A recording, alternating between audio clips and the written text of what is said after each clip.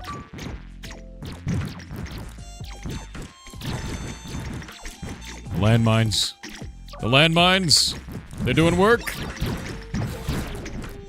Be gone, you horrible boss. Oh my god, he's dead. Victory. The mines, dude. The mines are actually insane. We need more mines. Yeah, I yearn for the mines. I need more mines. Oh, but wait. If we can get the extra skill cast on this, that's insane. Because it'll go off once, and then go off a second time. Okay, so there's kind of two routes that I'm thinking on this, right? I do the defensive landmines route, all in on mines, or I go the economy route and the ultimate. Economy ultimate, or all in on mines. Either of these feels good. Either of them.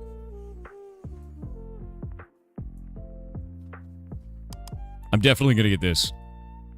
We need to get the heal field first.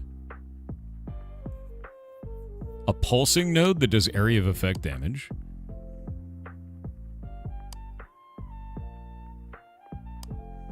Okay. I think I'm going to go all in on mines, dude. Yeah. Yeah, I think it's mines time, dude. Yeah. All in on mines. Oh, wait. Do I only get one or the other power? Oh, I wonder if this is worth. We'll find out. With the defensive build, I feel like mines should probably be good if I'm healing. You know? We'll see if this functions.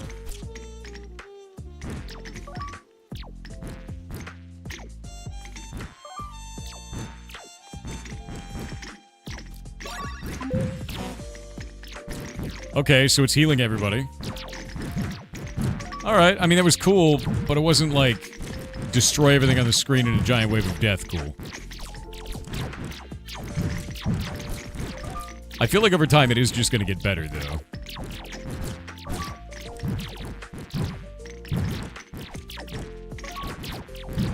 Because now we'll have more nodes. Okay, there it's going.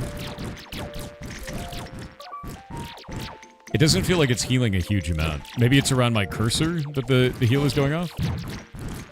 I don't know. I don't know yet.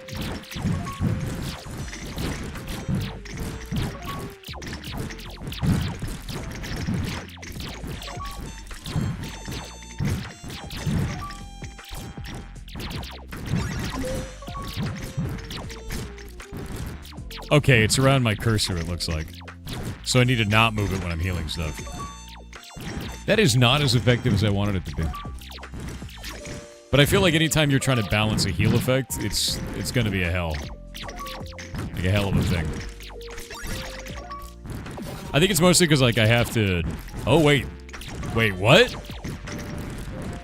Does it choose at random which power it is? Can I scroll somehow? I know I'm missing out on the X's. I know. I'm getting them now.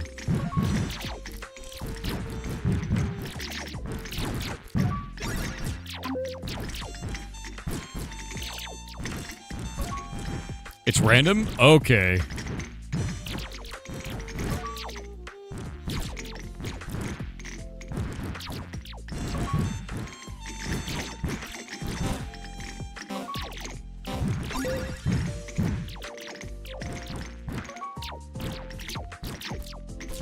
I feel like the heal is way more common comparatively.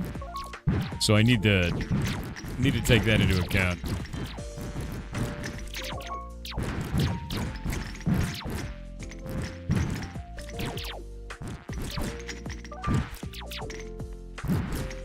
Oh god. Oh god, the horror. It's coming to kill me. Heal myself. Oh. It's fair. Okay, so the heal felt dramatically weaker. Dramatically weaker. And I don't know why. Yeah, there's a big plus below the bar. Heal where you place, exactly. But it did not feel as strong. Was not healing very much. But I think that's probably because I don't have the healing amount increased just yet. And maybe the radius zone... Does the radius zone also increase the healing size zone? Nickname generator? Yeah, I can unlock another skill. I can get this one, the beam of death. So I've got that, because I had 2 points. You won the game? You showed it wrong. Wait. No, I got 2 points in the last guy. The last boss gave me 2 of those. I didn't kill this guy yet. Maybe he needs to upgrade heal to make it better? That's what I'm wondering. That seems likely. Oh yeah, your bed? Yeah, I was like, wait a minute. It's like, no. Spawn more mines. 1 more extra mine spawned every time. Oh, 1 more mine. I mean, it's hard to say no to another mine. You know what I mean? Yeah. 1 more mine per mine. Yeah, I'm gonna do the mine per mine. I want to have more mines per mines, dude. And then I guess spawn boosters quicker would be a good idea. Yeah, more boosters. So we're at half a second faster spawn, which is not a small amount. That's actually enormous. More HP on our shooters. No, I don't have the points for anything. All right.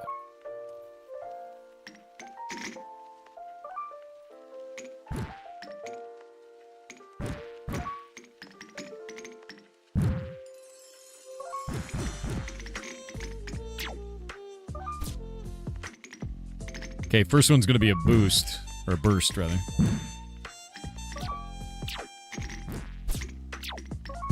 Look at how much explosion the mines do now.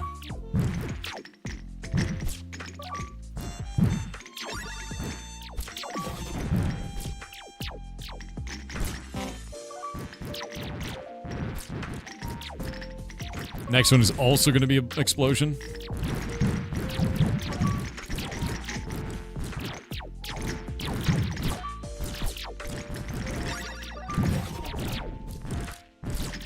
Put that shield down right as all those guys shot. Feels good.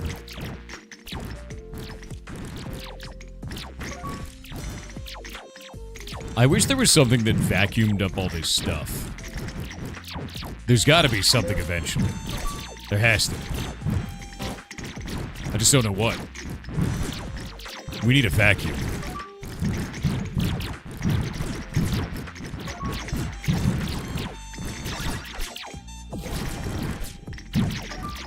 I think that almost just crashed the game.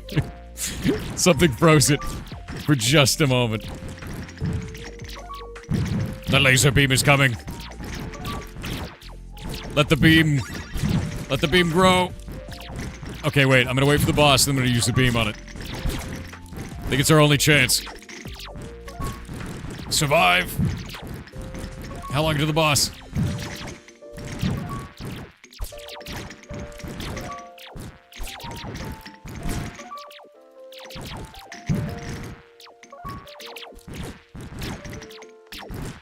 Oh, come on. There's gotta be a boss soon, right? Oh, come on. Come on. I have this crazy laser beam charge. Give me a boss.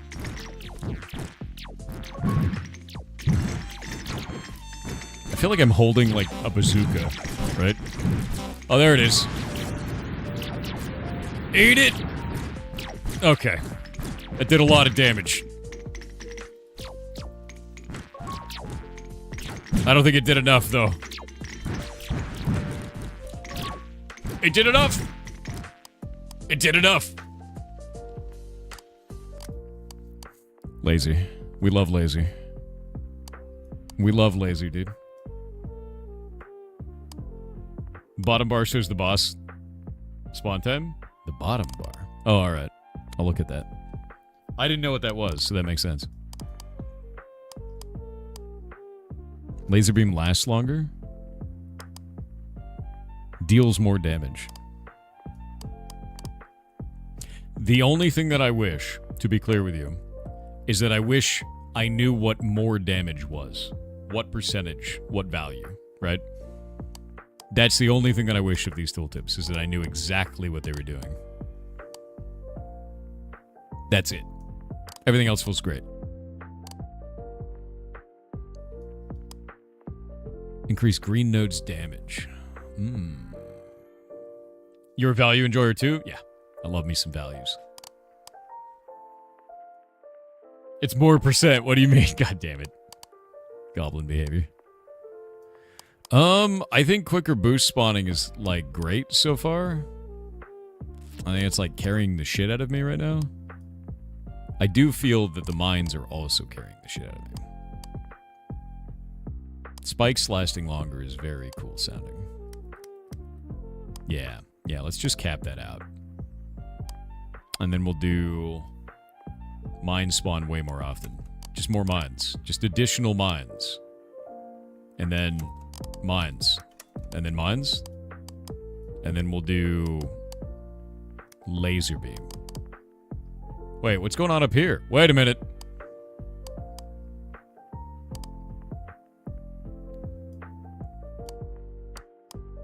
Okay. So I'm getting these upgrades as we go. Enemy flying bombers unlock. Oh, dear God. We're gonna have bombs, dude.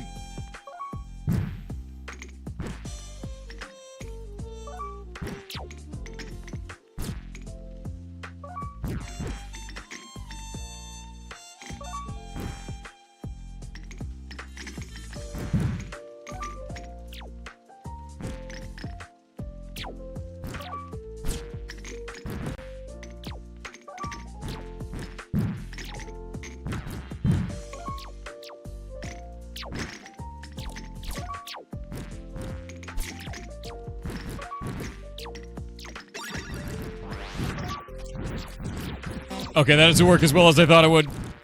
I thought I could spin and just delete everything. No, I was spinning, I tickled everything, which is not what I was hoping for.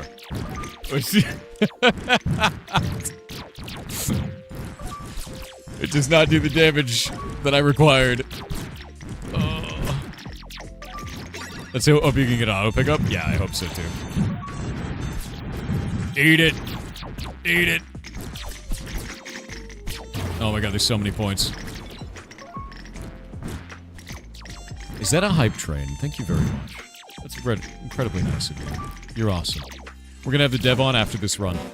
I'm gonna go hop into the channel and talk to them right after this.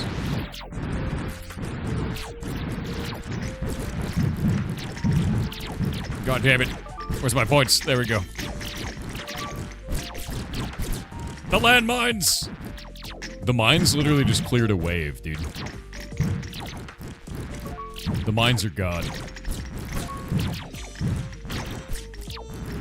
Yeah.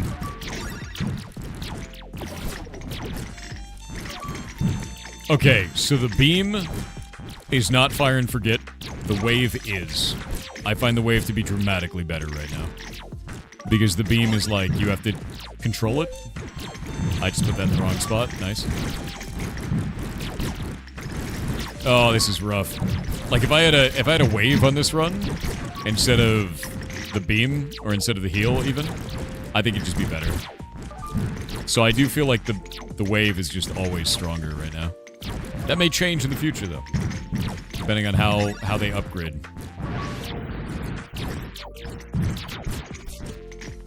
Nice. Try to get as much currency as possible for this. Nice. Alright, I'm gonna call the dev. This is red. Yeah, heal seems weaker. Yeah, it does. Currently, anyway. We haven't upgraded at all, so there's always that, right? The laser is better for the boss, it feels like? It does.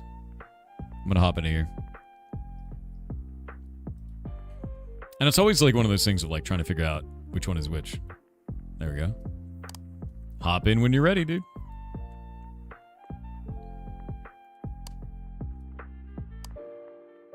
Yeah, beam lasts longer. Laser beam range. It already seems like it reaches super far. Hey, what's up, dude? Okay. Your audio's not coming through on the stream, so give me just a second to fix that. One moment. All right, try now. Yeah. There we go. I'm going to turn you down a little bit. And there we go. Cool. Should work. You there? Wonderful. Yeah. Okay. Yeah. Hello. Okay. I was like, wait a minute. Did I just mute you? Like, is everything cool? Yeah. So go ahead and introduce yourself to the community, and we'll go from there. Thank you. Yeah. Well, hello everyone. I'm the developer behind Nodal Bastion. My name is Victor. I'm from Czech Republic, and yeah, that's about it. So tell me a little bit about your game. I've played a lot of tower defense games. I also play a lot of like mobile tower defense games. Like I'm super into that. And you've taken a different approach here with this node system. I have not seen that before. So what brought that on? What made you want to make a game like this? Oh, well, it started really like a very different game. And over time, I was just like scoping down. And I like that exploring in the skill tree. So that was the first thing I actually made. And I originally had the game just like a skill tree. And it wasn't tower defense at that time. It was like a fantasy game. And I enjoy that exploring new upgrades, moving into upgrade tree when you don't know what's next and things like that. And I built it like a grid where you like get stats and export and get new items and things like that, like a fantasy RPG style. So it's totally different game. It wasn't a tower defense at all. Yeah, completely different. And you were moving like on a grid on the map, like in Path of Exile, you have that ginormous skill tree. So imagine that, but it's like a game. And it's like a combination of a map as well as a skill tree. And at some point, I was like, it's growing in scope way too much. It was becoming way too big. I was like, I need to create a game which I actually can finish at a reasonable time. So I felt like maybe I could I like working with that grid, but maybe let's scope it down a little bit. So I started adding enemies, working just like with simple upgrades on that grid. And enemies which moved on the grid, like literally just capturing your stuff which you used your skill points for. And then I was like looking at it, and the grid was kind of like it was interesting, but it was also limiting. And at the last prototype I made for it, I thought like, how about I try to look at it from the other side? What if I'm the one who puts down those tiles? And the enemies come around, and then it turned into a tower defense game without me realizing it's a tower defense game at that time. That's actually wild that you started with a completely different game style. That's not what I expected at all. The game is still too loud. I will turn it down after this run. Yeah. Oh, okay. Yeah, no worries. I can put the microphone a bit farther. Oh no, you're good. So, no, they're saying the game is too loud. I didn't turn it down enough on my end. Don't worry. You're totally fine. Okay. Yeah, so I didn't expect it to turn into tower defense. Like honestly, it started as more like a D&D style of game, like when you play like the campaign or something like that, like idea-wise. And somehow it turned into this. And when I made a prototype over the weekend for this, I actually had a lot of fun with it. I was like, it's really nice to collecting the stuff around and working with those upgrades. I sent it to a couple people, and I call it like a 60-second prototype. It's like really bare bones. And I just, hey, could you just give it 1 minute to play it? Just tell me, is it fun or is it not? And I had people who played like 15 minutes or 20 minutes and so on. So that seemed like that's when you know it's good. Yeah, there's something. Yeah, there. Exactly. That's something to pursue. Exactly. So that's how this turned out to be. And then my friend told me, "Hey, this looks like Node Buster. Do you play Node Buster?" And I was like, "What is Node Buster?" And that's how I discovered that there's a genre called incremental games, where you go through those small upgrades up. And that's how I started. Like, okay, so there could be an audience for the game. Even visually, it turns out that Node Buster is very, very similar in a way. So it's like, okay, so that could be people who would play the game. So that's how it started. It started like almost like a small D&D. That's actually really funny. Like, how far into development did you end up switching tracks so hard? Like, how long had you been developing the other game? Well, the game you play right now was the 12th prototype. So it took me 11 prototypes of different games until I get to this one. Wow. That's wild. Yeah, and that's actually really awesome. Like, the fact that you pivoted, even though you're like, I've done so many prototypes, done so many ideas for this, let's make a tower defense out of it. That's really cool. And like, how do you balance around this so far? Because it feels really good to play. The progression feels really good. There's a little bit of like, I don't know where to use certain powers quite yet, but I feel like that's something that I learn over time while playing it. But yeah, what is your approach for balancing when it comes to something with so many powers? Right? Like honestly, balance is a nightmare. Like it's a nightmare. Yeah. Okay. Fair. Like yeah. The fact that it's an incremental game and it keeps progressing, everything's progressing. It's like your skills, your nodes, the enemies progress, the stages progress, and everything. Even the boss progresses with its powers, and there are different bosses later on. Well, not in the demo, but later on side.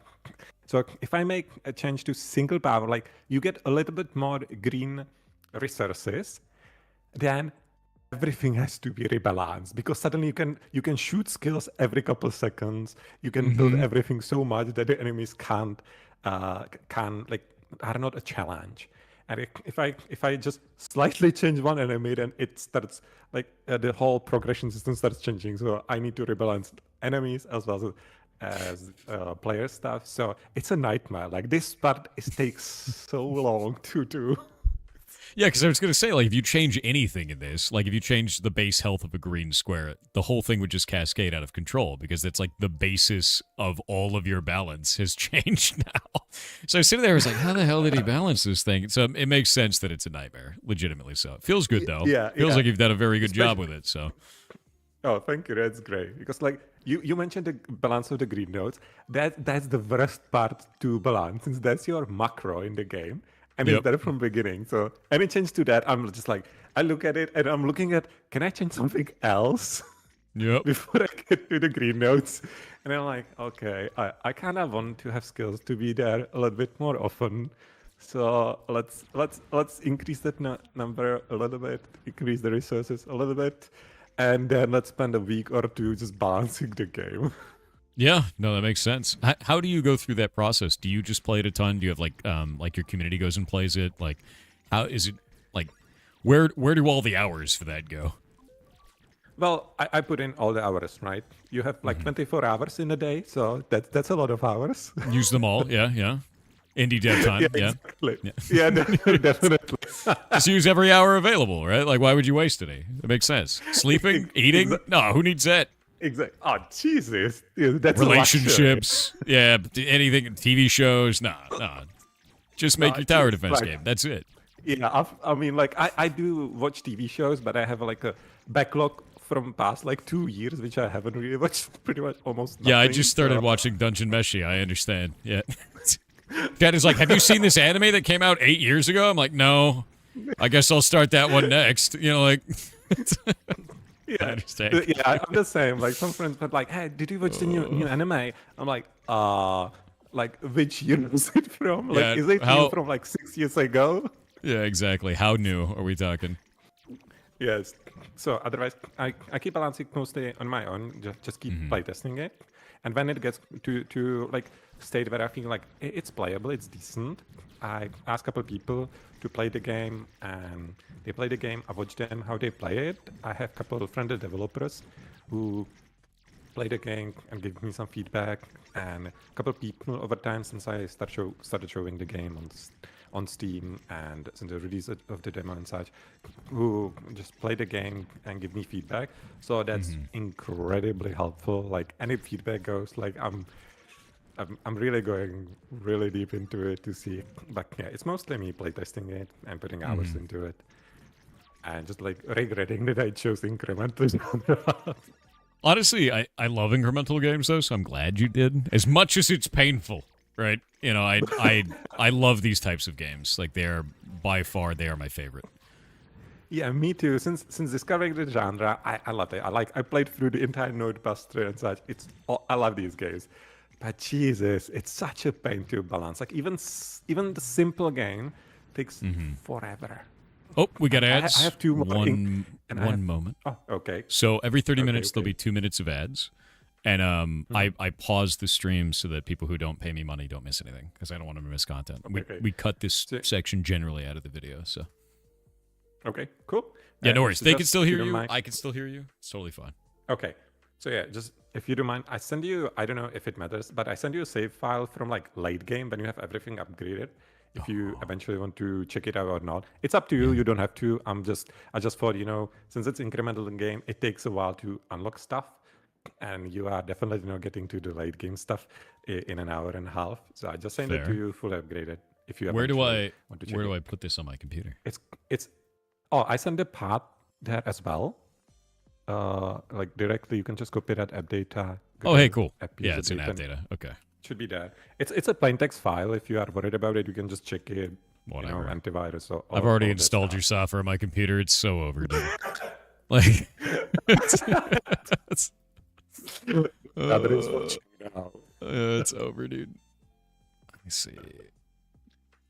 It'll be in Godot. So hopefully this code is not going to do anything to the text file, but it should work. Is it an app data roaming or local? Because it's not. There's no Godot folder. Really? Okay, so maybe it's just. Hold on. I'll open it. It was roaming on my side. I'll open it. It'll be app data roaming. Godot. Hold on. Does it show different? Found it. Godot app user data. Nodal Bastion. Found it. Yeah.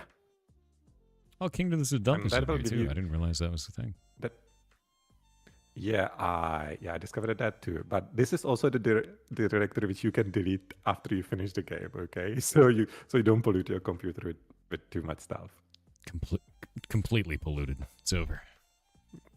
Yeah, mine is. Oh wait, I'll ask after the ad break. Okay, the ad break is over. Okay. Slowly but surely, Bezos will recede. I just have to be like, look over there, a yacht. There we go. He's gone. We're good. Yeah. He's very excited about the yachts. So with that in mind, you balance is just hell for you. I'm interested. Like, is this your first game, or were you trying to make your first game when you were first building this, and you pivoted to this? Well, this is my first commercial game. I made actually 3 small game jam games. Okay. Like I originally started as a chemist, so a chemist. I wasn't exactly.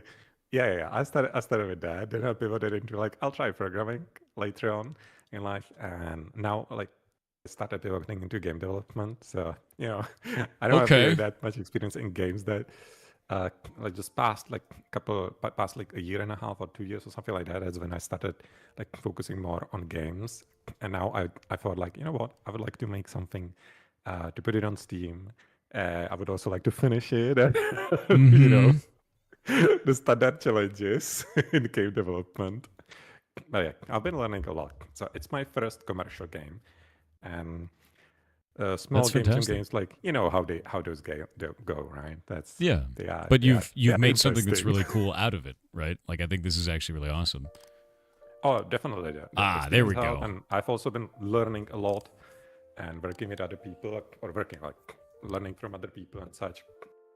When this stream started, right? I was like, I hope the game is not going to bug, and then bug out, and then you play the game, and the game immediately 2 bugs. It's never happened to anyone. Okay. This is always going to be that way. The moment it gets on stream, it's going to blow up. Yeah. Yeah. I don't know why. Early on, when you're upgrading the game, when you start, you're like, oh wow, why am I getting so many red rewards? I'm like, oh crap, the game progressed one another stage, but he didn't beat the boss. I don't know how it's possible. So you actually played the entire game one difficulty higher than you should be. Okay, that's funny. I was like, fuck. He's not going to get the resources to make the new upgrades. They need extra new enemies like the Axis and such. But you beat it still. You still beat those stages. I'm like, oof. I mean, it just felt like it was trying to kick my ass, and it was fun. Yeah, I didn't even realize it's funny as hell. Okay. Yeah, it was trying to kick you more than it should. The dev has sent me a save file with everything unlocked, so we're going to see what this looks like at the crazy endgame. Yeah, right. It becomes quite a mess, so you need to be a little bit faster because you'll get a lot more stuff here. Yep. Yeah, I felt that. What are those? What are those? Oh, it looks like they're barrier nodes? They're producing shields? The little blue ones, they repair. They are repair drones.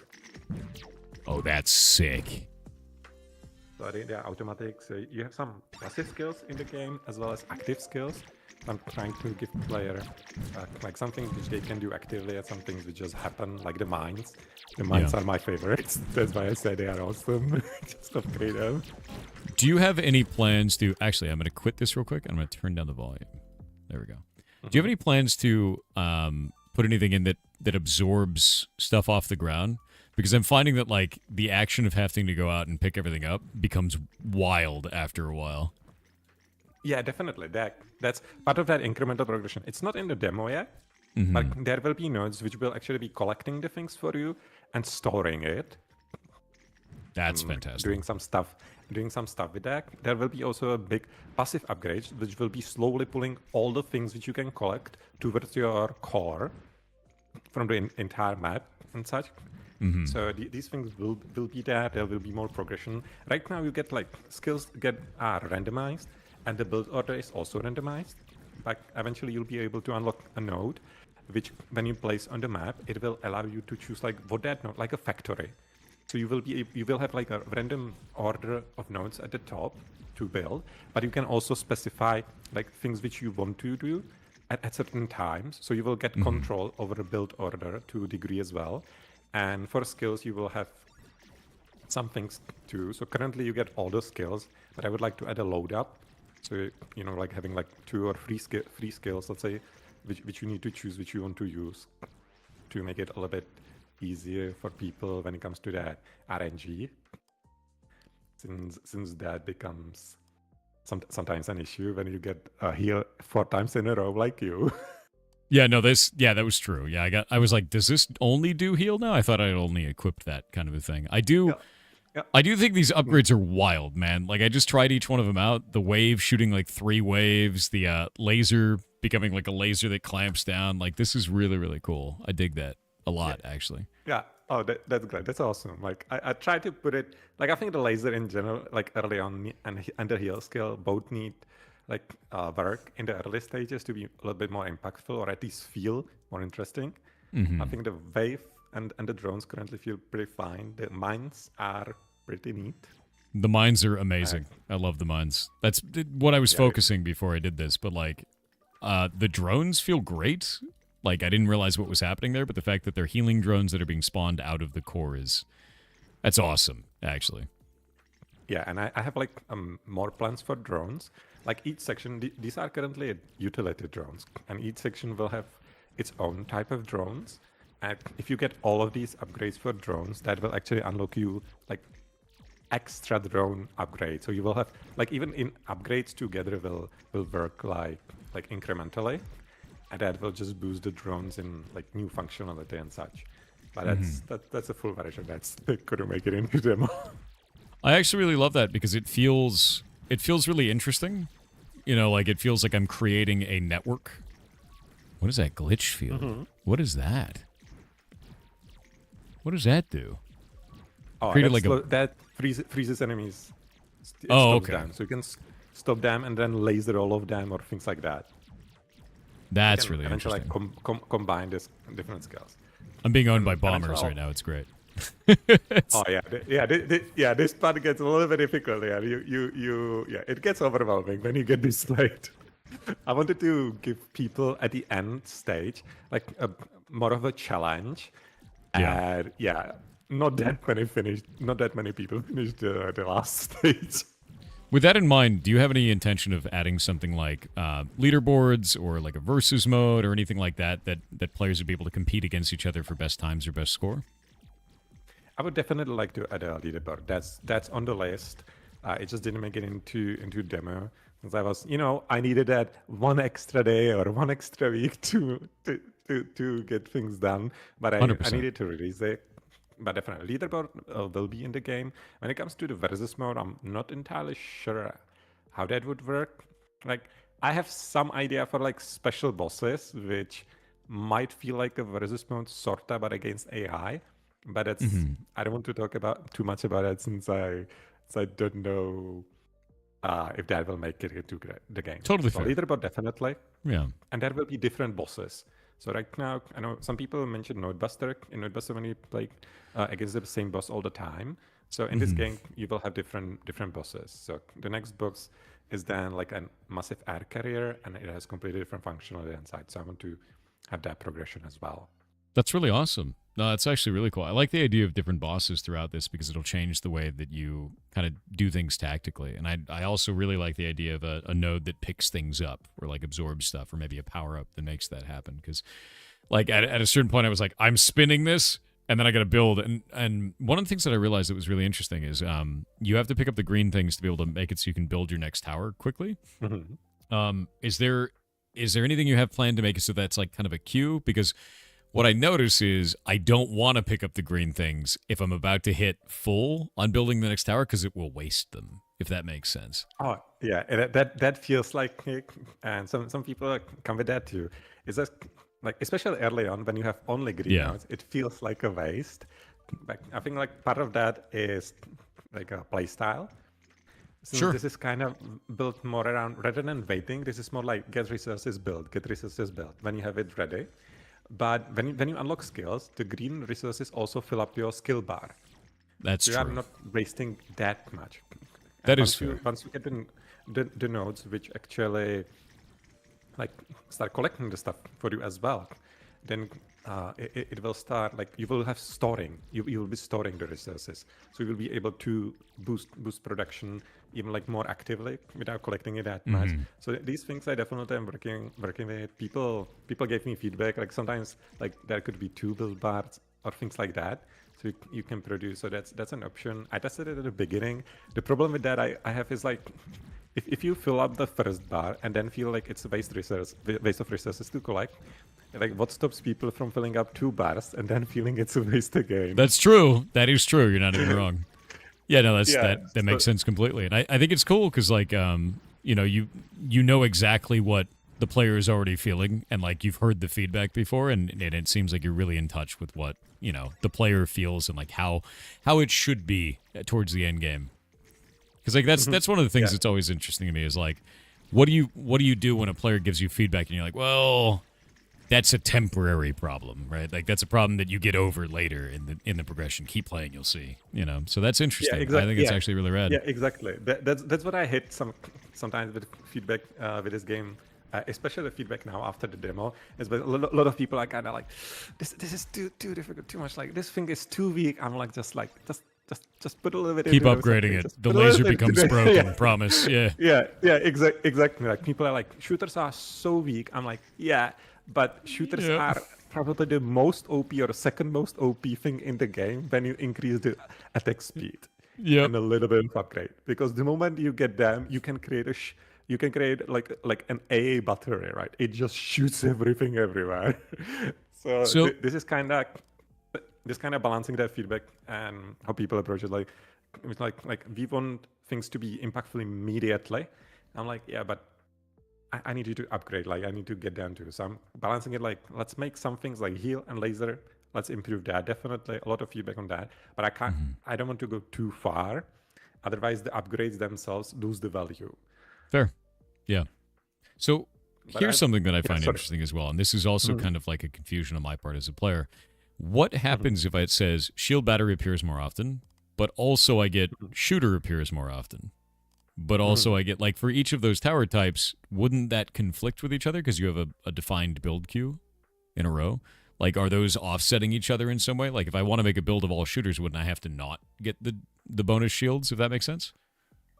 Yeah, that's currently how it essentially works. There's a little bit like all of them have a spawn chance, and that's what you essentially increase. Except the green nodes, they have always like at least. Well, no, they have either a higher spawn chance than everything else or 40% to make sure that you always have resources. So you're basically replacing the green spawn chances with those upgrades. Yeah, okay. It kind of adds cumulative. It adds as accumulation. But yeah, the green nodes are guaranteed to have like 40% at least, and the remaining 60% is split between the other nodes. But I do want to, I mentioned that I want to add like factories, so that you have a node which, if you place it into the world, let's say you place it on a shield node, that factory itself will be producing shield nodes. So when you click on the factory, it will give you the shield node immediately, which you can place around. So Oh you my actually, god. will be able to be like very strategic about when you need certain things. So if you're And thinking would about also- adding stuff like that, like with factories and everything like that, are you thinking about increasing the like level time or having an endless mode? And endless mode is something I have on my list actually. Okay. Yeah, because I was gonna say, I was like, once you start adding like defined structures and like building out a thing, that starts to feel like endless mode of like how far can I possibly go? Yep, but I don't want to go like full automation. Like you Yeah. are still limited by resources and such. But right now, already the game time, as you progress through stages, it actually increases. Early on, the boss spawns in like a minute, 50 seconds, 40 seconds, something like that. And on the second stage, it already takes 20 seconds longer and such. So the games get, or the sessions get a little bit longer through like first 4, I think, stages or so, and then it settles down at like 2 minutes, I think, or something like that. Can't remember right now. Yeah, no, that's fair. I mean, like, it's a but lot yeah, of I numbers want for you to to add that. remember. Yeah, but I also want to add like a loadout. So you actually unlock different nodes, but you can bring with you only like, let's say, 5 nodes into the session. So then even if you increase the spawn chance from different nodes, if you say like, hey, I don't need shields right now, you don't need to bring them with you. That's interesting. I like that a lot. Eventually. Yeah. So I want Yeah, to 'cause give then you more can control kinda, to like, tune players it. so they Yeah. can choose. Yeah, Yeah, just tune sorry, it all out. talking over you. No, you're fine. You're fine. We're talking over each other. That's how it works. Live, you know? No, like, legitimately, I think that's really cool because you end up making a build that you can then define and then bring with you. I think you've got a lot of really awesome ideas for this, man. Like, 100%. I really, really do think you have a lot of cool ideas for this. Thanks. That's awesome, man.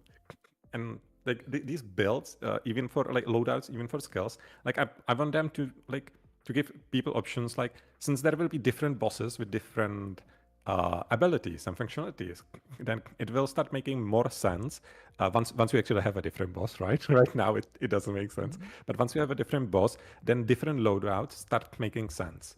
Like, so for example, boss which shoots a lot, then it makes sense to bring shields, for example, right? If you need to protect yourself. But against the square boss, you don't really need shields that much, unless you need to defend against the shooters and such. So I hope that will like be that incentive to change the loadout for players, so they don't stick to just one thing. Yeah, so you can swap between them and try different builds and do different things. At that point, you'd have to have, like, I guess, enemy types and level types that really are meaningful for that, right? Yeah. So definitely. like I guess at that point, are you interested in making challenge modes, like building out a challenge mode of like this is only this type of enemy and there's a billion of that type of enemy, or like, you know, survive this onslaught sort of thing with only green cubes? Oh, that's pretty cool. I haven't thought that far against like achievements for it or like modes for that. You know what? I'm going to write it down. Okay. Go for it. Yeah, because I'd love a thing like that. It's like, here's a challenge mode. This is a predefined build. You have to use this build. Survive, right? Like, that'd be kind of interesting. Is like things like that where you could get achievements or anything like that. That's rad. Oh yeah, that would be really cool. That's great. And then you could have leaderboards for that. That's a great idea. There you go. Yeah. Yeah, that's awesome. And it even works together with Steam achievements, like right together. That's great. Okay, I'm glad I came. Looking through your Steam page now. Just send me your invoice later, okay? Okay, yeah, there we go. First one's free, bud. No, this is sick, though. I love that you did this like pixel block art for the Steam page where it looks like it's coming through the Steam page. I don't think I've seen anyone do that before. It looks rad. I really dig that. I thought like, yeah, I really put a lot of effort into the Steam page, hoping that it will feel interesting, that it will catch people's eyes. Like for GIFs, even what I write things around and such, and the trailer and such. There was an interesting experience. And so, you know, I have never done this, right? Usually I have some beakers and put things together. That was my experience. So this was interesting. Yeah, no, it looks really good, and like building all of this out, and then your capsule art looks great as well. It actually looks really cool. I am interested. How do you feel the reception for the game has been so far? Because you have your demo out, but you haven't launched your game yet. It's coming out in March. So for the demo, how do you feel that people have felt about it? Well, so far it was great. Like there are not many reviews. People turns out don't really write reviews that much. It's fair, but feedback has been amazing. Like I was worried about like the state of the demo. It's like I need to balance it more. I need to change this and so on. And I eventually released it. I was like, Jesus, what are people going to tell? And so far, everyone who sent me feedback has been really wonderful, really nice. Sometimes people were like, hey, balance of some things could be better or so, but everyone always said, hey, but I really like the game, I like the concept, it looks cool, it plays well, it feels addicting, and I'm wish listing the game. So far it's been really amazing. Like the only problem I would say so far is like getting it to people, which I'm sure you're familiar with. Of course, that's why we're doing it in December. That's the whole point. Get it out to people, show people stuff. Awesome. Yeah. That's awesome. But yeah, people so far liked it. I even got some really surprising feedback. Like my game, supports Windows and Linux, and first feedback I got was from someone on Mac. Oh, yep. And I got a bug report from a Mac user, and I was just sitting here like, they're probably using. Yeah, that's interesting because that means there's some layer in between. Yeah, and I just read it and just went through the list in my head like, okay, I don't think there was any. I checked the Steam page. I was like, okay, I don't have a Mac build. Like, how do you approach like bug reports from Windows build? You don't even support. Yeah, they're using Proton or something in Mac. Yeah, it happens. It happens quite a lot. You'd be really surprised. Yeah, definitely. Yeah, and another surprising was recently that was from a Linux user who was letting other people know, hey, game crashes on some Proton version, but if you go to Proton 9, it works. So that's great. People use Proton 9. I'm like, hey, that's really awesome. I'm just wondering, like, I have native Linux support, right? Yeah. Yep. So someone is playing a Windows build on Linux. So I'm like, I need to take all of these combinations into account, I guess. It's one of the same things with like compatibility like that between different versions is really rough because, especially in the mobile market, because you have like a million kinds of devices on a million different architectures, and you're like, okay, I'm just gonna release a game, and it doesn't work on like 50% of phones out there. Great, and you have to find a way to get it to work on that. So that ends up being a huge amount of effort, man. Like, I ended up dropping Mac support for ours because the build process was just a nightmare. It was like 100% of our problems with builds, and with Linux, I'm just like, a VM is open, it's done. It's like super easy for that, but for Mac it was like you have to buy a license key that it expires every year. It's $100. You have to have actual physical Mac hardware. They don't let you emulate, so you have to do physical hardware. So I had to buy a Mac Mini for like $800, and then you have to use Xcode to compile it with that license key on that Mac using it remotely. And most of the time Xcode just breaks. It's great, and then you got to reprovision the license key again and do it all over again. But it's like. It was a nightmare, dude. And then the moment that whatever Mac device you have doesn't support the latest version of the Mac OS, you have to get a new device that does support it. Or the whole thing doesn't work anymore. Yep. And I was like, I'm out, dude. Like devices? Yeah, we did that for a year, and then the moment that our Mac Mini couldn't do the latest version of the operating system and wouldn't run like Xcode anymore, I was like, we're dropping Mac support. I can't do this anymore, dude. Like this is ridiculous. Because it was delaying patches by like a week every time. And it was just, it's like, I don't want to do this at all. That's rough. That's horrendous. And for the Mac players, there was such a small amount of Mac players, and they were like, whatever, we'll just play the Windows version. I was like, all right. Like, nobody that, actually cared. Yeah, I know that Mac support is a huge pain. I checked the page. I'm using Godot Engine, and I checked the page for how to get it on Mac.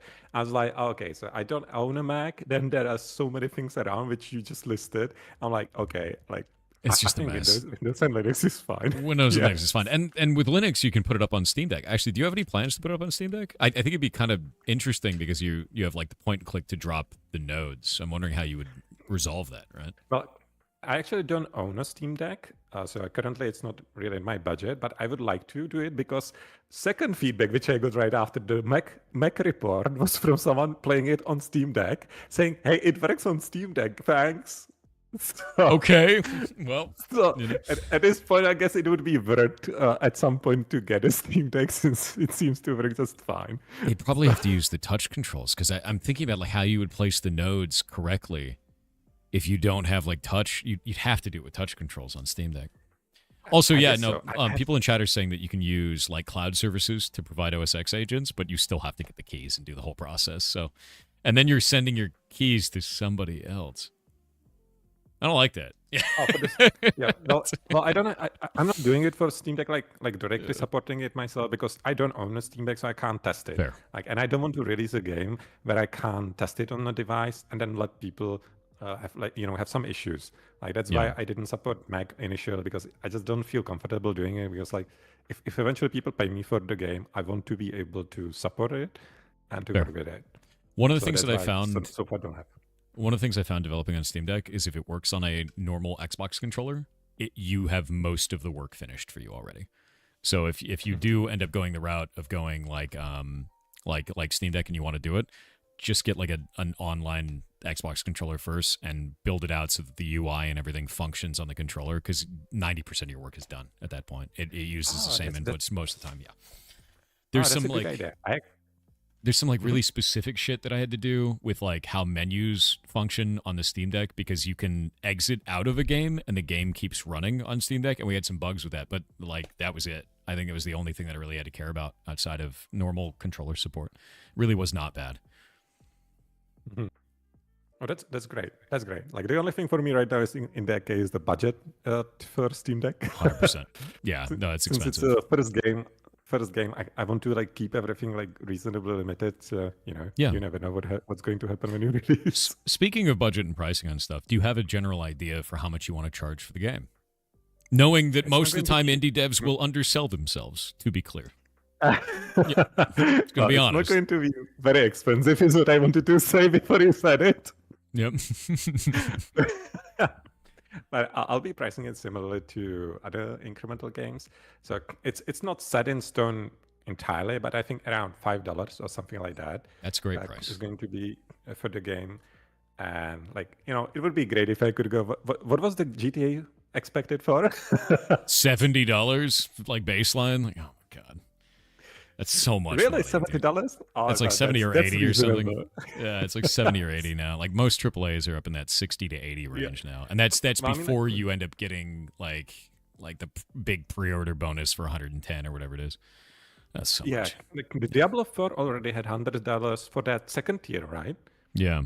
Oh wait, people are saying GTA 6 is $100. Is that 100 baseline though, or is that the special whatever edition? That's too much. Either way, it's $100. Like, yeah. That's kind of like I'm probably not playing that for quite a while. That's like a tenth of a stick of RAM, guys. It's so bad now. The pricing's gone insane.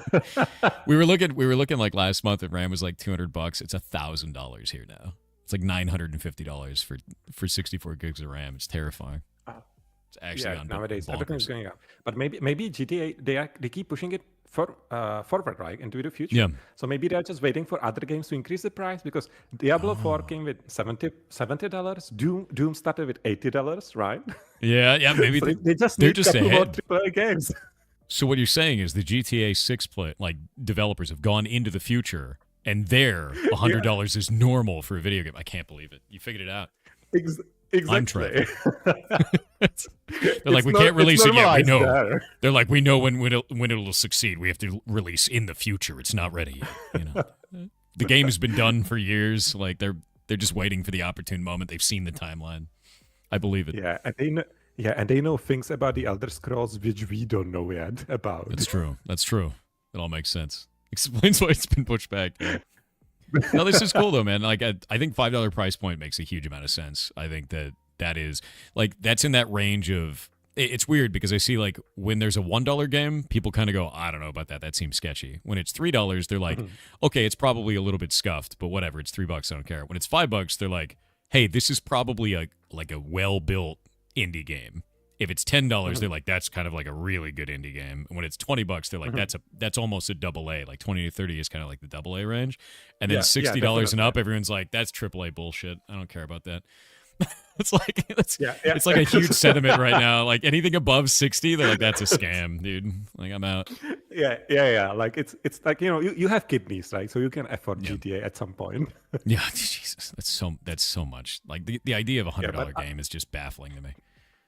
Yeah, to me as well. But I feel pretty much the same about the pricing as you just like mentioned. I actually even split it exactly at the same rates as you did. Yeah. So no, that makes sense. I mean, I'm gonna buy this for $5, 100%.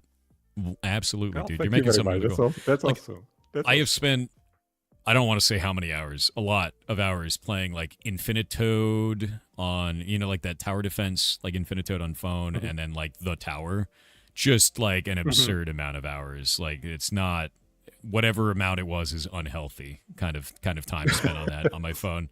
And like, so I play a ton of these types of incremental tower defense games, and like this feels unique because of the node connective system and the idea of the drones traveling along the nodes. Like I hope you keep adding powers and weirdness that relies on those nodes connected to each other as a scale factor, because that is very unique and very interesting. It also kind of reminds me of oh, go for it. Yeah, there will definitely be a lot more. Like some of the upgrades will be just like, even like let's say like you have shooters and they shoot like slow. But if you, for example, like connect more of them, you empower them, you can shoot faster or things like that. So it will start making like the build placements will start making even more and more sense, or like strategic sense at least. Yeah. The weird thing to me is this actually reminds me of something that I used to play with when I was younger. I think it's just the node system that's doing this. Have you ever heard of Soda Play? Soda? No. So if you look at my screen right now, this is Soda Play. And what it is it's you create connections between nodes, and then you turn them into a muscle that can extend and contract, and you make creatures. And that's the whole point of it. People make these absolutely wild creatures using this, and it's still online. Like, it's still around. Oh, that's pretty cool, actually. I'm trying to see if we can find a better version. Like you build the bridges and such. Like they use the connections as well. But this is pretty cool. If you can create like creatures and such, it's awesome. They make completely insane ones, and I'm trying to see if I can find a good GIF. Like, people make worms and like gigantic moving buildings and like all kinds of just insane stuff, and I always loved it. I don't even know if it's around anymore. It's called Soda Play. I guess it's Soda Constructor now. Soda Constructor. That's what they renamed it as. I put Soda into Google and you get a K-pop Demon Huntress, so... It's not... It's funny. Just everything. Soda pop song, everything. Yeah. I can't find a good GIF of this, but it was really interesting. And they start you with a little creature that looks like this, and it just kind of walks, and that's it. And this is your baseline structure to learn from. But your node connection system immediately activated that in my brain. I was like, dude, I wonder if this moves around, or like the nodes do anything in any interesting way. And immediately it just kind of triggered that in the back of my brain. But this, I love the node system, and I think World of Goo is another really good one, the bridge constructor one. Like, the World of Goo, I know that one's cool. I like that. Yeah, I love this though. I'm looking forward to seeing how you evolve this. Even just from this conversation, awesome. You have so many cool ideas to do it. Oh, you've been December. Yeah, a lot of ideas, not that much time. Yeah. We're actually going to be sending out not laurels, but like a badge that you can put on your Steam page, because you can put that up in the bottom right over there. And we'll send that out for Indie Decembers at the end of it. And then each of these games is also going up into the library. So if we do this, people will be able to find it up in here. No, that's awesome. It's really great that you're doing this. I'm really thankful that you picked my game. It's like this is really tough. It's awesome when someone plays it, and watching someone play it, it's great. Well, your game is awesome, and I hope that it does really well, and I hope that this works out. Like, one of the things that we're going to be doing after this is I'm turning each of these into a video, so you'll see it up on YouTube as well. Like, you'll be able to like pass it around and like show it off, because like your game is cool. And it's so simplistic in terms of like the idea behind it, but you've executed it quite well, and I hope it succeeds. You got until March to figure it out. Good luck. Yeah, definitely. Thank you. Here's an interesting one for you, actually. How's it been? Like, how do you feel about publishers? Because you're self-publishing this. Are you just like staying away from it because this is your first game? Is it something that you've been looking for? You've shied away from it? I'm always interested to know what each developer's take is on publishing. Yeah, I don't mind like publishers, but like I've been so busy building this with everything that I really haven't had time to like reach out to anyone. And the development time for this, I originally planned it to be relatively short. And now it's 50 years So of I'm your just saying, life. Nice, you know? Yeah. yeah, So it and works. so I wasn't really expecting like a publisher to even like be interested, and I don't have any experience in that. I felt like, you know, I need to build a game, I need to finish the game, I need to work with people, somehow updated it, get it on Steam, which I have never done, work with Steam and things like. I don't know what it exactly is going to take. So it felt like a lot of things when I started doing like a bit of marketing here and there. That felt like I needed like, that felt like I was like 2 or 3 people in one body, and a ton of work. So I wasn't really like, yeah. As I said, I'm not against it. It's just that I don't think I haven't had time to even like think about it. Fair. Yeah, no, to that's get around completely it. fair. Yeah, it's Yeah, but the only cautionary yeah, sorry. advice I'd give you is every publisher's trying to make more money off of you than they would have had putting in, no matter what. Yeah, So always be definitely. cognizant. You know? Yeah, I have a couple of friends who are developers. Some of them work with publishers and such. So I hear their communication. They often tell me and such. And some publishers seem to be pretty nice. Some are Yep. pretty wild. Yep. And so far, the only thing I've gotten in my DMs were some people trying to scam me into something Yep. about marketing and things like that. That's on daily basis that happens. Dude, my favorite scams, like I actually have them up on the develop.games site, is like one of my favorite scams is just someone will reach out to you and they're like, oh, I'm this content creator. I would love to play your game. And they link the socials and it looks like the real content creator. And then you go and look up their business email and it's not them. And what they're doing is it's an automated service to get a game key from you and it'll go and get sold on G2A.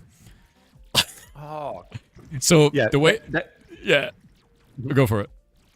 Yeah, that's nice. That's at least a little bit clever, right? Yeah, it is clever. It's super clever, and it looks like them and everything. And they'll even use an email that's really close. It'll be like maybe one character off, kind of a thing. But the funniest thing you can do if this ever happens to you, give them the key. And I know that's a weird thing to say, right? But give them the key, wait 24 hours, and then burn it. So Steam will let you disable a key. So they put it up for sale on G2A, and then someone buys it. The key doesn't work, and they leave a negative review for the seller. Oh, so essentially a troll video game. Yeah, you troll the shit out of them. After I started doing that, I got blacklisted. I haven't gotten a single one of those bots since. It's hilarious. Really? Oh, Yeah, okay. they disappeared immediately. that They're down like, as this well. guy. Yeah, this guy is. My Super recent funny. ones about marketing, they're like, hey, we are doing marketing. We want to do marketing for a game, and so on. Here, and I'm like, oh, okay, that's great. Okay, can you show me the campaigns? Like, yeah, we have worked on them. I'm like, okay, can you show me the campaigns you have done? And they're like, oh yeah, you can check this Google Drive link. Definitely not suspicious at all. I'm like, okay, but can you show me the campaign itself? And we would rather show you this link. And you can check all the information there. I'm like, okay, but I would like you to see. I would actually like to see some of that. I like, oh yeah, no problem. And then they sent me like random cutouts or screenshots from like Steam backgrounds and things like that. I'm It's like, so weird. Jesus. It's so weird. Yeah. Oh my god. Yeah. Scam's gonna But scam. You know. Yeah, but there's one funny thing about it. I'm so used to those scams that I got one from some person who was like, I'm an artist who wants to, like a concept artist, work on a game and such. If you want, hire me and things like that. And, link in the first message and things like that. I'm like, yeah, I've gotten so many of those. And once in a while, I reply to them and just go through the messages just for fun when I'm like tired, but not tired enough to go to sleep. Yep. And turns out that one of those people who have thought were scammers were an actual artist, and we are teaming up for the next game. So Okay, well, great. Sometimes, That's great. Yeah, Yeah. completely random. We I was get just so many thinking of like, those on oh, the yeah. Discord. It's like one of our most common bans because people come in and they're like, hey, can I make emotes for you? And it's like it's an AI generated image that is selling you AI generated images. And like that's the whole thing. It's just all automated. None of it's even a real person. You're like, oh my god. Yeah, dude. that's horrendous. Like when I was trying to get music for the game, I had some people on Fiverr. I was like, let's make background music. Tons of good reviews, no bad reviews, recommended by Fiverr. They have like, I don't know, special launch or something like that. I'm like, okay. I go to them, they send me music. I'm like, oh, it sounds kind of like, I gave them some instructions. I was like it's decent, but it's kind of like, a little bit off. So I was like, hey, could you make some changes? Like, just change some one instrument for a different one, right? Which I would expect is a simple thing, because in those programs, you just change which instrument it is, but you keep everything same. Like, so I asked them, and they're like, oh yeah, no problem. Send me a new song. And they changed the instrument, but it also changes the sounds, and the other things. I'm like, okay, so they're probably using AI for this. Yeah. So I'm like, oh God. So I asked them for a couple more times and found, okay, they're definitely using AI. So I'm like, okay, I'm sorry, I'm not paying for this. I won't, since I'm going for an actual audio artist, I won't dare work. So I switched to someone else and such, but it's so difficult to figure these things out these days. It is. We've got ads now, so we're going to wait for just a minute. But yeah, no, you're right. You're 100% right. It's tough. It's really tough. Yeah, with translations as well. That's my next update probably also. I'd like let's to talk about translations that after the ads.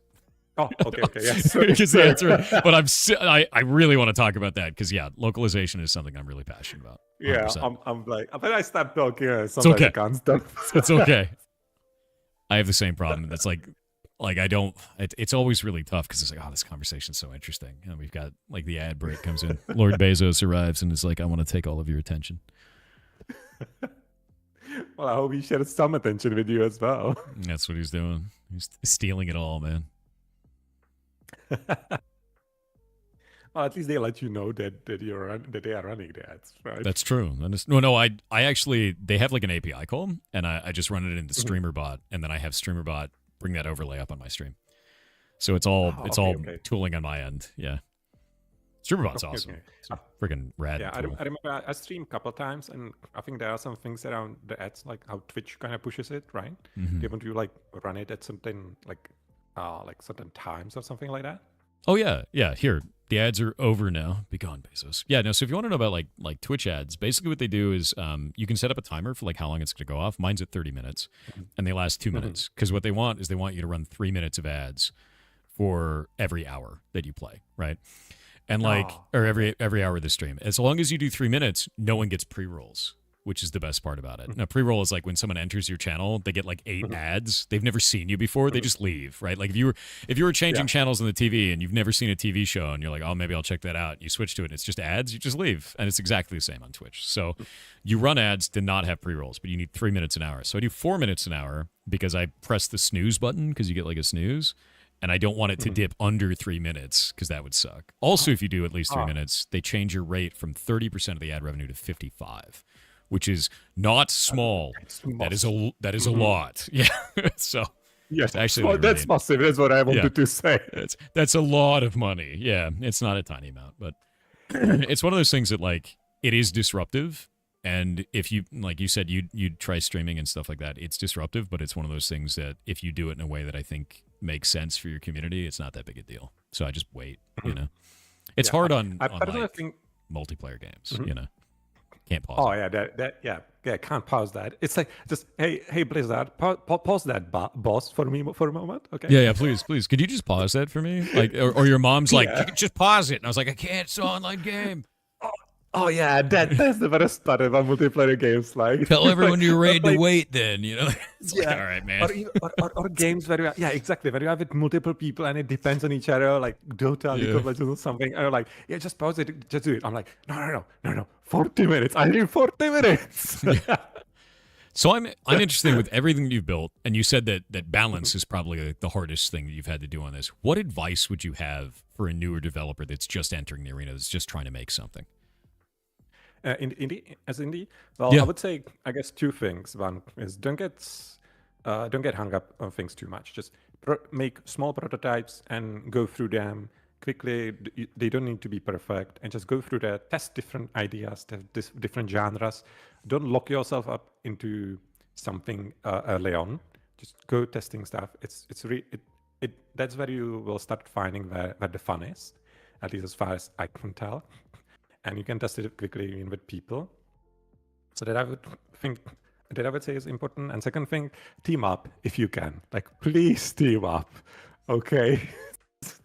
It's all about it's not impossible, but I would say it should be your last resort, not your first resort. It should not be the badge of honor. It should be like, Well, that's just how I decided to go for it. But really, team up if you can. There are tons of people looking for it. Like when I talk to other developers, they often tell me, ask me, and they're like, "Oh, Jesus, but I can't find anyone. I would like some artist to work with, but I can't make art for the game. I can programming, right?" I'm like, okay. And then I have a couple, and well, over time, I found some friends from artist side, and they came to me, especially when I was streaming. Like some artists came to me, like, "Geez, I would like to make a game, but I can't find any programmers who would like to make a game." I'm like, "Oh, Jesus, people, yeah, Like, you are there's a lot. in the wrong There's a lot. communities." Yeah. So there are so many programmers who want an artist, and there are so many artists who want a programmer. We have matching skills, so just Yep. team up if you can. It's really Yeah, it's one of the worth it. things, like, our community is built completely for that. Like, our Discord has, like, roles and everything like that for you to go and team up with each other, and that's why we run the game jams. I run a game jam every January and every July every year. I think we're on our 18th one of those. It's like a lot of them this time around. Yeah, so it's always that's like, actually there's awesome. always someone to team with. You know, there's always someone to do stuff with. Yeah, exactly. And game jams are great for this. Even when people ask me, I told them to, like, I had some couple artists who came to me to stream who were like, "Hey, how about a game?" I'm like, "Yeah, I'm currently working on something." But I told them, "Hey, if you are looking people, check this itch.io page. There you have a massive list of game jams. Pick some game jams which work for your schedule and such. Go to their community, go to their forum, and just tell them, 'Hey, I'm artist. I want to make a game for this game jam. I want to team up.'" And you will get ton of replies of people who want to work on you. And just get used to it. And maybe after the game jam, you might make something else as well with those people. So you never know. So yeah, that's you could just great. keep going And on that game jam too. Like we've seen that in the past where people go and make a game jam game, and then they're like, "Let's just finish this. Let's just keep making this. This is cool," you know. And you never know where that's going to take you. Never, you know. Yeah, definitely, and it's great. And even if it doesn't work out, game jams don't take that much time. Usually, like your game jam takes a little bit longer, right? If I remember correctly, because I've been Yeah, following it. It's 2 weeks. Yeah. And you have like that preparation for documentation and things like that, right? The draft and such. Yep. Like, Yeah, I that's want them to pretty make unique to your game jam, from what I remember. Yeah, I want them to I do actually a love game that. design document for it because like that's so important. Get your ideas on Yeah. paper. It also stops I people really- from like so many people didn't want to engage because they were like, "Oh, I'm not a programmer. I'm not an artist." I'm like, just do the game design document. See where it takes you. You know, and then Yeah. then they have to research to make the document, and then they make something anyway because they're like, "Well, I did all the research. I might as well make it now." Yeah, and it gives them a clear idea, right? What to work with, what to work towards. I really like that. I start all of my prototypes, all of my games, which when I work on, I start with a document, I put it down, and try to get it as clear as I possibly can until I Heck yeah. actually get to coding and start testing stuff, because it's it's really empowering to get, because a lot of people when they work on the games, they're like, "Oh, I kind of don't know like where the fun is, how to make it fun and things like that." I'm just like, You but find it. first put it down. Yeah, first put it down on paper and to get some base which you can work with, because it's easy to get some ideas, but it's also very easy to forget them, right? Yeah, it is. No, So- oh my god, I write down everything. Yeah. Like I don't remember shit 5 minutes later. Like there's no way. Yeah, me, It's just me too. Especially when I code, like I write Oh. something in one file, then I move to the different class, and then come back. I'm like, "Oh Jesus, I actually need this node. Find the neighbors of the node." So I started writing a new function for it, and I'm like, "Oh wow, I'm writing it right under the function to find the neighbors."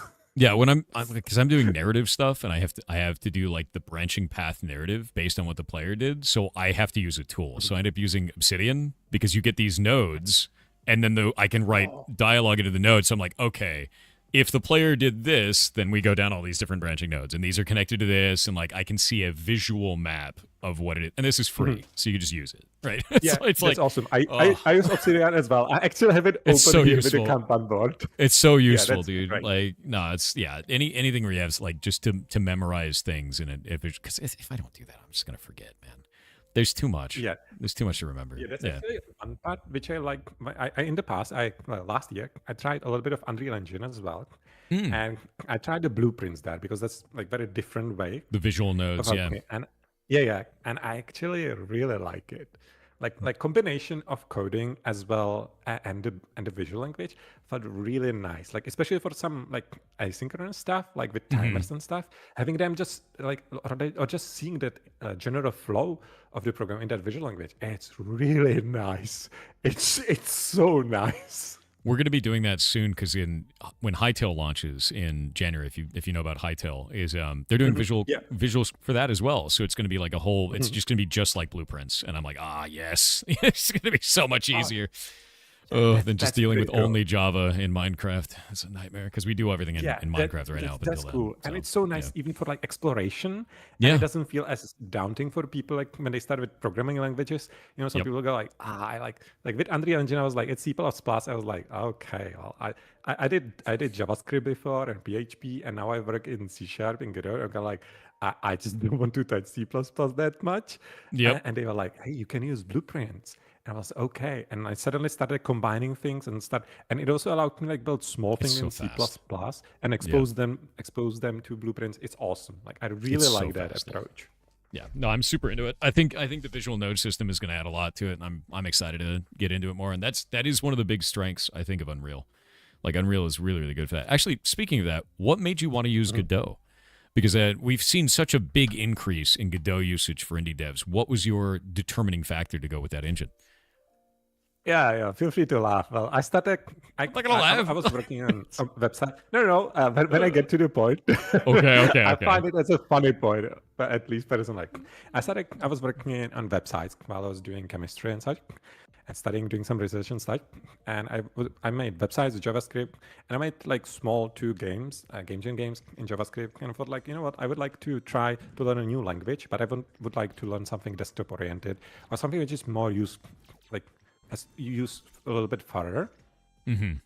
Not saying that JavaScript doesn't have that. Okay, those JavaScript developers in chat. Okay, don't worry.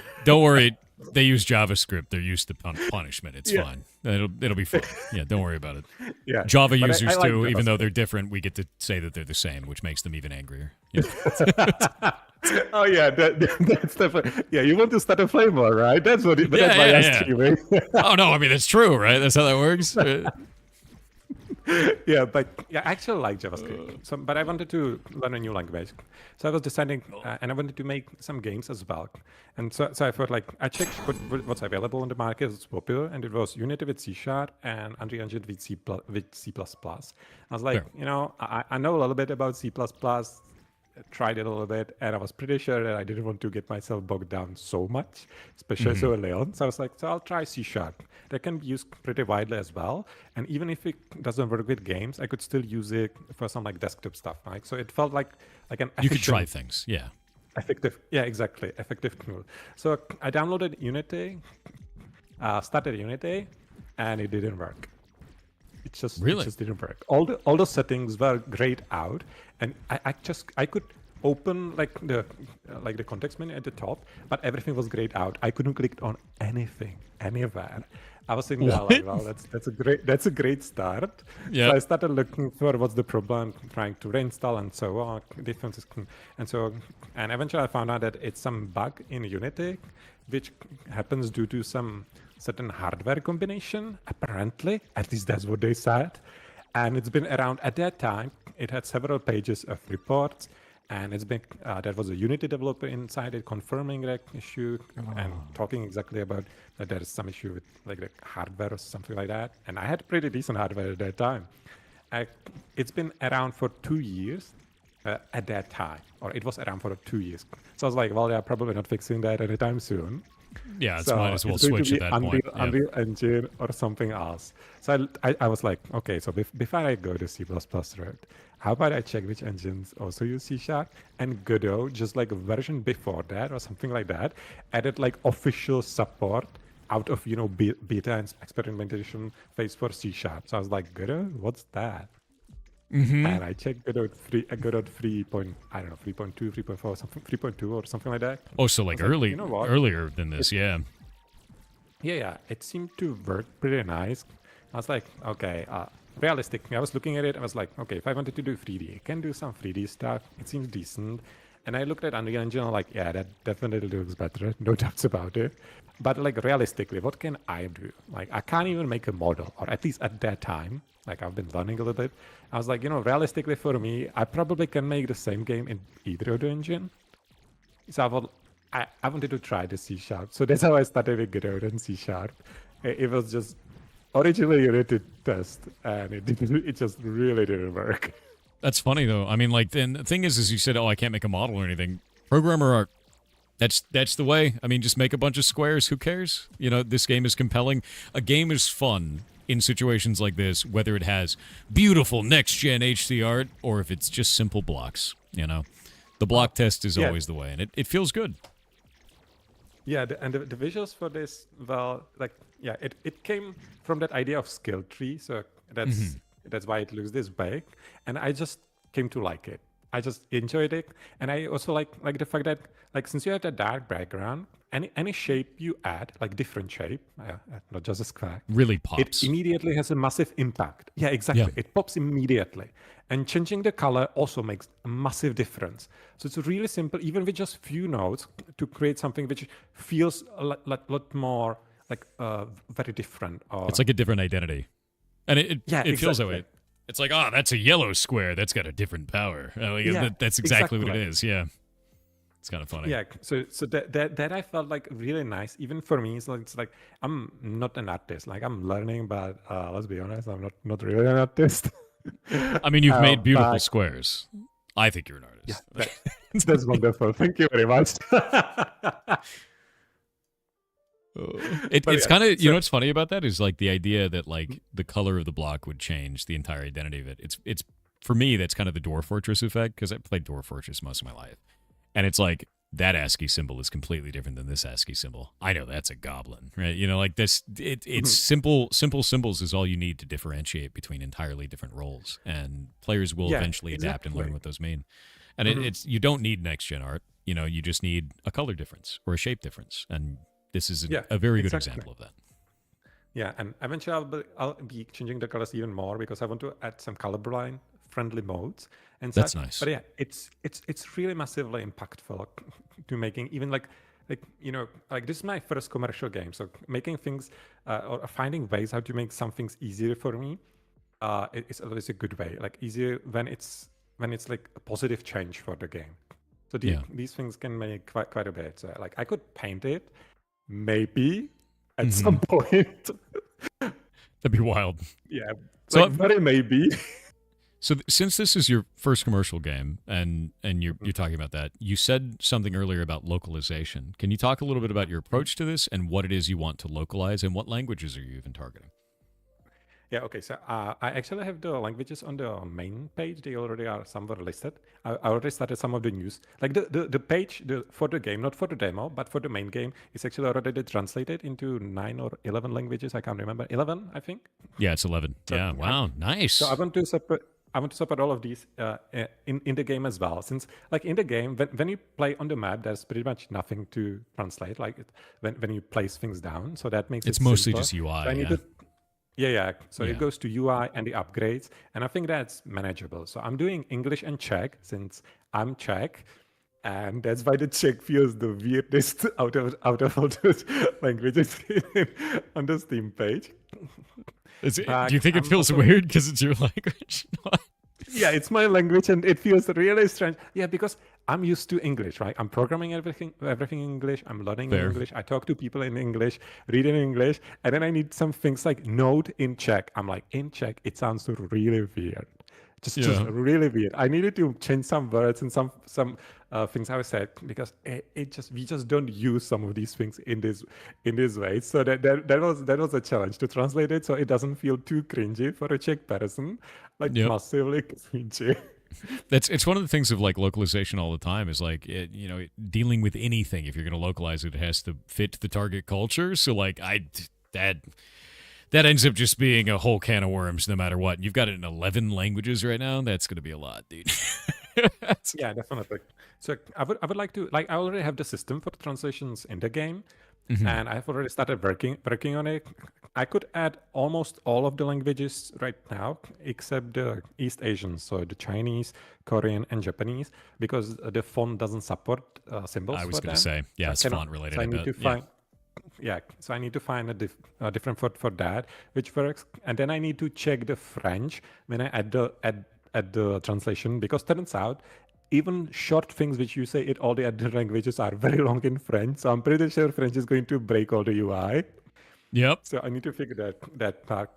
And There's then also it's like just if you go, I believe Arabic goes right to left as well. So like there's even things like that where like you normally have your whole system right, left to right, and now you have to completely switch that for like one language. yeah, That's yeah, very but it gets all over the place. that would be fine. That would be actually fine because Growth developers last year, I think, they invested a lot into like text and UI and such, and support for all kinds of languages and formats and such. So actually switching to Arabic is essentially just a switch to go through in Growth, like just one click switch almost, or something like that. So they actually made it Nice. really possible in Godot to have all kinds of languages. So it's more, for me, That's it's more fantastic. about fonts, because I've already tested it with various languages and everything works fine. So I just need to get the translations, proper translations. Yeah. And it seems to work. So I'm building up on what the Godot engine offers and what the developers offer. So I'm trying to use the tool as much as I can rather than like constantly building things. So it works pretty nice. It was a Yeah. massive update. For those who don't understand too with fonts, it's very, very difficult because you have to find a font that works for that language. You need to find one that is allowed for a commercial license. And then you got to make sure that it hasn't just been reposted by somebody else and is an original font somewhere else that doesn't allow commercial use. That's a nightmare. That last part sucks. Even sounds. That's why I added to audio things like safe for YouTube, safe for Twitch and YouTube and such. Because like technically, all of these audio tracks should be safe for YouTube and Twitch. All of them are licensed like that. Some of them are even just custom made for the game itself. And so, but when you expose it to Twitch or YouTube, it's kind of like, there are some individuals or some companies, you know this better than I do, right? They Get hit just by add it, some yeah. stuff into the system to just hamper everything, even when they don't have the rights for it. Like that's another nightmare how to make this. The thing most work. insane way that we had that is we had a list of samples for our musician to do all of our music for Heartbound, and they used a huge amount of these samples, and we had the license for it. We went through this third party that was in Europe, and there was this group of scammers that also got the same samples from that third party in Europe, and then they made a song from a fake artist. And that song was just all of those samples played on top of each other. Then they used Content ID on YouTube, and they hit every single video where any of those samples were ever used and tried to claim them. I had 300 Content ID claims because I play that music in the back of my YouTube, like on my broadcast, all on the same night. And the interesting part is, so we reached out to the company that sold us the samples immediately. We're like, hey, you're like by contract, you're supposed to go to bat and figure this out. They had blocked all of their videos with their songs from the region where the company was based. So they had to use a VPN to be able to find those videos in the first place that these scammers were using and then go and fight them. And they did, and it worked. And we ended up getting all our stuff cleaned up. But it was like a month and a half long process, and the scammers had thought of so many different routes to slow down the people who actually own the rights. It was wild, dude. That's insane. Yeah, it's completely That's nuts. insane. We've seen all kinds of stuff with that, and like the world of like content ownership and the world of like trying to figure out if you have the rights to something, and then the scammers that latch onto that it's bonkers. It goes really deep, really scary, and really deep. Yeah. That's crazy. Like all of this thing, that's insane. Yeah. Like 300 overnights. That's just. Hopefully, you never have to deal with this. Just make sure you have the license. You're like, I have the file. It proves I own this. Like, let me use this. Yeah. Yeah. Yeah, I have the licenses. I have also uploaded the things to YouTube as well as Twitch, and left it there just to see what the systems are going to do. Are they going to flag it or things like that? And that's how I started putting things down into the settings to make sure, like, hey, this YouTube hasn't had an issue with this. So I'm writing it down. Twitch hasn't had an issue with that, and so on. Yeah. So that's how I did it. But yeah, like sometimes when I hear like, Jesus, 300, and just from samples, that's just. Yep. Just from samples on that, but it's because I had used those songs every day for 300 days, and it's like, all right, man, great. It's like our entire live catalog at the time. I think that was like 5-6 years ago. It was a long time ago, but it was nasty. Jeez, that's going to take that takes a while to get. It scared the hell out of me. I was like, my life is over. And it was like, oh no, we got to clean up. Is how easy it is for them compared to how much you need to deal with to get back in. Very scary. Like they just need 100%. To put all of it into one file and upload it, register it, and goodbye. Yep. It's insane. Yeah, there's very little control, and YouTube can't do anything about it. They're like, that's your legal issue, whatever, man. Like, bye. Because it's they can't avoid everything. Yeah. Right? Yeah, they can't get involved. So. Yeah, Twitch as well. I actually, from what I saw, some Twitch stuff I sometimes feel like Twitch feels even worse, or at least some of that identification, some of the things, because early on I had issues with that and YouTube didn't. I was like, Twitch, I would like to know what's going on. These people had an issue with it on their stream, and they were like, oh yeah, you need to go to that report button there, you can open like a ticket or something like that, and that's like that particular issue in the video. I'm like, yeah, but it's not my video. I can't open it on someone else's account. So I need to, but it's my game. It's my content made for my game. How is it that you are flagging it? And they're like, oh, you just need to go to that video. I'm like, yeah, but it's not my video. So what I did is that I created my stream, uploaded, played my game, and then played just the music and so on my stream on Twitch, and they didn't flag it. It's funny. I think I've only had one problem with Twitch in that regard. It was really weird. Is our music was playing on our Ferret Rescue stream, and it kept getting flagged, and I was like, what the hell's going on? And it would flag at exactly 3 minutes and 0 seconds at the beginning of every stream, and that was it. And I was like, what is going on here? And I'd go look at the songs, and they were like rap songs. And I'm like, this is not rap music at all. That's not that song even close. So we contacted Twitch, and they finally figured it out. They're like, yeah, this is like a misidentification. It just keeps firing on random songs on your channel, and we don't know why. And then eventually it just stopped. It's like, what is this, man? It's super weird. That's awesome. I don't know. It is weird. You got robots detecting robots, man. Like, something's going to go wrong. That's just how that goes. I feel like the robots are also replying to my ticket as well. So sometimes. That's fair. But no. Yeah. I guess with all that being said, we're almost at time. I think what you've made here is really cool. I'm looking forward to seeing what you do with it. The node system is very unique, and I think you've got a cool outlook on how you're going to launch it, and what kind of community and what kind of stuff you want to build. So I wish you great luck. Is there anything else you want to say to end us out? Oh, well, thank you very much. Thank you for inviting me. It was really awesome to be here and talking to and people in chat.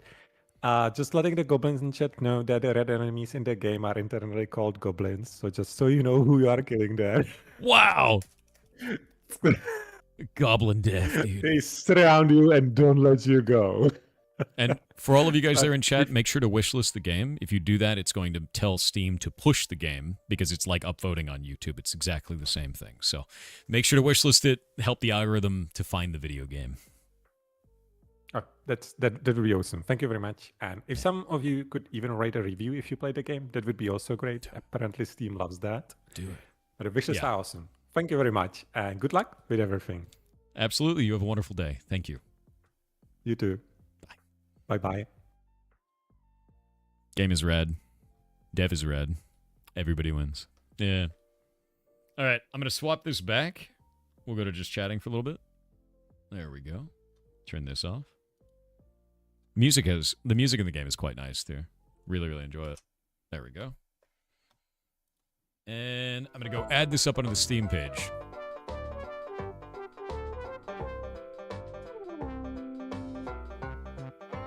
Fantastic though. Honestly. You wishlisted it? I did too. I played tower defenses all the time, dude. $5 is going to be a steal for that. Yeah, absolutely a steal.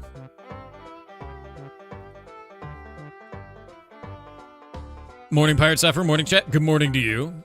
Hope you're having a good day, man.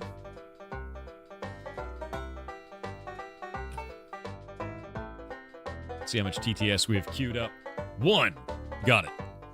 I_AM_T3X said in a recently released paper it is surmised that the crows have lost their ability to communicate. Scientists are struggling to find the cause. Not that one again. Not that one again. Absolute goblin, dude. Can't believe it. You want to know something weird? I saw a crow homie the other day. I saw a chromie. There was a seagull in a parking lot. And Shay saw this and I think took a picture. But the seagull had a whole churro, which is like solid gold for a seagull. Seagull's surrounded by crows. So the seagull tore a piece of churro off and threw it to the crows, and then took a piece for itself, and then tore a piece of churro off and then threw it to the crows again, and just kept feeding the crows. It was like grabbing it and then shaking it and then going. It was feeding its bros, dude. Yeah, that seagull, it was the only seagull around, and just like a huge amount of crows, and it was just I don't know, it was a crow homie, dude. It was a chromie. I've never seen that before. And like Shay and I were just sitting there at the red light being like, is that happening? That's totally happening. Like, that's insane. So yeah, he was a bird gang. He was the tank of the bird gang because he was like twice as big as each crow too. He was massive. Yeah. That was a shakedown? Could have been a shakedown. He knows to befriend the crows. Dude, he might. It's a chromie. They were his cronies? No. You've changed the whole dynamic. He's not a home anymore. He's like a mob boss. Jesus. Yeah, I'm creating some new reviews for video games. Video games. Yeah, the crow homie, dude. That's what happens when I go outside. I see the crow homie. Okay. Nodal Bastion. I want to say noodle every time I say Nodal Bastion. We've got the next game up in about 30 minutes. Probably going to work on some block game stuff in between now and then. Or just hang out. We might just hang out.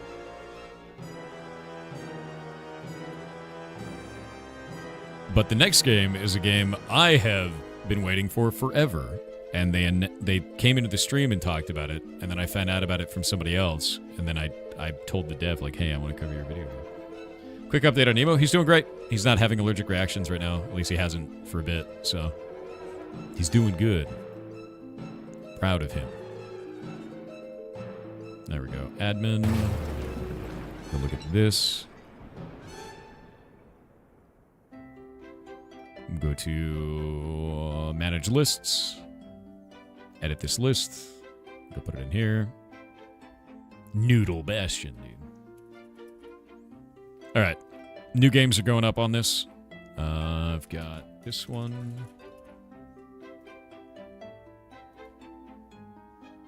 And then I've got this one. Boop. There we go. And I think we're good to go. Nice. Got the indie game show. So we're going to have 21. By the end of today, we're going to have 21 games. You can talk about Thaco and why you love it so much because it's complicated and stupid. Negative armor class. Negative Thaco. Figure it out. Mostly because Thaco just gets really dumb. That's why. I just think it's hilarious. I know it's not the cleanest system. I know the current system of armor class is better, but I think Thaco is funny. The heck is Thaco? Old school D&D. D&D 2.0. And it was to hit armor class 0. What is the roll you have to do to hit armor class 0? That's it. Oh, I gotta fix the buoyant fossils. Damn it, Jake. Did you find out what biome that's in? I gotta fix that. Did you figure out what biome that was in? Yeah, D&D 2nd edition. You sent me another. Can you tell me the biome? Oh, that's a cool spawn. I like that tower down there. It's a little bit weird. Birch forest biome. So it seems like birch forest biomes make lakes randomly. I'm going to remove birch forest from that spawn list. That's stupid. That doesn't look right. Is it just birch forest or is it old growth birch forest? Because that looks dumb. The processor is working though, so that's cool. You saw a couple in a river? Let me go into generated. No normal birch forest? Okay. Minecraft. Structures. Oh wait, this is the actual structures file. We need to go to data packs. And then Pirate SMP. Data. 1 month, Jake. Are you ready? Are you ready, Jake?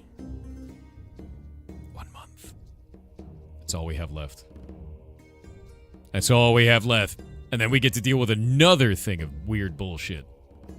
Some other... There's going to be weird hightail bullshit, but I'm going to be so excited to deal with it, I don't even care. Okay, let's go. Fossil ribcage. I'm going to go open this real fast. Birch forest. Goodbye. Actually, I wonder if I can do a check on this. We have no terrain adaptation. I wonder if I could check to see if there's water on it. I don't know. Like, if it's in water, I just have it not spawn. That would work. The fallback for it. Yeah. I might do that. I don't know how to detect that automatically.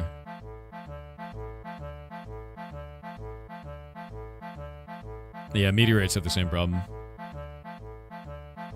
You feel like we're leaving an abusive relationship with this move? Because we are. Like, we are. We are leaving an abusive relationship with Minecraft. That's what we're doing.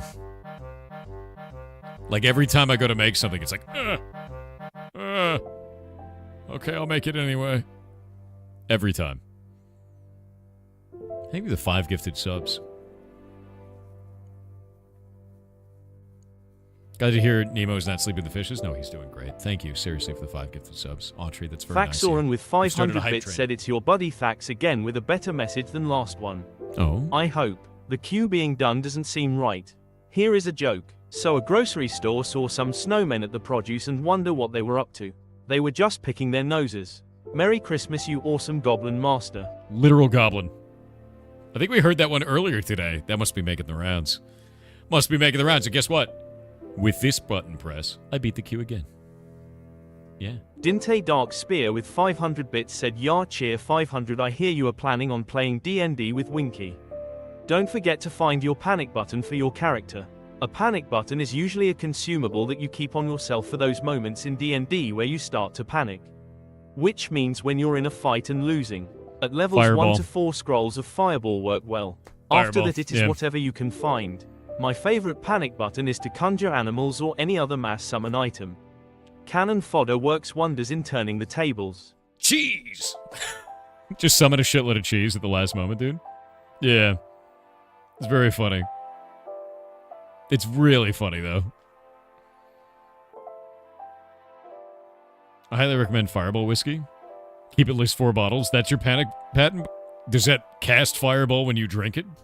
It's a great idea. Yeah, Skyrim cheese shot. Exactly. Alright, so I'm going to remove... I don't know if I want to remove Birch Forest from this, man. Or if I just want to create a detector. Let's see.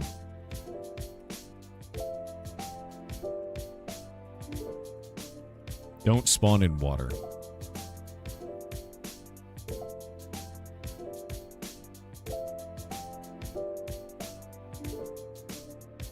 They check for solid ground, but for custom structures you need to define specific biomes, forest plains, to use tags to exclude oceans, rivers, or set liquid settings.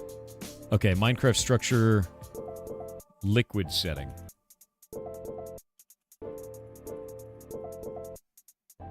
Structure liquid settings. Let's see how this works. That's not what we want.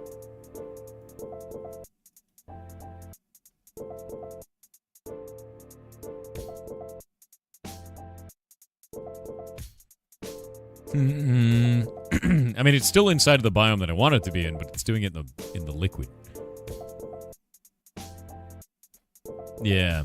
This is kind of what we get to work with. So we go to 1.21.4. There we go. We do has structure igloo, whatever, that doesn't matter. But we need to do something like this, right? Fluid springs? What does that mean? Terrain adaptation. Encapsulate. Kind of weird. Spawn overrides. No, we don't have a way to do this. Oh no, the breadman guy is summoning bread again. That's fine. You can summon all the bread you want. In the pocket dimension that is chat. It will never escape to the mods. Never. No matter what you do. So if we can't do... If we do underground ores and all this kind of stuff, this is not going to help. It's not going to help at all, actually. Trying to think of what we do with this. Because if the step for this one is on surface structures. Yeah, because this is a surface structure. That's not good.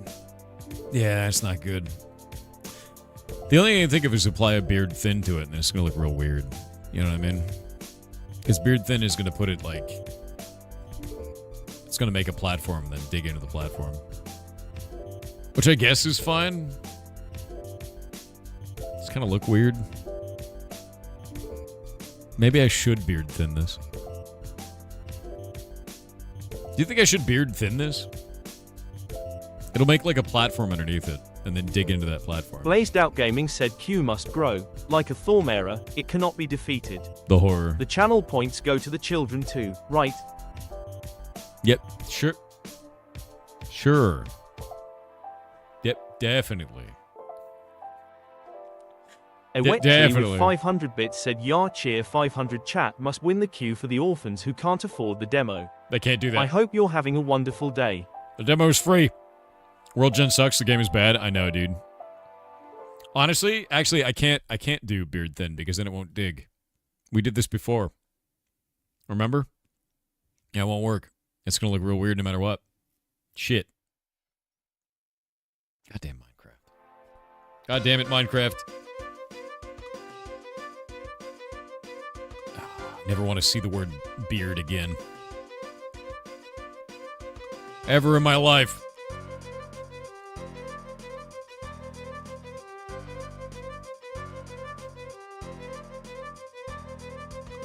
Chat cannot win the queue. Chat will never win the queue. Don't say beard. PH said Lord Thorington, longest of lemons, king of goblins, keeper of kobolds, master of ligma, wrangler of fuzzy noodles. Never prove Have it. you heard of Intellexa Predator yet? It's a recent spyware by an Israeli so-called security firm that's being used to target smartphones via ads, yes ads, and is sold to anyone who's willing to pay enough. Wow. It's bad enough that Amnesty International was the one to disclose its existence. That's wild. I want to look into that. Distributed via ads. Feels bad, man. That means it'll be everywhere. Fast. Thaxoran with 500 bits said, yo, it's Thax again. I was afraid I heard it earlier from here.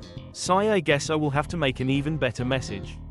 I will make a deal. If you can name a Canadian invention without looking it up, I will gift 10 subs. If it doesn't happen immediately, I am asleep and will honor it later. Canadian invention. Poutine. Yeah, I'm just going to say poutine. Poutine's delicious, by the way. Is that a Canadian invention? Now that I've said one, let me look it up. Is poutine a Canadian invention?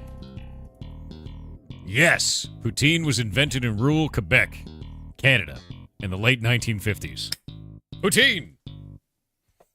Delicious. Nisette said, what do you call Thor working in the morgue? A foreigner. Like the P. 10... A foreigner. No. Thank you for the 10 gifted subs, dude. That's incredibly nice of you. Seriously. We're proud of our national dish. I went to Canada a long time ago. Long time ago. And I had McDonald's. And I had a Tim Hortons. And when I was there, the McDonald's was better than any McDonald's I'd ever had in the United States. And this is back when McDonald's in the U.S. was decidedly better than it is now. And when I had Tim Hortons, I had poutine. I think it was actually, I may have been poutine at McDonald's. And it was good. It was actually good. It didn't suck. So, now I want actual poutine. Now that I'm an adult. Because this was like 15 years ago. I want poutine. McD's in Canada does taste better. It's because you guys, the lettuce is just better. The lettuce here is like water with extra steps. The lettuce there is lettuce, which is different. Yeah. We should have maple syrup on a stick. Oh, is that when you guys put maple syrup on it and then you put it in the snow? And like freezes? You just put it outside and it freezes? It gets real tacky, right? Am I wrong about that? That sounds like a Canadian thing. Maybe I just made that up. Oh, yeah, it is that? Okay, sick. Yeah. We win at McDonald's, but you guys win at Taco Bell? Nobody wins at Taco Bell. Don't lie to yourself. No. Raven Hackberry said, don't mind me, I'm just feeding the hungry orphans with my Twitch points. So much more efficient than thoughts and prayers. Yeah, they're definitely eating those. Not me. Nope. Weehaw said Crow is awesome. 7. I agree. Crows are awesome.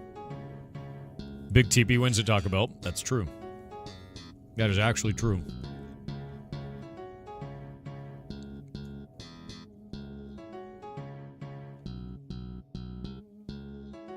The only thing I can think of to fix this, man, honestly, is just get rid of Birch Forest in this list. It seems like its grand majority is Birch Forest because Birch Forest seems to grow near, like, rivers and shit.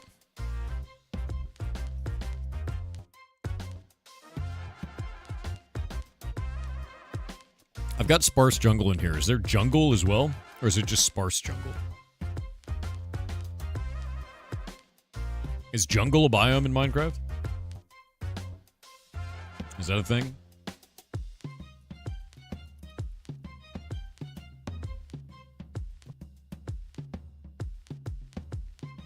Katsuhiro left Bandai Namco? Wait, really? Why? What?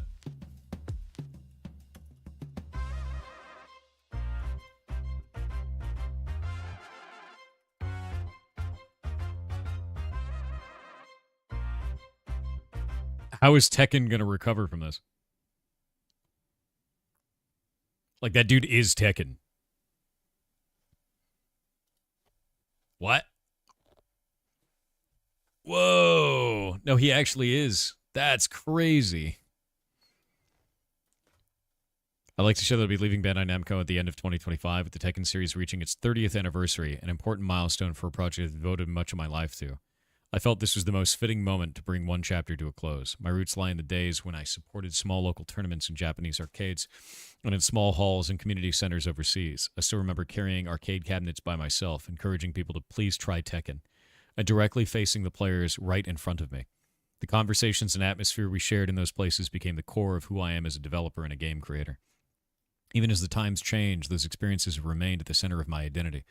And even after the tournament scene grew much larger, many of you continue to treat me like an old friend, challenge me at venues, inviting me out for dinners or for drinks at bars. Those memories are also deeply precious to me. In recent years, I experienced the loss of several close friends in my personal life, and in my professional life, I witnessed the retirement or passing of many senior colleagues whom I deeply respect. Those accumulated events made me reflect on the time I have left as a creator. During that period, I sought advice from Ken Kutaragi, whom I respect as though he were another father, and received invaluable encouragement and guidance. His words quietly supported me in making this decision. Over the past 4 to 5 years, I've gradually handed over all of my responsibilities, as well as the stories and world building I oversaw, to the team, bringing me to the present day. Looking back, I was fortunate to work on an extraordinary variety of projects, VR titles, Pokken Tournament, the Soul Calibur series, and many others, both inside and outside the company. Each project was full of new discoveries and learning, and every one of them became an irreplaceable experience for me. To everyone who supported me, to the communities around the world, and all the colleagues who have walked alongside me for so many years, I offer my deepest gratitude. I'll share more about my next steps at a later date. Thank you very much for everything. Dude. Although I'll be leaving the company at the end of 2025, Bandai Namco has asked me to appear at the TWT Finals at the end of January 2026, so I expect to attend as a guest. Yeah, and then the Japanese version for this. That is, dude, power to him. I hope he goes out and kicks some ass. Yeah. You can't even imagine Tekken without Harada? Most people can't. That's why I was like, wait a minute. That's a great goodbye speech. That's probably the best written goodbye speech I've ever seen, by the way. That is like, that is easily the best written goodbye speech I've ever read. Phenomenal, honestly. I can't wait to see what he does. I can't wait. Yeah. Maybe he does nothing. Maybe he goes and makes weird shit. Whatever it's going to be. Awesome. Yeah, power to him, dude. I was like, wait a minute. That dude is Tekken. Like, what? I was like, there's no way, dude. Is he going any? Don't know. Yeah, it was executed with class. I agree. 100% agree. His new game, Naked. It's like Tekken, but in reverse. You pull punches to heal people. Once they get healed to full, they lose. We're in, dude. That's the game.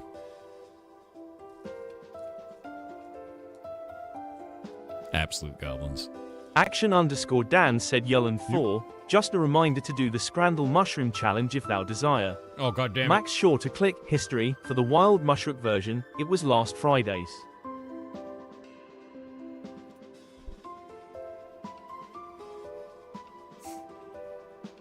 How do I get the mushroom version?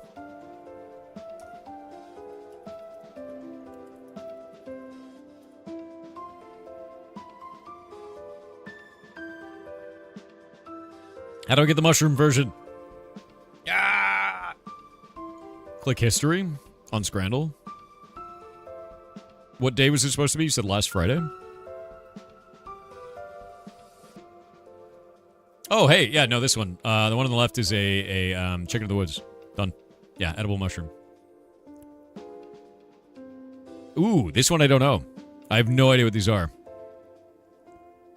That I'm not sure about. I wouldn't eat either of these. I'm going to guess the one on the left. Yeah, I have no idea. I don't know that species. Ooh. Ooh. Who are you? Who are you?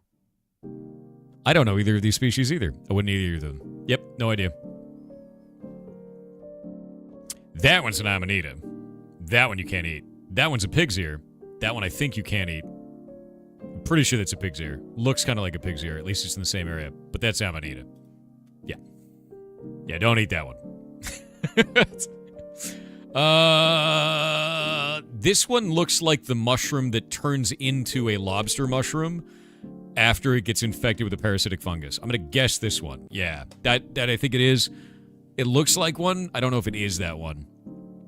Ooh, look at this lad. That kind of looks like a... That looks like a variant of... It's probably going to be in the tree of Hericium, so like lion's mens. Yeah, definitely. Coral tooth. Okay.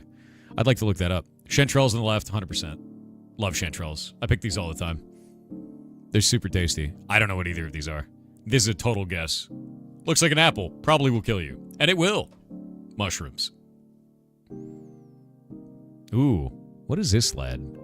That looks like a... I don't know what that is. I'm going to guess that because I don't know what it is, but I'm interested. Scarlet Elf Cup. Okay. It kind of looked like an elfin saddle.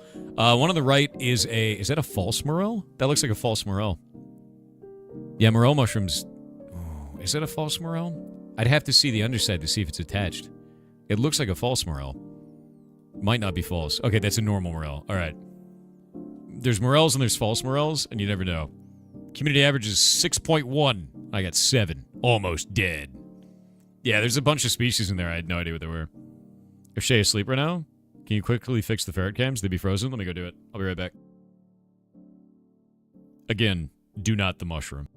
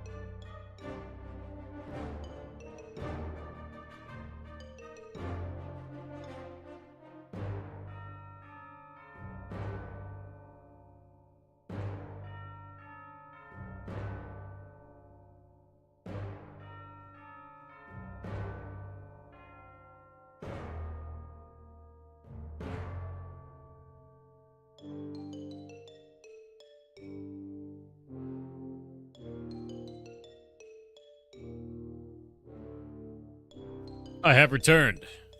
I have returned. Yeah, most of those mushrooms were like wild variants that I don't know anything about, which is interesting. The coral tooth was kind of cool looking. It looked like... Yeah, okay, so coral tooth is Hericium. Yeah, I was saying so. Like, that looked like a Hericium mushroom, and it is. Higher classification is Hericium, but that's coral tooth fungus. It's in the same classification section as lion's mane. Same deal. I wonder if it has... Yeah, it's Hericium coraloides. Coraloides is what it looks like. Saprophytic fungus, commonly known as coral tooth fungus or comb coral mushroom. I was going to say that's very similar. It has to be in the same class. And usually when things are in the same class, it's very rare that you'll have something that you can't eat, usually. But every single mushroom is different. You need to have a local expert to determine what you have. 100%. Where can you play this comparison fungus game? It's called Scrandle, I think is the name of the website. Scrandle. Yeah, it's scrandle.com. And then you could be like, I want to determine which food is the most common between these. But they did a mushroom day.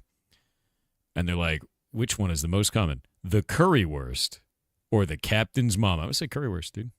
Oh, just let me vote. All right. But this is basically what it is.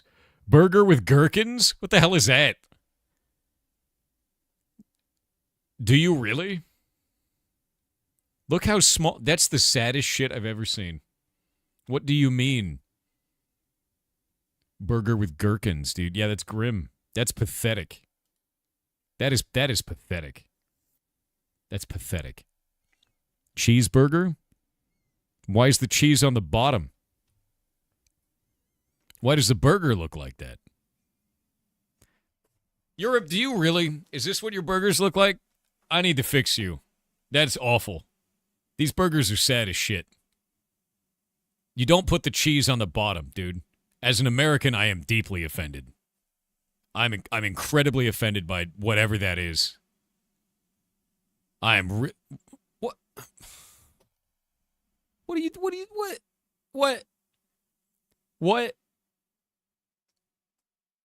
What the hell is going on? Is this AI hamburgers? Like, pork roll, dude. No, get out of here. Ridiculous. Pie chips and gravy? That looks delicious. Philly cheesesteak is the way, though, but I can't eat it with bell peppers, man. I'm allergic to bell peppers. I'm going to say Philly cheesesteak. That's the way. Yeah, Philly cheesesteak is delicious. That is a tasty thing. What the... Is this... What?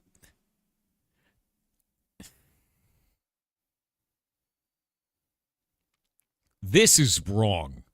That's like a college dinner, right? Like, I don't know what that is. This looks incredibly sexual. And also like college dinner. Neither of these are food. Neither of these are food. I'm going to go with that. All right. Neither of those are food, dude. That's ridiculous. Chicken loaded fries. Love that shit. Love that. Poutine. Better. Really? The chicken loaded fries won? I'm going with the poutine. I don't care. That's delicious. Chicken tenders and waffle fries. Steak and peppercorn fries. That's hard. No, that's actually difficult, man. Steak and peppercorn sounds delicious. But chicken tenders and waffle fries, and they got the ranch right there, man. I'm going to go steak and fries. Really? The chicken wins. The chicken wins. All right. That's 2 sausages. That's ridiculous. What is that? Sausage in a flatbread? You just put a sausage in a tortilla and call that a food? What's wrong with you? You got to put stuff in it. You got to put stuff in it. What's wrong with you? It's sad. It's sad to look at. What do you mean skin on chips? Oh, is that like fries that still have the potato skin? What do we call that here? They're called like country fries or some shit in the United States. I don't know why. Quesadilla. Tacos? The tacos. Instantly. Yeah, just tacos immediately, dude. Yeah, they're like wedges or some shit here. 2 brisket sliders. You goddamn right. What? What is that? That looks like an anemic hot dog, dude. All the blood's been drained out of it. What happened? Where's the color? What is that? Why is it so pale? That hot dog needs some sun. That's upsetting. No, I'm upset. As an American, I'm upset. Yeah, no. Scrandling, dude. A lot of strong competition this time. Ah, it's grim. It's awful. Love Scrandle? I'm loving it. I think it's hilarious. Traditional British food? What happened? Like, did you give the hot dog to a vampire? Like, what? You want another one? What day? What day do you want? Because we have to choose by the day. That was today's daily. Which one do you want? We'll do an old scan. I did a 7 and 10 on this one. We didn't even really do that one. Which one do we want? Saturday? I'll do Saturday. What is this? Wood-fired pizza? Instant win. Yeah, no, 100%. That's not even close. Nothing beats a pizza, dude. What is the inordinately long hot dog? There's like a... He's got like a whole way to... That is not a burger. What is that? Why is it every time I see a burger from Europe, it's horrific? What is this? What is that? What is this bun? Dude. No. No. You need Americans to fix your burger game. This burger game is depressing as hell. I don't like any of the burgers that I've seen for Europe so far. I truly am sorry. Like, what is happening? See this? See this? This is the only one that I've seen that's any good. Only one. And even then, it's kind of like, that bread looks real weird. It kind of looks spongy. It's grim. It's grim. I promise burgers are good. This is redonk. This one at least looks passable, right? That looks okay. What is this one? What is that? It's in Brazil? Anything Brazil is going to win. Yeah. Brazil loves few things, and when they love something, they love it completely. Brazil will always win. Yeah, instantly. Potato tornado. Okay.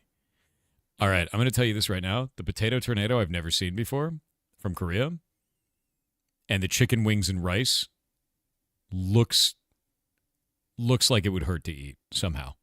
I'm going potato tornado. Yeah. I just want the fried potato tornado. Chicken burger. Where's the burger? Steak, chimichurri sauce, and chips. That looks good. That, not so much. That's a bad photo of something that probably could be really delicious. I'm going to go to the steak. Yep. I'm doing the steak. Pork pulled chipper? Oh, pulled pork. Pulled pork is good. New Zealand. You got England? Chips and sausage? What is that? Did a baby vomit on that? What is that? What is that? Can you explain that to me? What is that? I'm going over here. I don't know what that is. I don't want to know what that is. Curry sauce? It doesn't look good. It looks upsetting. Pizza versus pita bread and meatballs. Dude, you can't beat a pizza. Are you kidding me? You beat a pizza? Ridiculous. No one should. What is... Is food from England just, like, intentionally gross looking? Like, is this a troll? Do you guys just put this out and, like, act like that's your food and then you eat the real food when, like, the friends are not over anymore? Like, you do that, like, specifically, like, as a meme? Like, it's a troll? Where you're like, oh, yeah, welcome here, and we'll eat this. This is what we totally eat. Because that's gross looking. That's horrific. It looks like it's growing mold on purpose. I'm out. Yeah. That's not good looking. Apple crumble's delicious, but it looks so plain. Currywurst. Yeah, I think England, you have to up your like food looks game. This one looks good. That one I would say. This one looks like a mess, but probably delicious. I'm going to go over here. Yeah, I want that. All the stuff I've seen from England so far, there's very few things that look appetizing. The rest of it just looks horrifying to me. It makes me upset in my bones. I'm gonna have this burger in about half an hour. Let me look at it. I'm so hungry. Okay, that doesn't look bad. But it's also a product image and probably looks like you stepped on it and then put it in your back pocket and sat on the bus. In real life. Let's be honest. What does that look like for real? They looked about as good?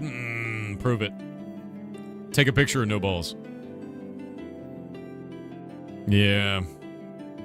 Pie floater is very regional England? Pie floater. I'm looking this up.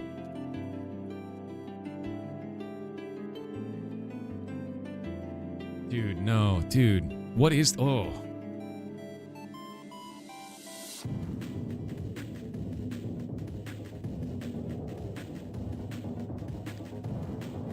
Man, do you really?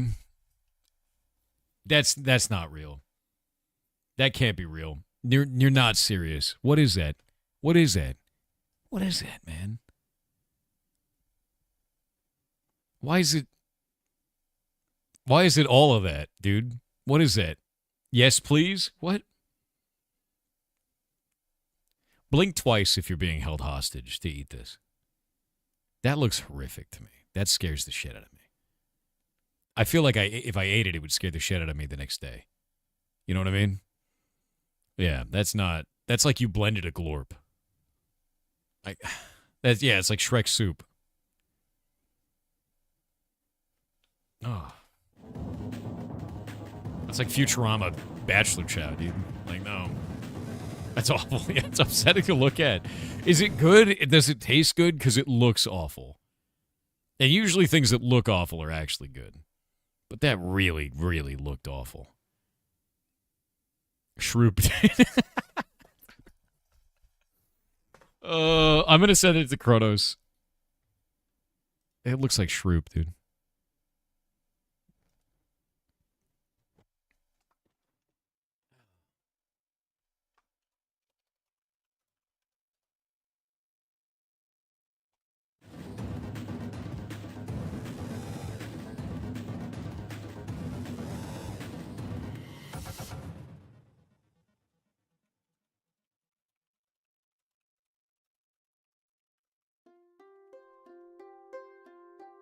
Take a look at England's jellied eel. I mean, eel's good. Jellied eel. I mean, eel's good when it doesn't look like that. Why is everything from England look so freaking weird, man? Why is your food... Why? Your food could look good. It doesn't have to look like this. It could have color in it. There could be color in your food. You could cook it to look nice as well. God, it's grim. Why does it look so grim?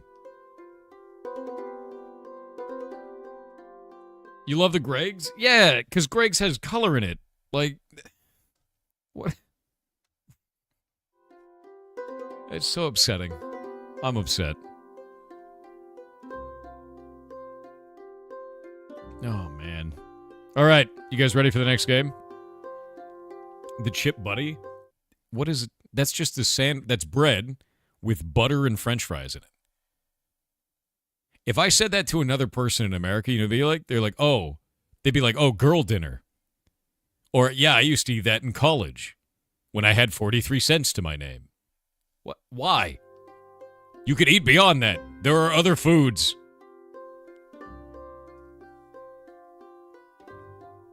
Stop it. It's a good meal? No, it's not.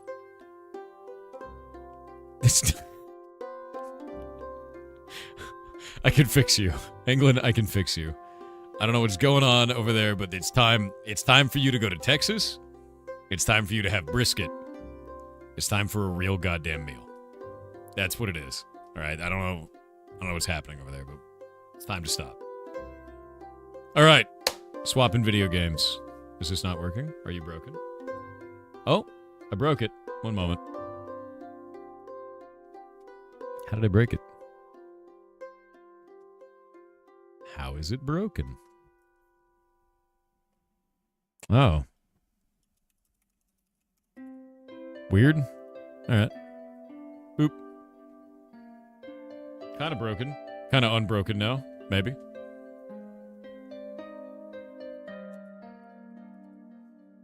Okay. That's fixed now. All right, these other ones are fixed now. We're going to play a really, really interesting game next. Grab this. I have actually been excited for this since... It's been like 2 years? It might have been 2 years. I was looking forward to this game. And it came out in March of this year. And now I'm excited to play it. Yeah. Bologna sandwich with chips under the bread.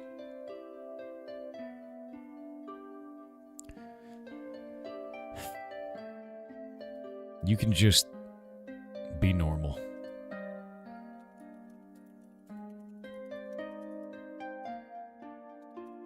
You could be normal. Toad in the hole I'm fine with. Toad in the hole is good. Mods, can you pin my comment? Because Twitch is doing the thing. Bologna's just a hot dog pancake? No, it is not. That is not true. Hot dogs are grim. Honestly, have bratwurst, dude. Bring back Battletoads versus Double Dragon. What is happening? This is upsetting.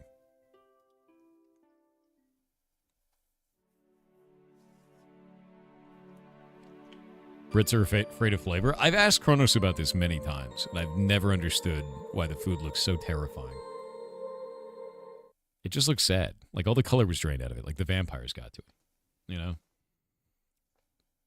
Let's see. Is in December time? It is. It's that time again for in December. So I'm starting the game up right now, and I'm going to get it all hooked up. But we'll have the dev on in about an hour. Move it over to here. Get the audio for the game running. This game is about learning a language, which I'm really excited for. We actually talked to this, or like I talked about this dev ages ago, and wanted to play their game. We talked about it on stream, and they got a bump up, and people found out about it. It's called So to Speak. It's about learning Japanese. That's the entirety of the game. And I thought it was such a cool way to learn a language was to do it through a video game. Right? I thought that'd be really, really awesome. Is it working? Are we functional? I may have broken it. Oh, wait. I think it's working by my mouse being on the left monitor. One moment. Settings. Not full screen. Go over here. Full screen. Now it works. And now we can go settings. Full screen again. And now it works. All right. Found a bug. Weird one. Yeah. That goes on my wish list. Yeah, no, it's really, really interesting. And I've been wanting to play this. I've been wanting to check it out. Because the idea is that you learn Japanese by playing the game. Yeah. You're the dev of this. Hello, so to speak. Super excited to join in and talk a bit. Yes. I'm going to play it for about an hour. And then I'll jump into the channel. And then we'll go from there. But I'm very excited to play this. I remember when we talked about this game. It had to be like a year, maybe a year and a half ago. Somewhere in there. Look at the pixel art. That's quite pretty. Look at this.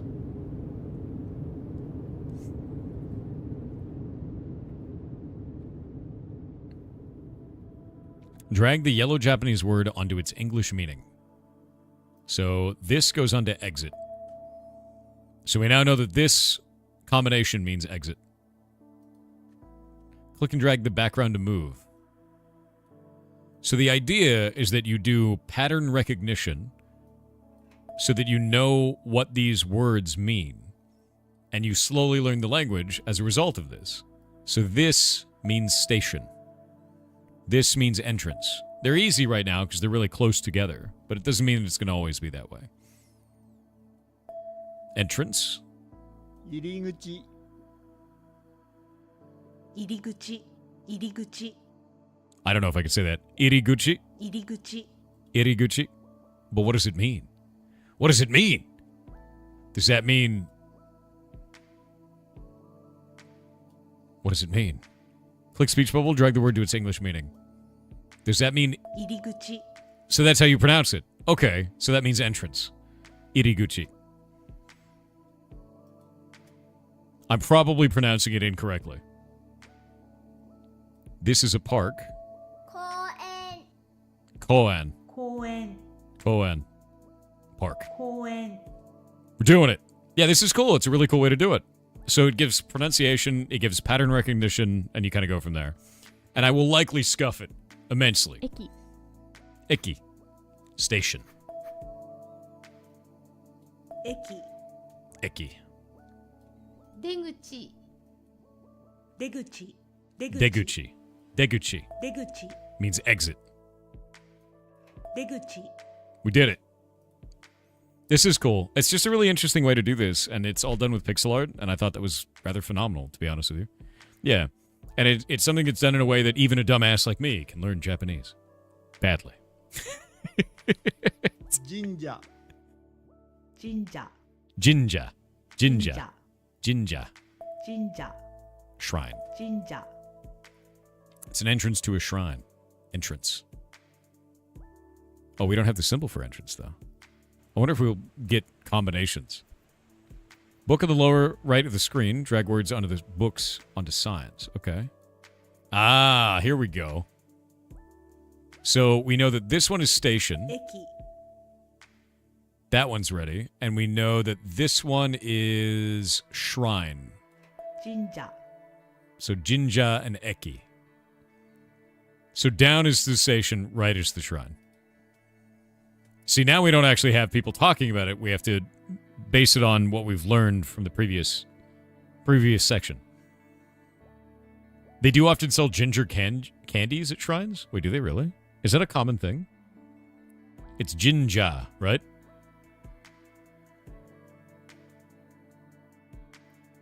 This is a better way to learn than Duolingo. I like this a lot more. And I don't get a small green bird that screams at me, you know? And then, like, knows where I live and rapidly approaches my location. So how do you say... So with Jinja being shrine, what is the word for ginger candy? Is it even close? And threatens your family. Yeah, terrifying, truly. Terrifying bird. No, none of that here, which is great. So, Iriguchi. Iriguchi. Iriguchi. That's entrance. And then we can do Jinja. Jinja. There we go. It's Shoga? Shoga is what it's named. Why is it named that? That's interesting. It's so different. I wonder what the history of the word was. Koen? Koen. That's funny because, like, it sounds like it takes the O and draws it out, like Koen. Koen. Right? Koen. Like an owl almost. You absolutely adore this? I do too. Iriguchi. Iriguchi. And Deguchi. Deguchi. And where is it? I don't know if we know that one, do we? Do I know that one? Himi. That's a new word. We've learned a new one. What does it mean? I don't know what Himi means. So now we have levels, and you can actually do the different chapters to learn each one of these and redo them if you want to. When you have a U besides a vowel, you basically make the vowel sound longer. Okay, so like with Japanese, you'd make it sound a lot longer, like a who kind of a thing, instead of just a ho. That's interesting. Welcome to Himi. Himi. Himi is that on the side? Himi is here. What do they say? Yokoso? What does that mean? That means, Yokoso means welcome to Himi? So Yokoso Himi. Welcome to Himi. Is that correct? I don't know if that's right. Feels right. Yokoso. So Yokoso. Yokoso. Yokoso. And then Himi. So there's no in-between word in Japanese. It's just welcome and location. Is that correct? Because in English, we put a lot of fluff words in there. Like, welcome to the illustrious Himi. Right? Like, we do a bunch of stuff like that. Himi e yokoso? So you guys do actually do a letter in there. Correct for the most part. Okay. Yokoso. Yokoso. Yokoso Himi. Yokoso. Himi. Yokoso Himi. Welcome to. All right. And now we've got this. Have we seen this combo before? I don't think I've seen this one. This is Himi, part of it. That first part is Himi, and then this, I guess, is going to end up being station. So this symbol Eki. is station. Eki. Himi. We got Himi Eki earlier. Yeah, Himi Eki. So you just combine it. Himi Eki.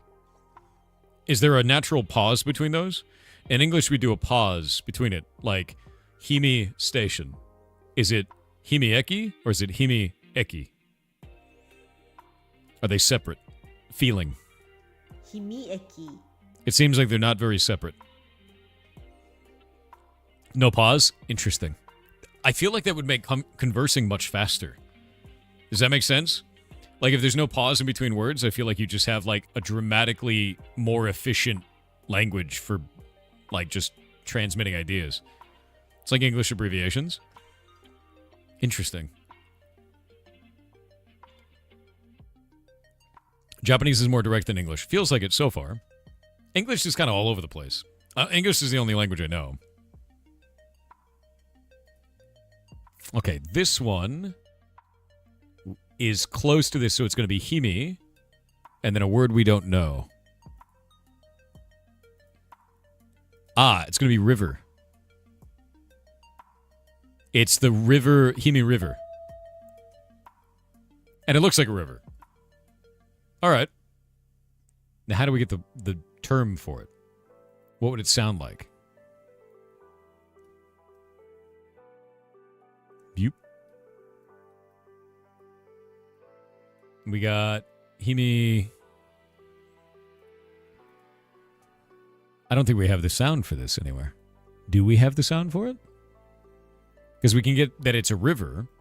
English is like 3 to 5 languages in a trench coat. I know. Yeah, it kind of is. Kind of like there, and there. It's quite funny.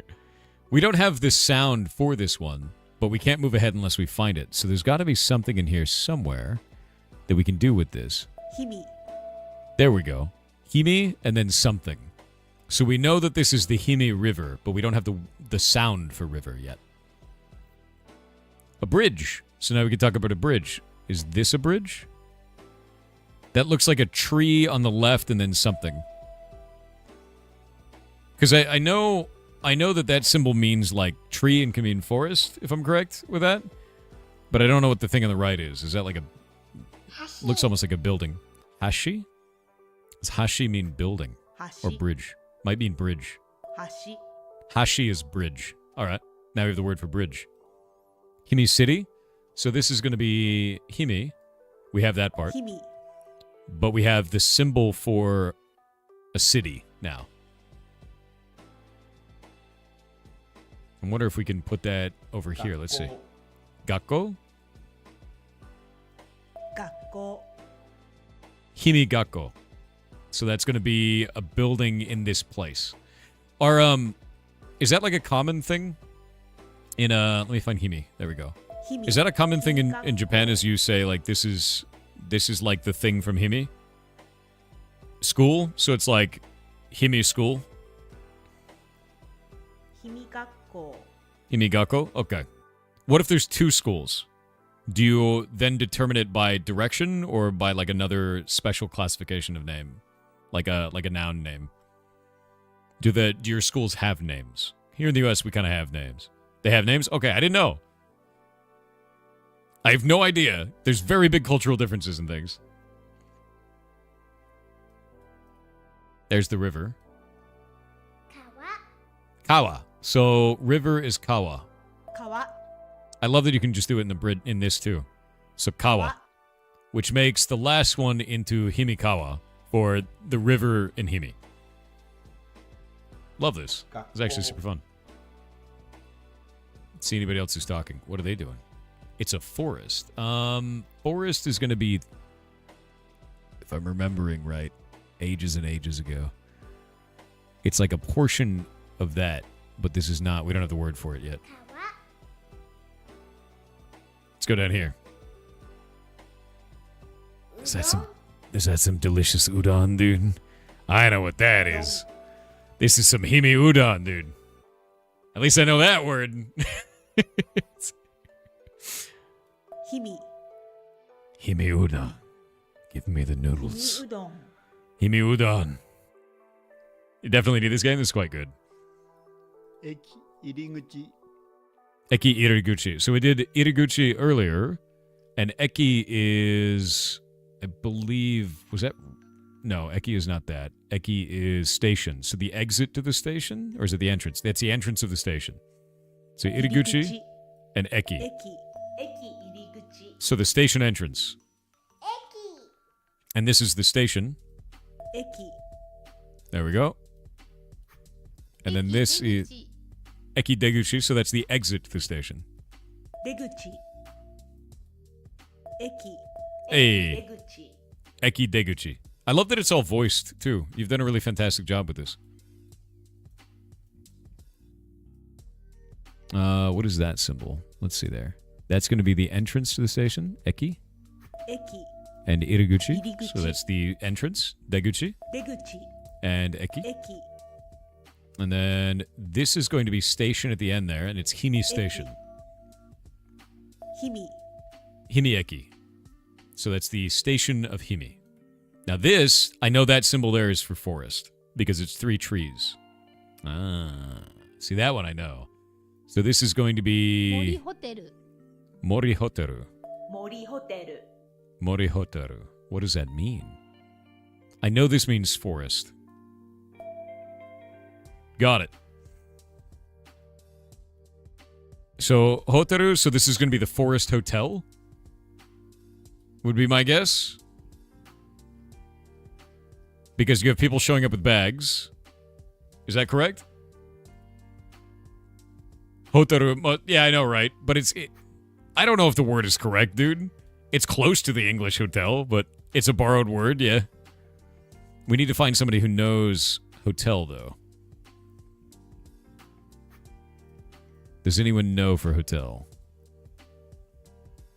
Oh, wait. 学校 Gakko. We still don't have anything for Gakko, too. Himi Gakko. 氷見学校 Do we have anyone that wants to talk about that? Anybody at all? Oh, wait. We have different combinations that are still here in the city. Did that one. 森ホテル Hoteru. This is a hotel. Okay, there we go. ホテル Boop. So it's the Forest Hotel for that. And we did Forest Hotel. Done. We did it. Wait, why is it not filling in? Oh, wait. ホテル This is such an interesting way to do this. Oh, wait, it's commenting? Or combining like that? Oh, that's weird. Now we have root. What does that mean? On its own? It's katakana pronounced as ru. What is that used for? How do we function with this? It's like a piece of a word. What does it mean?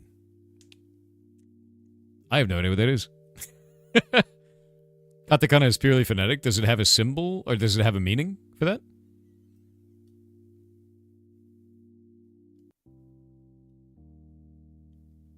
Himi. Do we have this symbol anywhere else? I don't think I have this anywhere else.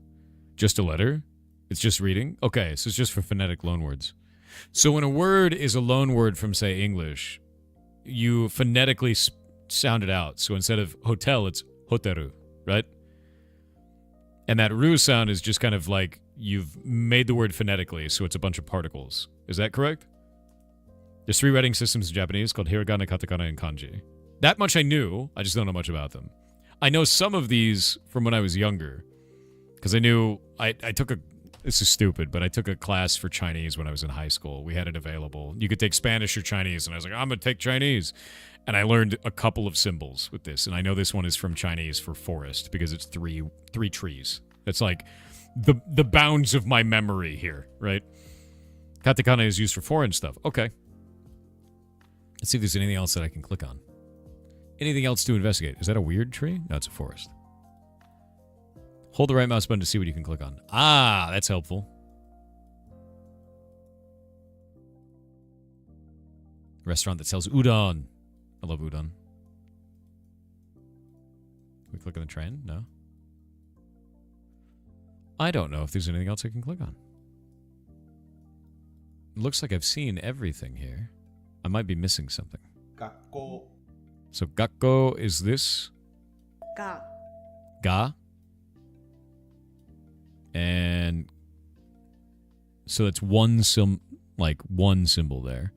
And then the other one is, it looks like something to do with forest, but it's not the same. Gakko. Where can we pull that? Similar to this, but not the same.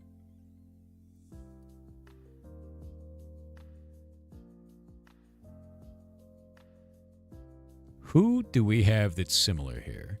Because the bridge is not the same. Maybe it is the same. Maybe it's close. Because there's something down here. This is bridge for Hashi. That's not the same at all. It's not close. Gakko is a student? I don't know. Could be. 学校 Gakko is a school. The full school. Okay. So we have to click on this and then actually know that. All right, that makes more sense. I'm still learning like the way to like maneuver through the video game as well. I think we have one last thing to figure out, which is this, which is Himi, and then city. So we'll just do it as city. There we go. All right, that makes more sense. Because we knew it was Himi City, I just did not announce it there. Hikari. 光 Hikari. Hikari. Is there a lot of like declensions with like changing the pitch of your voice in Japanese? Or is it not really heavily into that? Is there? I'm probably butchering the hell out of it then. As an American, we don't really do that. So we only use pitch of our voice to kind of show off our emotional state, if that makes sense. That's one of the biggest things is in English is if we're getting high pitched, we're excited, and if we're getting like then we're not excited, but we can say the same thing like yeehaw or yeehaw. You know, like it's the same word. It has the same exact meaning, but pitch is used for emotional, you know, yeah, it's for tone, exactly. So we don't really use it for meaning of the word. So if you like, or I guess we don't use it for a completely different word, if that makes sense. Yeah, it's like energy levels. Yeah. Yeehaw's and sad. Yeah. You use middle mouse button to zoom in and out. Ooh, that's helpful.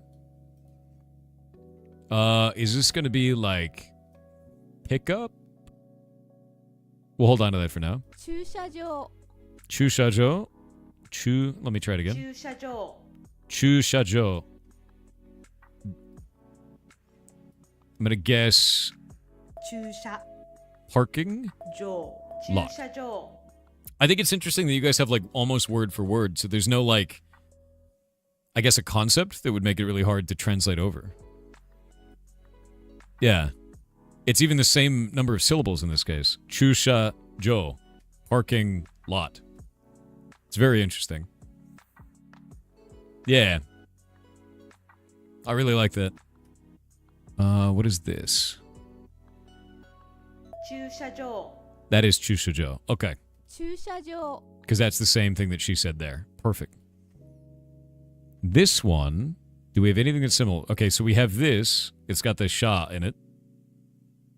Because chusha jo, and this is, I don't know if that's pronounced sha, but it's the same in that one. So this one will be going, do we have something that looks like that? We do. Kind of. No, it's not the same. Doing an association with that. Let me see. タクシー Oh, so it's a taxi line. It's a taxi タク pickup. シー Okay. Yeah. タクシー Yeah, taxi pickup. Taxi.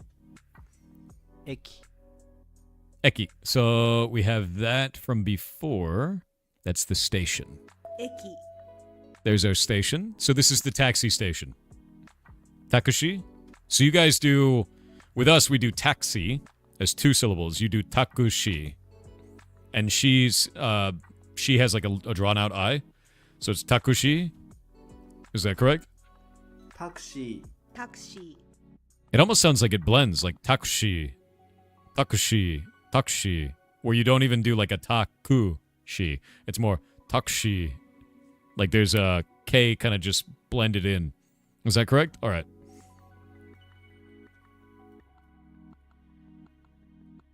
Let's try this. What is this? That's our train station. So this would be Hikari Station. 駅 That's our 光駅 Hikari Eki. So we're in a different city now. We're in Hikari now. Instead of Himi. That makes more sense, because we're in maybe an area? Or it's a station that goes to that place? The U kind of gets chopped off? Interesting. This is our elevator. This would be... I guess that's going to be our escalator.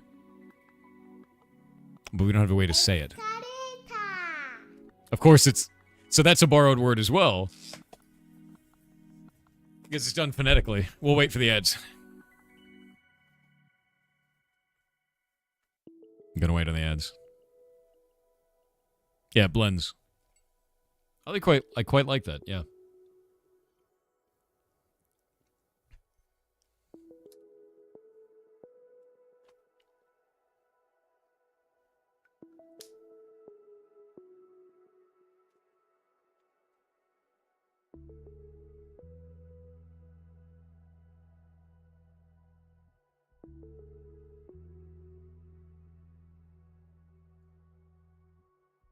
It's a really good way to learn a new language. I agree.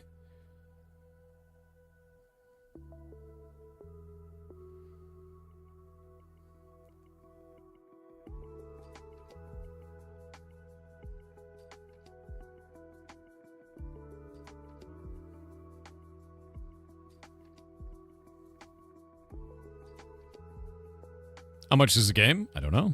We'll look into it. We'll find out. We're going to have the devs on in about 30 minutes.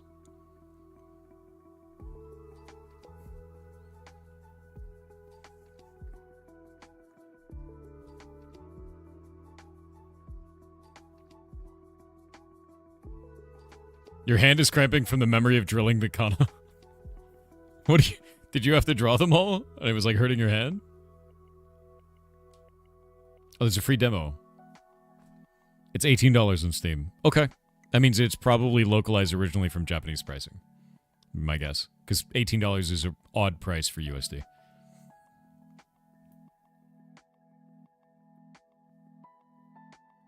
Let me look. Yeah, 18 bucks. You have to practice the shapes? That makes sense. We had to do that in Chinese.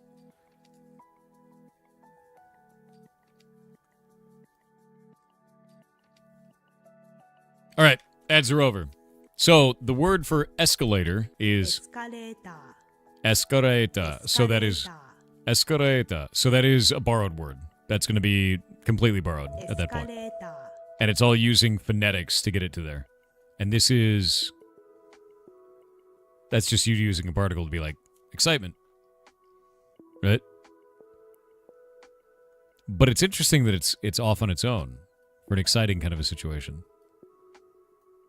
Have to figure it out. What do we do with it? I don't know yet.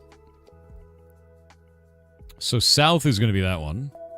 And then entrance, because we already know that word. Oh, wait, we don't know the entrance, do we? Interesting. Iriguchi is entrance, but this has turned it into a single symbol. South entrance is not the same this time. Because Iriguchi would be this. So just Gucci. South Gucci. That's interesting. Escureta? Escureta? Yeah, it's when you do UK, it just gets rid of the U. Kills it off. Finished learning hiragana yesterday. Hitting this up after work. Thank you for the work and effort. Yeah, it's fantastic. A single U is muted. Okay.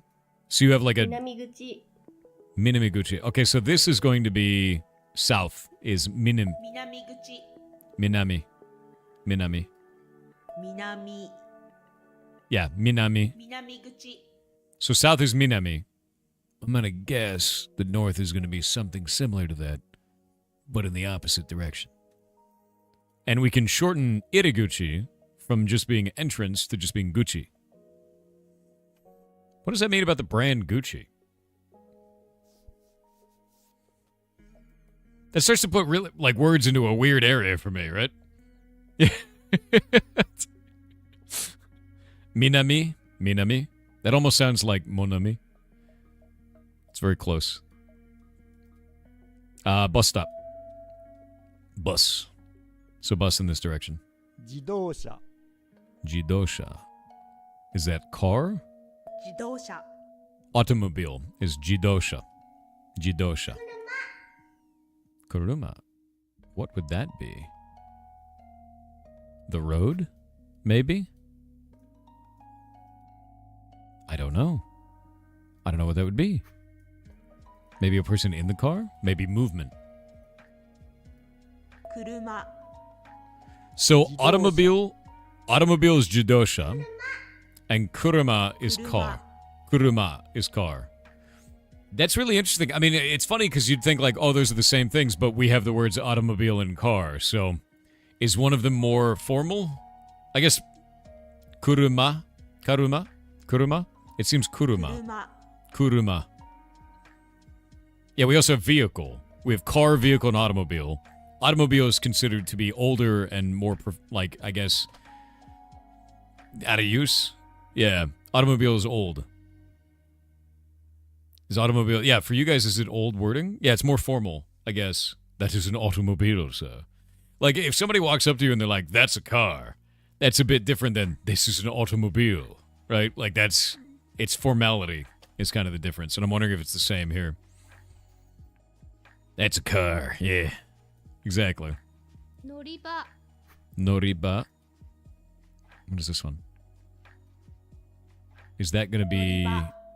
So this is a bus, and it's a boarding zone. So this is the boarding zone.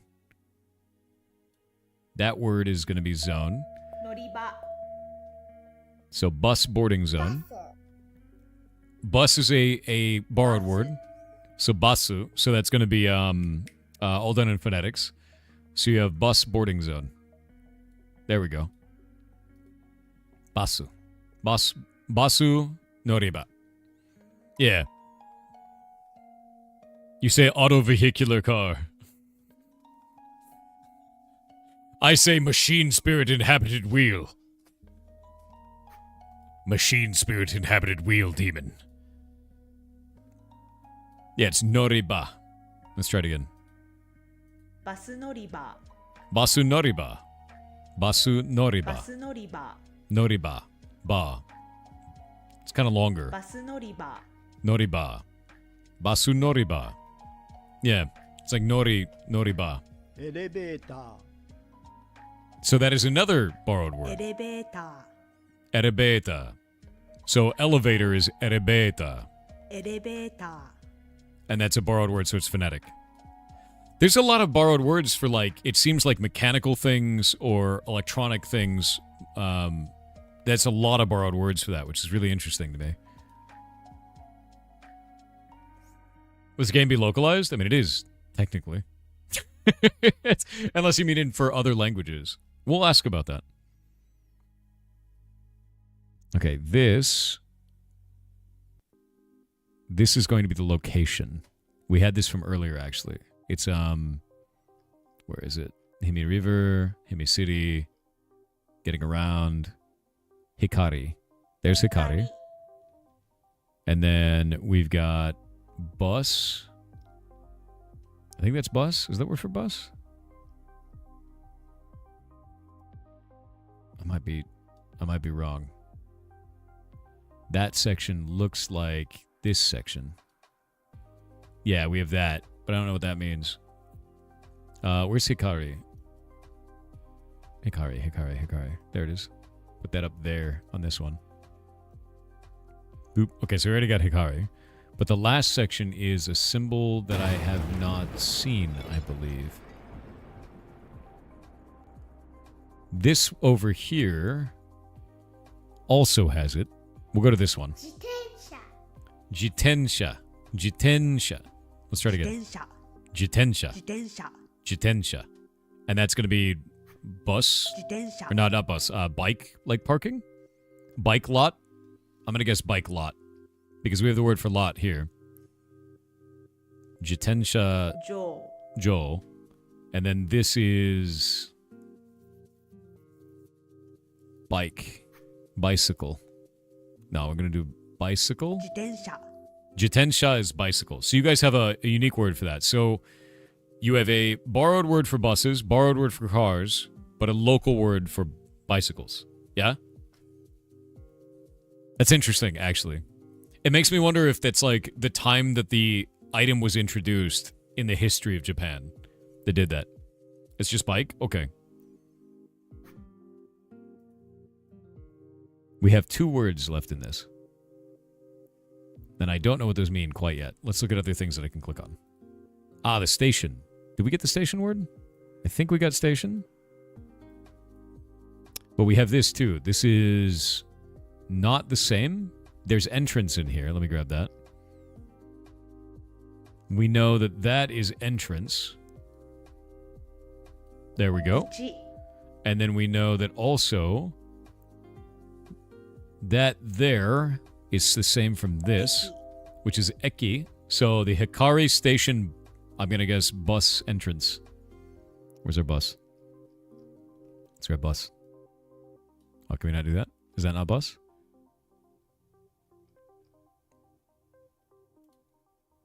Maybe it's car entrance? I think we did something earlier. Let's go down here. Kuruma. It's a car. Kuruma. 自動車 Jidosha. But we don't have the symbols for those quite yet. And this is the bus boarding zone. So it's not bus, it's something else.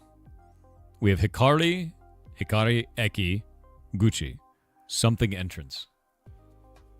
Is that this? No. So it's not the station entrance. Could be train. Could be. Can I click on train? Not clickable. There's the parking lot. We have this one too. I have nothing on this one. Let's start to match these up. We have a couple of these, but I don't have the word for it. So a symbol that we've seen before is this one. We've seen it in a couple of different things. Let's see if there's anything else that's in this. We don't have the words for it. Oh, thank you for that. Thank you for starting the hype train. That's super nice of you. You guys are awesome. And this one is a symbol that we can match across. There's no matching. Ooh, we got to find another word. Maybe the whole of this can be used. There. Okay. So this ends up being a particle for the car. So that's a section that gets used out of jitensha.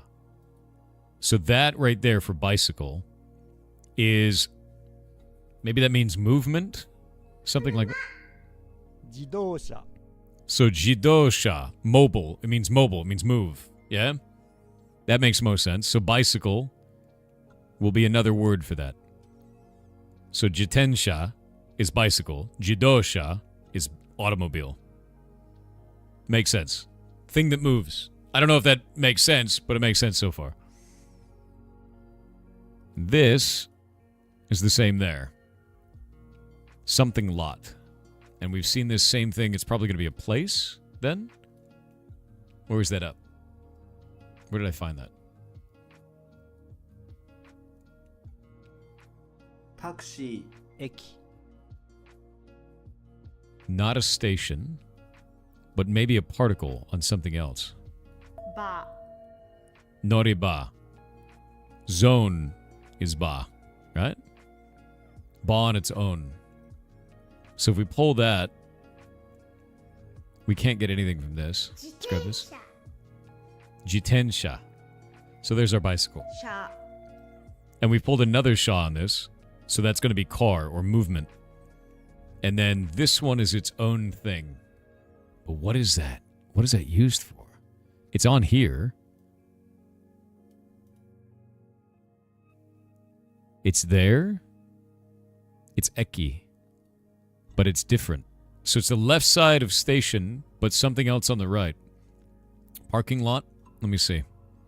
Could be lot. Is it lot? It is the parking lot. Okay, so it's bicycle lot. It's interesting that it's car lot though. Let me find the bicycle. The lot. Maybe I'll just grab it from over there. Huh? Did it. 駐車場自転車駐車場自転車駐車場 Jitensha chushajo. 自転車駐車場 Jitensha chushajo. And that is bicycle lot, basically. Bicycle parking lot. Yeah. That makes sense. Now we just have to figure this out for this 自 one. 動車 The hard part for me is finding the sections, the little pieces that align between them. That is not boarding. It's not bus. It's not zone. Zone is the final symbol there. Looks. Looks is interesting. I don't know if I have looks. It's a bus. This is not a bus. This is something else. So we can't use that on any of that. Not a エレベ bus. ーター Not an elevator. 乗り場 Not a noriba. That's used on that. This symbol is not used there, but it is used where else? We have now used this many 自動 times. 車 So we can now use that. That's useful. And this symbol is used here. But where else? I don't know if it's used anywhere else. We may need to pull it from like a building or something like that. I think I know what the symbol means. You might. I think it's interesting because it shows エ you レ like ベーター it shows you association between these different things. This may have been pulled from a previous thing that we learned actually. Probably seen it before. Similar to this, not the same. Let's look through this. Gak was never used. Didn't really use that. We have this one from there, but we don't have the other. There we go. Ah, south. 南口光駅南口 So it's the Hikari Eki. It's the Hikari Station south entrance. Yeah, Hikari Eki Minamiguchi. All right. I think I got all of them. Sick. Yeah, it's south from, where is it? Minami. Yeah, it's from this over here. Okay, that makes more sense. I think it's because we only used it once. 池と石 Lake. There is a pond and some stepping stones in the pond. 池 Stones. And? So you have an and word. 池と石 Iketo ishi. So to is like combining concepts. So pond and stone.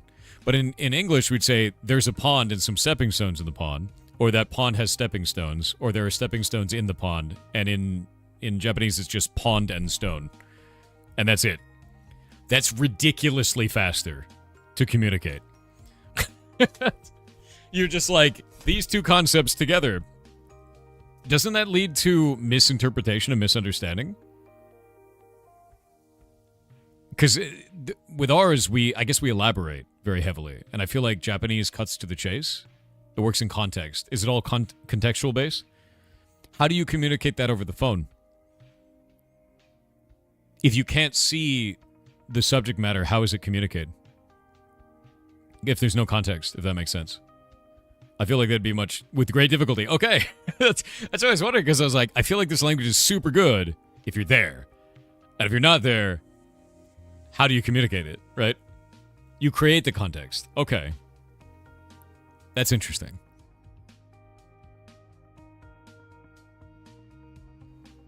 Ah, it's a road. We have some letters for this, actually. I think we have some that make sense in here. I have seen this symbol so many times in my life, always as an emoji of a smiling face. Every time. That gets used so much around the world on the internet as a smiling face. It's very funny. And now I get to learn what it actually means, right? This is a tree. So we have that for tree. Where? Yeah, tree there. Because it looks like a tree. And then a stone. Oh, yeah, that's and. And then stone. 石 So tree and stone. And then this is a pond, which we've seen a pond before. 池 Ike. And then this is that south? Let me look. No, there was another thing. I think it's a place. That's a place.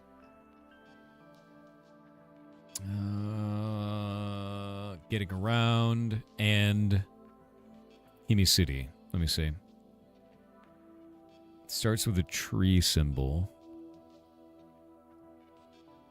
No, there's something else in there.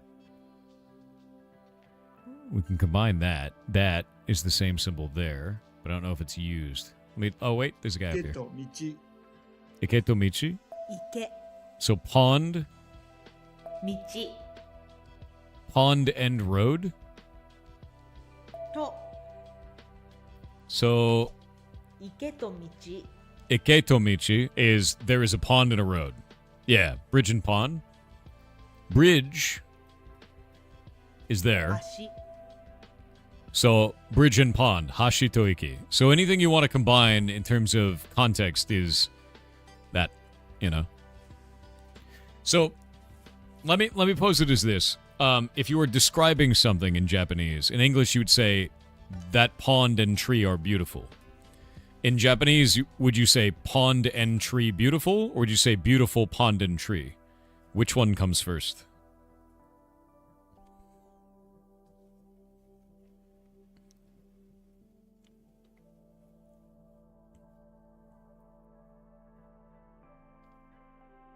Beautiful first.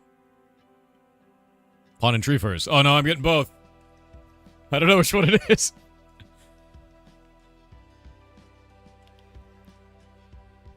Okay, so Iketoki to Iki? I think it's Toiki, right? For pond. So you do Iki Toiki. Or Eki Toiki. What is tree? What's tree again? Pond and tree beautiful is. Okay. Is like a time-based word that exists? There's a bridge and a river here. Bridge is there. 橋 River is here. And that is to. と川と橋 Kawa to hashi. Is there a reason that it's not hashi to kawa? Instead it is kawa to hashi. Is that based on what was there first? No preference? Okay, I was wondering if it was based on time. Like you'd say the river and the bridge because the bridge was built after the river kind of a thing. But if it's just no context, then it's fine. Like no preference. It is a car. We've seen car. Where is it? There it is. 車 Kuruma or automobile. And then this is and. And と to. And then this one, we've seen this before. Where are you? Where are you? There we go. 自転車と車 Bicycle and car. Where's the bicycle? Oh, I guess here. Yeah. Bicycle and car. Ah, parked is a new word, though. We don't have parked. Parked is interesting.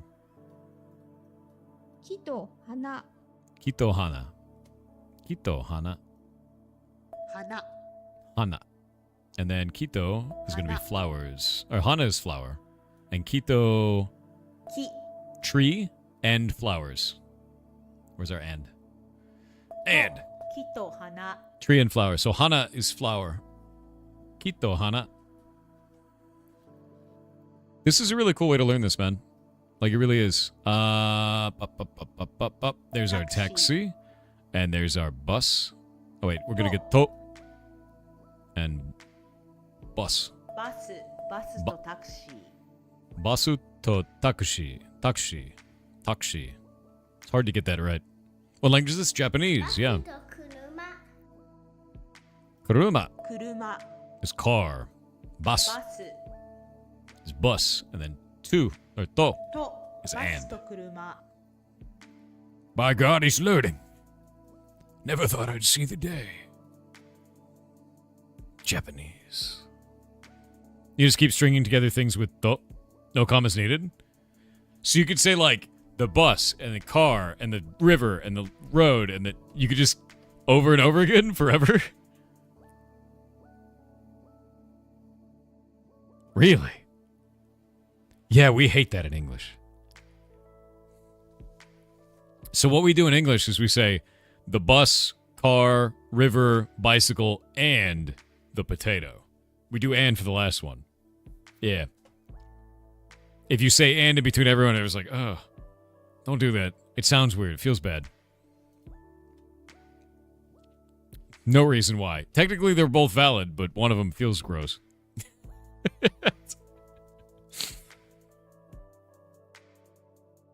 Yeah, you really shouldn't drag out, but it's not incorrect. It's just weird feeling. Is it a bird? It is a bird. Torida? Tori? Is. Bird is. Okay, so you have a word for is or be or exists. So tori, bird. Da is be or exists. 魚だ So this is going to be the fish exists. Yeah? That be a fish. だ魚だ Sakana da. It's informal form of desu. Finland mentioned torel. Toril. No, if it's Finnish, you gotta go like toril. You gotta do the R's, right? You gotta go into the sun with that. You need to say dasu. Dasu, to be polite. Tori. 自転車だ Jitenshara. So that is 自転車 Jitensha is bike, and then that is a bike. だ自転車だ It is a bicycle. Jitensha bike. Jitensha da. My brain is like, it's a bike, dude. Da is. Let's see what we got here. 車だね Kuruma is car. 車 Is da. だ What is ne? 車だね Emphasis. What is the emphasis of ne, Ed? When you say kuruma da ne, what is the difference between that and kuruma da? 車だね Kuruma, wait. 車だね Kuruma da ne. Why is the difference from kuruma da? It's a rhetorical question statement? Da ne? Okay, so it's like, emphasis, no, it says emphasis, it's not a question. That's just rhetorical. Is it to draw attention? Rhetorical implication. I wonder what is the implication? 猫だ Wow. Neko. 猫 That couldn't possibly mean cat. That's definitely not cat, right? だ猫だ I think it's the most known Japanese word that exists, dude. It's like that and desu. It's just Neko, yeah. No, it means car? You mean car. It's the isn't it from English? Okay. 猫カフェ Cat cafe, hell yeah. 猫カフェ I want to go to a cat. There's a cat cafe near me, and I've never gone. And you can go and pet the cats. I want to go to a cat cafe in my life. I've never gone one. I've never gone to a cat cafe. And I feel like I have to. Yeah. Yeah, I feel like I have to in my life. 猫カフェ Neko cafe. And that's cafe, obviously. カフェ Is it? So 猫 that's a... カフェ Cafe is a borrowed word, yeah? 赤信号だ That is not a borrowed word. So it's going to be the walk signal. Which one is signal? So that's signal. Shingo. Shingo, is that a borrowed word for signal? Because it sounds very similar. Da. We had da from before. Or we had ne. Da is B. だ The signal is red. So aka is going to be red. 赤赤信号赤信号だ Aka shingo da. Learning Japanese, yeah. Yeah, aka is going to be red. Yeah. It is a red signal. Oh? What is this? Okay, so there's our bus. Do we have another way of writing is in this case? It looks like no. This is bus, I believe. Yeah. Basu. And then this is, I think we've had this in the past. Boarding. Yeah. Boarding. And then zone. So it's the bus boarding zone for that one.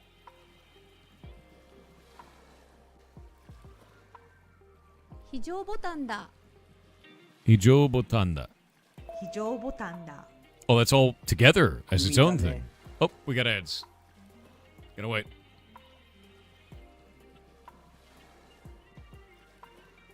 To speak Japanese, you just have to form sentences like Yoda and you'll pretty much nail it. To speak American, you just gotta open your mouth really big every time you talk and you'll sound way more American. We just open our mouths like gigantic when other languages make them very small.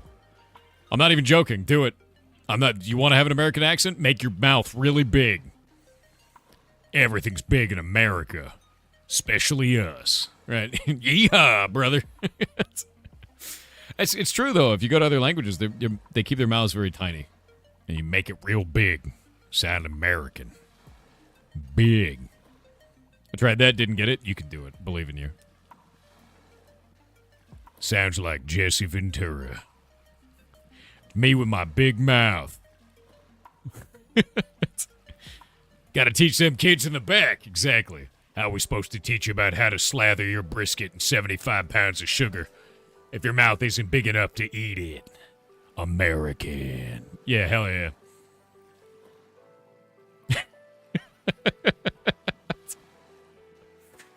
Dude, that's what we are, dude. I love eating food. Mumble American to sound British? True. Yeah, not even false. Now stop talking like that. You're going to make me want a burger? That's how it works. Salt and pepper only on the brisket, buddy? You haven't lived. Man needs a mop. I love brisket, man. I love brisket. Slathering the brisket sounds a little... Okay, I mean, if you think that's a little sus... You haven't had enough American food. Slathering the brisket, it is an experience.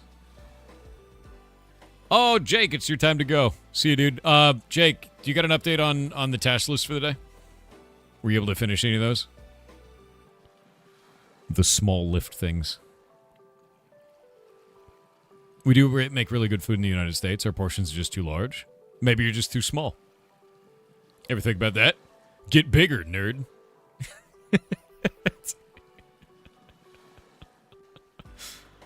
That's how it works. And if you eat our food, you will get bigger. Da.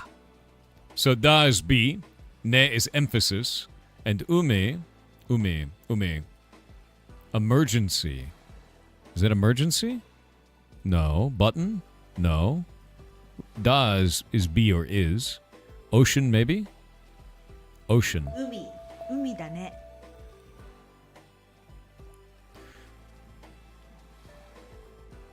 That's related to the word umami, isn't it? Umami is a flavor. Umi is the ocean. Is that flavor from the ocean? Because umami... No, it's not related in any way? That's really interesting, because the words are very close to each other. No, don't think like that? Okay. I was just wondering. Yeah. Because I know umami flavor can come from seaweed. And that's like a ocean thing. Umami, not umi. So they're very close. They're very different from each other. Okay. See, we have words that sound the same and usually mean the same thing. Or close to, in some way. Da. Where's my da? It's going to be all the way up here in particles. That's fine, I guess. Boop. Boop. Is that done? That is done. 非常ボタンだ Hijou botanda. What would that be? Botanda. So botanda has... I don't know. Train, maybe? Is there a train stop? Do we have something from before? Emergency, maybe? Hijo. Hijo is emergency. ボタン Botan is button. ボタン So botan is a borrowed word for button. Again, it's a lot of mechanical and electronic things. Yeah. You can find it in the pinned comment. So, hijo botanda, which is emergency button. And botan is a borrowed word because it's phonetic. It's interesting, actually. Uma can also be shortened for umai, which means tasty. Doesn't that mean Uma Musumi is tasty horses?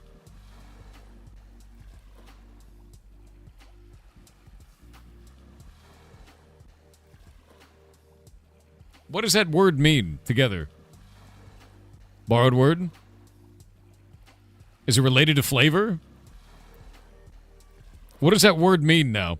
Uma is horse. What does Musumi mean? What does Musumi mean? It means horse girl. Musumi means girl? So the horse girl game is literally named horse girl. I've lost my mind. It means daughter. It means horse daughter. Something about that is just so hilarious to me. It means horse daughter or horse girl, and it's the horse girl game about horse girls, and it's named Uma Musumi, and everyone's like, oh, it's so exotic. What a name. And what does it mean? It means horse girl.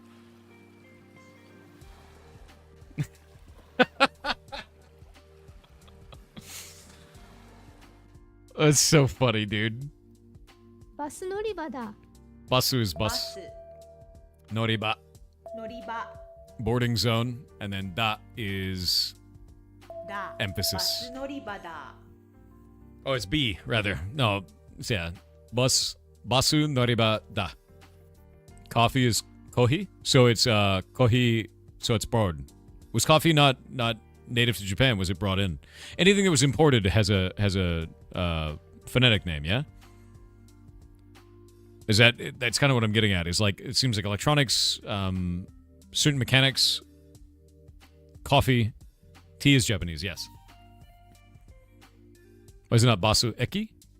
So if we go to Eki, I believe was that station? I might be wrong. Let me go look. Eki is station. So this is a boarding zone. It's not a building. There's no station here. So it's a zone, and it's got a square around it. Which is interesting, because if we go to zone, which is ba, anything that is a marked out location, they're calling a ba, instead of a station, which a station was a building.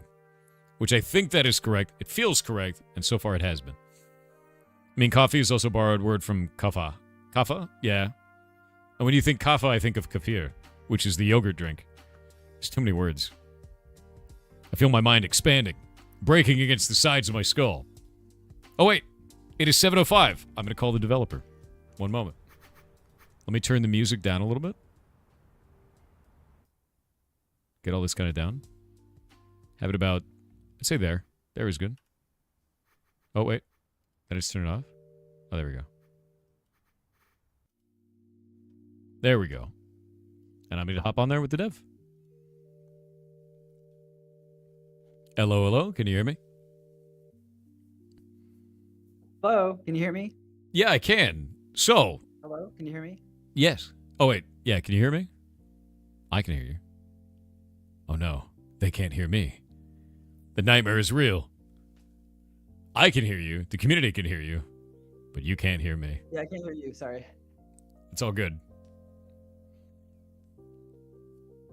I can keep talking, and then you can figure it out on your end. It's probably related to Discord, and Discord has settings for output devices, and it's probably the output device, whatever it's going to be. Bread is pan. Oh, that's pretty normal, though. Wait. Yeah, so I mean, I think this works. I can hear you through the Twitch. I just can't hear you through the Discord.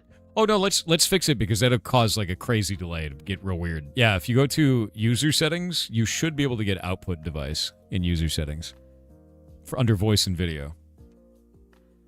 And you can change your output device to something else, whatever it is, until you find something that works. But don't worry, don't stress, man. You can also start Discord as admin. I think I figured it out. Oh, you did? You hear me? Okay, great. Awesome. Perfect. Sorry everyone. Don't worry Hi, about it everyone. at all. Yeah, don't be nervous. Don't worry about it. It's just a bunch of goblins staring all at you, judging everything you do. You know. No, so to start off, I think this is a fantastic way to learn a language. I think this is really, really fun. I am terrible with English, and it's the only language I know. So already I'm really enjoying this, and it's a very fun way to learn. If you want to explain who you are to the community and talk a little bit about what you're doing. Yeah, sure. And I think you're doing great, by the way, so far. It's been fun watching.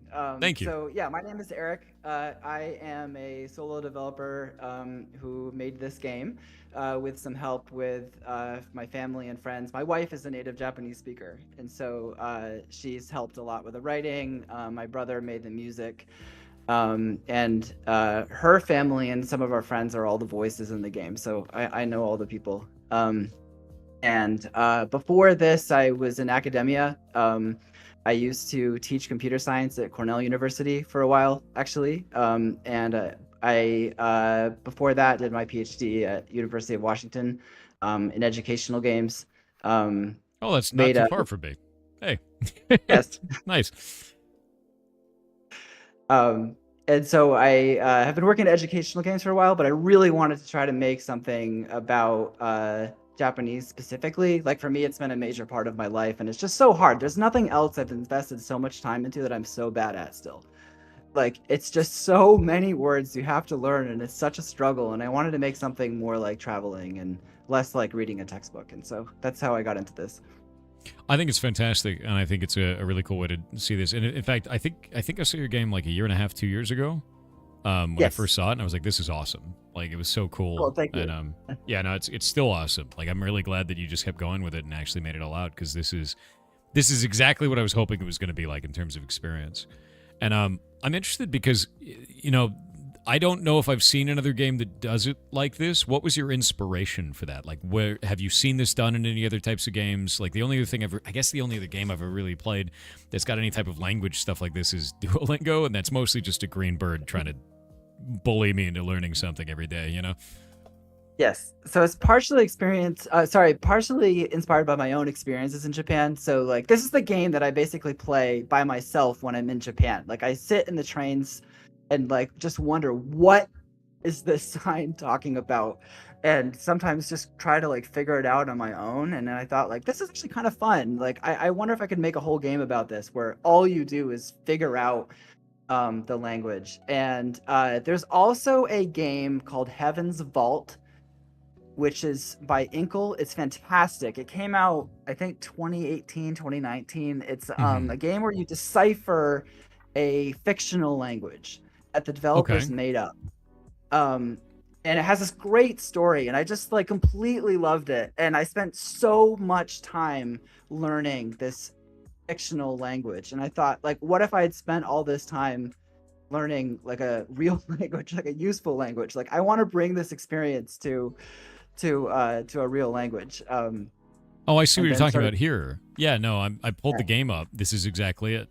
So it's a fictional language for this one, and yeah, that system is similar in a lot of respects, but it seems like you've kind of evolved upon it. Yeah, that's quite cool. And then Chance of Sonar came out. Oh, sorry, go ahead. Oh, and I was going to say the only other game that I've ever heard of that's like that is Chance of Sonar, which is I haven't played that one yet, but chat keeps telling me you have to play it, so I will eventually. Oh, it's great. It's so well done. Yeah, and that's another like a constructed language, a fictional language that the devs made up. Yeah, no, that one, everyone told me it's got a fake language, you need to go play it. And I was like, oh, God. So it's in the list. Now I'm going to end up playing it after in December for sure. So with this in mind, have you found that there's like a big audience around this? It looks like you're sitting at 98 positive, or at 98 reviews at 97% positive, which is fantastic. So how do you feel the reception has been so far? It's a very niche game. It's something that we don't really see a lot of.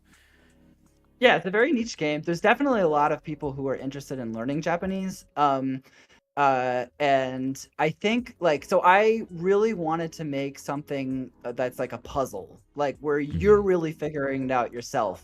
So the game sort of intentionally doesn't have a whole lot of explanations. And so you're kind of working to match things based on context. And so I think that appeals to some people. And I think there's other people who just want the game to tell them what to do. So like there's the reception's been fun so far though. People seem to like it who have been playing it. For me, I find it to be an easier way to learn stuff because I like context and I like imagery for that kind of a thing. I think this is probably the best way I've ever seen to learn a language. Like it made me feel like I was actually understanding and learning the symbols, and I could make associations very quickly as I was getting further into it. And like when I'm doing stuff in Duolingo, I forget that shit in 5 minutes. Like it's just gone, right? Like so, like, Yeah. and like that's the thing is like this seems to me at least like a better way to learn this, and I think it's quite fascinating that it hasn't really been tapped super heavily until you know building this. So I think it's quite cool. Oh, thank you. So I am interested. This came out in March. Have you released updates for it? Are there things that you want to add? Do you think that there's any type of other content you want to build on this or add more concepts? Yeah, so I pushed a couple of updates, mostly fixing bugs, and now I'm trying to figure out like sort of longer term what exactly I want to do. I'm actually in the middle of making it work on mobile. Like I got it working on my Android phone recently.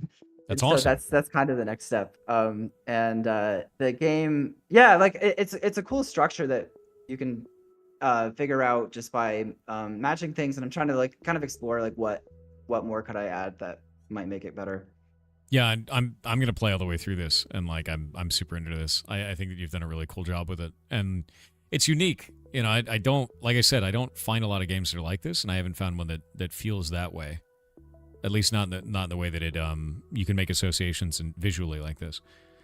I love that it runs. Oh, it runs on Linux as well. Does that mean? Do you have it working on Steam Deck? I mean, it will work on Steam Deck. I haven't like done a whole lot of development specifically for Steam Deck, but yes, I've been told it runs. That's awesome. Are you interested in doing this for other languages in the future, or is it just a personal thing for you because of your family for Japanese? That's a great question. So, I mean, in general, yes, like I love languages in general. Like I am interested in other languages. However, my dream coming into this was to have like a single game that somebody who doesn't know Japanese could sit down and become proficient. And of course, this game is like a tiny first step towards that goal. It's like people are learning things, which is really cool to see. But by the end of the game, I think there's something like 650 words. The most complicated sentence in the game is something like, please don't park here if you're not a customer of this convenience store, or something, to give you an idea of like what it builds up to. And but you're still not going to be able to really have conversations or yeah. It's more like you can understand signs and warnings. Right. So I still have this strong feeling of like, oh, you know, like this game should go further in Japanese. This is like not sufficient for teaching Japanese by itself yet. For you, what do you feel is holding you back from reaching that dream goal that you have? It's so hard to get the pacing right. So like the goal is to try to make it so that people can figure out the words without too much struggle from the context, but then you just need so many repetitions of seeing the same word over and over again in different contexts that like just creating so much content and making it make sense and then introducing grammar as well as vocabulary there's just so much to cover, and that's the biggest struggle, I think.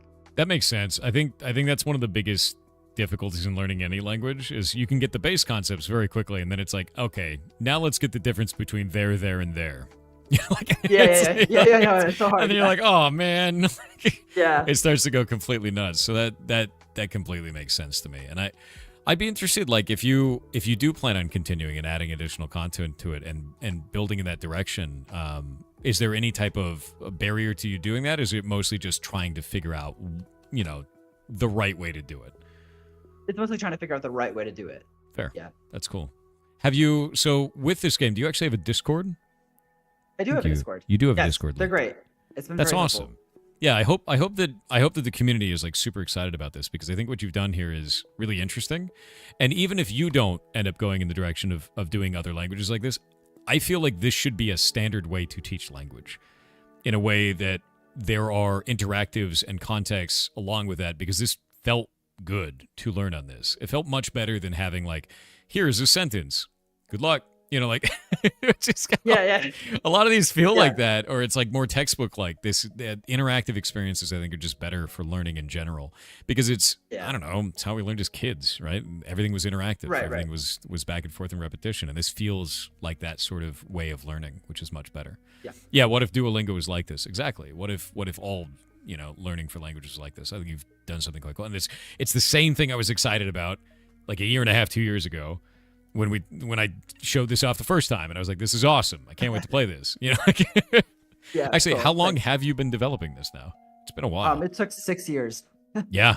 No, that's quite a long time, and I'm not surprised. The voiceovers on this, is that all your family members throughout this? Yes, it is. Yeah. That's fantastic. I love that actually. Replayable plus 100, yes. No, this is really great, man. Like, I think it's really, really fantastic, and I think it's a great way to learn, great way to teach stuff. What do you guys think about it? Oh, yeah, what engine did you use for this? This uses Monogame. This is actually a little bit of a story. So I started with Pygame, actually. So I had just co-taught the intro Python class at Cornell, like right before I started this. And so like that was in Python. And so I was been teaching Python. I was like, I'm just going to use Python. And that I intended not to do that for very long, but it's like, I could get so far so fast that suddenly I had this huge code base that was in Python, and it was Python's great quick and dirty, you know. Yeah, That's and it was great until I needed it to work on other people's computers, right? Yeah. And then it's like, oh no, oh no. So like at some point I had to spend a whole summer just rewriting the whole thing, but I really wanted to have control over it. Like I came from a programming background, so I was a little bit nervous about using Unity or something like that. A long time ago, I made games in Flash, and after getting burned by that, since no one can play those games anymore. So you were worried about becoming obsolete again, the same thing. Yeah, like I really wanted to have the ability, if I necessary, to have control over it. So that's why I use Monogame. No, that's totally fair. And yeah, that was I was a Newgrounds kid growing up, used Flash all the time, made all kinds of stuff in it, and like was really enjoyed that community. And now today, it's done, right? Yeah. A lot of stuff in Newgrounds got updated, but a lot of stuff was lost as a result of that. And it was just because Flash was super vulnerable, dude. Yeah. Right. It's just how that goes. Do you have can you pop your socials actually into your channel, like all the Discord, everything like that? Because the community really wants to know. They want to follow you on like Twitter and Discord and everything. Yeah, you mean the Twitch channel chat? Is that what you're talking about? Oh no, on our Discord. There should be a channel in here, for so to speak. There it is. Grabbed it. Yeah, the one you put here. on. Yeah. And then I can put it out because if you put it in chat, it's gonna get deleted by the robot because we have bots that come in like spam links, and we use robots to fight robots. Basically, it's just Terminator. You know. You have a Flashpoint archive on Ruffle Player for Flash games. Yeah, but like a lot of that stuff's still just gone to the wind, you know? Newgrounds is good. Yeah, I grew up on Newgrounds. You remember there were so many games back then, too. You had armor games. You had... God, what was that one? What was Insane Aquarium on? I can't remember. And now you can play it on a plane, which is crazy. It's like in the back of the seat of the plane. Stick fight. Yeah, all kinds of stuff, man. I'm also interested in the music. So, did you do the music? Did somebody else work on that? Like, how many people worked on this with you? My brother did the music, and it was really fun working with him. Like, I think he did a great job with it. He just was interested in helping out, and so he worked on this, and we worked together a little bit. That's awesome. Heck yeah. Now, here we go. I've got their Twitter right here for you guys. Boop, boop, boop. And the Discord. They have 600 members of the Discord. Balloon it. Go learn Japanese. Go, goblins. That's fantastic. I think that's honestly great. This is a really, really cool way to learn this.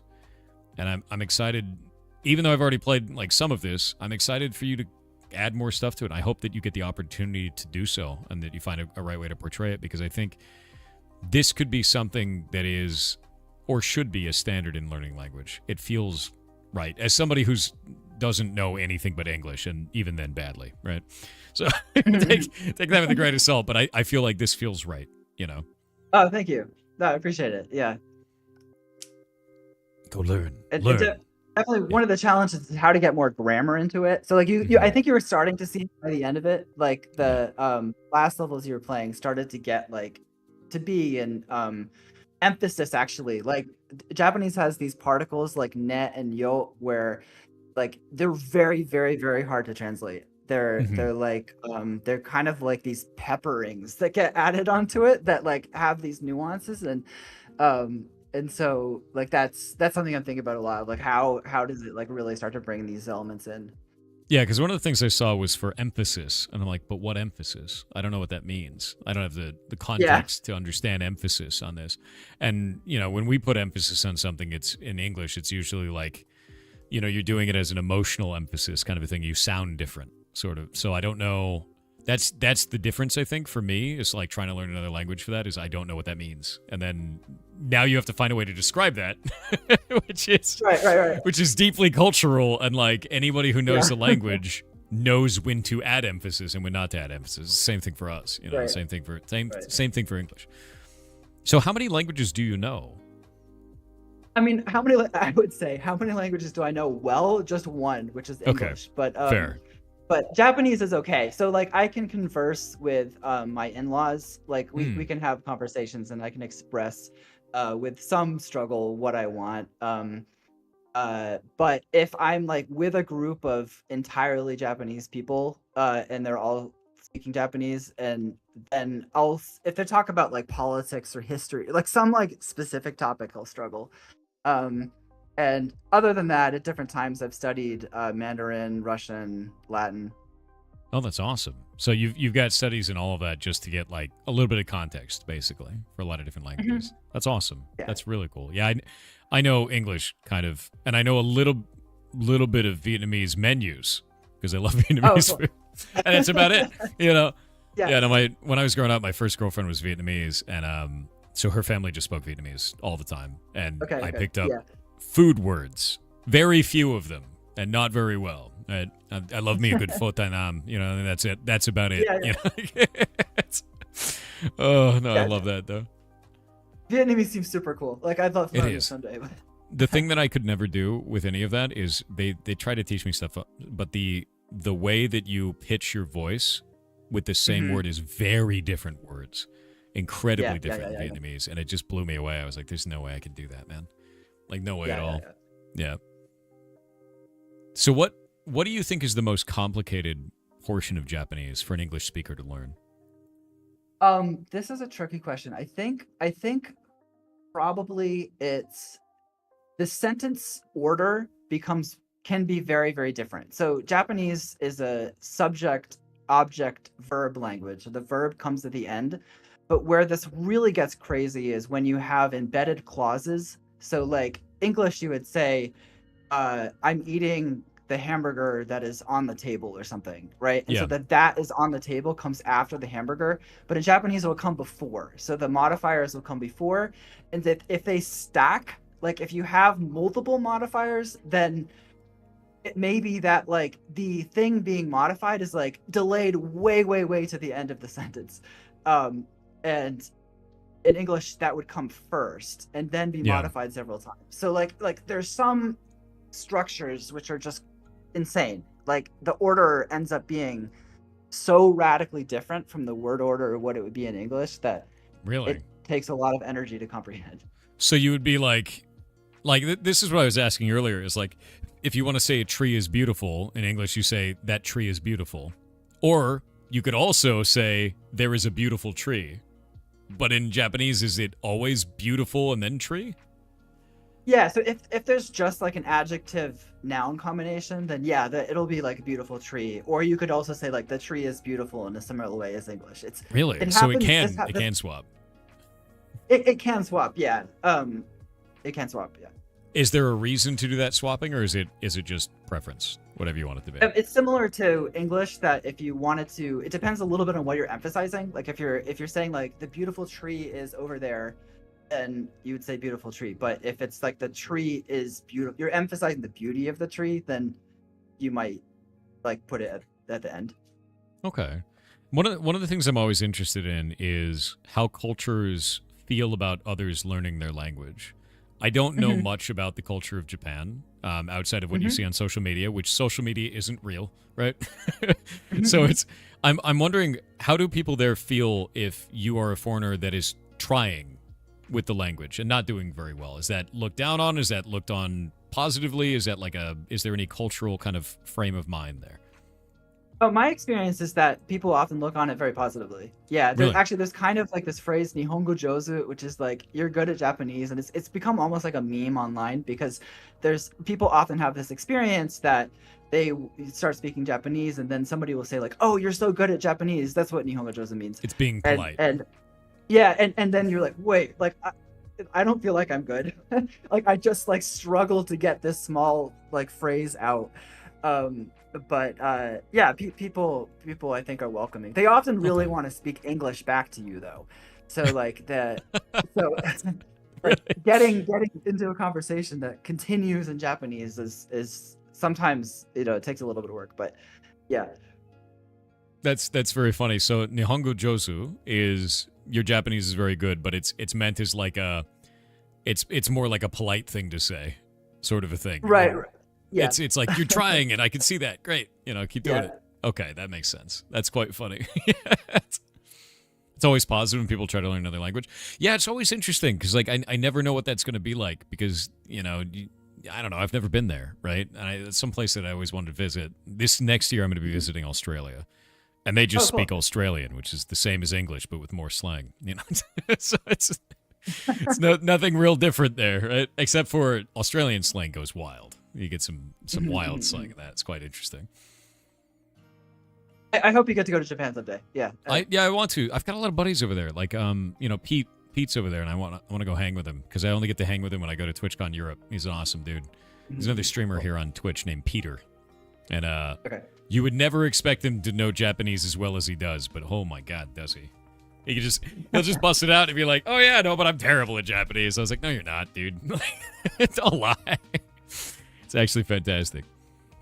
But no, this is wonderful, honestly. And I think you're doing a really good job with this, and I think you should absolutely continue with it. And I hope that you get the opportunity to. I see you have a bunch of awards over here as well. Look at that. Awesome. Heck yeah. Yeah, it got into the PAX Rising showcase last year. That was really cool. Like that was such a cool experience at PAX East in Boston, and so it had its like own booth in this you know, pretty visible area, and lots of people came by.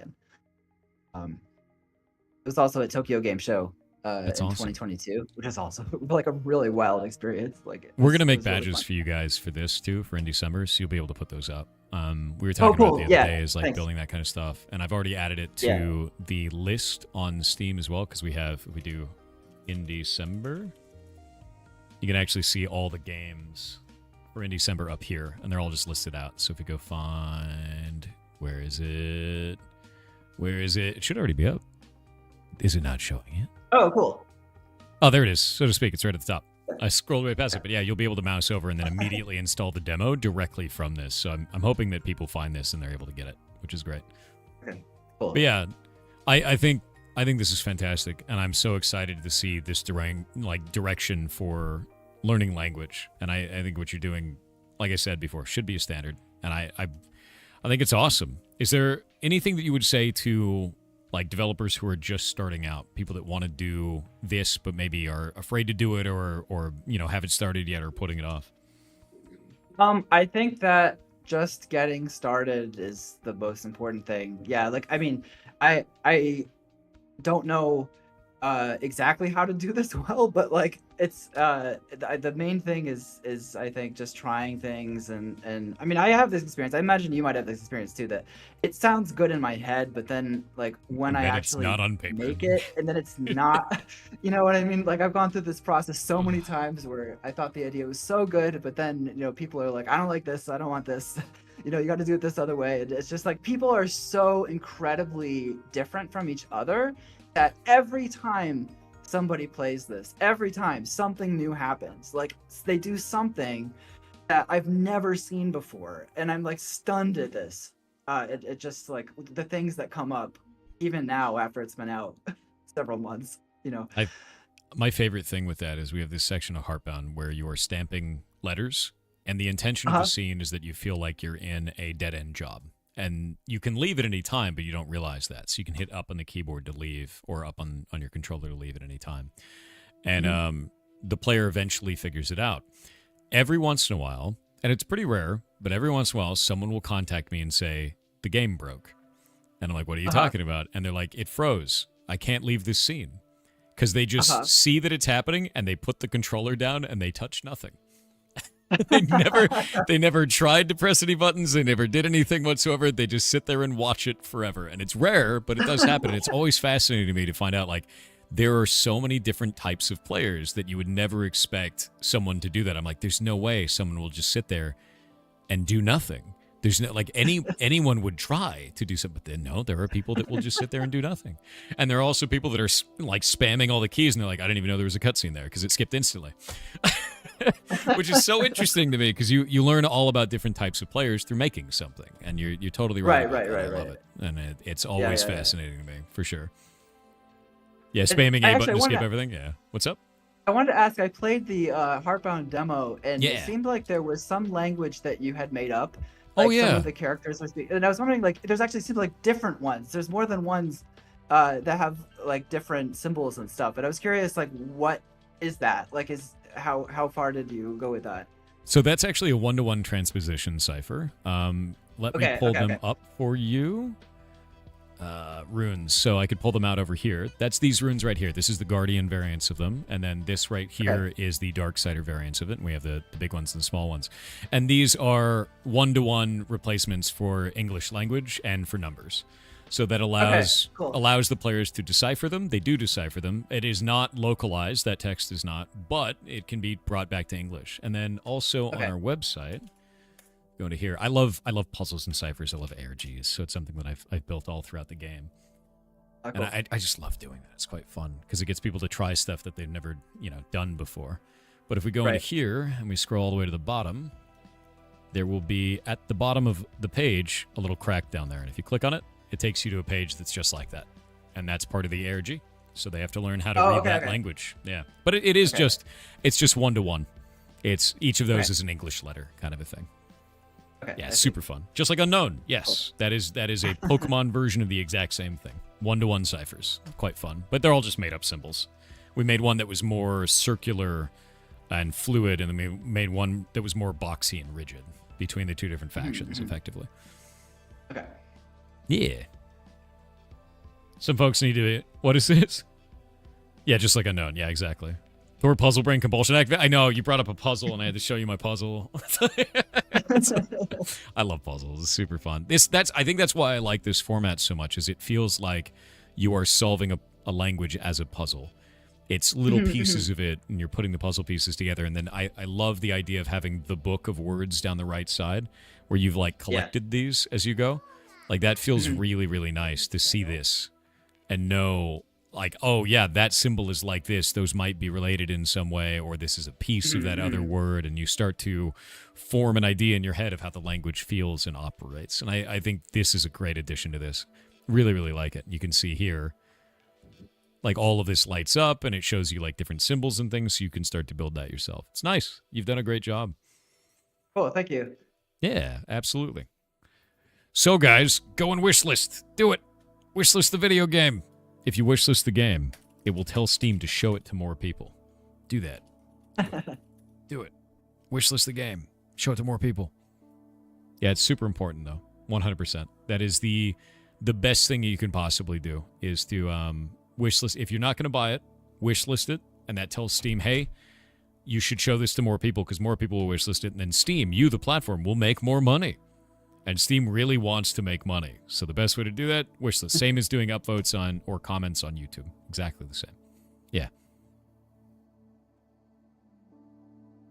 I'll buy it when it's out on mobile. That's cool. Actually, are you going to be releasing it for free on mobile, or you want to do it as a paid thing on mobile? I'm debating, but I'm thinking of doing both. Like, my current plan is to release the demo also on mobile for free, and then have a paid one that's like the full game. That's awesome. But And I there is a haven't quite demo, worked so out. get the demo. Go play the demo. Yeah, there is a demo, and the demo is free. This is some kind of inside joke here, right? Like, Yep. um, Yes. The goblins will try to convince everyone that the demo is paid for our demo. It's free. The demo is always free. Don't buy the demo. The demo is... God damn it. Why are they like this? You could be any other way. Actually ridiculous. You guys are absurd. Look at them. Look at them all. Goblin behavior. You didn't sell your life insurance for the demo. That doesn't make any sense. What do you mean you sold it? You'd be dead. That's how life insurance works. I didn't make you this way. I'm not your dad. No. Oh, we're about to go into ads. Give me just a minute. okay. The ads will appear. Jeff Bezos will arrive, and all of us will have to do nothing for a minute. I don't like it when people miss content because they have to pay money. So I just pause for the ads. Oh, I think it's cool. Thanks. Yeah. They can hear us. Some of them anyway. Okay. Not everybody. Okay. You wish listed it soon as? Another good method of learning Japanese. You've got like 2 books and 5 apps. Never thought I'd add a game to the list. Yeah, no, it's quite a cool concept. And I think it's really awesome. 650 words. It's a lot of words.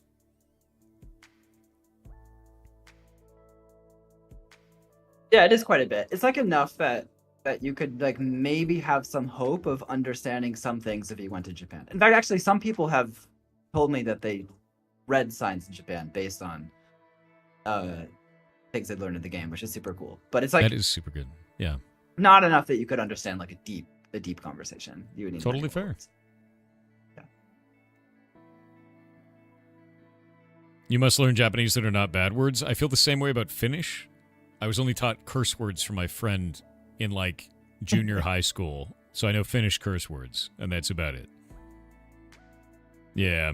And it all has to do with Satan, somehow. Yeah. Finnish seems cool. It's like really unrelated to the other languages in Europe, I think. It's super Like, weird. Yeah. It's like very, very, very different. Yeah. Yeah, I know perkele. That's it. That's pretty... Yeah, they're all doing it too. They know. But you got to go like... Rrr. There's like a rolling R that you got to do in there.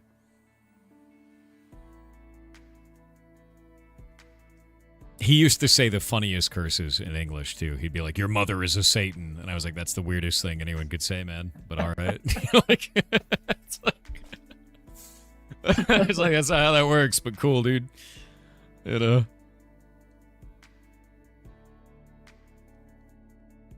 If you can roll an R, you can speak Spanish. I can roll an R. I can do that.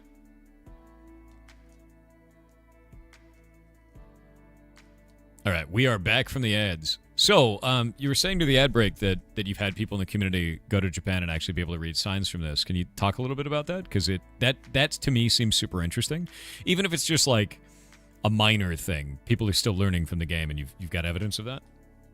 Yeah, like some basic evidence. Like there's some words in the game that are just repeated a whole lot of times, like exit and entrance and this kind of thing. And some people have actually. Actually, my favorite story of this is in the town that I live. There's a restaurant that its name is something different in English, but in Japanese it's it has like a neon kanji sign that says tree flower on it. And Okay. I got my dad to play this as I was doing testing, and then I like made him go and try to read the sign off the restaurant, and like he was able to read part of it. And so yeah, like I even got my dad to learn Well, that's some great. Japanese, which he would not have done otherwise. No, that's actually fantastic. I mean, if it's working, then it's working. You know, I think that's power to the fact that it is working to create an association with the symbols, which I think for at least for me, that's probably the most daunting, feature of Japanese. The same thing with daunting feature of Chinese is any type of glyph-based language, it seems so foreign, it seems so alien until you start making these associations. And that's why I think the way that you've built this is great for this, honestly, because I think it's working for me in a way that feels good. So, yeah. You love this so much? You love educational games? Yeah, I agree. Written Yeah, Japanese and is very daunting? Yes. I love educational games in general, by the way. Like I think that like it's a great thing to do. I think like the challenge is getting away from the textbook. So oftentimes a lot of like math games and stuff, they're kind of like a worksheet in disguise, I think. And the challenge is to like make it so it's really much more like the thing that people are interested in. You know, like basically every topic in education, it's there because somebody thought some topic is important, and I think the key is to get as close to that topic as possible, which in this case is like actually wandering around Japan. Yeah, no, that's sick. I think it's great, honestly. This game made you look like Megamind. Don't buy the demo. Your brain just expanded is basically what's happening there. It's quite funny. I'm also kind of interested, a little historical context here. There seems to be a lot of words in Japanese that sound like their English counterparts and are just kind of inherited. We talked about that a little bit earlier. Is that like technology references or things that were imported, or like how did that come to be in Japanese? There's a whole bunch of words like this. That's true. And I think, yeah, a lot of it is imported. I'm not exactly sure the history of this, but there's different things that have been imported at different times. And so there are a whole bunch of loan words. In the sense that actually the English has some loan words from Japanese, actually. It blew my mind when I learned that Pokemon is actually like pocket monster. Oh, it's yeah. Like a word that was like went from English into Japanese and then came back. And like people don't realize that this is actually like a contraction of an English word. So that's a contraction of an English word that turned into Japanese and then turned back into English. Yeah. That's telephone game all the way down. Yeah. That's ridiculous. I knew it was pocket monsters, but I thought that was the translation. I didn't realize it was like a. All right. It's really weird. Is Tsunami the same way?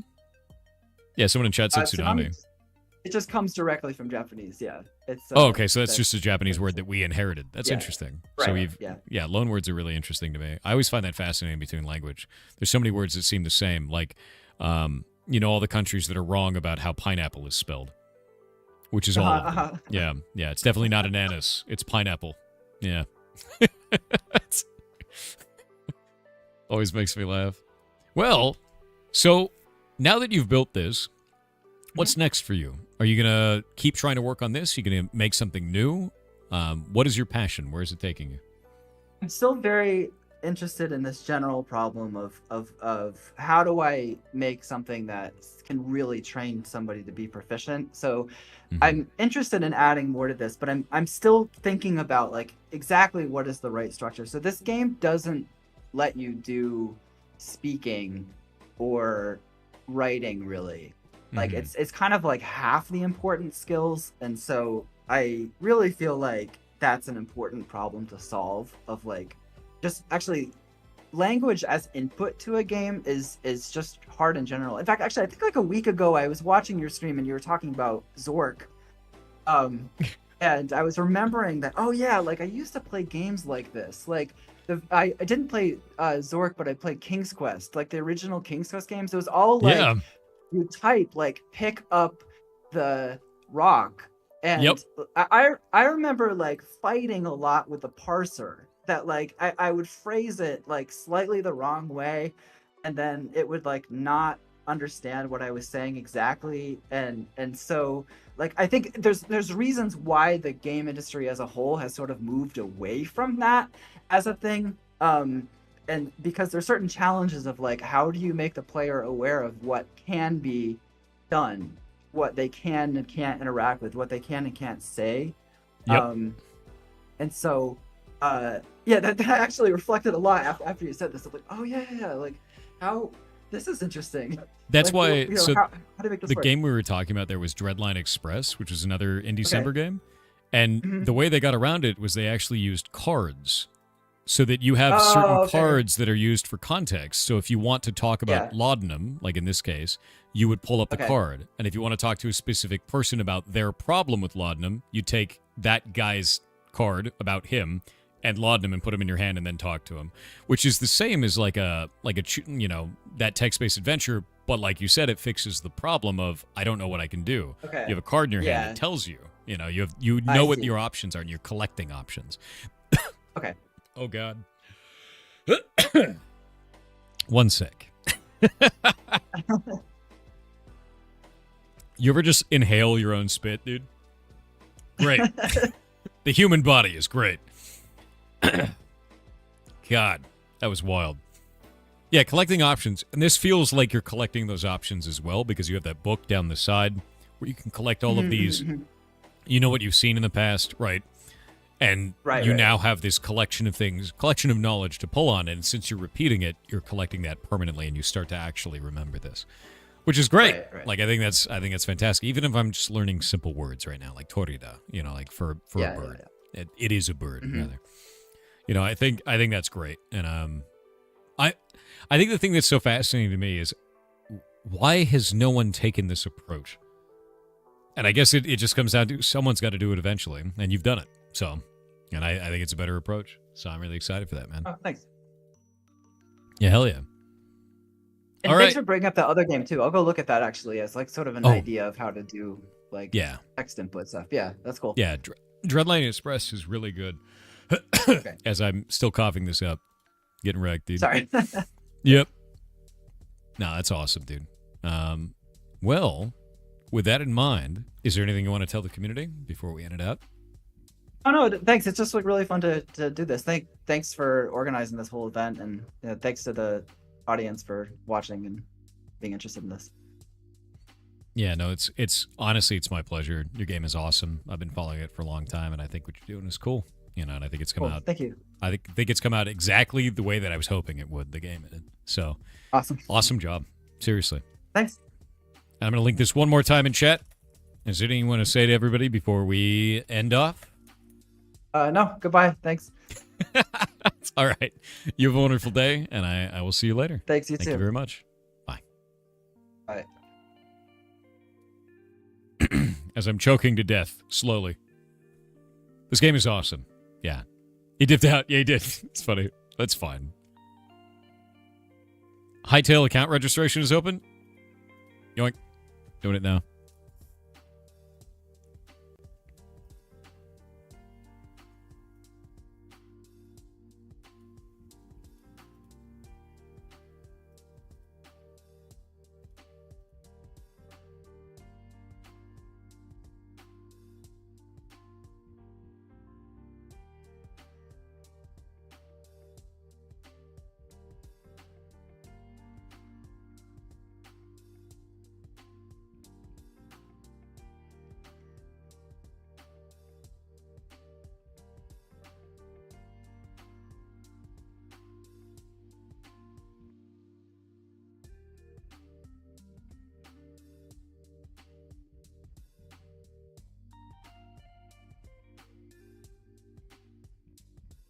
But will it send the email? It sent me a verification email, but I think it blew up.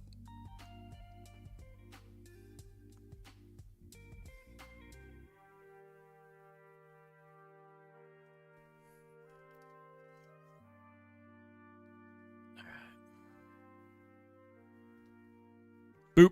Switching back to just chatting, we can hang out for a little bit. Took a few minutes for the email to arrive, did it? Honestly, that game is fantastic. I want to play through all the way through that game. 100%. Yeah, so to speak is it. I think it's fantastic. Very, very fun. Too many people requesting at the same time? Likely. Yeah, it's likely the email. It's the SMTP server just screaming and crying, basically. Screaming and crying, SMTP server. The horror. It's saying wait 15 seconds before resending. No. Did you click the resend verification email? Or no? Did you click that? Because it's giving me an option to do that.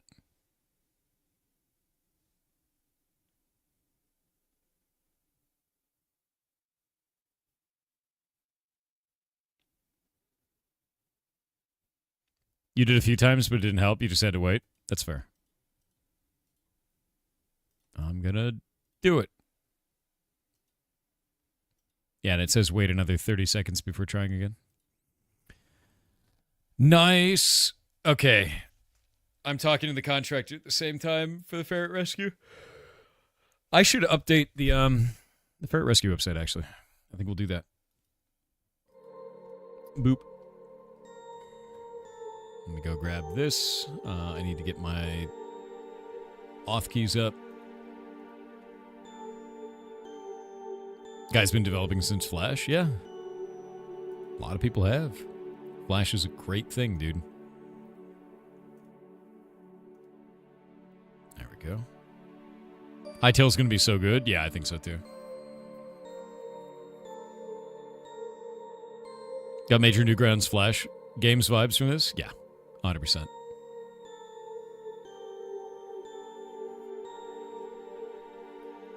Action script, you hate it? Yeah. Whoop. Flash was a good thing. Flash was an incredibly good thing. It gave us an entire generation of people that wanted to make stuff, and it was easy to use.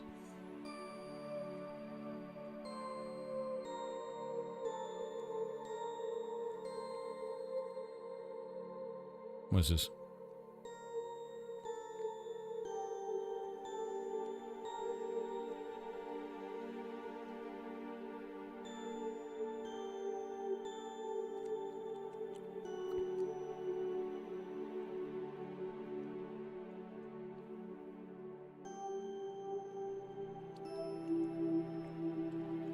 You're trying to play Pokemon on your Mac? So you're emulating. Why are you telling me about that? Generally, if you do that, you just don't tell anyone. And then that problem is between Nintendo and you. Right?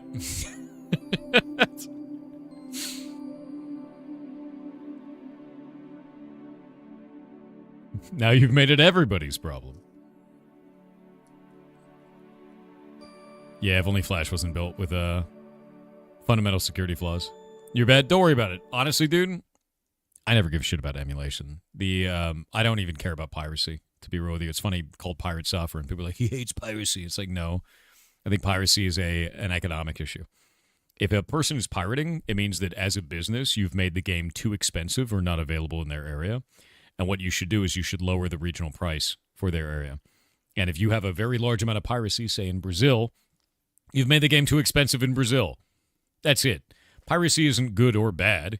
It's an economic factor. It's a service issue more than anything else. Yeah. And I've always felt that way. And I've said the exact same thing for like a decade. It's ridiculous. Yep. It's exactly, I have the same exact outlook as Gaben, dude. I always have. It is an indicator of something you should fix as a dev. The One Piece is real? No, it's not. It's fake.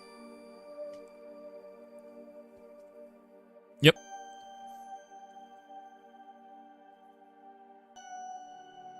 Supra Chicken said my childhood was alike. Apparently Dr. Seuss wasn't actually a doctor. Interestingly, his mother was somewhat closer to being a doctor, given she was a massage therapist. What? Or a masseuse, if you will.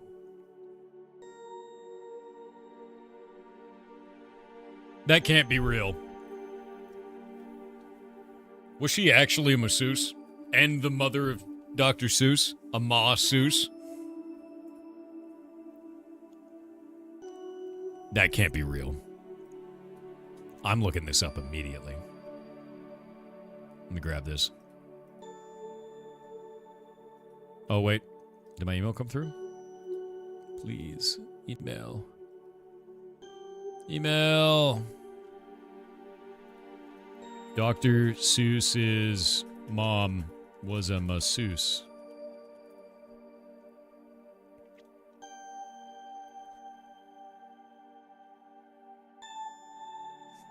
It's popular humorous myth or fun fact that Dr. Seuss's Theodore Geisel, I guess was his name, mother was a masseuse, leaving the pun masseuse.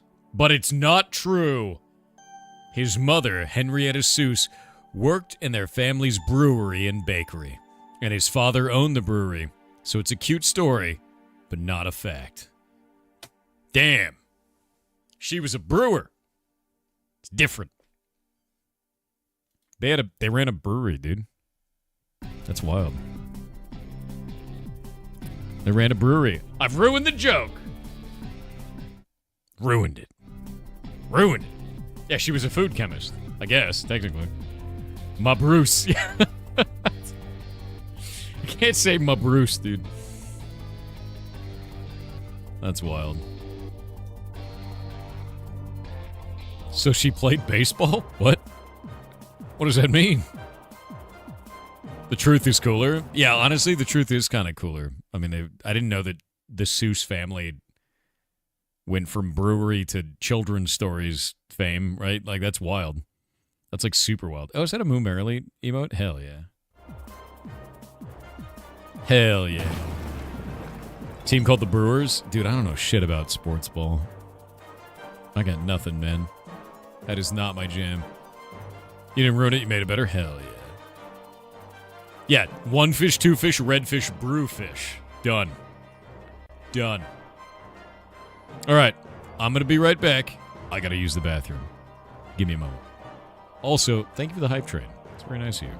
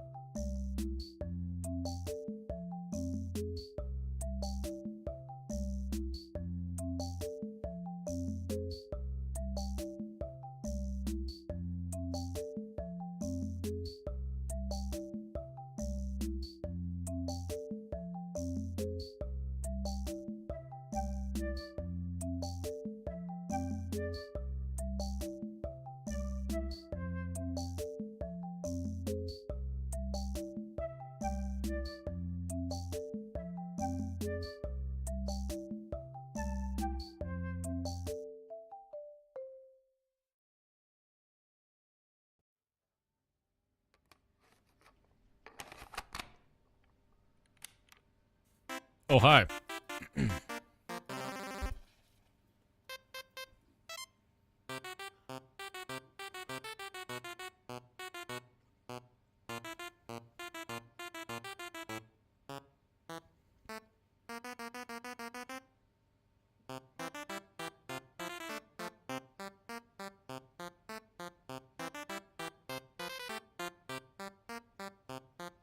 Reading through the chat.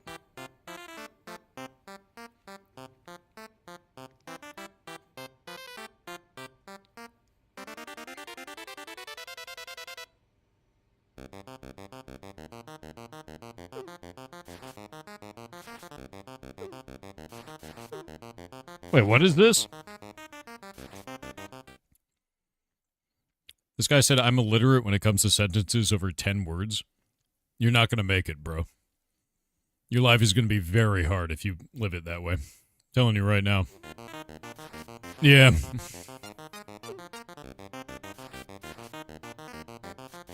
You might want to rethink that one.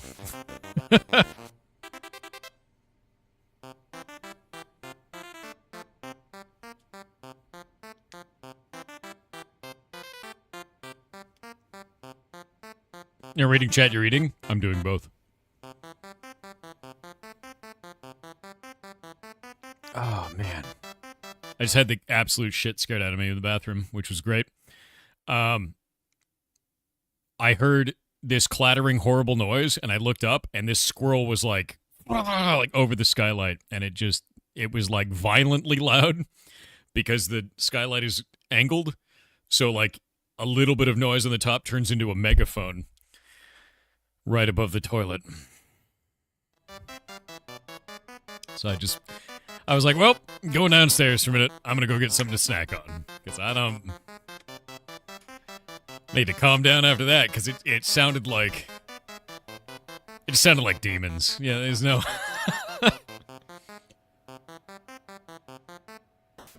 They do that on a metal roof sometimes. It's wild. No, it's bonkers, dude. I've still not gotten my email. My hightail email has not been sent. My sadness. Enormous.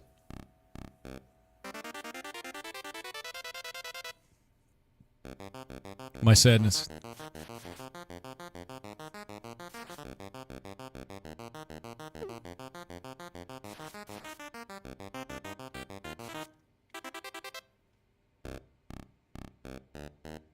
Deep sadness.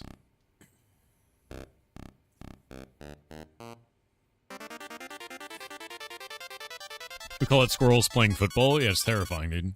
It's just like an awful noise. There's actually a pregnant squirrel in my yard. And I know she's pregnant because she's massive, dude. Like, she's just giga pregnant squirrel. And she goes out in the yard and she steals mushrooms off of the grass. And then she just eats them. And she'll sit across the yard and just eat this whole white mushroom the whole time. And that's it. Like, that's the whole deal. And it's hilarious to watch. I think Shay took a photo of her, too. And she's just like the fattest squirrel imaginable eating a mushroom, which is really funny. Yeah. What's ethical hacking? So pen testing. You do it for a company. You hack their own system so you can find vulnerabilities so they can stay in compliance, usually. It's usually compliance-related shit. At least what it was for the DOE.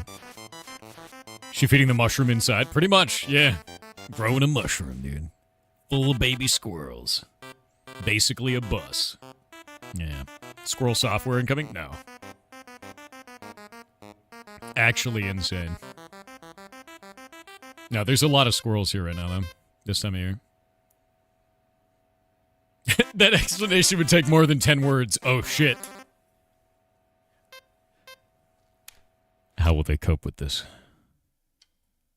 They said that they won't pay attention to anything beyond 10 words, but they want an explanation for something that's going to take more than 10 words.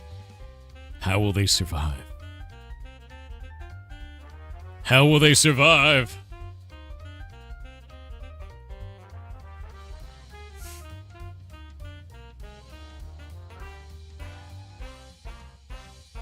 Yeah, hacking for companies, man. Not just hacking for companies, but hacking their own network, their own systems. So my stuff was physical access control systems, which is breaking and entering, and physical systems, physical security stuff, Wi-Fi related vulnerabilities, web related vulnerabilities, and social engineering.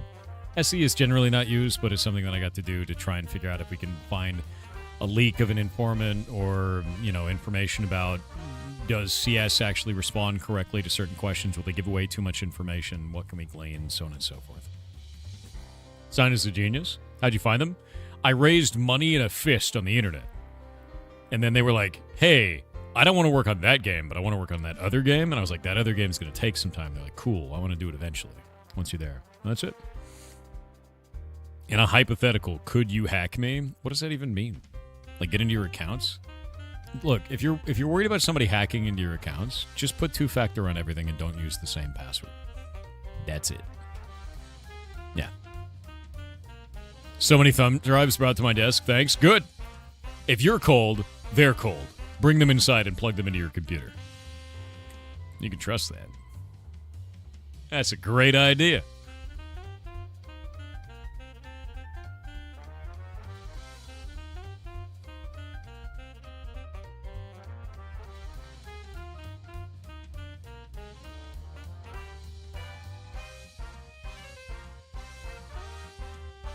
You got hacked once after downloading music? Well, I mean, you did come in here asking about emulating Nintendo video games. So my guess is that you download sketchy shit frequently if you're willing to talk about that publicly in a chat with 2,500 people. So, don't do that. Right? It's kind of the way to go, you know? LimeWire, dude. I remember LimeWire. How do you know I download emus? What? That was literally the first thing you said when you came into chat, dude.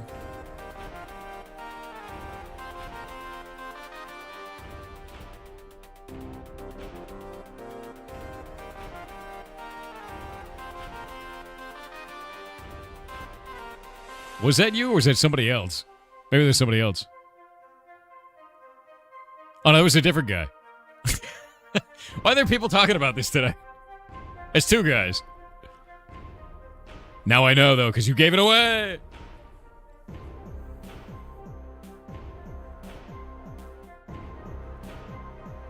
You're scaring me, man. Don't worry, dude. I'm in your walls. It's fine. Don't worry about it. I'm a computer. Stop all the downloading. You download your food off the internet? That's called DoorDash. It's very expensive. Dude, I was looking at DoorDash the other day, and I was like, what if I got Chinese food right now? And if I went to the place and I got the Chinese food, it would have been horrifically, it'd been like $35, right? For two people. And if I DoorDashed it, it was $97 if I DoorDashed it. What the shit? Do not download the food. Do not. It's insane. Is it a far distance? No. It's like a 10-minute drive. I was like, what the hell, man? I was like, that's not... I'm out, dude. Yeah, what is that price? It's disgusting. It was fees, charges, taxes, because there's tax on the original sale and then tax on the extra one, and tax on everything else. We have 10.3% sales tax here, and then also a tip for the Dasher. And I think the tip was like minimum $7. It was like $7.50 minimum was what it had set to. Yeah, no, it's completely nuts. DoorDash is completely nuts. Don't do it. Just don't. Just drive there yourself.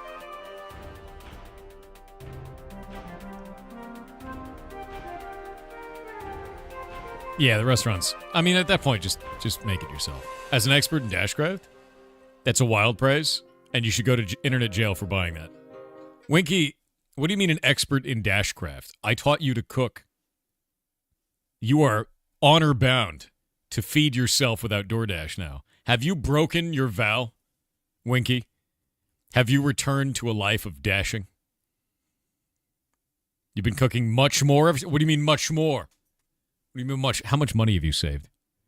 This was like making a dude quit cigarettes, dude. You have no idea. How much money have you saved? Have you been tracking it? I have dashed, but I've saved so much money. Isn't it crazy how much money you save? You also quit cigarettes? Wait, you were smoking? Wait, what? I didn't even know you smoked. I actually had no idea. Wait, what? Oh, you guys just gifted a sub to Ferret Software. To me. Okay. I got an email about it. I'm still waiting for this email from Hightail, man. Winky, they opened up emails. They open up account creation for Hightail, and it doesn't work. Yeah. It's been 1 year, no nicotine. My man. Well done. Proud of you. You may dislike my take on Hightail. What's your take on Hightail? Let's see if I can persuade you to think otherwise. Let's see. What is your take, Winky?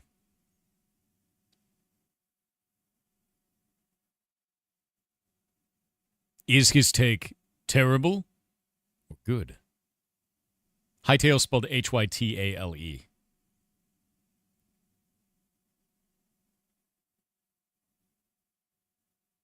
What is it, Winky? What is it, Winky? I think Hightail's amazing for an incredibly niche cult following. I'd rather just play vanilla Minecraft. If you only like vanilla Minecraft, sure. However, I would posit that you will find that the grand majority of Minecraft players do not play vanilla Minecraft. They play modded Minecraft. Grand majority. Grand majority. Yeah. And modded Minecraft will be so much easier now that we have Hightail, if that makes sense. The base game is never going to be the end goal. Yeah. So I could see that if you only like vanilla Minecraft. But wait, weren't you going to play Block Game? Weren't you going to play Block Game?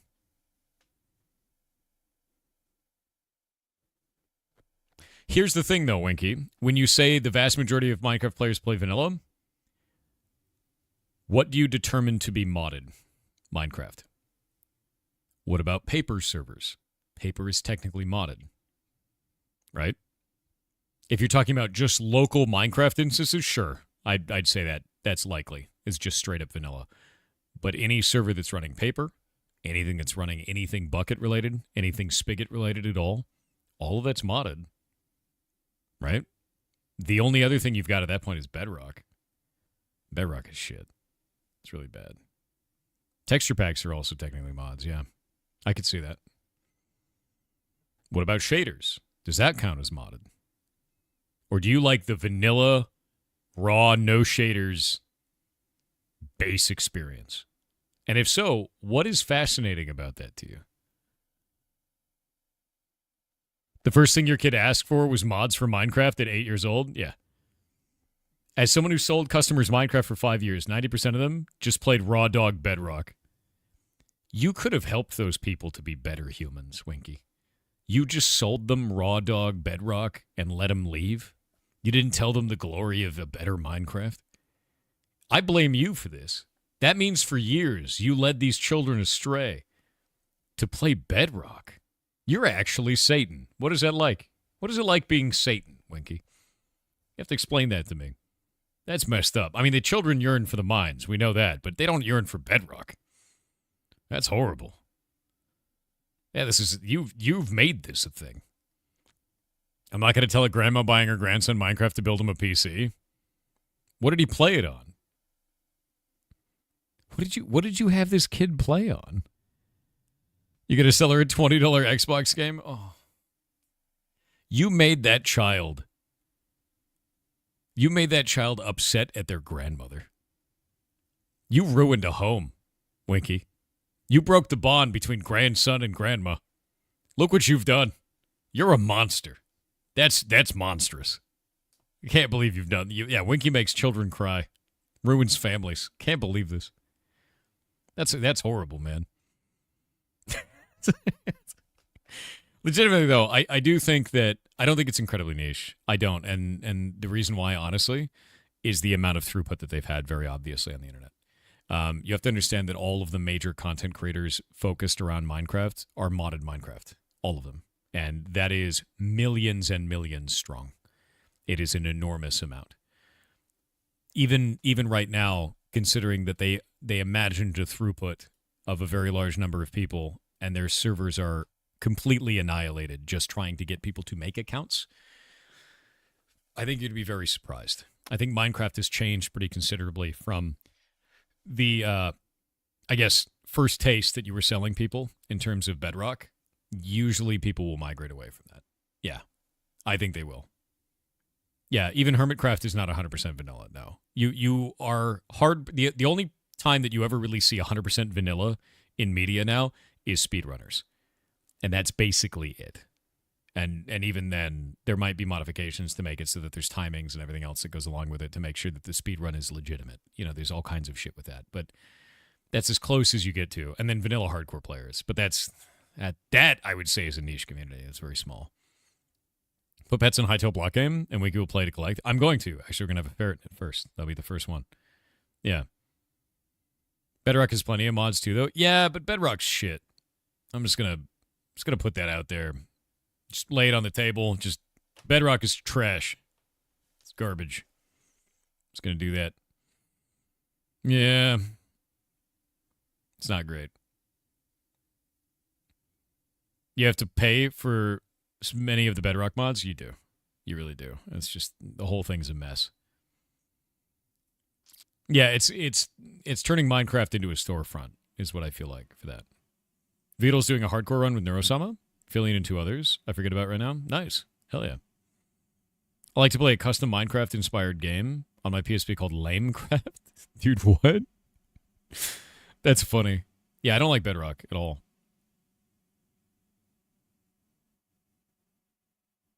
No, I don't know what that saying is at all, Thornus. Yeah, microtransaction craft, exactly. But no, to be real with you, I think that Minecraft has evolved into something that's a highly modifiable, very, very drawing thing for modded Minecraft over anything else. And I think vanilla is considered to be kind of baseline, where you like kind of understand what Minecraft is, and then you go play modded. A lot of people seem to graduate from vanilla, if that makes sense. Bedrock is good for playing with people on many different platforms. It can be. The problem with Bedrock a lot of the times is that it's shit for building any type of an experience because of a lot of inherent issues with Bedrock. Some of those are like duplication bugs and shit. Like, we wouldn't be able to build block game in Bedrock because we'd have to somehow overcome dupe bugs directly in the base game, which is just awful. Best LLM for game dev? None. Do not. Use LLMs to teach yourself a concept, not to replace yourself as a creative. Otherwise, what are you doing? You're not making anything at that point. You're not investing in yourself, and the end product's probably going to be trash comparatively. It's the code of Bedrock that you have an issue with. It's not even the code of Bedrock. It's honestly, I don't, as someone who's building something in it, I don't want to deal with duplication exploits, man. I don't want to deal with dupe exploits. I don't want to deal with all the problems with it. I don't want to deal with any of that shit. I don't want to deal with it whatsoever. No, this is YAML. This is a YAML file. It's configuration for our Minecraft server. How do you feel about the Hightail monetization plans for mod creators? I actually really love that. It's the same way that you see, you can draw correlations to Roblox, but it's not as rip-offy as Roblox. Roblox really rips off the creators by comparison. You can also draw correlations to Warframe Tenogen, which I think is fantastic, right? With Tenogen, you can kind of get turnkey, so I hope that they offer something like that. I'd be very interested to see if they did that. The other thing is, if you create a server and you maintain all the monetization, everything on that, and you maintain moderation and everything, they said that the cut will be dramatically less. The idea is that they want to offer services. So if you want moderation for your service, for your server, you can buy that as a package and it changes the monetization for your servers. So think smaller creators, right? A smaller creator wants to create a monetized experience. They don't have a team behind them to do a whole bunch of stuff. So they'd be able to go and put something up and be like, hey, I need moderation on my server. And they go, okay, 2% more of your sales come to us then. That's a great deal. Like, percentages like that are so much better than pay a bunch of money up front or a subscription service of $20 a month for that, right? Like, that's such an easier win for a lot of smaller creators. The platform ends up winning. The creator ends up winning. Nobody really loses there. And it just ends up being, I think, better overall. The interesting thing is I think it puts the business at more risk, because if they end up having an agreement where, like, yeah, we'll moderate your server for 2% of your sales, what if that server never sells anything, right? And they just have this moderation service for that. And nobody buys the cosmetics on that server for that creator, right? Imagine you're booting up a Hytale server for your friends, and you log into the mod store, and it costs me money to buy mods for my server, as well as the cost of the server to begin with. Yeah, that's called Bedrock. Yeah. The thing is that's not always going to be the case, right? The idea is that this is easier to modify for an end user. One of the problems with modifying Minecraft in and of itself is you have to do everything completely outside of Minecraft. It's very esoteric. If you put all those tools first party into the client itself, a lot of that goes away. You're going to have kids that just want to make stuff, and they don't have to go get IntelliJ to figure it out, right? They just do it in the game. And I think that's a very different experience than, oh, I have to go buy mods, because it's this esoteric third-party tooling that you have to use. Instead, you just do it in-game. So I do think there's a pretty big difference there, if that makes sense. Honestly, if it's more secure than copying .class files into some Minecraft jar, I'm happy. Yeah, no, right? It's terrifying. Does that make sense, though, Winky? Because I do think that is a better... I think what they're doing is a better method than that. And I think part of the brick wall for Minecraft modding for a lot of younger people is that the tooling is all third-party. Everything is third-party. If it's right in the game, you don't have to worry about it in it. Great. Also, there's always going to be free mods. I mean, there is now. There's a ton of paid for mods for Java Minecraft. There's a ton of free mods for Java Minecraft. That's it, you know. That's how that works. Our server has a mixture of paid and free mods and then, you know, internally created ones, so. And also modified paid mods. We got the rights to change the source on and then just modified into whatever the hell we wanted. Grammar police. Ooh. Nom, are you okay? You keep picking fights. You sound mad, and your account was made 27 minutes ago. I'm gonna put you in the corner for a little bit and see how you act afterwards. Stop picking fights. Calm yourself. All right. 27-minute-old account. It totally makes sense. I'm just on the fence. Maybe seeing it in action will help. Yeah, I mean, have you seen their FAQ? Have you seen the build tools thing? Hytale build tools. You see the page for this or no? Because this shit is rad, dude. So, like, imagine this in Minecraft. This would be a third-party mod. And I'm going to show you right now, like, just building. Look at this. Even having visualization, that'd be like World Edit Visualizer. But look, you can create all of this in-game using first-party tooling. Build anything that you want to. Change the materials. Use it as a paintbrush to build. Block everything out. And then save it as a stamp and then place it everywhere. Like, it's amazing for modders who enjoy this. I think it's amazing for builders that like that too, though. Like, a lot of people are like, I want to go build a castle in Minecraft, right? And they can just do that in this. Like, you're basically just upgrading from Paint to Photoshop. All first party, man. Like, I don't think that's a negative, legitimately. And I don't think that's specific to the modding community. I think that's beneficial for any kid that wants to go build something. You know? Or any adult wants to go build something. For modders, it's a dream. For the average user, I think it just lets them be faster and lets them do cooler shit. Like, even like this, too. Being able to dig into the ground or, like, just place whatever you want all like this. Like, that would be so obnoxious to do in Minecraft. Yeah. So I'm kind of interested in that because you think it'd be only good for modders for this. But modders build worlds. Players play in worlds. I think this gives opportunity for both sides to be creative. It ends up being it's a creative tool. Just like, basically the way that I see it is this. Minecraft to me doesn't feel like a video game. It feels like a set of Legos. It feels like a tool. And not a particularly well-managed tool. It's cool. It can kind of do what you want it to. It's sort of a bitch to get it done, but you can do it. Hytale feels like a well-honed tool is what it feels like to me, to be baseline. Yeah. And that's about it. That's about the difference between the two. They're both game engines. One of them just feels better. I've seen people make stuff like Pokemon Red in Minecraft. I have. It's insane. Yeah. Imagine placing that brick by brick. Yeah. And instead you can just, do whatever you want for this.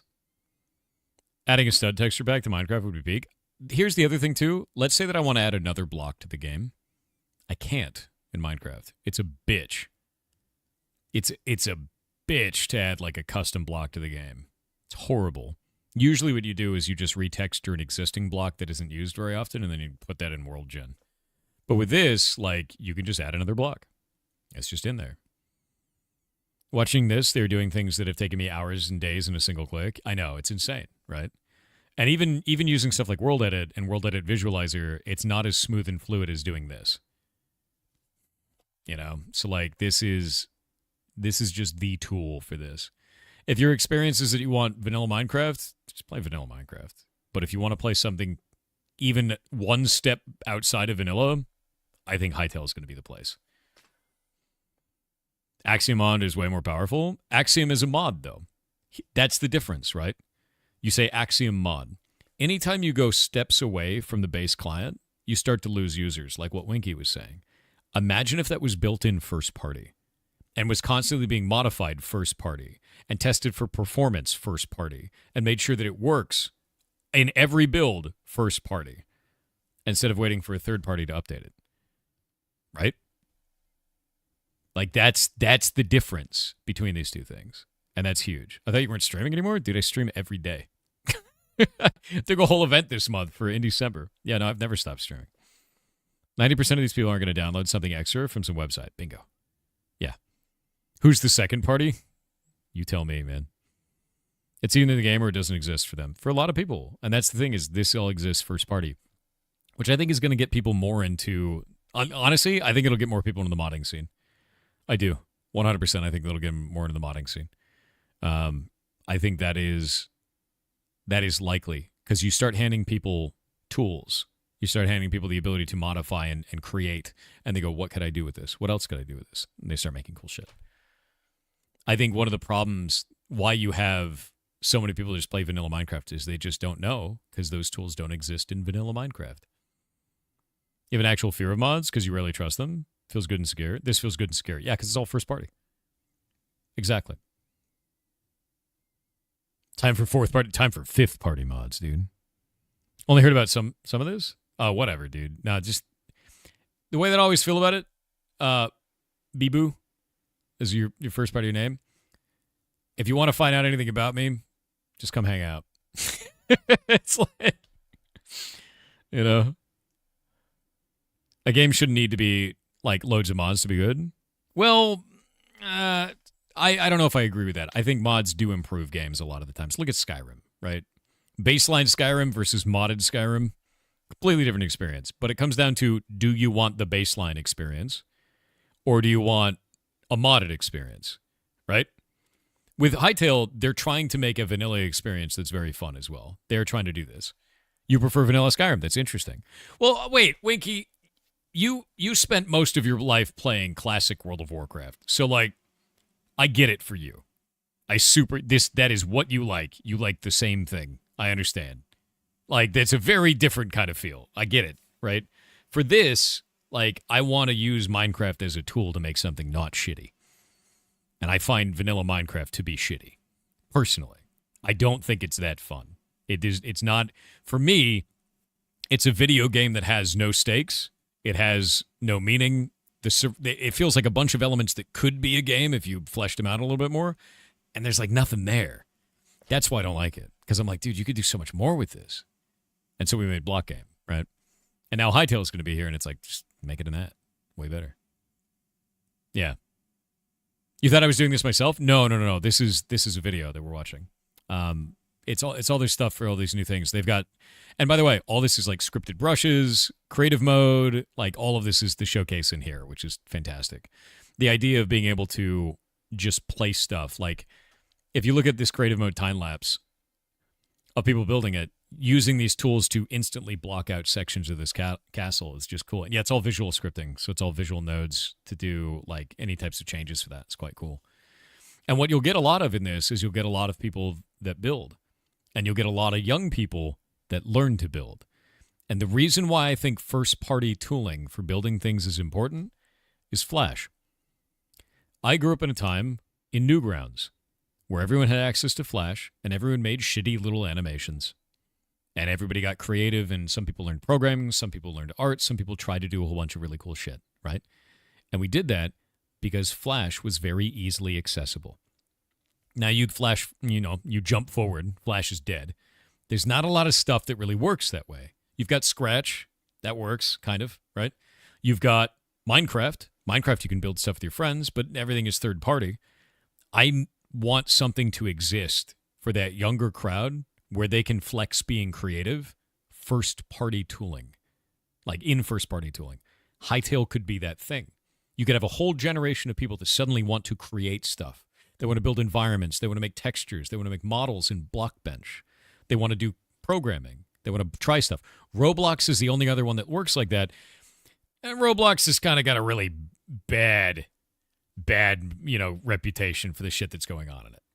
So you don't really have a lot of environments where this can be done quite easily right now. And that's what I'm hoping for. I'm hoping that we get a tool that encourages younger people to be creative and encourages adults to make creative environments like this, like video games and stuff like that. Yeah. So like that's what I'm after, man. It's the same thing in Minecraft. Minecraft is the same way, but only in the modding community, not really in the baseline of the game. Yeah. 100%. Boop. Gone. Must be weird because building from the ground up is one of my favorite things in Minecraft. Using a tool is very unappealing. You can do that too. There's nothing wrong with that. If you want to do it fully outside of... This is creative mode tooling, right? This is if you had turned on creative mode in Minecraft. If you want to build not in creative mode, you could do it the normal way. Exactly the same way as you would in Minecraft. You just have a lot more blocks to engage with. Hey, Winky, do you want to play D&D 1.0?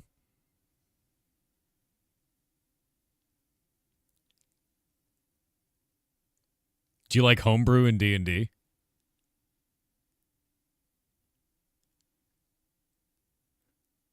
Do you like homebrew rules in D&D, Winky? You homebrew everything? Then you would like modded Minecraft. Give it a go. That was bait. That was bait.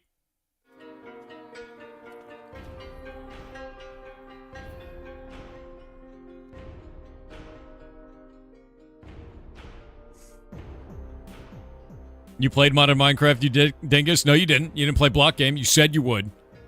My own friend wouldn't even play on my Minecraft server.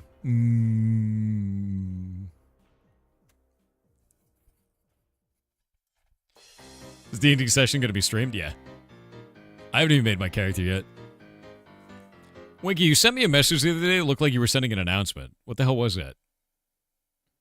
You can't play block game during Roguevember or D&D December? God damn it, dude. When are you going to have a month that isn't like a thing? I'm going to be playing D&D on Winky's stream. Hello, Curly. How's it going? I pasted you the announcement because you didn't read the Discord. Do you know why I don't read the Discord? Because I'm in the middle of an event that I have to start the next game on in 25 minutes. I'm so pumped for this weekend. Oh, it's this weekend. It's the 13th. Yeah. I need to make my character. That's what I'm doing. I'm going to do it tonight after stream. Do you want to play Lancer after that? Oh, Winky. Wait, how long are we playing D&D? How long is the session? Because then we can play Lancer. Then we can play Lancer. Robots, because I've never played Lancer. It'll be interesting. What's that? Robots? It's mechs, dude. It's mechs. 8 hours minimum? I mean, I could do that. It's fine. Wait, what day are we playing D&D on? Hold up. Where's my calendar? Where's my in December calendar? In December calendar. You said the 13th? Yeah. Wait, what time am I playing D&D on the 13th?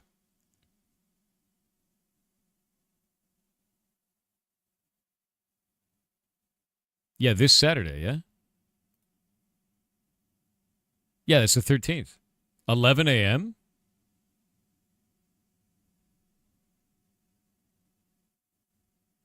So wait, how long is that session?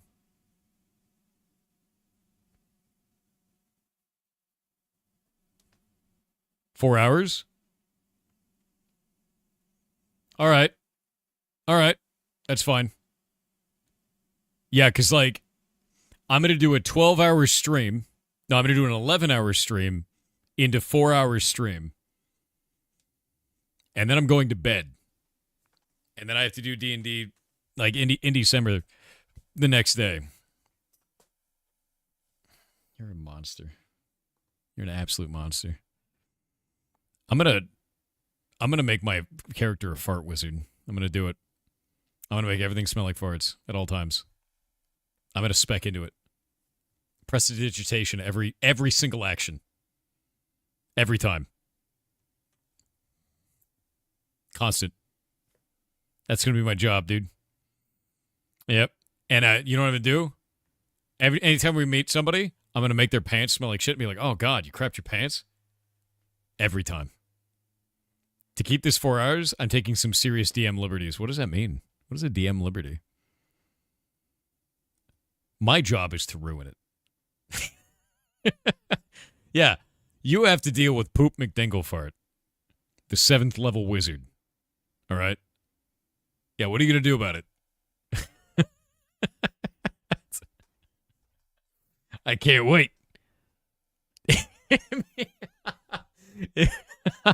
You kill him instantly. Oh, come on. He had a whole shitty backstory. And a shitty land that he came from. That's a full of shit. It's like incredible, actually. How am I supposed to tell my shitty backstory if you just poop all over him, dude? That sucks.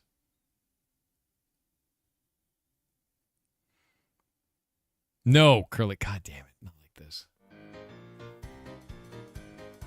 It was a crappy idea. It was not. Look, all right? He's down on hard times. It's been a crappy life, okay? You should be nice to him. Don't kill him instantly. It's going to be a wild game. Curly and Kronos are bad enough. What is Kronos playing? Is he playing the turtle again?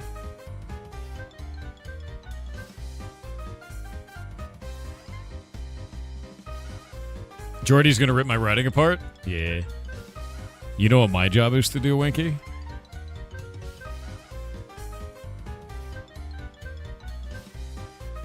I like to make objects as a wizard.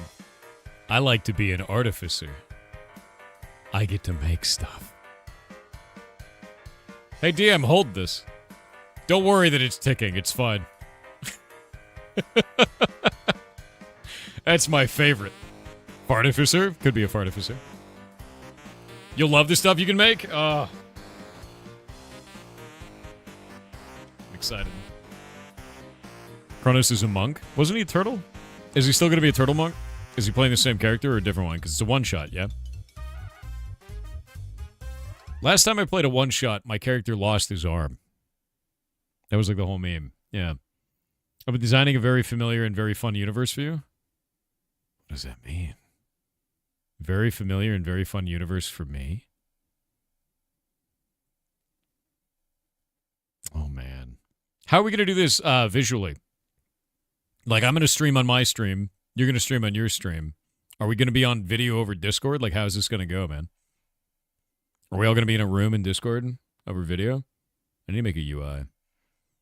I'll do that today. How many people are we having in it so I can set it up right? Necrofarter? Who made you this way? Fracking 5 on the oil rig? God damn it, dude. Don't you do it. Don't you make an oil rig. I'll cast Fireball instantly, dude. We do stream together with cameras shared and a Discord voice call. Yeah, please send me the exact layout of what it looks like so I can make a UI that isn't shit. Hightail stuff. Hightail account. Yeah, I've already tried. It just keeps breaking. It hasn't given me an account yet. Am I set? Oh, wait. It went through. Confirm account. Yes! Hold up.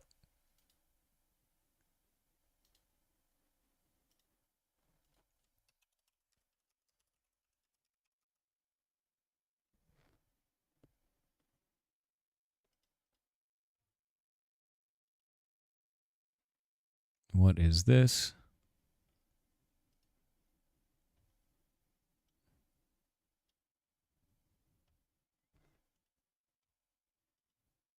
Oh. Need to reach out to them.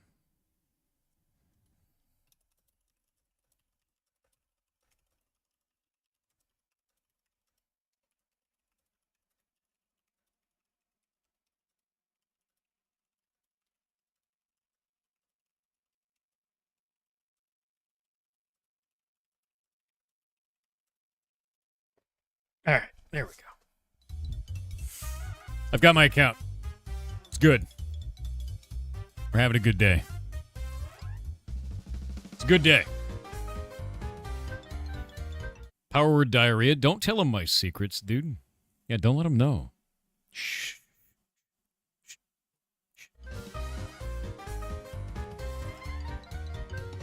Yeah, don't let him know about power word diarrhea for D&D. Don't let him know. What? Winky, it's not what you think. Power word diarrhea isn't that strong, all right? Don't worry about it. It's just really effective if you're wearing armor or clothes of any kind. It's fine. Do you want to know the material components?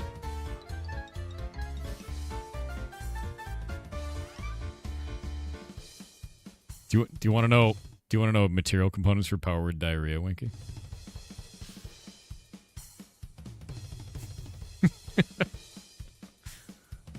Single Taco Bell burrito. a Taco Bell burrito and a prune. There you go. No, I actually really love I love D&D before the material components. Material components are really huge to me. Are you of the mind to remove material components from spells, by the way? Because I'm a stickler for that. I want you to have the material components. I like them a whole lot. Like read minds, you have to have a piece of copper coin, because it's a penny for your thoughts, is the meme. All the material components are like that. They're all puns, and they're fantastic. I love it. Be using spell focuses. Really? Spell focuses, but not material components? This is a 4-hour one-shot. I'm not bothering with that shit. Oh, man, he's paring back all the shit. Okay, what's off limits? Can I do Unearthed Arcana? Can I do Tasha's? What's only base rulebooks? Like, where am I pulling my spells from? You could do anything you want. That's a bad thing to say to me. That's a dangerous thing to say to me. I could do anything I want. I could use any source of information. Are you sure? You're making me a level 7 wizard that can do whatever he wants. And you're letting me do artificing. Are you sure, Winky? In D&D 5th edition, are you sure?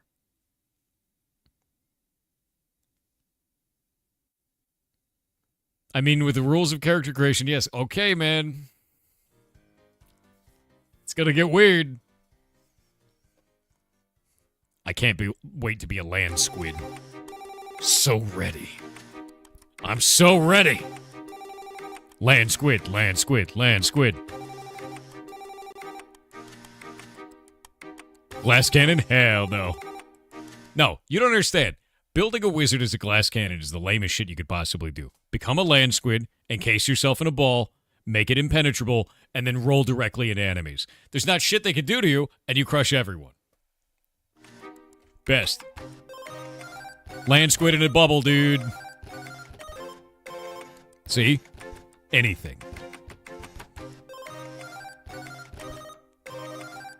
Max and Linux support? Nice.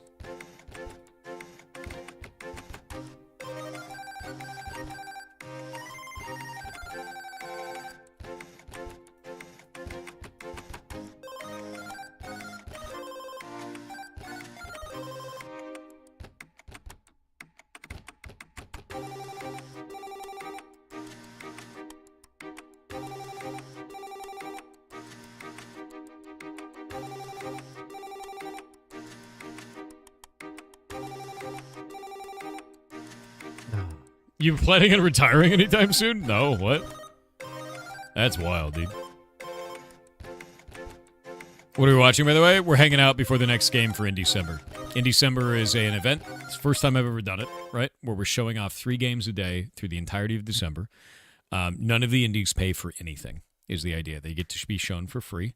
Then we're putting them up on Steam, showing off all their stuff, making videos for all of them, and like trying to get the word out about their games. And the way that I do it is the first hour I play the game, second hour we interview the developer, and then after that, we have corporate sponsors that pay for the whole event. So that way we don't have to deal with any of it, which is great.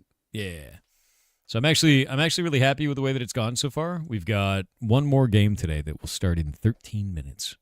And then I'm going to go play it, which I'm very excited for. And today is what? The 8th? Today's the 8th.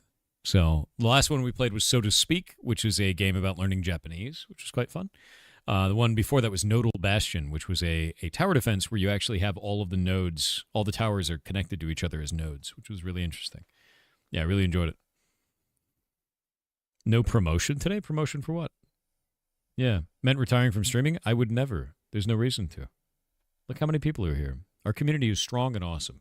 A bunch of goblins, dude. So far, every game has been full of game. It really has. We've had, 20 games so far? Today with the 21st game. Yeah. Yeah, super love it, man. I'm excited about the next game because as far as I know, it's fully single dev. But I want to ask them. We're going to have them on to ask.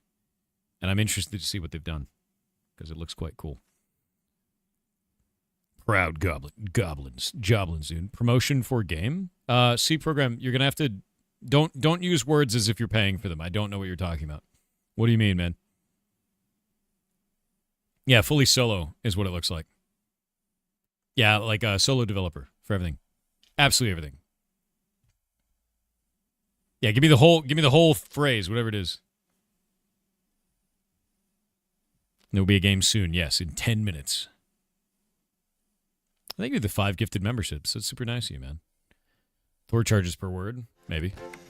Charge you per word. Lisette said you talked about Cornhub last night. Here's a funny thing. Link incoming in 3. Oh, I know 2, Cornhub 1, exists. https://cornhub.website/. Let me see. Oh, so Winky, are we all just streaming to you, and then I can just stream your stream back on? How is this going to work? Because I'm going to be broadcasting at the same time. I wasn't going to end my stream, man. Because that looks great on your side. But how do I make it look like that on my side? Everyone made their own scene. Can you send me that scene? Oh, did they make their own unique scene? Dude, I got to figure this out. Can we do a tech test like tonight? And then I can just build it out? Because I have no idea what the hell I'm doing. Cronus' UI was good. I'll have to set it up. We can tech test tonight too? Yeah, because I got to see how everything is laid out so I can build it not shitty. Yeah. Yep. That's the whole idea. Yeah. You're getting all your Hytale emotes at once? Good. Get them. Get them. Oh, I'm also getting all of mine. Hell yeah. It's like unclogging a toilet, man.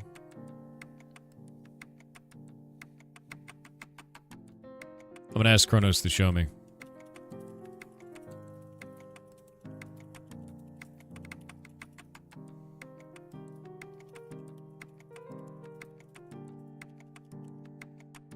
I just sent him a message to show me what he used. Oh no, I'm not gonna use unofficial source material for stuff. For building the character. The one backstory rule.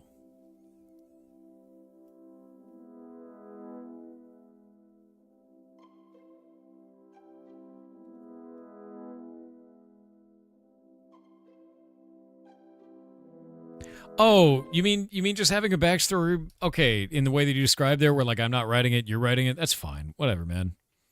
As long as they get to be my weird character, I don't give a shit. It's a one shot. That's how they work.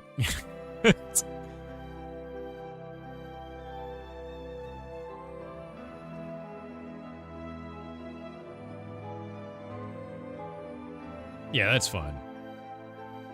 You promote the game yesterday, right? Like that? Oh, you mean for in December? Yeah, we're going to do that in 8 minutes, every 3 hours. So I've already done 2 of them today. We're doing another one in 8 minutes. Yeah. Yeah, so that's fine. Wolfran underscore with 500 bits said Yar cheer 500 fun fact for the day. The parasitic flatworm Leucochloridium takes over a snail's eyes, violently pulsating its eye stalks to mimic a caterpillar. The parasite then controls the snail's brain and forces the infected snail into the open to be consumed by a bird, completing the parasite's life cycle. Yeah, I hate it. I really hate it. The way that the eyes look freaks me out because they're pulsating and it's... A wet tree with 500 bits said hold the line. Bread for the mods, bits for the children, energy drinks for Shay. No. He can't stop us all. No energy drinks for Shay. Bad. Bad. Faxoran with 500 bits said it's your pal not Faxoran, Bazinga it is Faxoran. One last chance of 10 gifted. If you can name the movie that had John Cleese, Kevin Kline, Jamie Lee Curtis, and Michael Palin in it.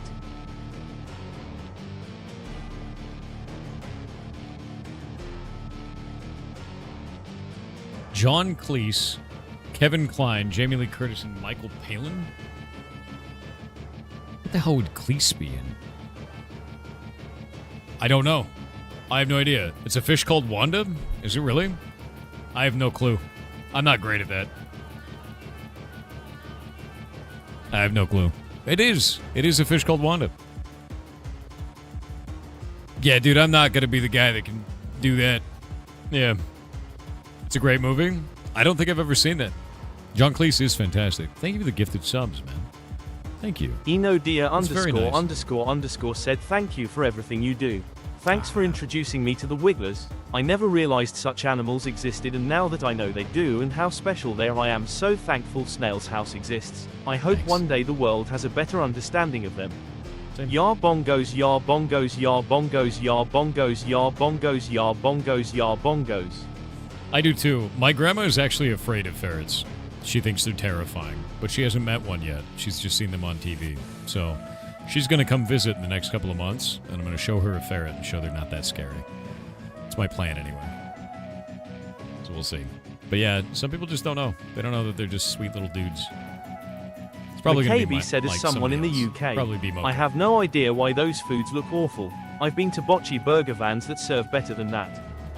Okay, so earlier when we were showing off the food that just looked like it had all the blood sucked out of it by a food vampire, you're saying that's not standard. That's not standard at all. Interesting. Are you meeting Grandma Software? I wasn't thinking about it. Maybe. I don't know. I wasn't going to stream while she was here. I just want to go do stuff, right? Be like, here, let's go see things in the world. Maybe in the ferret room. Yeah, you'll see in the ferret room. Yeah. Ratthor Dax with 500 bits said I have completed your cursed quest, Goblin Lord. Oh. I feel unwell. Consuming your entire face has not agreed with my stomach. It was probably the hair that did it. Oh wait, my mistake. It's actually your wig. I will make sure to put in a Cursed Quest ticket. I will go through those this next week. We'll do that. We'll start burning through them and giving people their VIPs. Karamak with 500 bits said so, about Ash's Steam upcoming release. I went to the Ashes site and linked my Steam account. Yes. That automatically put Ashes into my Steam library.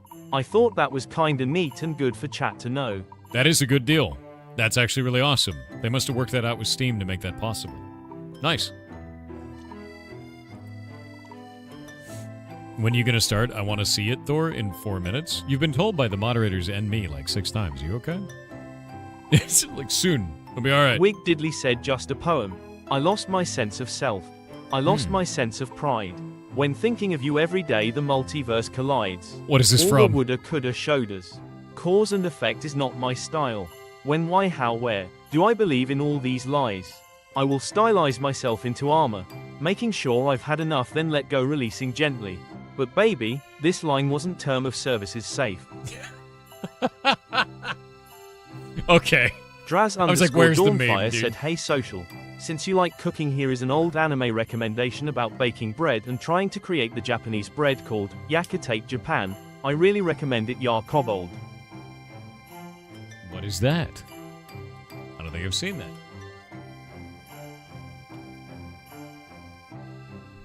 I don't think I've seen that before. Japanese manga series written and illustrated by Takashi Hashiguchi. Was serialized in... I can't read all that. It's a food anime. Food anime. Alright. It's about food and it's filled with bread. Is it only bread? Is it just bread? It's like a lot of bread. Alright. I'll look that up. More or less, yes. I just think it's insane, like you just see scenes like this, right? Then it's like, oh, like this, and he's just stretching the dough, dude. Everyone's freaking out. They're like, go, go, go. Right? It just makes me laugh. I love just how absurd anime is sometimes. I love it. Rimprint said yesterday Steam recommended me a cute, interesting-looking game. It was a mix of puzzle and horror game called Lempo. It is apparently also based on Finnish mythology. It is on sale right now. I probably would have tried it, but unfortunately horror games are not for me. https://store.steampower.com/app/1891620/lempo/. Oh, I pressed the wrong button. Crap. Torikich with 500 bits said one. I found a wooden shoe in my toilet today. It was clogged. Link1429 said for those that haven't heard yet, Katsuhiro Harada, Tekken 8 lead, is leaving Bandai Namco. We read his message earlier. I'm surprised because Tekken, he is Tekken, right? So like, yeah, very surprising. Kerdal with 500 bits said to be sincerely honest in my humble opinion, without being sentimental and of course without offending anyone who thinks differently from my point of view, and without lies to the actual truth, with my clear open mind and clean heart, expressing whatever is embedded inside me for a long time which I didn't say because I was nervous. But today by gathering all the courage and motivation, I just want to say that I actually feel and think that you look eager today social. What does that mean? Kerdal, into the toilet with you. God damn it.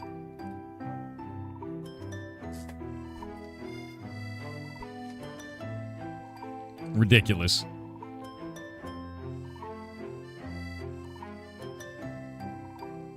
Insane behavior. Corpo speak? A little bit. It's insane. Alright. Let's get this set up. We're going to go into Indie. We're going to go click on this. It'll do that for a moment. Click out of this. I'm going to set this up. I'm going to go grab the video game. It is a demo that I have access to. I'm going to go into here. So I'm going to play it for about an hour. And then we're going to go in there and we're going to talk to the developer right afterwards. I'm going to pause the music there, and I got to make sure that everything is hooked up. Give me just a minute.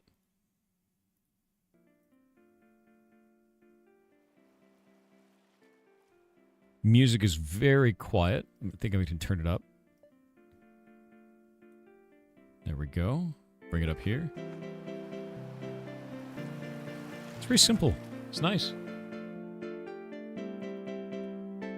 All right. So the game we're going to be playing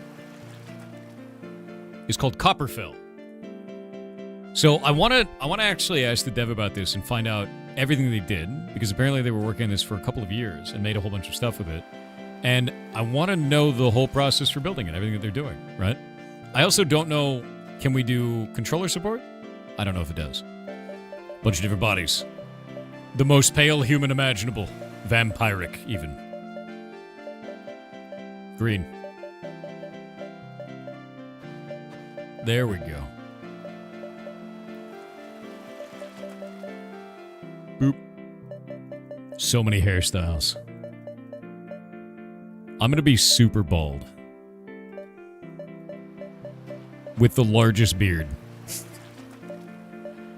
There we go. Looks just like me, right? Yeah, there we go. So it's only got side walking for this. There's no up and down. Let's see here. Space. Greetings, traveler, and welcome to the land of Copperfell. You've landed near the small village of Breeze Rock. You look like someone yearning for adventure, so feel free to speak to the village folk. I'm sure they'll find you something to do. In the meantime, I can bring you up to speed with how to survive in these lands. Thanks for the welcome. Yes, I'd love to learn more. Great. First of all, you'll need some food. Lucky for you, we get plenty of fish swimming along this coast. You'll find several fishing spots along the coast to the northeast of here. You should be able to catch some sardines. Here, we have a fishing net. Return to me once you've caught at least 8 sardines. Alright, so we get a cotton fishing net. And we can start getting started. Let's see. Oh, so we can equip that. I wonder how I can look at my character equipment. We've got magic. We've got that. Looking at all the inventory here. Accuracy, power, resilience, and mitigation for magic, ranged, and melee. So quite a lot of things across that. Oh, man. Oh, wait. That's going to be a big map. Yeah, there's quite a lot of stuff in there. It looks like they have nodes for everything all across that. So if we go to this, we can space fish, but I'm wondering where my equipment is. There it is. So we have the cotton net right here. Yeah, kind of like RuneScape-y. It feels very much so like RuneScape. In terms of general sort of feel for basic mechanics. Let me turn this down a little bit. There we go. Yeah, but the map is enormous. So 4... 5, 6. But no, we got 7 now. And it looks like I'm gaining fishing skill here too. Yeah, very much so, kind of like RuneScape coded. Very much so. Have you ever played Stardew Valley? I have. This feels kind of like, at least so far, the reason why it feels like skills like that, it's like RuneScape, Stardew Valley kind of a feel. I'm interested to see like kind of where the gameplay goes. So you've got any fish yet? Yes, I have. Your next step is to cook these fish. You'll need a stove in order to do that. But first, let's quickly run you through your quest journal. If you open your quest tab, you'll see a list of quests that you may have already started, or you may have yet to start. The quest you're doing for me should be in there as well. If you click on any quests, you should be able to read a summary of what needs to be done, and what you've already done so far. It can come in very handy in case you ever forget a small detail or two. Go ahead and try it right now. There we go, getting started. Grady asked me to find 8 raw fish, fish 8 raw sardines from the beach north of Breeze Rock using a fishing net. And we have a whole bunch of rewards of this. We get brass coins, so I guess that's the currency. Brewing experience, cooking, fishing, stamina, and health. So we're probably going to get brewing done throughout this. Having brewing as a thing is actually wild. Usually that falls under cooking in games. So the idea of doing that is pretty interesting to me. Where is brewing? Yeah, they have brewing as a separate one. I guess that's like alchemy, maybe? Very good. Back to the topic of cooking. So you will need to use a stove. Very convenient. That we're standing right by the village. Go use one of the villagers. I'm sure they won't mind. You're just going to enter a man's house and cook fish? Monsters. While you're at it, I could use a cup of tea if you don't mind. You'll need a kettle to make some. I recommend asking one of the townsfolk. I'm sure they'll be happy to guide you further. While you're exploring, I hope that you know you can travel, or you can run to travel faster, till you run out of energy, that is. You'll be able to run slightly faster along pathways. Cool. How does one run? It looks like there is a button there for that. It's control. We hit control for it. Oh, and I'm getting experience for doing that? So when my stamina is up, you can actually gain stamina experience for running. But if I don't have enough stamina, then I can't do it. That's really interesting. I'm just gonna steal. Oh wait, no, that's the bank. I was definitely not stealing from my own bank. We're cool. It's fine. I just wanted to steal. You know? Just wishlisted the game. Nice, dude. Yeah. Yeah, definitely wishlisted. If you wanna help a developer, wishlist a game. 100%. Yeah. 100% wishlist a game, because what it does is it teaches Steam what it should be doing. It should go and show off their game to other people. It's how you tell the algorithm to show their game. Yeah, Devin Chet. Cooked chicken. We need to cook our sardines. There we go. Hell yeah. Oh, it's cooking. We can eat it, select it, discard it, or dispose all of it. I'm gonna cook every one of these. And there's cooking all the way down here in the bottom left.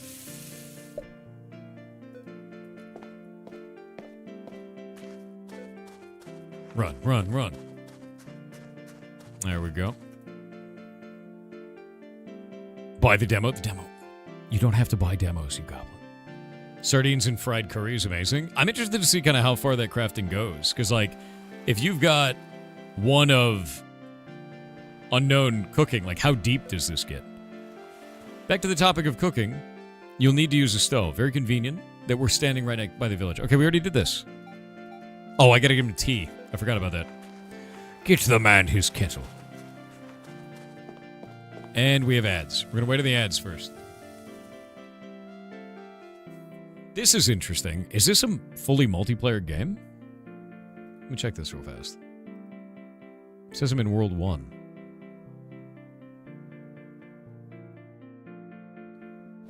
It said World 1 through 10. I wonder if it's like that. Oh, yeah. Hytale's registration account stuff is broken right now. Yeah. Why does this game remind me of Ultima? I don't know. Apparently the map is enormous, though.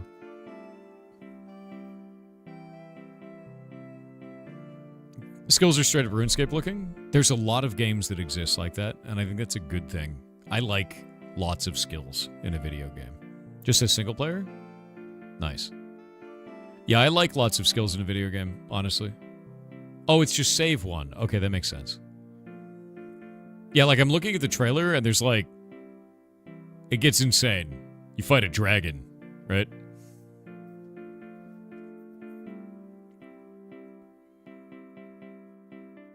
You can be the first to 999. Want to bet? I'm going to fish every sardine in the universe. Yeah. All of them. What's this? 25 streams in a row. Thanks, man. The 99 race has started. I know, right?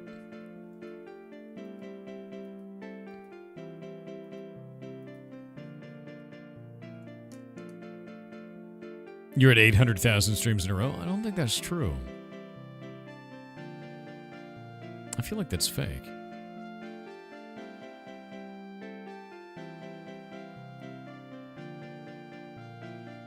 Yeah, I really want to know what RuneScape didn't do that the dev really like to have. Yeah, that's a good idea. Because the thing is there's some stuff in this that feels like RuneScape and some of it doesn't. You know, it's just a different take on kind of having an open world adventure with lots of skills. All right. Aderinos are gone. Greetings, newcomer, and welcome to Breeze Rock. Need any help? Yeah, I need a kettle, dude. I already caught the sardines. Yeah, we already got the sardines. I need the kettle.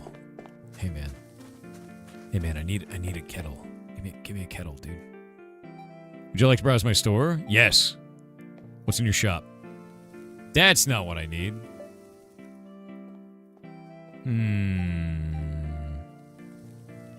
No, we don't need that. Oh, we could just steal the cotton? I have to wield a sickle to be able to get that. I need any help? I meant to catch some sardines. Catch the beaches north here. Don't forget your fishing net. So I've got my sardines. I've got them cooked. I've got everything cooked. Wait. That's the one. Maybe we need that. Yeah, there we go. Your inventory does not contain all the necessary items. We need to get tea somehow. Steal from shelves? The owner looks at you suspiciously, startling you. What? Maybe I'm just gonna...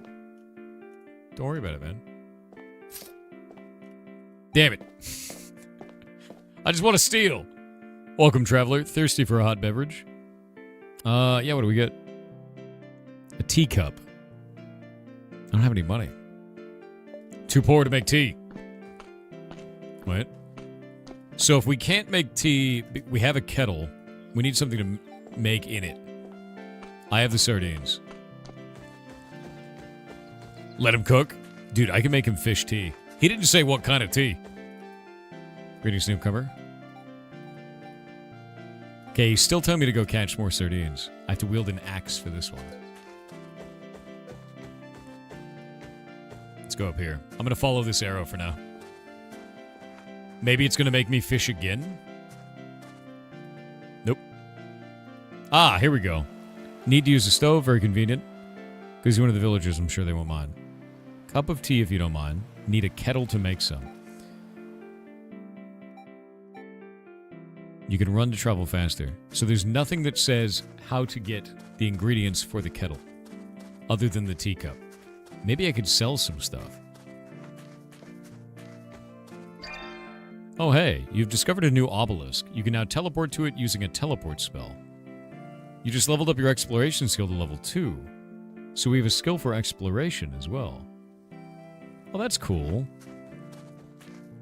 So exploring environments in the world actually gives you exploration skill. Yeah, that's neat. It's a totally different skill. So I got 1,000 experience for that.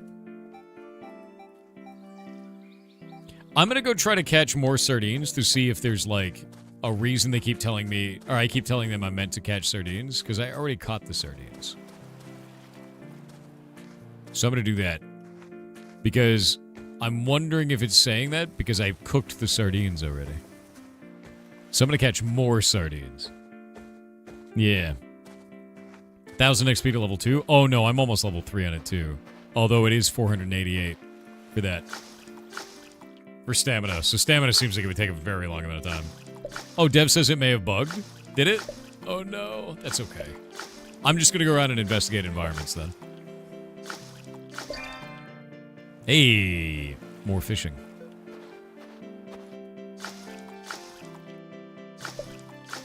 Yeah, it's very much so that kind of an experience. I like that a lot, though. It's like RuneScape experience, but solo. With like a really deep, rich endgame at that point. Because it seems like you have a lot of skills and a lot of stuff to go through it. Gonna grind 99 agility in this game as well? You know it.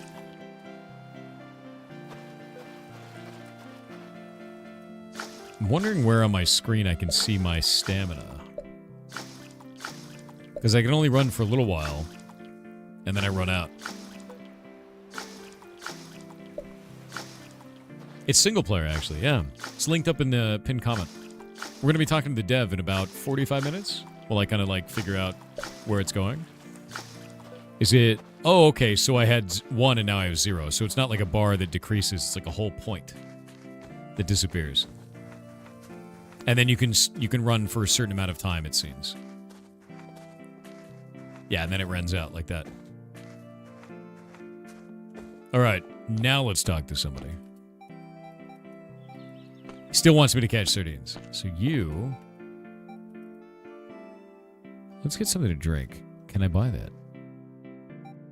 I don't have coins. So I'm gonna go try to sell sardines to buy coins. What? Stealing. Stealing.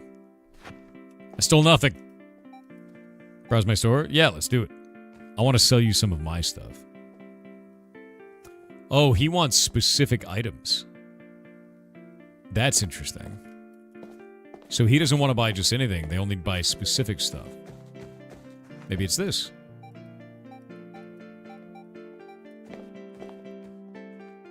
Inventory does not contain all the necessary items.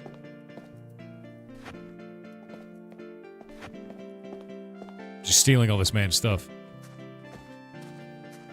Yeah, no, like a lot of them are like at least in shops in video games, they just buy everything. But this one looks like it's limited to specific items. Maybe it did bug. I don't know. Oh, Devin chat. Did this quest bug? Either way, I'm going to move on to go do other stuff, I think. But I'd like to know. Try tagging a Grady again? The first guy? I'll go back. Maybe because I have the fish in my inventory now instead of the cooked fish. That might be it. It did bug out, yes, sadly. That's okay. Don't ever worry about it, man. Like, your game hasn't launched yet. Bugs are going to happen, you know? Yeah, here we go. Very convenient that we're standing right next to the village. Yeah, it's the same text as before. Oh, wait, no, it's a different text. He was talking about becoming more athletic, so it did change. It was probably because I had cooked the fish, because he told me to do it, and it didn't progress the quest. That's okay. Yeah, bugs happen. Don't worry about it. It's normal, you know? But now we have uncooked fish and it progressed the quest. So we're good to go. I need to make a cup of tea for Grady. Could you help me with that, please? Oh, that man loves his tea. It's pretty simple to make a cup of. You just need some water and, of course, some tea buds. Alternatively, you can always just visit the coffee house just to the east of here. You can buy as much tea as you want, as long as you can pay. But it's always good to know how to make tea yourself. Getting water is simple. You can collect some from the village well, as long as you have a bucket. Here, you can have these buckets of mine. I'm also give you a glass cup, so you need to pour your finished tea in as well. Feel free to come back here once you have the water and give you further guidance. All right. Oh, wait. I walked away before I did anything. There we go.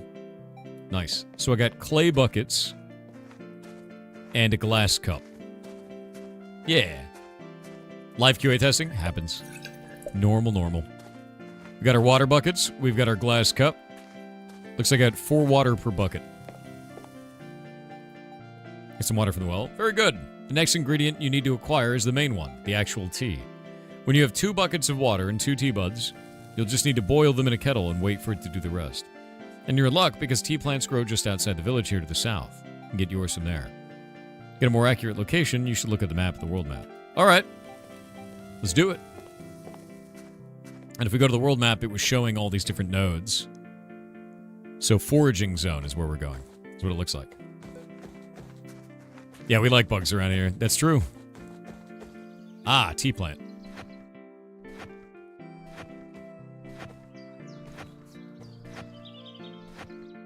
Yeah, I want to ask about like all the art assets and everything like this. Oh, it looks like we actually got...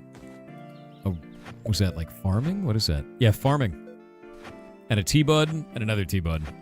I want to ask about all the assets and the music and everything like this. Like, I want to know, did they make it all themselves? Like, I'm super into this. All right, there we go. Tea obtained. It also looks like I got another thing here. Foraging. So foraging and farming. But I got a lot more foraging experience than I got farming. Because we were actually foraging like a wild plant. I think it's cool that there's 2 separate, like, XPs that you can get from that. Like, that's red. I dig that. Oh, wait, it's down here. I ran past it.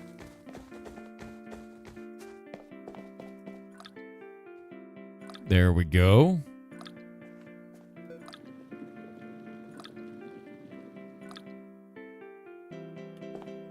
Okay. Now we're filling it up. And now we extract from it. I like that it's every process of that. Like, it's every... You have to get 2 full buckets of water. You got to put 2 tea buds in it. You have to manually place them all in, and then you can actually make the cup of tea.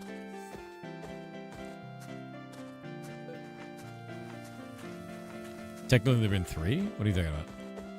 Is the key skill thieving? Yeah, so there's stealth. The skills are melee, shooting, sorcery, defense, health, prayer, strength, stealth, wizardry, stamina, construction, exploration, mining, woodcutting, hunting, fishing, farming, and foraging, smithing, fletching, and tailoring, and cooking, brewing, and crafting.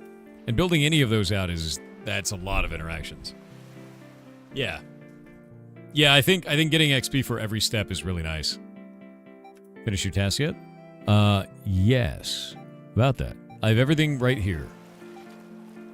Got everything I asked for, including my tea. I'll be honest with you, though. I just had a cup of 15 minutes ago. I didn't think you'd actually make one for me, but don't fret. It's always good to have a cup of tea, or 2 with you in these lands. You probably want to travel quite a lot, and a sip of tea will regenerate a bit of your stamina. Very handy. Your cooked fish can also prove very useful. Eating will regenerate your health, so always make sure you have some food with you if you ever want to venture anywhere dangerous. Your maximum health and stamina might be low right now, but the more you level up, the higher they will get, and you can see your current status levels in the colored icons in your bottom right. I'm glad I could teach you the ropes. Now go and explore the rest of Copperfell. I'm always here if you ever need any help. Bam! I have 10 HP. That's actually a really nice starting quest. Like, you start with 1 health, you're clearly not going to be able to do combat. You do this basic quest, you have 10 HP now. You have a bunch more stamina. Gives you 7 stamina overall. Yeah, it gives you fishing, everything. That's a nice way to start the quest, where it's like, you're not forcing the player, but, dude, if you're going to go out there and do everything solo without doing the starting quest, you're level 1 in everything. Like, that's That's a lot of pain, you know?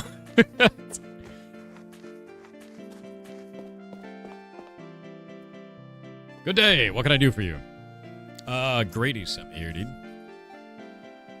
Ah, you must be new here. This is the bank where you can safely store any of your valuables. We are on your travels. You can even withdraw them at any time. The Copperfield Bank operates as a global network. You'll meet more bankers in other villages where you'll be able to withdraw your items even if they were deposited at different locations. At different locations. Here, I'll let you deposit any of the items you're carrying right now. All right. The buckets. I'm going to put the buckets away. And I'll probably put the tea away. And then keep the fish. I'm going to cook them all. Cook them fish. All right, cool. Doop, doop, doop, doop. I'm gonna go cook things in this dude's house. I need to make sardines. You should be able to do a hitless run? I don't know, right? What does that even entail? There we go. So cooking is now at level 5. I wonder what this does on a per level basis, because it doesn't look like I've failed at all. Maybe it just unlocks new stuff. That's one of the things that I always found with old school RuneScape is like, you just burn food all the time, you know? Yeah, no, I mean in this, like, I don't know how combat works, so I don't know how you could do none. Like, no hit runs, you know? Cooking looks like it has an IEXP rate in this. It does. I mean, it's a single player game, too. So the feeling's not going to be the same as grinding for 10,000 years, you know? Oh, look at that. Christmas stuff a lot, huh? A sheep. Nice. Require a hunting level of 8 to perform this action. Was I gonna murder that sheep by looking at it? I want to steal. Hey man, I'm just gonna... Like, I'm the stuff inspector. I'm here to inspect all of your stuff. I'm just inspecting it. Don't worry about it, man. Alright. Yeah, it's a government job. I inspect stuff. Thankfully you got nothing. You're full of nothing. Alright, we're gonna go in here.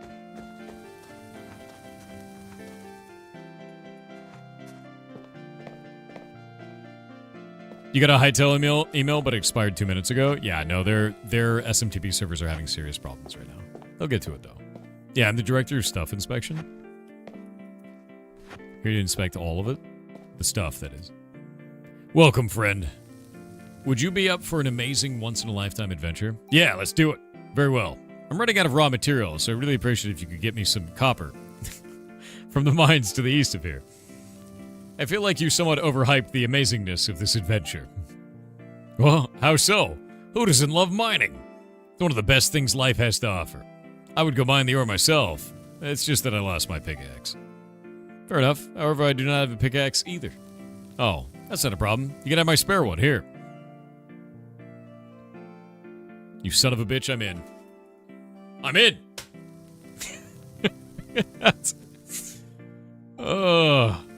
Tell you what.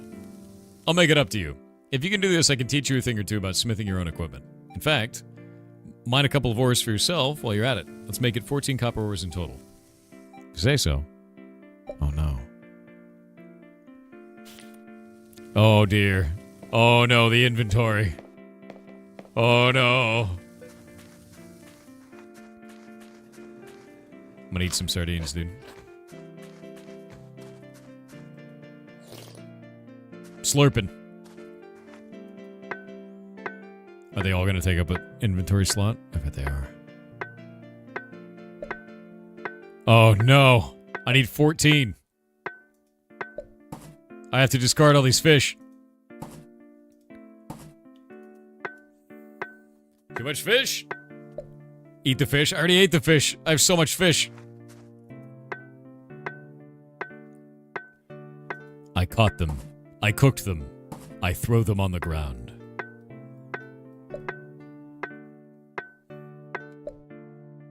Throwing away food for shame? I know. It's horrible, isn't it? Call the police.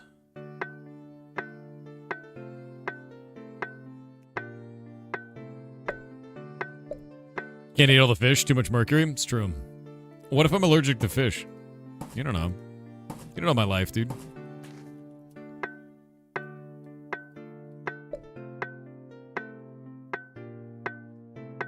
Straight to jail for food waste? True. Yes. More mining. I know I don't need this much mining, but I want this much mining. There's something that I've always just liked about mining in video games. It's like a relaxing activity, you know?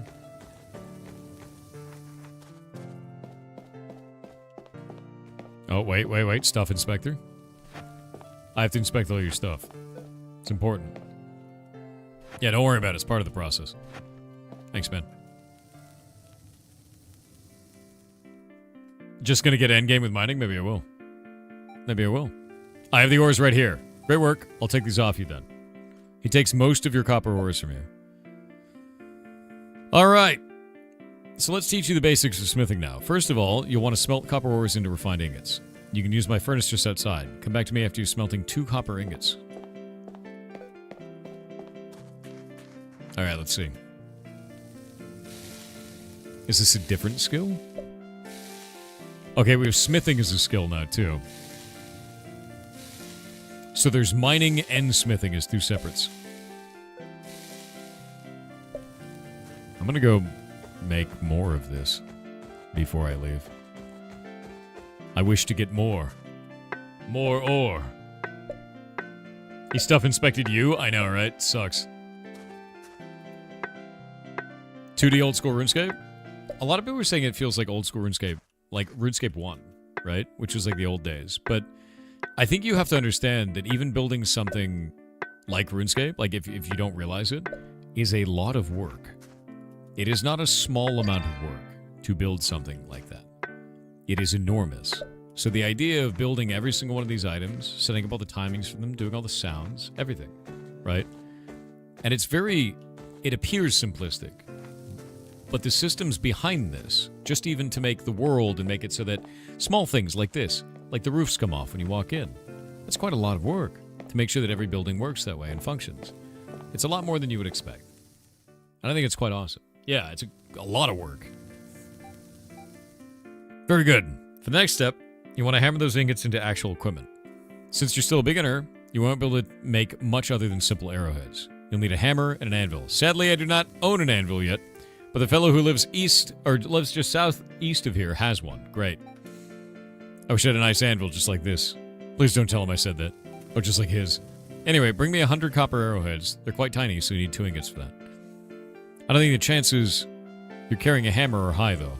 So let me give you a useful tip. There's this shop a bit to the east of here. The owner stocks all kinds of tools. If you ever need a tool replaced, he's always guaranteed to have one available. Go buy a hammer from him. Find the shop right next to the kiln to the east. Because I'm feeling generous today, I'll even pay you for it. You can keep the change, too. I love money. Sick. All right. I'm going to turn all of these into ingots. First, and then we'll go. 1 sec. Is this a single-player game? Yes, it is.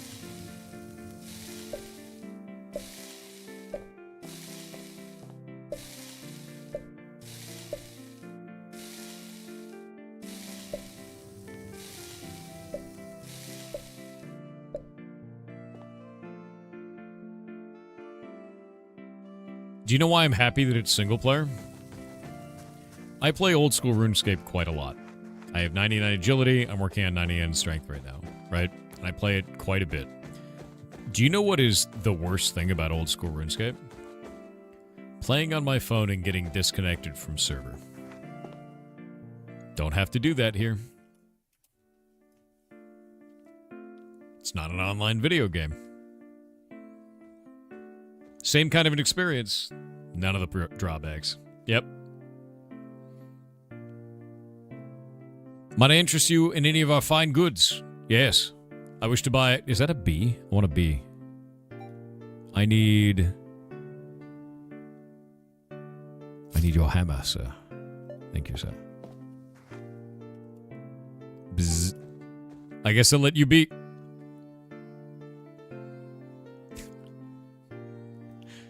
You could be any other way. Oh, my God.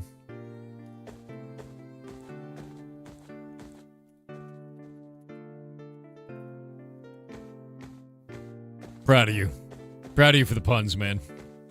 Alright, let's go to this. We're gonna use the anvil. We need to throw more sardines on the ground. You wanted what, 200 of those? I think he only wanted 100. Yeah, he wanted 100 of them. I'm gonna make gear. Yeah. Yeah. Oh, wait. Oh, wait. Pistol barrel? Wait. We can make guns? Look, you had my interest, but now you have my attention, sir. I want to build guns.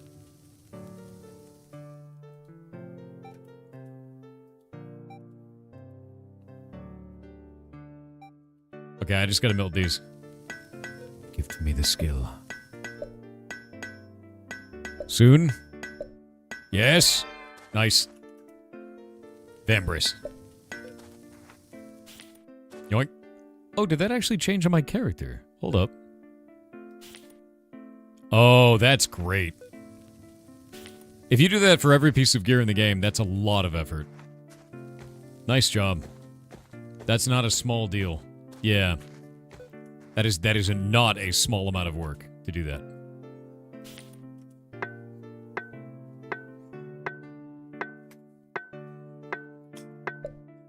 Yeah, I find it fascinating that you've done all of that. That's a huge amount. Yeah. More ore. Find out what the poop emoji rock gives you? You mean this? What do you mean the poop emoji? I need forging level 8. It's a clay mound. There's also tin for mining 12. Who made you this way? Goblin behavior. Getting all of this copper for now. I can only use copper right now. But eventually tin, and then I'm guessing we use tin and copper to make bronze. Would be my guess.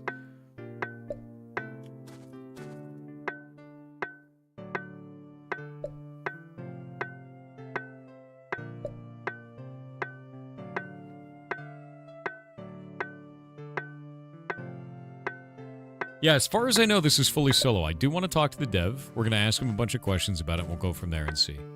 Like, the idea of doing all of this solo is incredibly daunting. There's quite a lot here. A massive amount, actually. I'm interested to see everything. Like, I want to know about all the development process. I want to know about all of it, right? There we go. Wishlisted it? Yeah. The sound could use some pitch shifting. Fair. I can agree with that.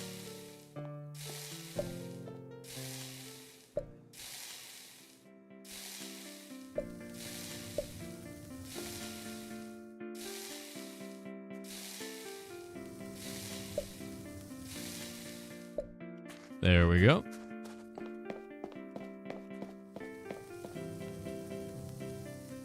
So have you had the chance to use the hammer yet? Yes. Here are the arrowheads you asked for. Done. He gestures at you to keep them. You learn quickly. Tell you what, keep those arrowheads. We'll fletch them into functional arrows if you combine them with twigs from pine tree and feathers from a chicken. As a show of gratitude for your help, you can have this copper equipment as... I was going to build it. My inventory is full.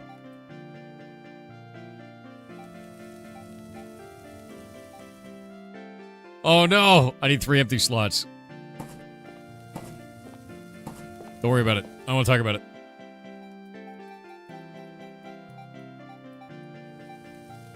Okay. Simon hands you some brand new copper equipment and continues teaching you some basic smithing techniques. Yeah! I was gonna make that stuff. Ready to equip your new weapons? You can go ahead and do that. Once you've equipped it, you can check out the equipment tab. See everything you need? Okay, so I found the equipment tab earlier. Equipment tab is the discard pouch in the bottom right. Any item you discard from your inventory will go back into that slot first, where you can then retrieve it back or dispose of it for good. If you discard a second time, any item that was already in the discard pouch will also be disposed of permanently. Okay, so the last thing I discarded will go in there. Alright. Cool. Yeah, there's the discard pouch. The last thing I discarded goes into the discard pouch. And then if I do one more, it goes away. Look at me. Hauling ass. Covered in gear. Wait, how good is this shield, actually? It's a copper shield. Can I make that one? I need a smithing of 11. What is my smithing at? Smithing of 7. Chat loves that number. Guns.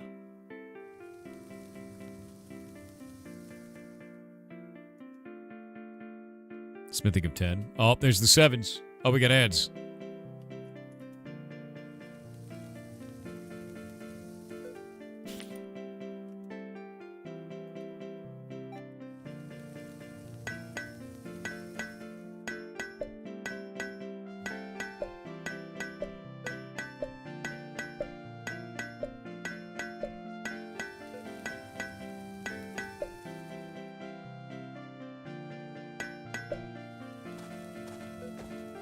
Wonder if I can sell these. Yeah, waiting in the ads.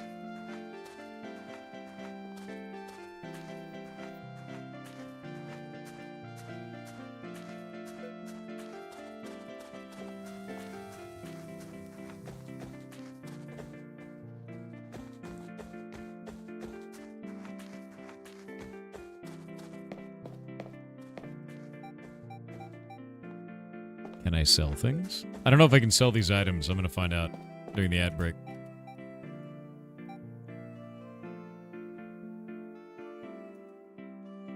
Nope. You totally wishlisted this game? You're a sucker for skill grinds? It's good. Like, it feels nice. It feels like a solo RuneScape experience, you know?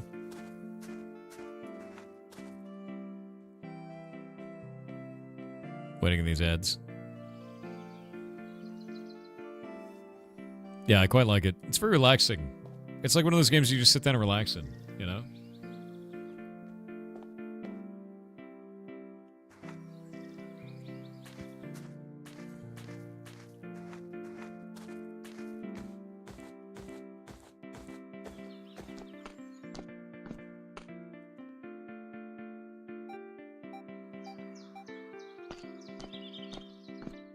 Waiting on those ads still. Star Vortex looks cool. That game is super fun. I got addicted to it really quickly. Whoa. I tried to talk to the chicken and it says you must be wielding a club to perform this action. What was I gonna do to that chicken, man? What was I gonna do? I just wanted to talk to it. That's messed up. Good to see you again, Fred. I'll see you around. Okay, so I can't do anything with these helmets. But they're really easy to make, so it doesn't really matter. I'm gonna go kill something. Why do you need a club? I mean, you gotta make sure, you know? You don't want him telling his chicken friends. No mistakes, right? Step forward. Do you seek strength? I wouldn't mind becoming stronger. First, let me see what I'm working with. Kill 2 rats in the caves. Bring me their remains in these urns. Copper weapon should be able to do the trick.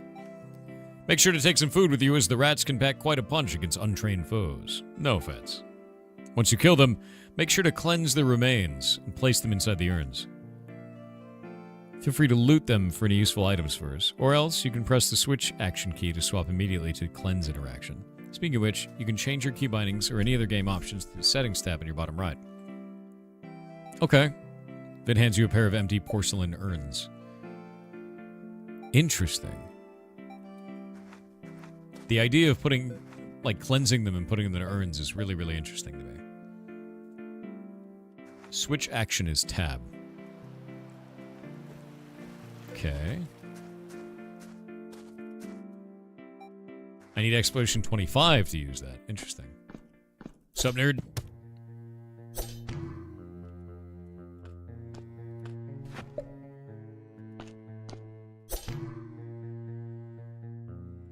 I can cleanse the remains or loot the remains. I've decided to loot the remains, but now I'm gonna go loot them. Or I decided to cleanse the remains, rather. Yeah, there we go. Loot him.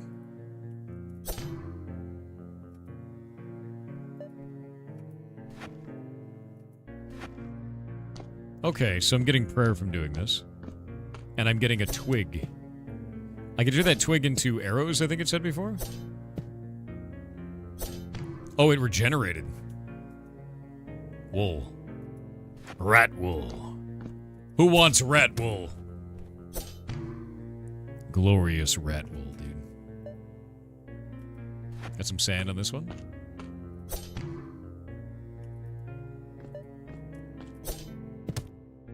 Sand? What can we do with that? We can discard it. We can carve a twig. Oh god, I'm dying. Dying to rats!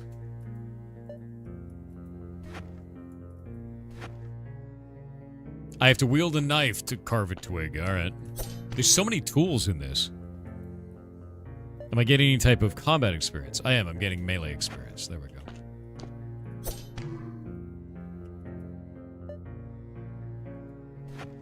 And we can cleanse all of the remains of these as we go.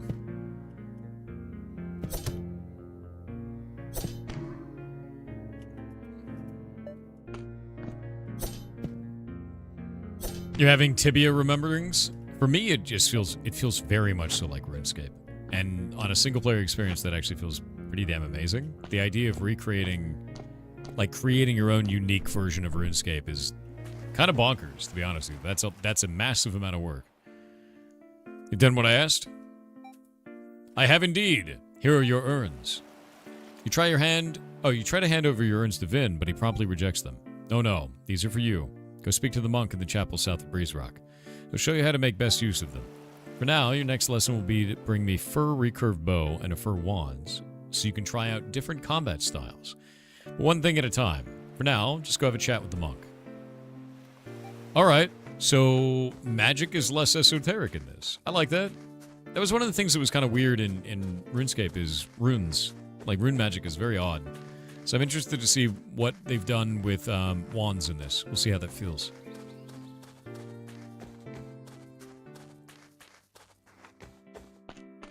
Nothing stacked other than arrows and such? Yeah, that makes sense. It's an inventory management style. Peace be with you, my friend. What brings you to this chapel? Vin asked me to fill up these urns with remains and told me to come talk to you. Ah, I can help you then. How familiar are you with the religious beliefs of these lands?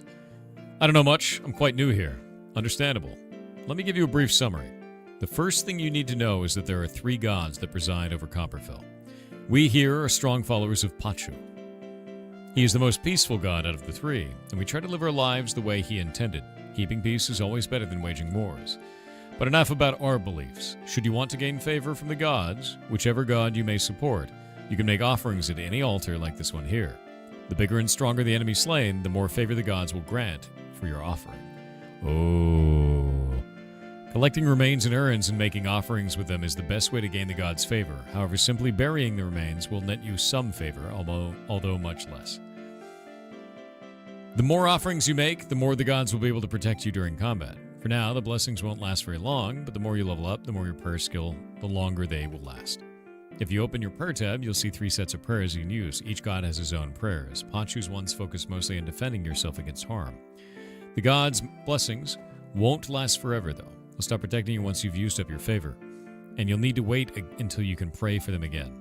Drinking brews in their name will regenerate your blessings and help you pray for longer periods of time. I can't wait to get drunk on prayer. I'm ready. I hope you're able to follow along. If you want me to repeat anything, just let me know. Anyway, feel free to make your offerings at this altar. May Pachu bless you. Cool.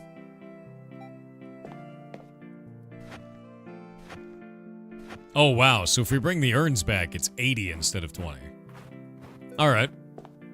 Yeah, it's a heck of a lot.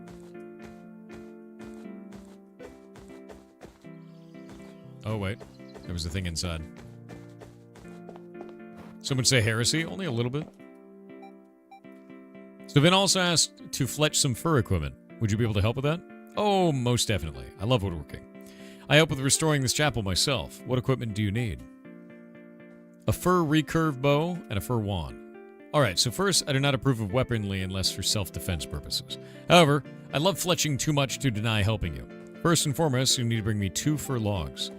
There are fir trees all over the place here. You can use my axe too if you don't have one. Alright. Cool. Do it.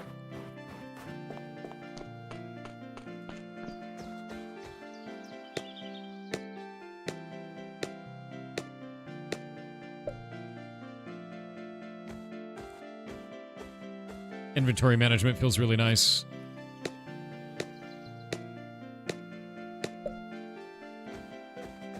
It's funny because that was one of the things I didn't like in old school RuneScape, and I immediately used a mod to do it, was to be able to see the squares where items would go, and this just has it baseline. Like, there's little touches like that that are very nice by comparison. Throwing the sand away. Pocket sand. I got the logs. Monk Manny starts working on one of the fir logs with a knife and shapes it into a wand. Wand's good, thanks a lot. You're very welcome. As for the bow, why not learn how to do it yourself? Need to carve a log into an unstrung bow using a knife. Then you want to attach a piece of sinew yarn to it for the bowstring. Here, you can use my knife. You can have the sinew as well. Discard. There we go. Okay, we can put on the knife. We can turn this into a recurve bow. And then we can string the bow. The crafting of this feels really good. Like, it's very, I guess, methodical is the word that I would use. Very in-depth for that. Like, you have to get each component. That's nice. That's a lot of effort, too. It's a huge amount of effort. Have you made your bow yet? I have. Here it is. You proudly show your bow to the monk. That looks pretty good. I see a great craftsman. Or I see great craftsmanship. I'm glad you think so. I hope Vin will agree. I need to take these weapons to him now. Sure he will, especially the wand. Obviously. Thanks again for your help. I want the wand. It's my wand now. I have to take it over to the guy.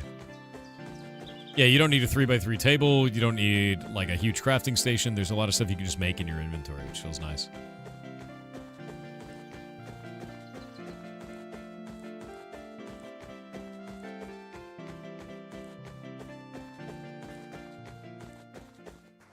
So, have you spoken to the monk then? I have. Now for the fur weapons I mentioned earlier. Actually, Manny has already taught me how to fletch those. Even better. I get to talk to you even less. Wow. Wow.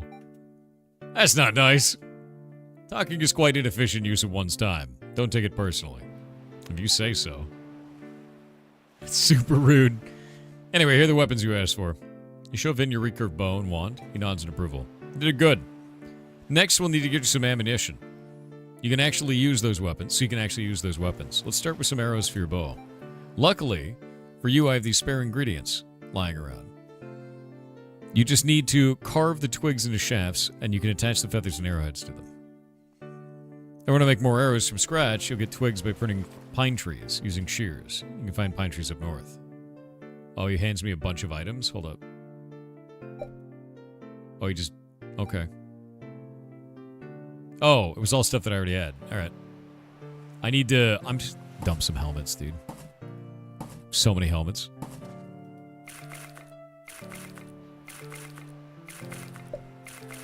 Okay. We're carving it. We're making arrow shafts.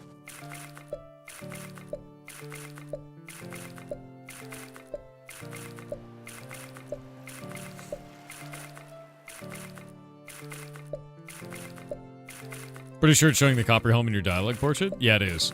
That's the part that was crazy to me, is everything changed. Like, if we look at this. Look at that. That means it's the model on your character, it's the model in your portrait, it's the model, like, in your inventory. There's models for all of it. Yeah. It looks like it's pulling the character head dynamically, because it's pulling his as well. My guess is that's pulled dynamically, which is great. That's a really good touch.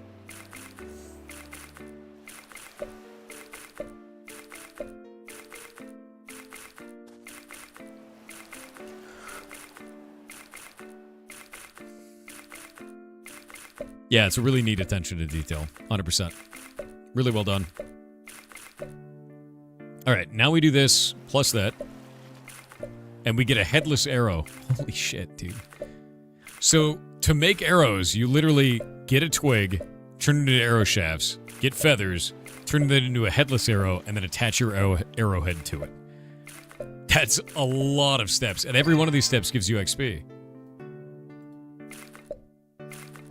That's fantastic, dude.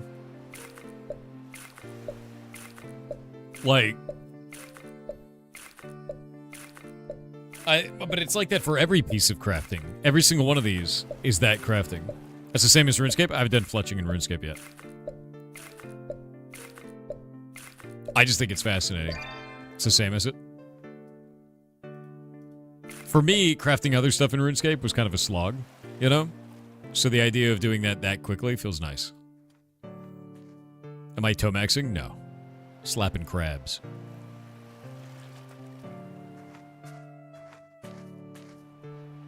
Have you fletched your arrows? Yes. I have them right here. You're almost set then. Ranged weapons can come in very handy as they enable you to hit your enemies from afar. You can even trap some of them behind obstacles, so you can kill them while staying unarmed. As for your wand, you'll need to cast combat hexes with it. Each hex requires a specific amount of magic crystals to be consumed. I'll give you a few of those to start with. So instead of having individual runes, you have crystals? Okay, they do have elements tied to them as well. I think the real question for me then is, what charge crystal, life crystal, air crystal, so they're different elements. What is the thing that RuneScape was a drawback that made you want to make your own game? I think is the biggest thing for me right now. You should also take a look at the attributes panel, show you all the stat bonuses you currently have due to their equipped items. Let's look at the attributes panel, and we'll equip that. Yeah, because this is very similar. Where are the attributes panel for my character? Oh, there we go. It's on this side. Okay, there we go. We can see the stats for that. And if I grab this, I turn this on, we will have +2 magic power. Let's go into the dungeon and see what it feels like.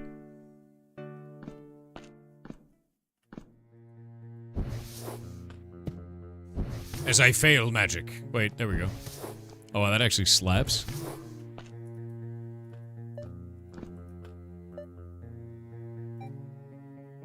I wonder how we create crystals. That's the other thing that I'm wondering, is how do you make that, right? Because in RuneScape itself, it's kind of a slog. You know? As making runes is just, like, probably the worst experience imaginable. So I'm interested to see what their take was on this. So I'll be asking about that, I think. Didn't Wright get attacked in one of the games? Which games? Which Wright? Blap.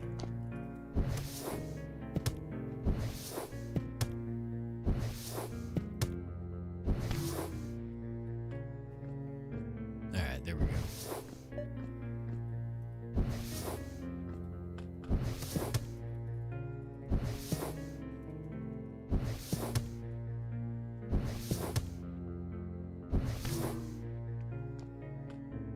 Slowly but surely dying. The rats are killing me, chat.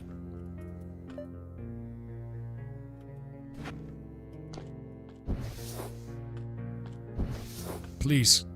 Please. Why is the magic resistance so high on this rat? There we go.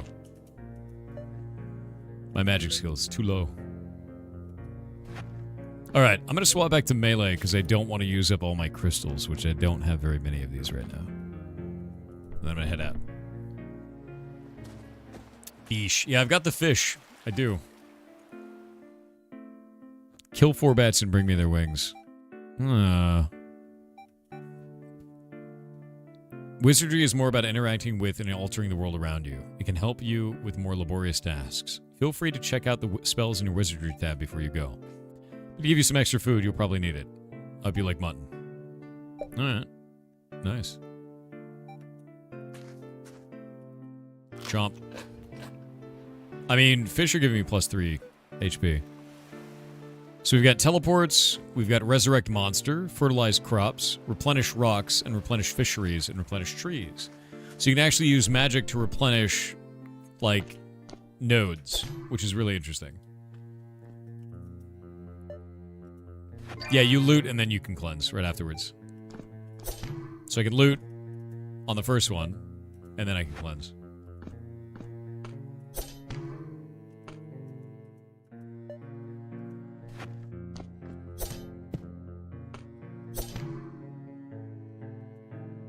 A tomato?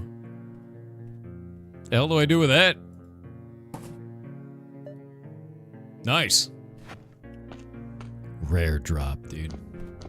The rare tomato drop.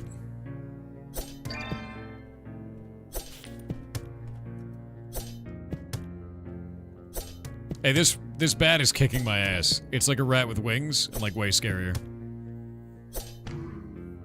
Yeah, but I didn't suck out the delicious tomato broth, dude. We need it. I'm gonna dispose of all of this sand. I thought that was like a bat liver. Because it's kind of liver shaped, but it's clay. When life gives you tomatoes, you make it ketchup. Delicious. Use the bow? I will. I will swap to bow. Okay. So certain weapons are better against certain monsters, basically. Deleted.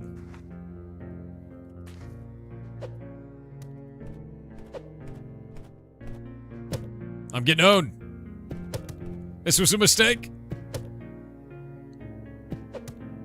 Oh. Oh. Oh. Oh my god, I didn't die.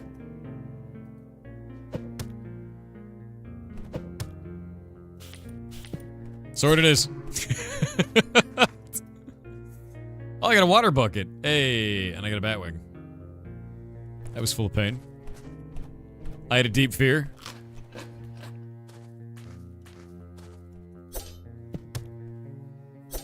Yeah, it's got a lot of mechanical depth. It does. And it's not grid-based like RuneScape would be.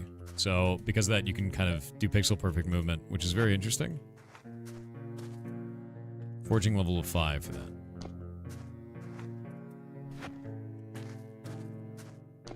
What is that?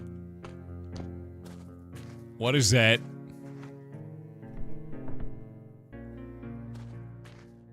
What is this? I have to be wielding a chisel for this.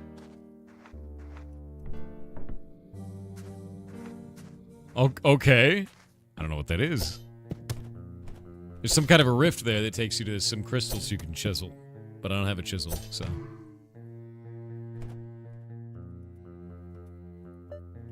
Alright, we're gonna get out of here. But first, I'm gonna bury this.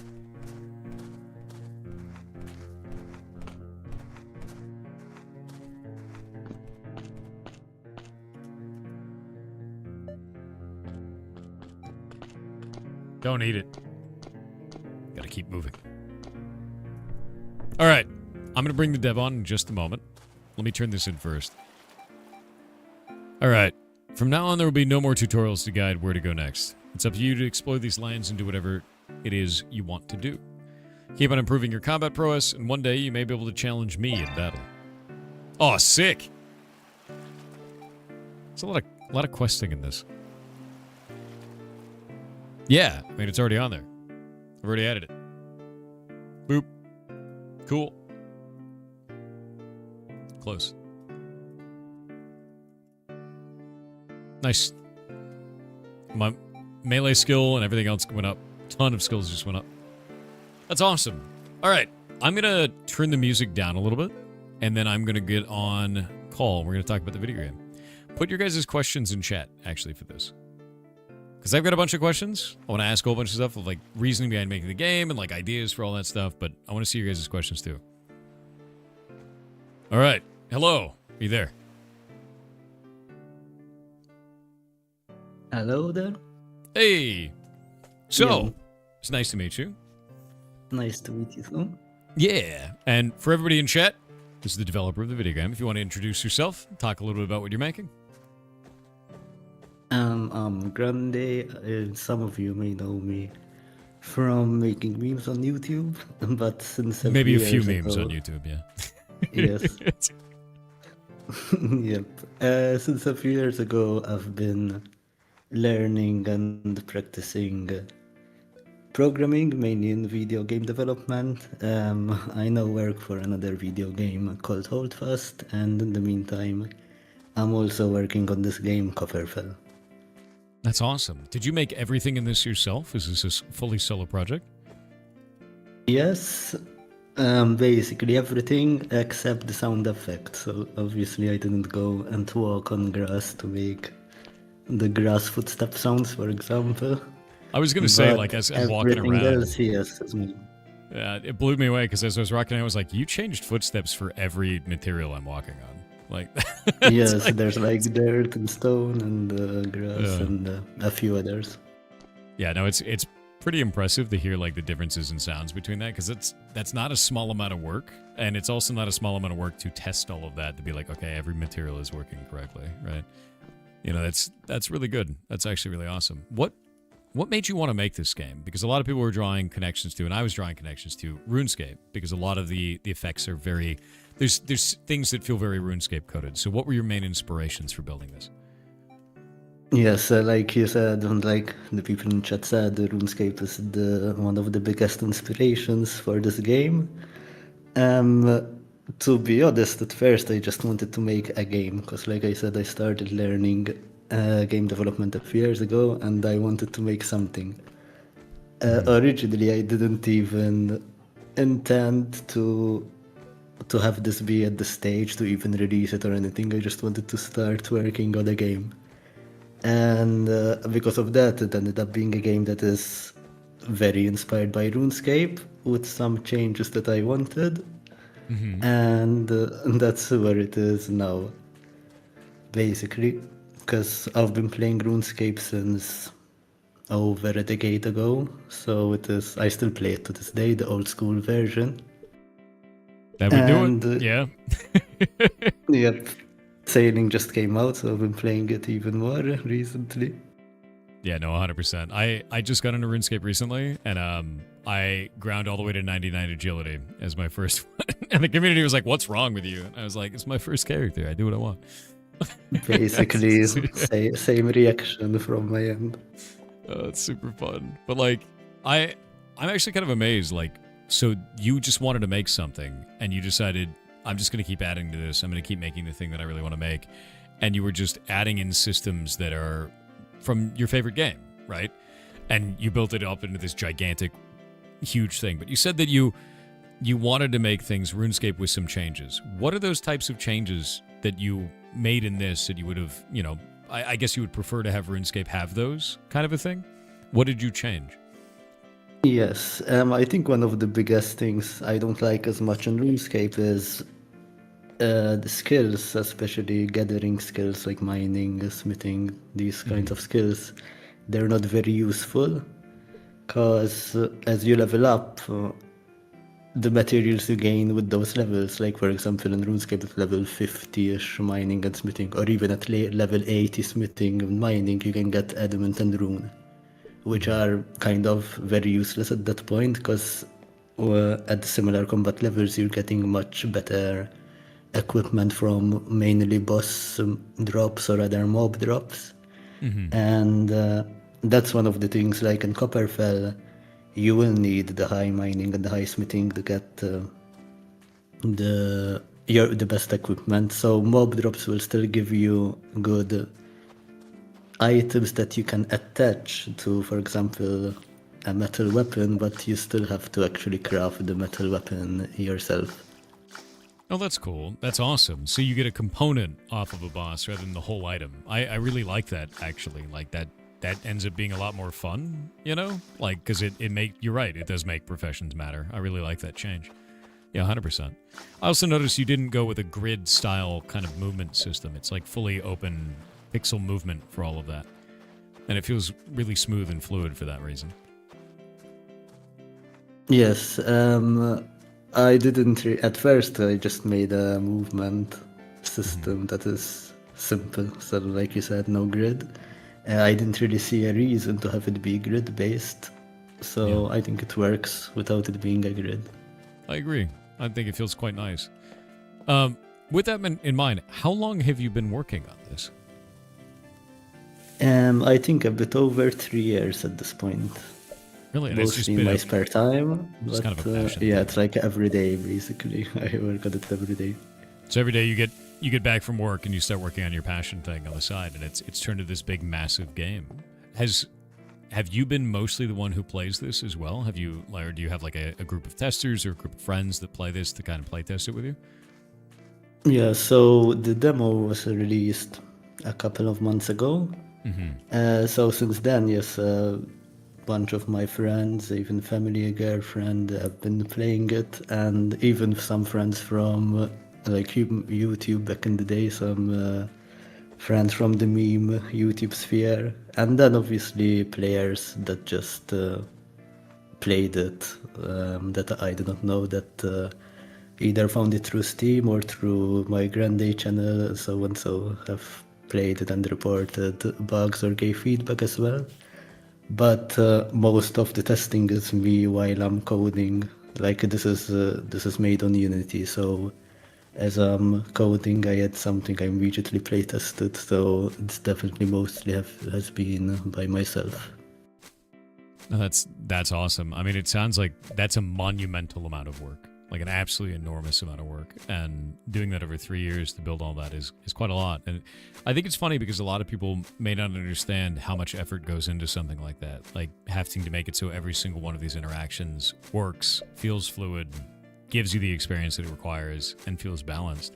I'm interested with like you doing most of the testing on it. How do you approach balancing the different actions throughout the game? Mostly by testing and seeing It's kind of like what. vibes. Basically, that's it. Vibe testing. Yeah, vibe testing is Vibe like, does that balancing. feel right? Like, Yeah, I've even had, again, the other people that tested, even colleagues from work have tested and gave their feedback as well. And as more time passes, even now after the demo has released and I'm still working on the final release, I still sometimes say, that should probably be changed, this should give more or less XP, so and so. That makes sense. That's balance is a never-ending battle. It never goes away. Yeah. So tell me about this exploration system, because this I haven't seen before, and I think it's quite interesting, is being able to find these totems or anything like this, and I don't know what else gives exploration experience. What is that skill about? Yeah, so in the demo, exploration is almost useless, and in fact that's why I haven't seen it much. I just wanted to put all skills in the demo so they are available and you get XP in them, but a few of them will mainly be, most of their content will be in the full release, so exploration is like that. The totems or obelisks that you found, basically once you find them, you can teleport to them if you have the necessary wizardry and exploration levels, so that's what they're mainly for. You can teleport to them via wizardry spells. But exploration will have other content associated with it. For example, there will be certain dungeons that you can only access with exploration. Really? There will be eventually the idea even certain areas that you can only access with certain exploration levels. And then there would be like a order system, I guess similar to Slayer tasks from RuneScape, but not just combat, even skill-based, or even some delivery system to basically give a bit more varied way to train skills, and they would also give exploration XP as well. So with all of that in mind, with such a kind of like a deep game to it, I'm interested in understanding why you made this into a single-player experience, considering how much time it takes to get each one of these skills up. Did you ever think about doing multiplayer, or did you just always want it to be a single-player experience? Yeah, so like I said, when I started, I just wanted to make a game. So the start, it was definitely single-player in mind. Multiplayer has been brought up quite a lot by people, but I think a possibility would be a co-op. I think co-op would be cool. Like you but host the a actual server multiplayer, kind of thing. yeah. But an actual multiplayer server like RuneScape, I kind of don't want to, because that changes everything. Like for example, on RuneScape, I play Iron Man mode, which is the proper inspiration for this game. It's like a single player RuneScape. My first So you character have to has been get a the group items Iron Man. yourself. I understand. Yeah. And you have to get the items yourself. You can just buy stuff, do the thing that makes you most money, and then buy everything else. You have to actually level up the skills and get the items yourself. So I do not see it being an online multiplayer, but co-op multiplayer would be cool. That would be cool. I think that's actually really interesting. Is when you say co-op multiplayer, do you mean like, oh wait, we've got ads. Hold up. I'll ask that right afterwards. Yeah, ads go off every 30 minutes, and I just wait for 2 minutes. I don't want people to miss stuff just because they didn't pay me money. So yeah, that's cool. Yeah.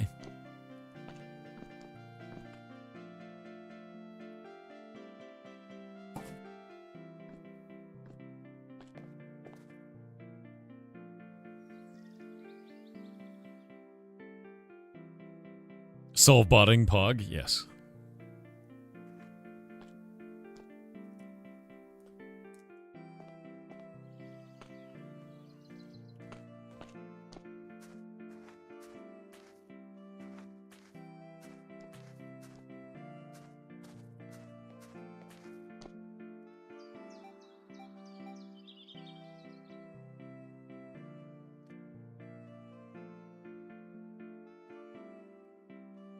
What's this creeper lord? Let me see. Oh yeah, no, that already went through.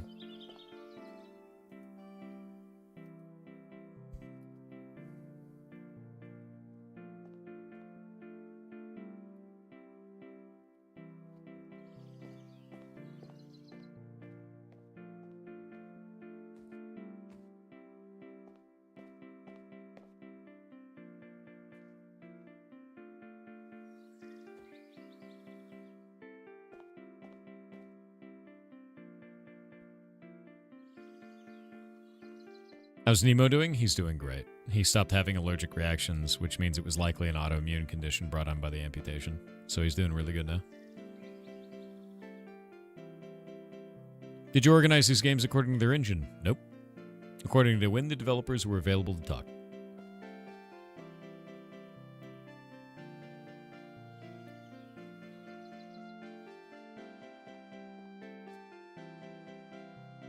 Alright.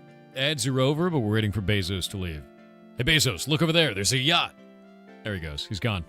Worked. All right.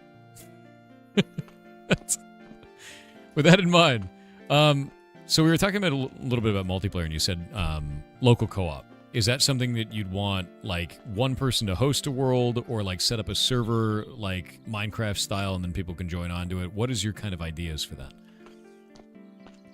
Probably one person hosting would be the simplest to make. If I had to guess, I've never had to actually make something like this from scratch myself, so I don't even know. It's uncharted territory, but that seems the simplest approach to me for now. No, that's cool. I think it's great because, like, the idea of being able to pop in maybe an 8-man team with my friends and go and explore the world and kind of delegate out tasks. And we all do different stuff and build things. Sounds really cool in this. You know, it seems to be really fun. It does. How about, like, endgame activities? What are the types of things that we could challenge together, whether alone or with friends in the future?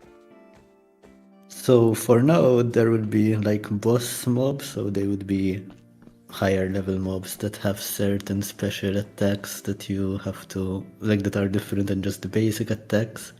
For example, AoE effects that you have to avoid, spawning other minion mobs that you have to take care of, spawning certain, like, objects that buff the boss that you have to kill to remove these buffs. Mm-hmm.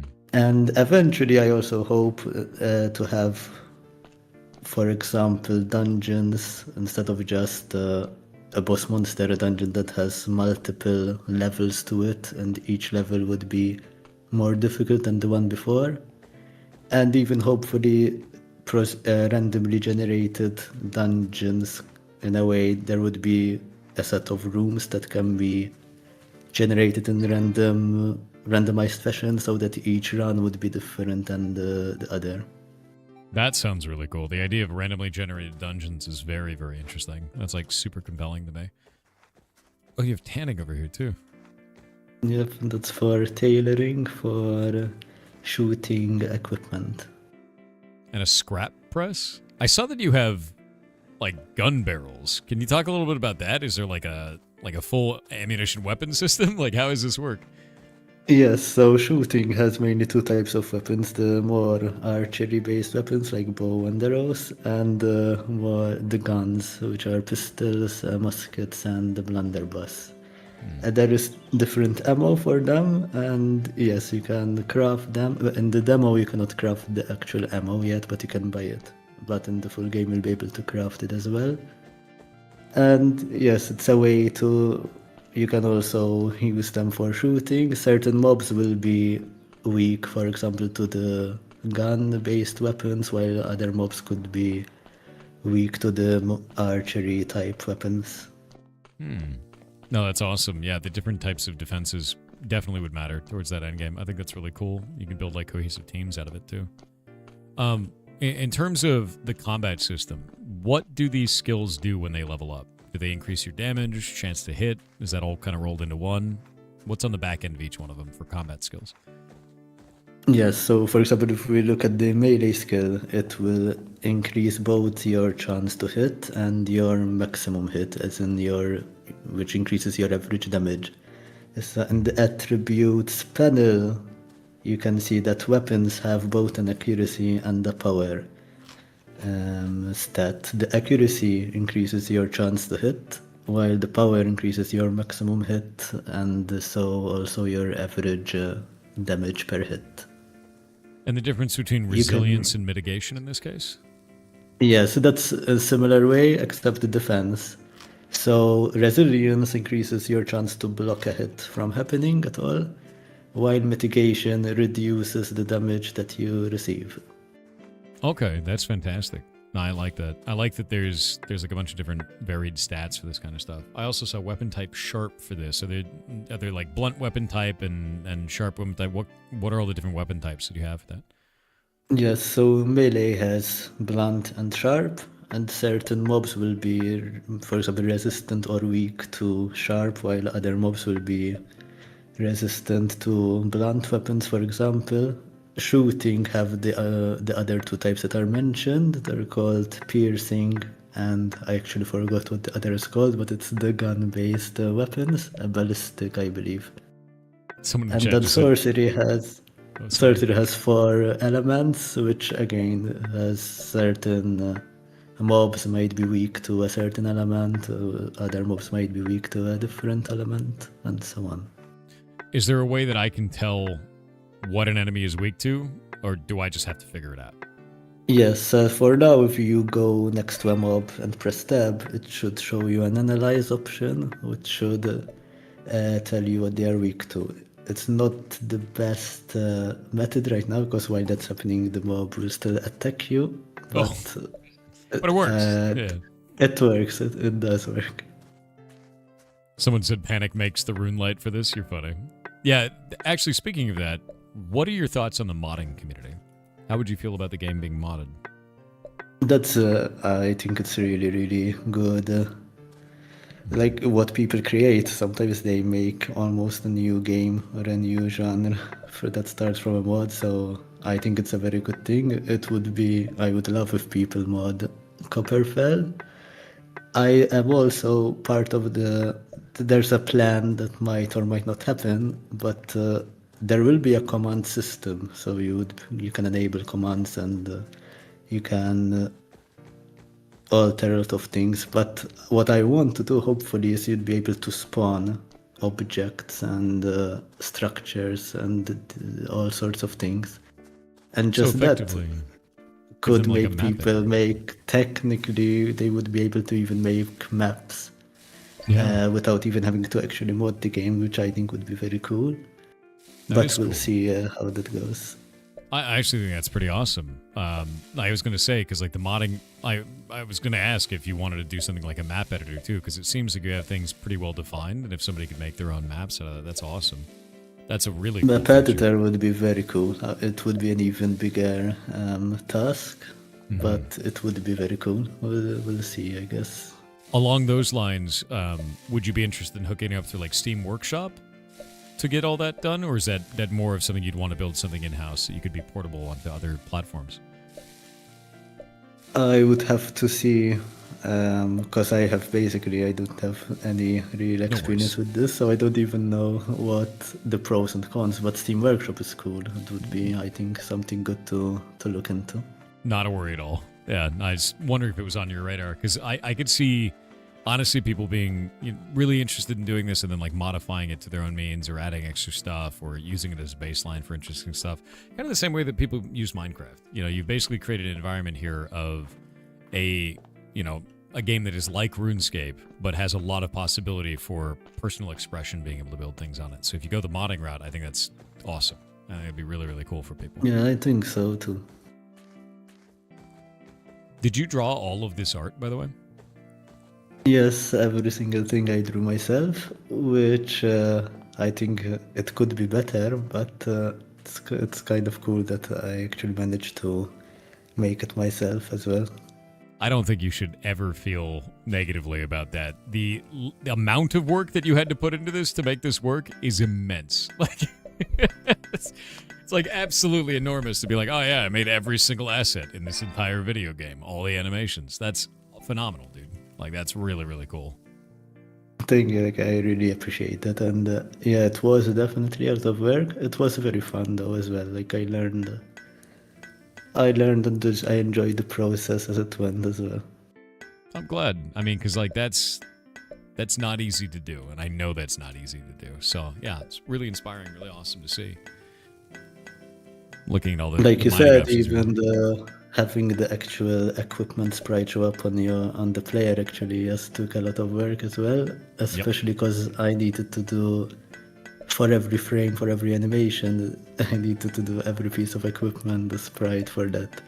In fact, I ended up using a shader approach, so that instead of, for example, for the helmet, instead of having a texture for the copper helmet, one for the bronze helmet, so and so forth, there's one single texture for the helmet, and then the colors are changed via shader based on whether it's a copper or bronze or iron, etc.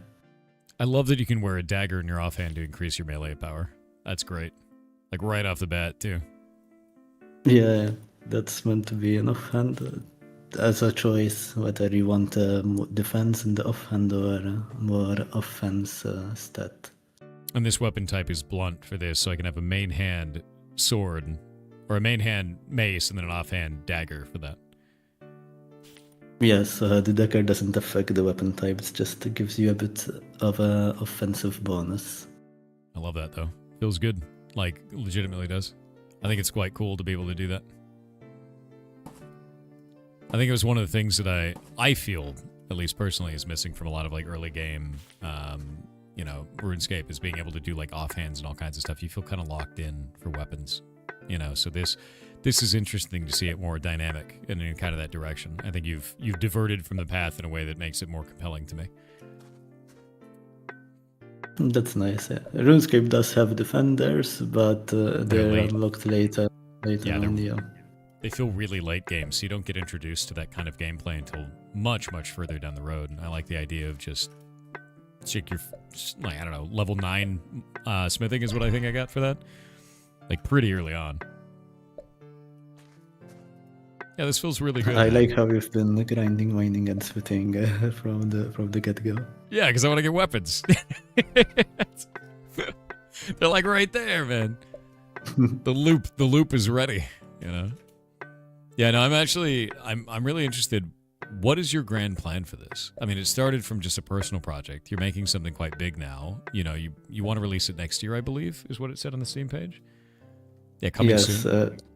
Originally, I wanted to release it this year, but then you realize that things take much longer than you think. But next year, it should be released, yes. The plan is the map should be much bigger than this, like probably at least 4 times bigger than the map that is in the demo. There will be many more villages, a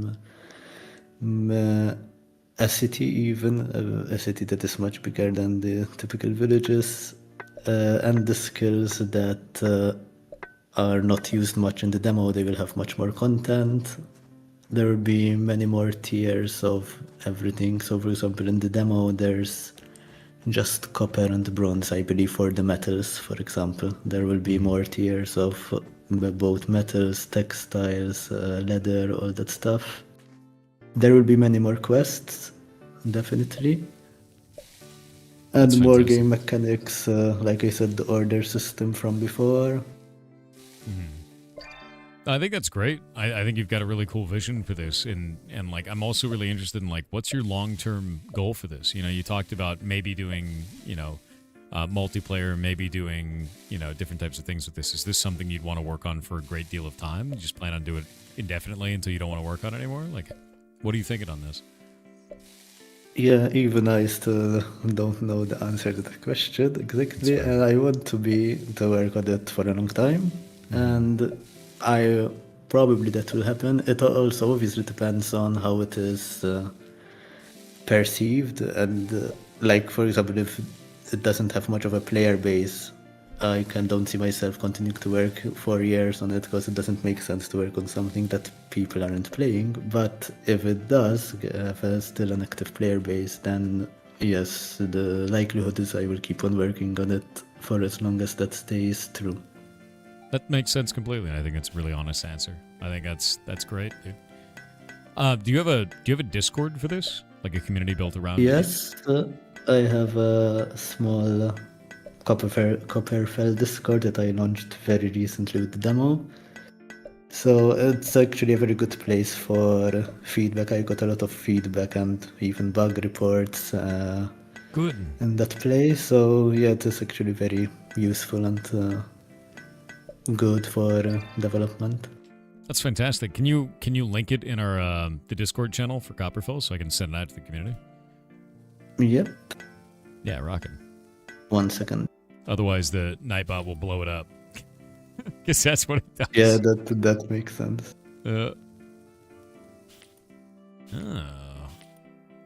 Kite Shield's just better. I believe Kite Shield is better at certain things, but worse at other things. Not as good as a dagger for killing. There we go. That's right. I sent the link and that place, you got it right. Yeah, I'm linking out to the chat now. That is the Discord for Copperfell. You guys want to join into it? Thank you very much. I appreciate it. Yeah, absolutely. I think what you're building is really interesting, and I think that the amount of work involved in building something like this is absolutely monumental. It is a huge amount of man hours to build something this deep. Even if you have other games to pull on as inspiration, is a massive amount of effort to do that. And I think that's quite cool. You've done something really interesting. It's very exciting, dude. Doing cool stuff. That's like really, really nice to hear. Like, I appreciate it a lot. And it's nice that I saw you just even having fun with it and the chat as well. Yeah, no, that's one of the things I wanted to do is because like it's really hard to ask questions unless I've experienced it, right? And like I see a lot of these like game show showcases, and a lot of them just you don't get a lot of time with the game. It's mostly this. Here's an ad, right? It's like no, I want to go play it. I want to see what it's like first, And so we play it first, and then talk to you afterwards. And I am legitimately having fun with it. I think it feels really nice once you kind of get your bearings on it. And that first quest was completed. I do feel like the quests themselves give you a really nice boost in the beginning, which gets past a lot of that, oh god, I can't do anything, but it's like, no, I can actually do stuff. I can immediately jump in and start mining and building new gear, and I made those bracers on my character and everything like this. Yeah, it's got an animated shadow as well. Yeah. Did you just do that? Yeah, actually the shadows were probably a month-long project, because it's not as easy as it looks to get those shadows like that for a 2D game. Nope. And I had to make my own shader using shader graph. I had to learn how to use shader graph for it on Unity, and there were a lot of edge cases. For example, if you walk next to a cliff edge, the shadow does not clip through the cliff, like it gets blocked by the cliff. And just to do that, it probably took a few weeks just to get that to happen. Yeah, I was gonna say there's also like layering too. So if your shadow touches another shadow, you need those not to be Yes, I am stacking on top of using each other. a second camera for that with a render texture and all sorts of things. Yes. Yeah, it's like people don't realize that the tiny details like that are a massive amount of effort. Like it's huge, and you've done a really good job. The shadows took more time than I thought they would, but they ended up. I like them, so I guess they ended up. It was good in the end. The way that I feel about it always with lighting is if people don't notice it, that means it's good. And it took them this long, an hour and a half, before someone went, hey, those shadows look cool. It's because they blended in because they looked right.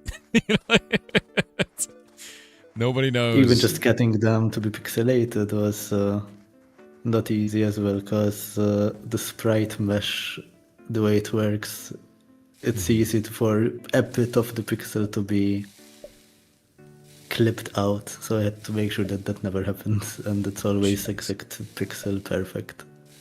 That's a lot of effort. It's a massive amount of effort. Is there zooming in and out? I can't see what. Yes, actually, if you press C, I believe. Oh, nice. And it looks like you're just doing 1-to-1 on that, so it goes from like. Yes, because I Just wanted to stay pixel perfect, so it's exactly twice the zoom. That's fantastic. Yeah, that's one of the biggest things with like pixel art games is if you don't do that, it gets like pixel tearing. If you guys have never seen that, everything shifts and it looks horrific. Yeah, I couldn't have that. I have it to be perfectly pixel. The pixel grid has to be perfect. Yeah, I super agree with that. Yeah, you've put in a lot of work on this, man. Like this is actually quite cool. So when you've got the demo out, when do you think you're going to launch? You said just sometime in 2026. You just don't know when. Yeah, I think it's best to just say sometime in 2026. I hope that it's sometime early in 2026, but that's a hope.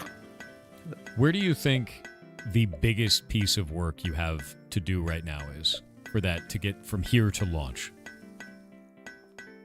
Probably not much on the programming side. It's more on the world building side. So the quests, definitely I want a significant amount of more quests than are available right now. So there will be a lot of work there. Most of the mobs are already done, even including the textures and sprites. So that's at least good. Most of the programming that for new content is done, and not all of it, there's still some to be done there. So mostly it will be the world building. Most of the villages and cities are actually done as well, the buildings as in. So I think the quests, NPCs, and these things will take the most time now. So it's mostly content generation at that point. It's all individual content. Yes, exactly. That's quite a lot, yeah. Because you have to, not only that, you have to write all the dialogue for everything there. You have to make sure that everything functions. Yes. There's a lot of testing. I kind of built my own dialogue system as well to work with just text files, and it gets parsed into dialogue on game initialization. Hey, good. That's, yeah, you've created the strings table. Fantastic. Speaking of that, since you've got it in that table format for that, have you thought about localization at all? Because that's, it's usually the most difficult thing when it comes to anything for like quest writing is you've probably got a lot of dialogue in this game already and you're planning on a lot more. So what are your plans for localization? None. Not yet. that's Dude, fair. Too much of a much of a big beast, I think. No, it's horrifying. Right now. Maybe one day, but not for now. Oh, that's fair. That's a fair answer. Localization's a scary beast, man. Yeah, none. Easy. Exactly. It is. I know, because in my work with Holdfast, we do have other languages, and for every new line or every new word you have to add, it has to be localized, and it's not very nice. Yeah, a huge amount of effort to do it. So, no, it makes sense. So that's completely fair. Well, if you had any piece of advice for a newer dev that's just starting now, what would it be? Someone who's just starting out, just trying things, or maybe is afraid to try things. To be fair, even when asked this question even for YouTube, I think the answer is the same. in my opinion, you should do what you want to do because it's fun for you. So do not do things to try and be successful and to make money from it. Because if you don't, and I think with art, the more common result is that you won't really make a lot of money from your project. You're not gonna have a good time, right?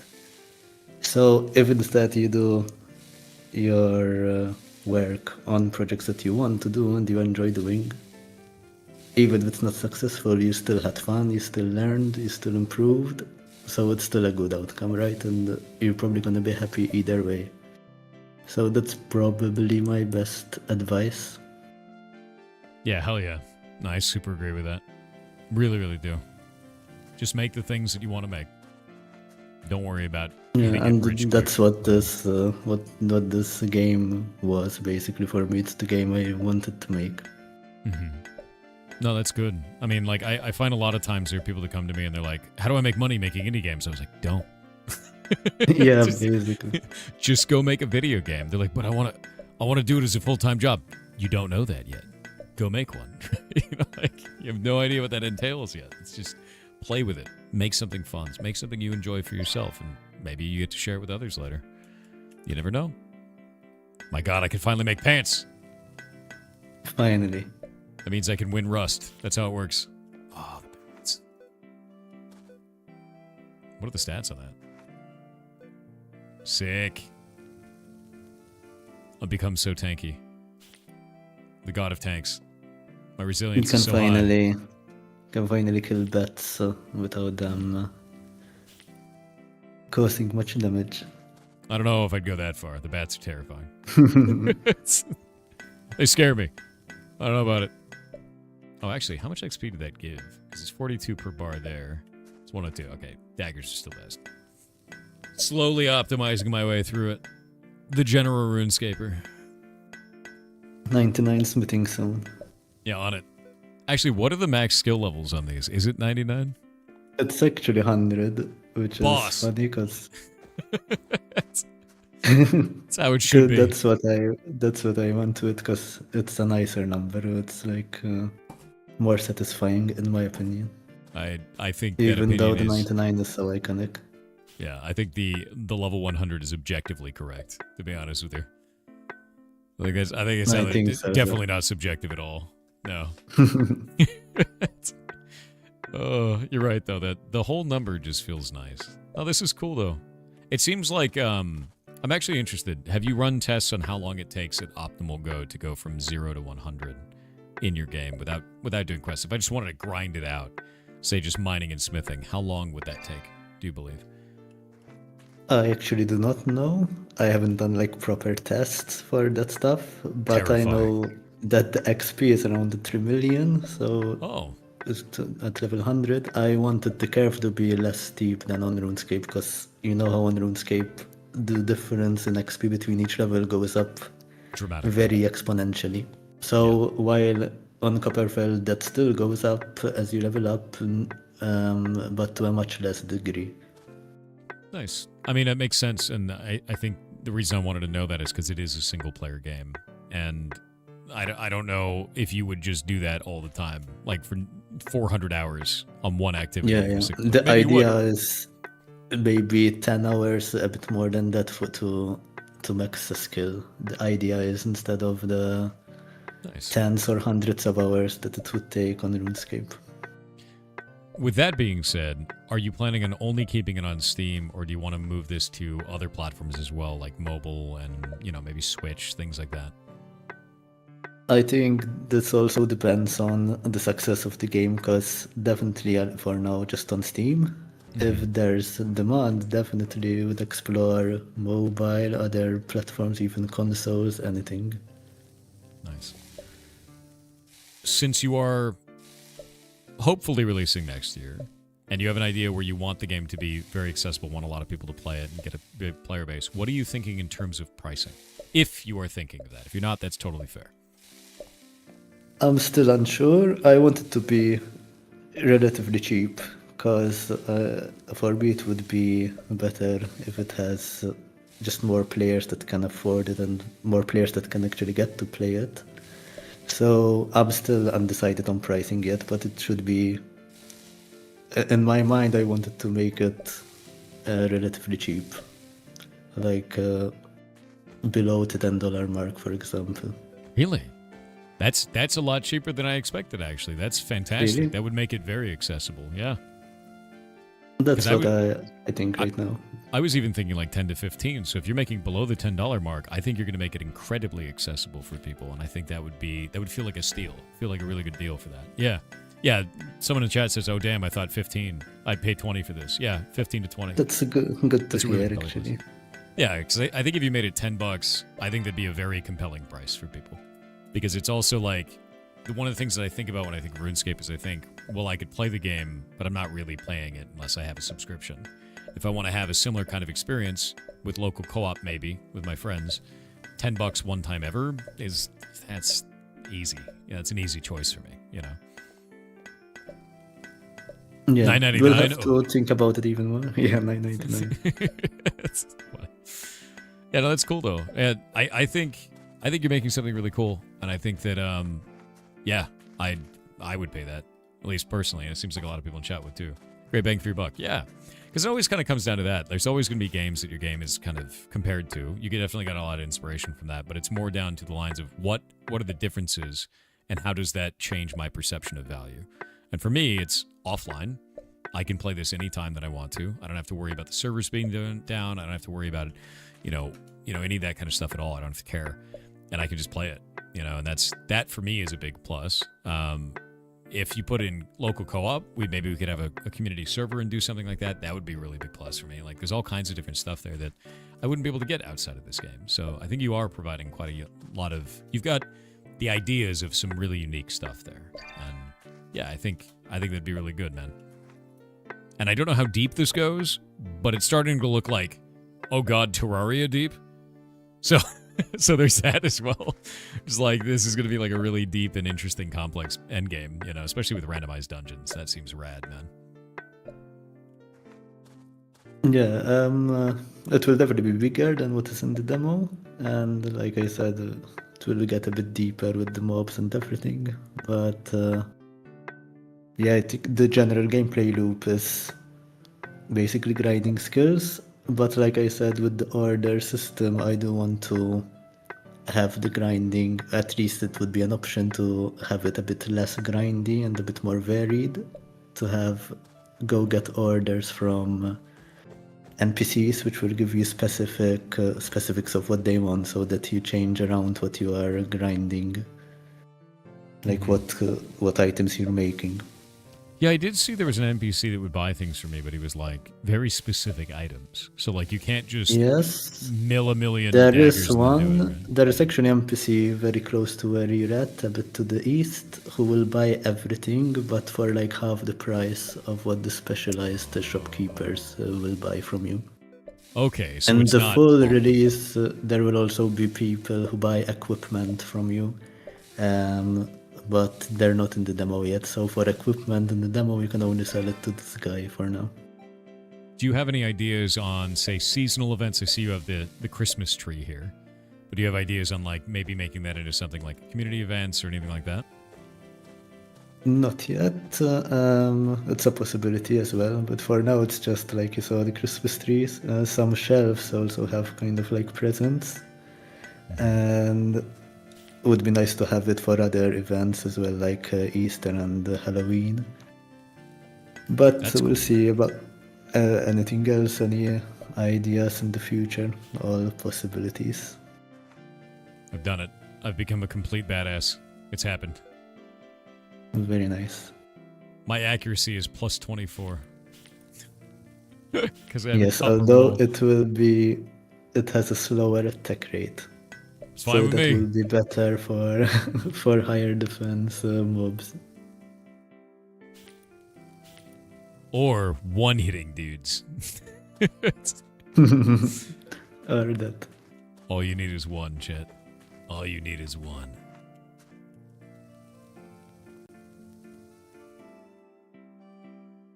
Alright, let's see. It's gonna blow through all of this real fast. And then I'm gonna go fight. I want to see what it's like with this. So the different weapons actually have different speeds. Is that listed anywhere on my character that I can find? I guess the attack rate? And Is that what it is? yes, attack rate, that's what it is. So a higher value Which- is a slower weapon. Yes, which might be confusing, but it's actually not easy to make it not confusing, because if you make it the other way around, it might still be confusing. Yeah, that makes sense. Yeah, I because that was the believe thing. that it's like- number is the amount of ticks it takes, and a tick in this case, in this game, is 1/4 of a second. Okay. So in this case, it's every 3 seconds we actually get to do an attack, and this one is every 2 seconds, basically, right? Yep. Okay. Interesting that the power goes down from that. I'm gonna go kill a bat with this. Oh, we got ads. Gotta wait for that. Can this game be played on a foot pedal? You goblin. The way that I got to 99 agility was I used a foot pedal, and I just Really? played. Yeah, I just played with a foot pedal all day, every day, like 16 hours a day. How In, does that work? Do you still have to move the mouse? No, you don't. So you know Brimhaven? Is it Brimhaven? I think is what it's called. The underground arena. Yes, I've done it very, very little, probably to get the achievement diary task, and that's it. You know the spike traps you can jump over? You just jumped on the spike traps forever. Yep, but if you click off the screen in the same spot every time, your character goes back and forth over it. So I just sat there and I just hit the foot pedal 16 hours a day. And I And that recorded. is like Yeah. pretty sure it's low XP rates, right? Oh, it's super slow, dude. Like it's Yeah. 24 per like 3 seconds or something stupid. Like it was really low, but I got it all the way to 99, and then I cataloged the whole thing. I was showing it up on stream. I blew through a foot pedal, and I had to buy a second one because it broke the foot pedal. So I think the question, what is wrong with you, makes even more sense Yeah. right now. Yeah. Yeah, people were coming into chat too. They were like, why are you shaking? And I'm like, I'm playing RuneScape. And they're like, what are you talking about? And I'd be like, here's the laptop, here's the foot pedal. And they're just like, dude, what is wrong with you? To be fair, doing it while streaming makes sense, like no XP Yeah. waste. Yeah, no XP waste. And I was dueling against my friend Winky to see who could get there first, and we were both doing it. So we were both using the foot pedal, which is super funny. Oh god. You don't need a fast attack speed if you hit the enemy and kill them in one hit. But I'm definitely not killing the enemy in one hit. I think you just need to train a bit the combat stats a bit higher up, and you will be. Did you just tell me to get good? Because fair. Basically. Oh, tick manipulate. Yeah, we gotta tick manipulate. That's how we gotta do it, dude. That's the way. So you said that you made all the pixel art for all of this. How many assets in total do you think you've made at this point? Because it seems like hundreds and hundreds, you know? Yeah, I have no idea. It's definitely up in the thousands, because items only, there's already over 1,000 items. But then NPCs and mobs are the worst, because they need like either 16 sprites each, because there's the movement, there's the attack, there's the dying animations, and each animation is like 4 sprites. So there's a lot. I don't know the numbers, just I know it's a lot. So you're releasing 10,000 more monsters. Got it. It seems like a massive amount, dude. Like, it really does. Oh, I could just wreck these. The faster attack speed is definitely good feeling. Yeah, especially for the low level mobs, it will be the better choice. And you said that higher level enemies have much more defense, so that's when the big attack comes through. So the combat system's Yep. quite deep. Nice. That's great. Oh, what's up?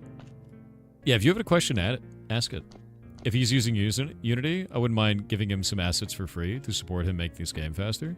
Yeah, that's actually interesting. Is this something that you want to make every asset for you know, for the whole game for yourself, or do you want to use, like, do you want community members or people working with you?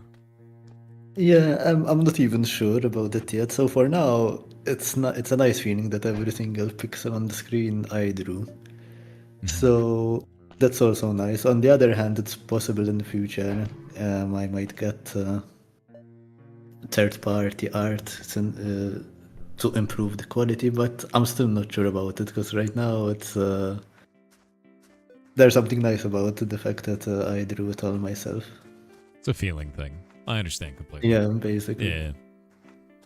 It's like my pet project, like my dream project. So it's your weird baby, you know? Yeah, basically. Yeah. No, I understand. 100% understand that. I think I've got style in that, dude. I've got so much gear. Nice. I built it all. Full copper. I could take out a dragon, right? Right? Maybe not yet. Oh, okay. Soon. Damn.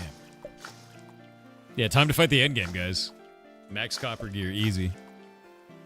Yeah, you were saying, did you say it was your brother that made the music? No, I made the music as well. Oh, you made the music. Sorry.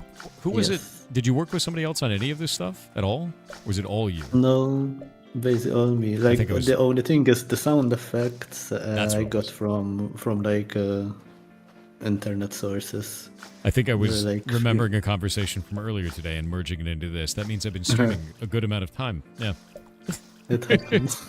Yeah, no, for sound effects for that. So with all of these sound effects, you didn't build these. You got a lot of them off of online sources for that Yes. stuff. But you made all the music.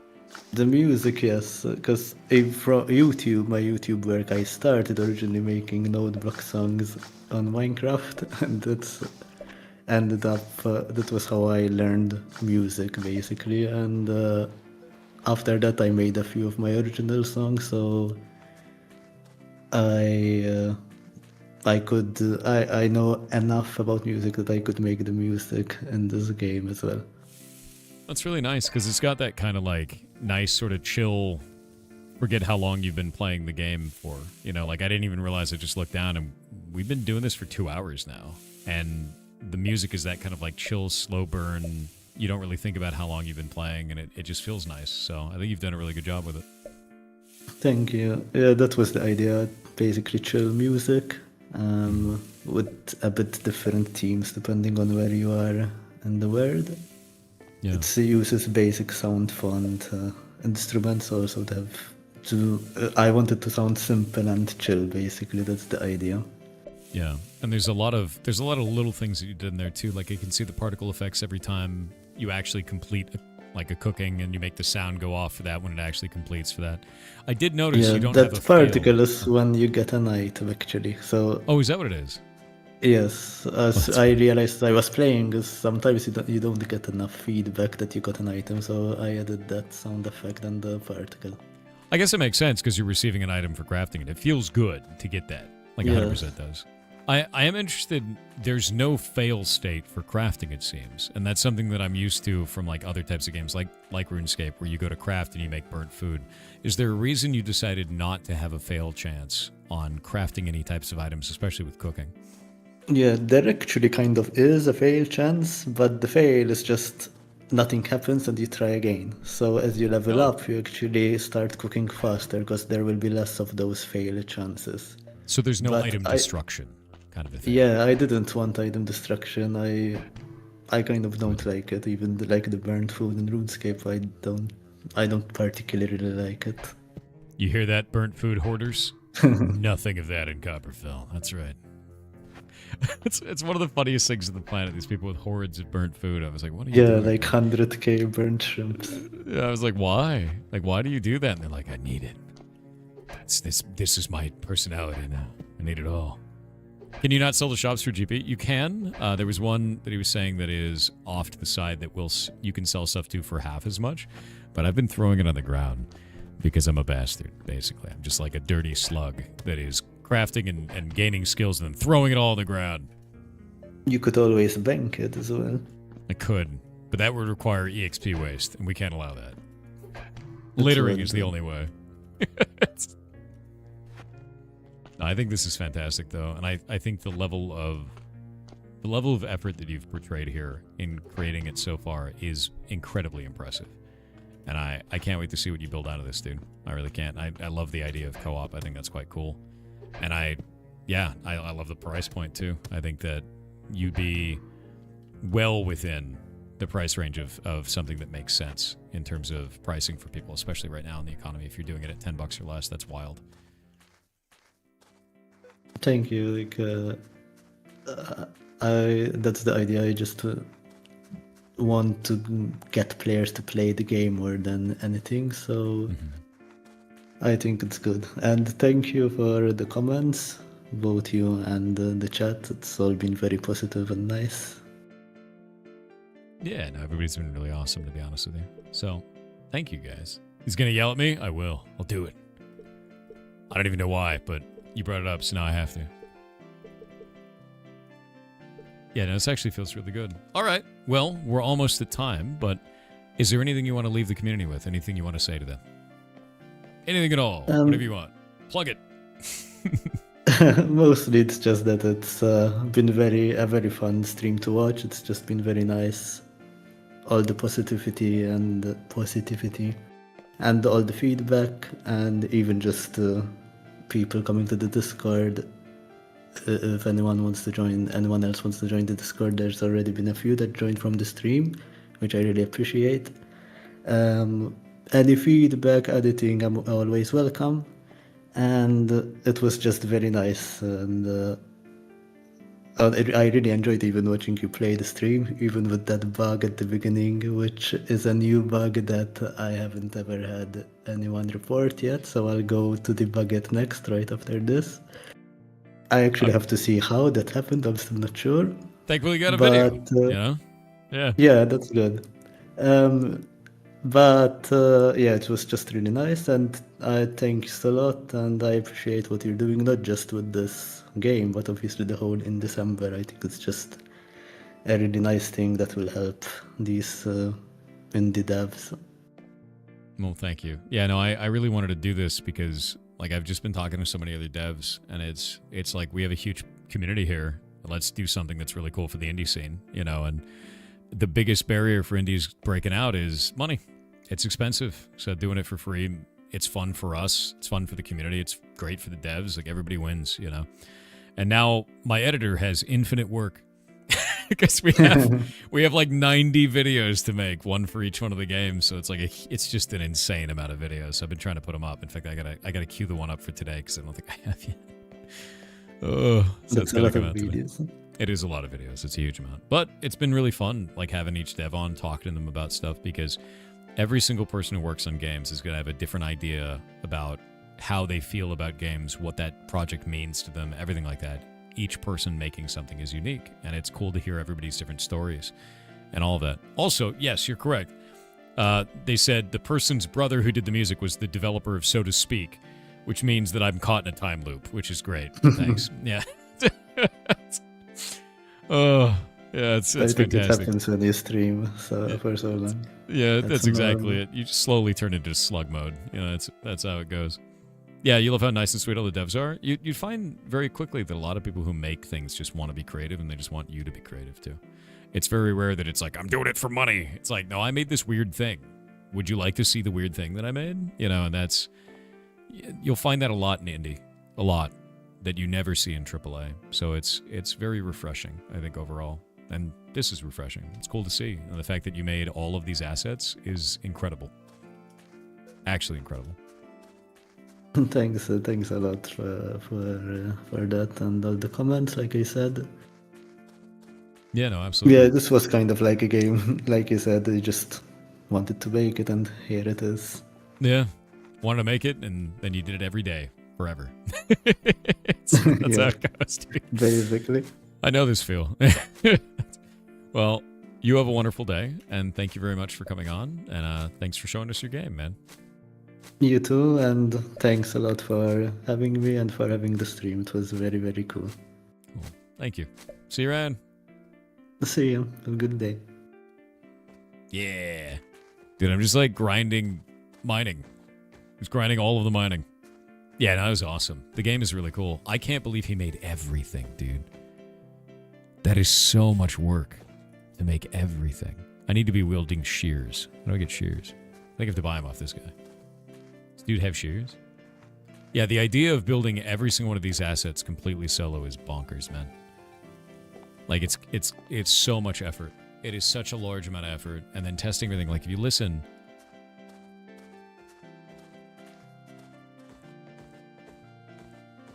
all of the footsteps change based on what material you're standing on. It's wild, dude. Like, it's a crazy amount of work. The demo doesn't have a time limit. Nope. You just play it. It's a huge amount of stuff, man. Oh. I wonder if we could use that yet. Good day, traveler. Yeah, the idea of doing this is... it's immense. It's an immense amount of work. Oh, sick, I'm getting this? Yeah, I mean, it's in demo right now. Just play the demo. There's no time limit or anything like that. It's just like, go have fun, you know? I'm trying to see if I can find a tool like shears to go and buy that. Think this guy has it? No, he gives beverages. Yeah, the plan is to release in 2026 is what they're doing. I just think it's cool, man. I think it's just like a lot of effort to make something like this.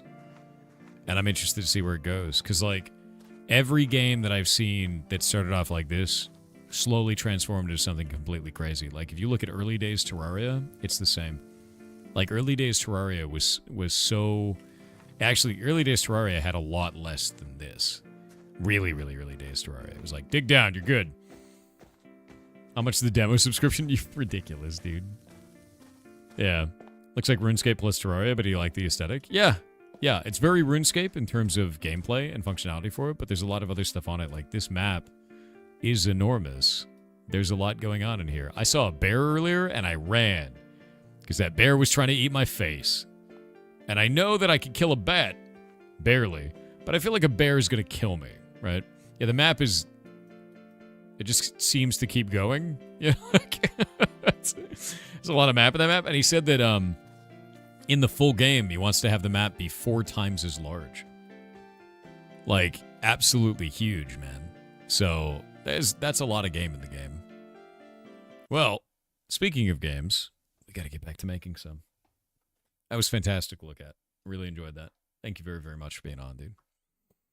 Heartbound 1.0 in, when it's finished, man. I release updates every month. And that's basically what I work on outside of the stream. It's fun. You can kill a bat, barely, but a bear badly. It's probably true. That's probably accurate. We dumping? We got 1 hour. We could dump. Who wants to dump, dude? You picking some bangers, Thor? Honestly, I try to choose as many games that I think needed to have more visibility as their primary thing. They needed more visibility. That's basically it. Is that Jim the Dandy? Poop pants emoji, Jim. Kingdoms of the Dump. There he is. It's time. It's time. I must continue the dump.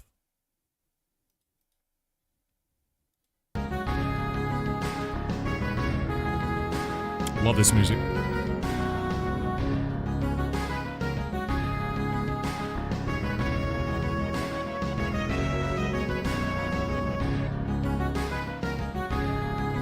Can we see your Star Vortex ship? It looks like a long bug.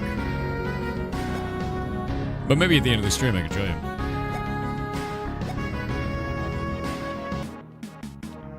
Glorious. We love Kingdoms of the Dump, dude. Alright. What is my quest right now? There we go. Bellow of the Cello. Visit Lute's father in the Black Mold cells. The Black Mold cells, I think, are down here, aren't they? In the basement. Change stream title? It's already changed. Refresh your stream, man. Dense flower? What the hell is that?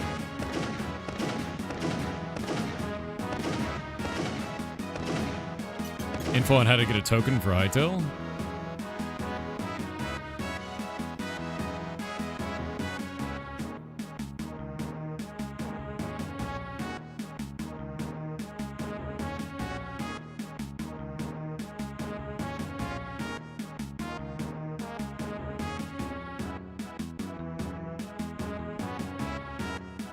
Okay. I should be receiving one then. As far as I know, my name is already reserved, so I should be okay. Take a seat and tell me all about it. I don't want to sit on that, man. Out of here.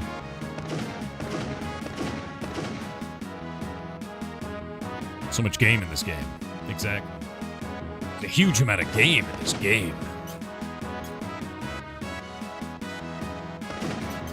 You know what I'm gonna do after stream today, dude? Mushroom foraging. I'm gonna go check the forest near my house for more chanterelles. Because there were chanterelles out there a week or so ago. And they were a type of oyster mushroom that I'd never seen before. And I got to learn about it, and it's delicious. That's the forge. Wait. Nope.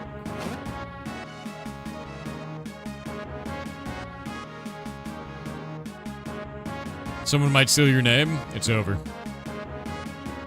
Yeah, my name should be locked in, so I should be okay.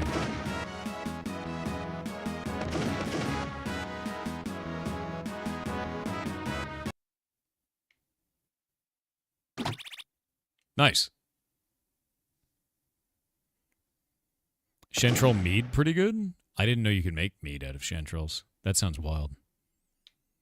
Dude, how far down are the black mold cells? Milk cellar. Why is there a milk cellar? Dude, what?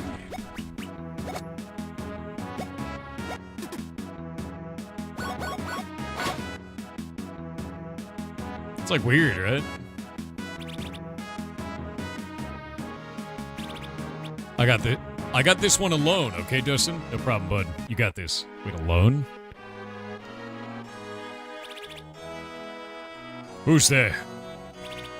It's me, father. Loot. What is it then? What shall be done with me? Will you leave me to rot? Or will you string me up for all to see? It is true, many are calling for your headstock. But no, Viola is the queen of Carpentos now. Did she send you? She can't face me herself. I came of my own accord. Why then? To gloat? To watch me powerless, unable to even fret a note to defend myself? It's been decided. You'll be allowed to earn your bookmark. Surely you're joking. Once the world is saved, of course. You can live out your days at Book's End as a scribe. Stocking shelves and dusting stairwells. Think of it as serving to help the dump you nearly destroyed. I see. Let me ask you one question. Go on, then. How did you get involved with them? The Hands of Grime. It's not as if I sought them out. They... Fiddlesticks. You really want to know? Fine. It was the year before last, Kingscon Eve in Hoarding Hall Castle. I was only just about to turn in for the night.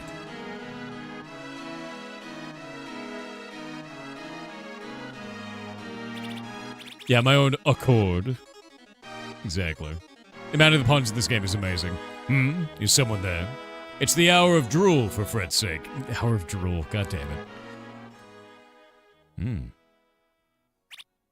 A letter? I don't recognize this crayon seal. Sawtooth's really lapsing on his security detail these days.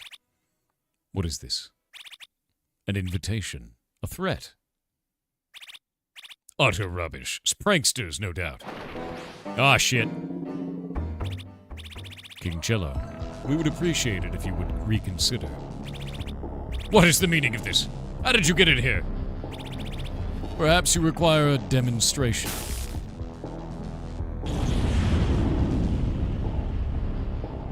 Oh god, he showed him the future. Maker above. This is the power of the toxic waste. And my master is the one who brought all this into being. He is lost, and we're going to bring him back. Why would I help you? You're the only king getting this offer, and the only one smart enough to take it. If you want to keep your seat at the high table in the new world, you will play along. You've so much to lose, after all. It could all come tumbling down so easily. What would you have of me? More details to come. Welcome to the Hands of Grime. Yoop. Go on, dude.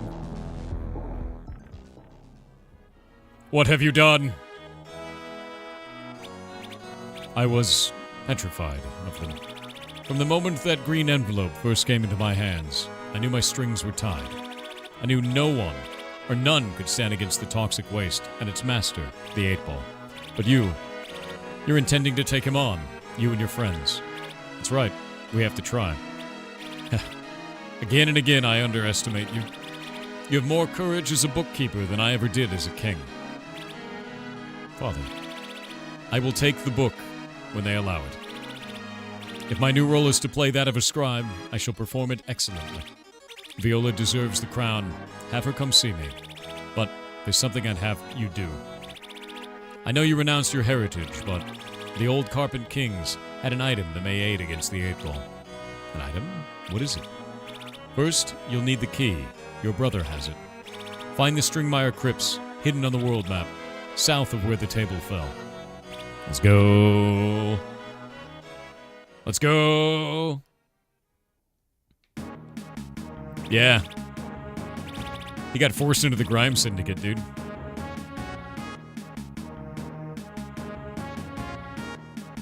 Yeah, all best in slot weapons for everybody so far.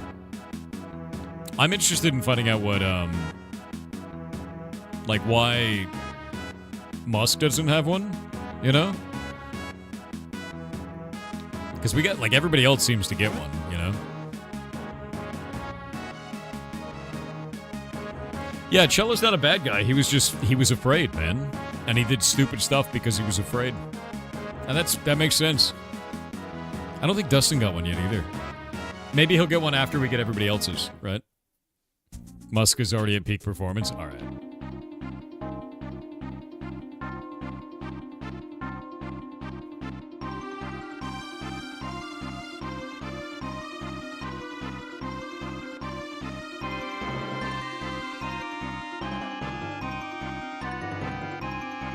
Okay, here we go.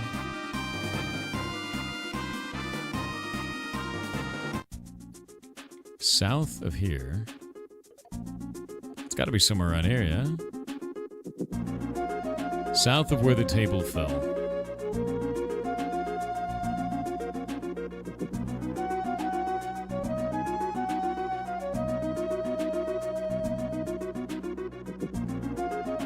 Yeah, I need to talk to Luke's brother south of where the table fell, right?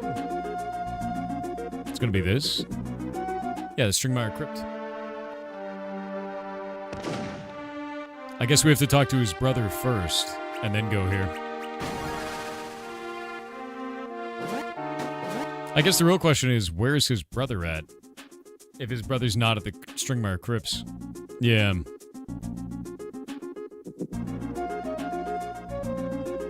The brother's gonna have to be in the castle, isn't it? Yeah. But where in the castle? Castle big.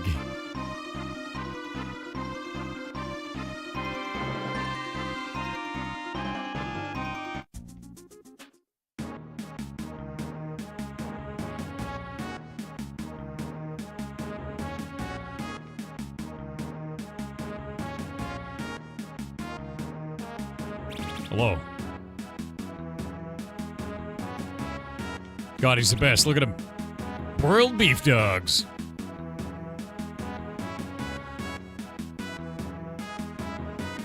Where would he be, man? Brothers in another castle? I don't know, dude. Wait. Doing all I can for the injured. Say, if you use that fancy airship of yours, could you make a pit stop? Yeah, let's do it. Go to the Hanging Gardens. There should be weavers there. Give them this. Doctor's orders. All right.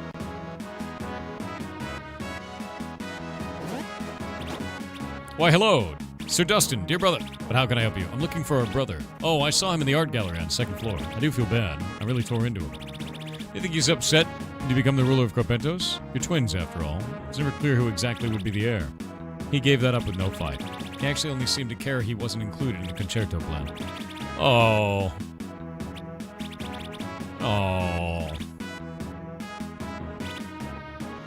Oh, here we go. Big Daddy.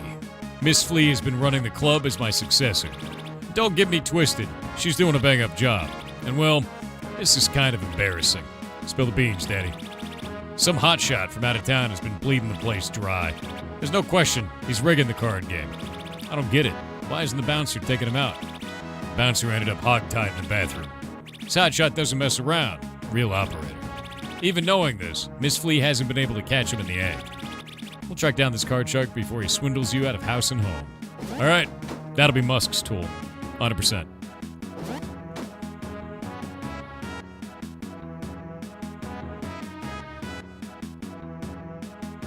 By the way, loot is terrifying to look at. Yeah. Freaks me out.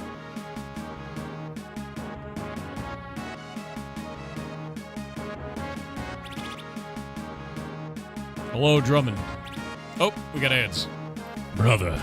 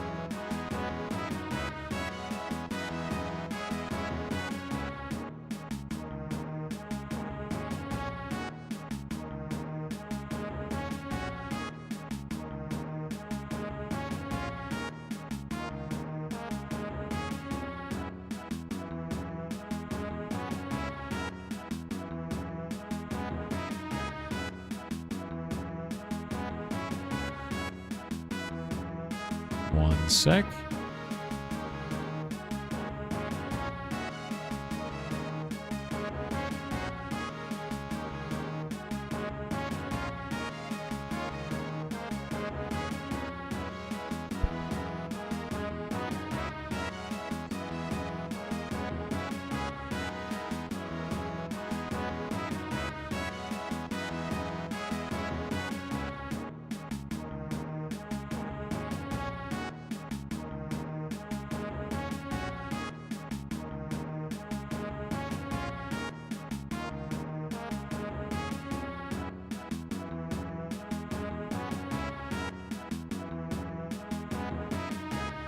Completely insane, dude.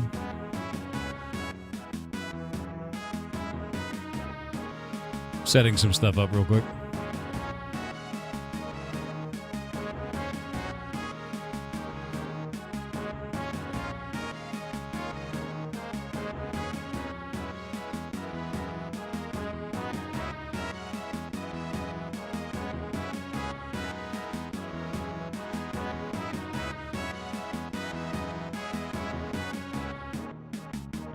I'm setting all this stuff up for Hightail real quick.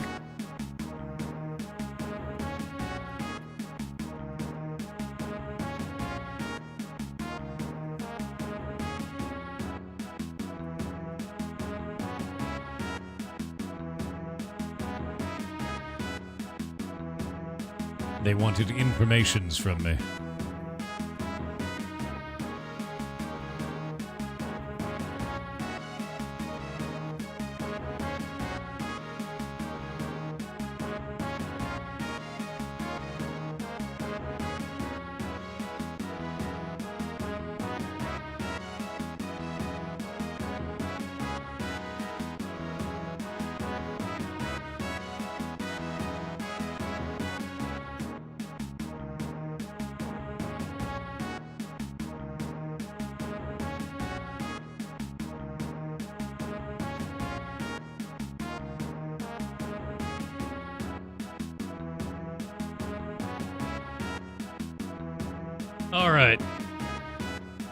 This is actually awesome. We've got ads now, or like the ads are over now, but... Brother, liar. You saw father then? Yes. He said to ask you of the Carpent King. He told you of the Carpent King. He said the crypts. Yes, the crypts of our ancestors. You renounced the Stringmire name. Liar. Which means you'll need a proper representative of the family. I'm coming. Liar handed over the Carpent King. Look, I feel a proper idiot for the way I behaved up on the table, alright? I honestly didn't know, or maybe I didn't care. But, well, let me do something to help the cause. Please, you know a contrition is difficult for me. You can come. We're still family after all. Can you still swing that rapier around? My dueling has only improved. I can show you a few tricks I picked up along the way, too. It's settled then. The Stringmire Brothers band is back together once more. Okay, sure. As long as I'm first chair, of course. My natural leadership. Don't start with this already. Righto, righto. I'll stay out of your way until we head to the hidden zone. Alright.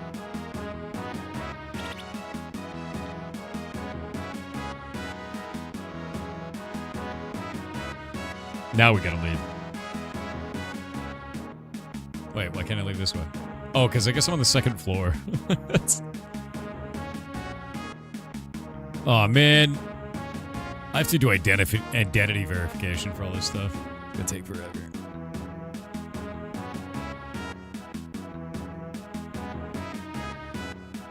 The nightmare. Boo, I'll do it later. You don't trust him? He's himbo bro, if this is true. I trust him. Yeah, I trust him. What's he got to, like, he's got nothing to gain. You see my DM? What's up, man?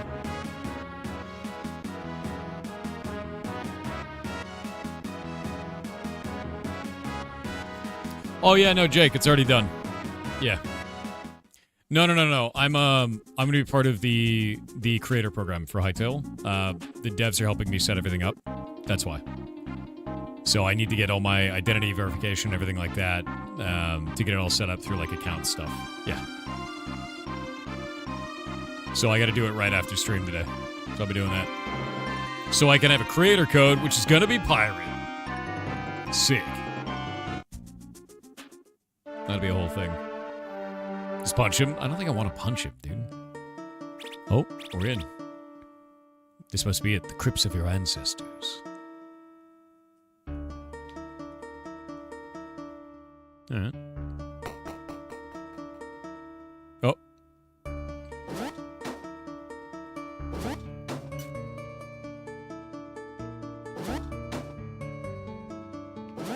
Music in here is really pretty.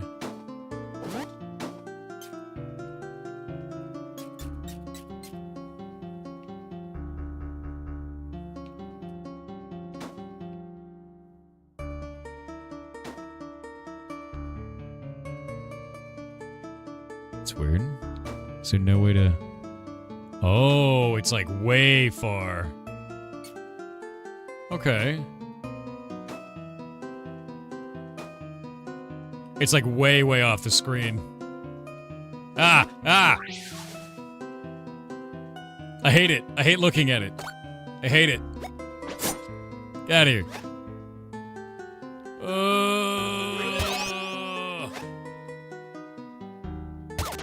Oh, I hate it.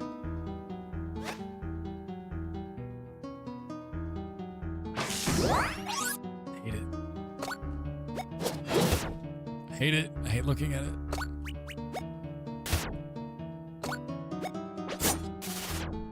God, it's gross. I don't like mannequins, dude.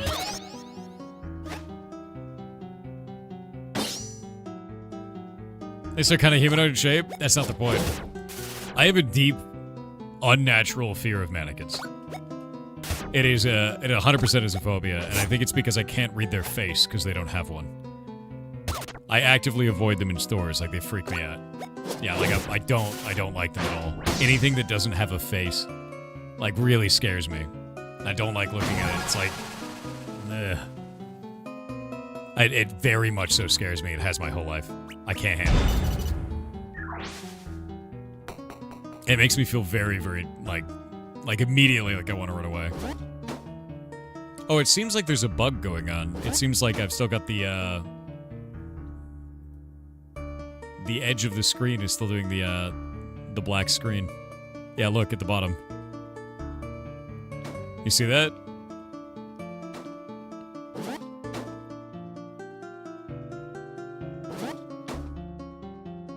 Porcelain dolls are better? No, no. Unmoving facial expressions or no facial expression is haunting to me in a way that I just cannot enjoy.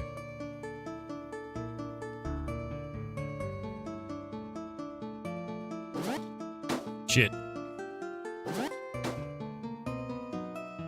Yeah, it's still part of the screen, dude. How will I ever get this to work?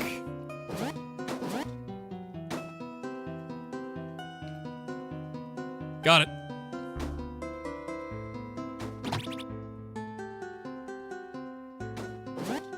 No, no, no, no, no. Go away. Go away. Wait, is this back where I started? Where am I?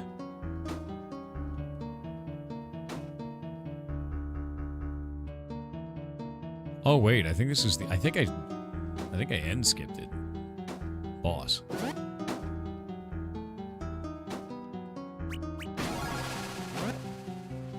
Alright. Ever played Silent Hill 2? Never my jam. What? Okay, just out of nowhere.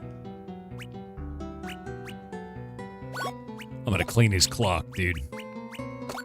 Steal! There's nothing to steal. Oh god.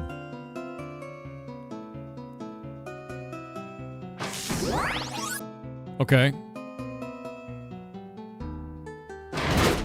Wow, I got to use 2 moves at once. That's cool. Wrecked.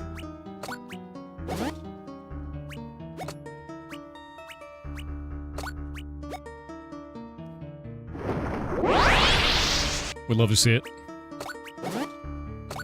Hail of daggers.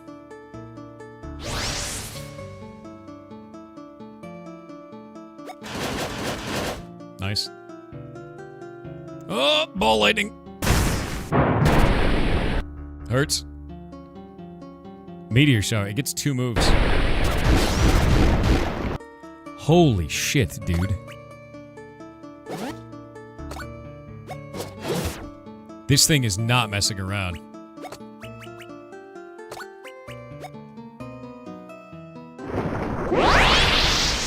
Let's get everybody back up to full. Nice, good stab. Oh! Damn. God damn.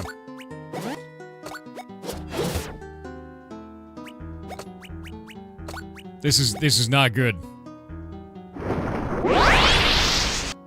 Yeah, it's not good, dude. Yeah, he goes 2 moves every time. What the f-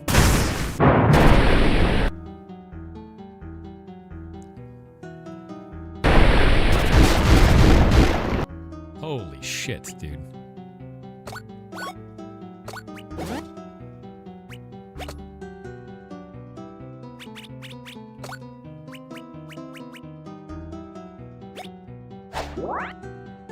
Oh no, I forgot.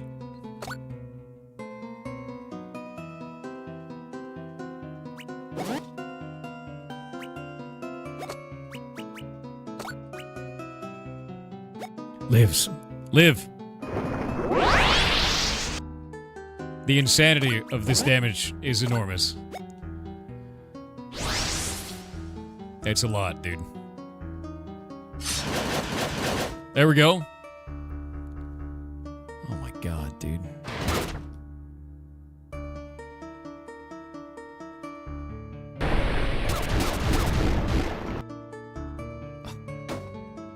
My boy! No! I think I'm gonna wipe, dude. This sucks. Holy shit. Jumper cables.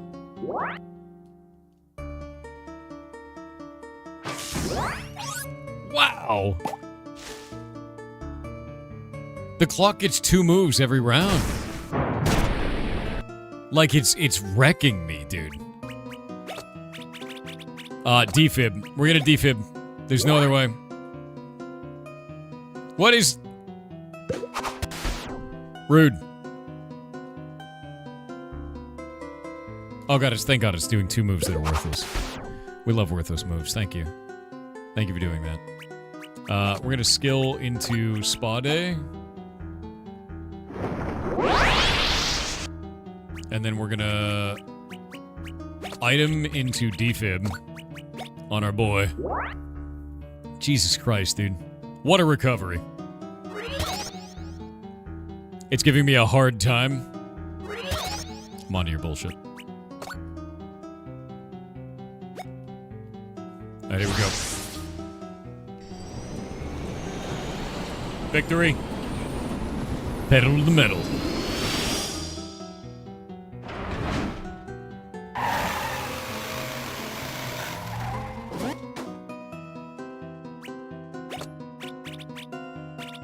Alright, just think about this.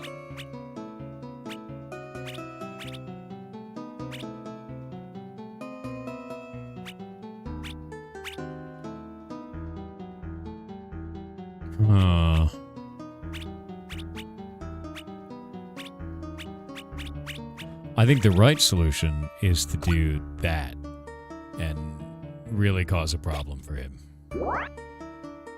Okay, and now...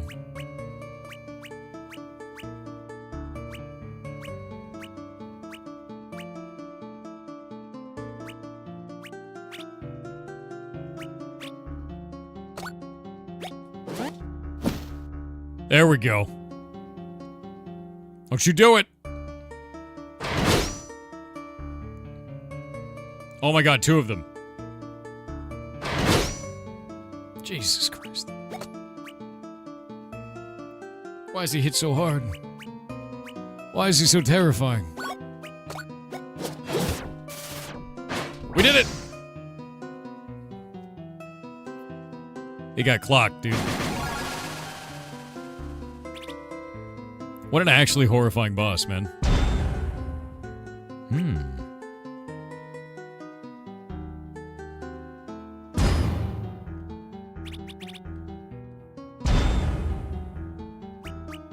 Meteor shower.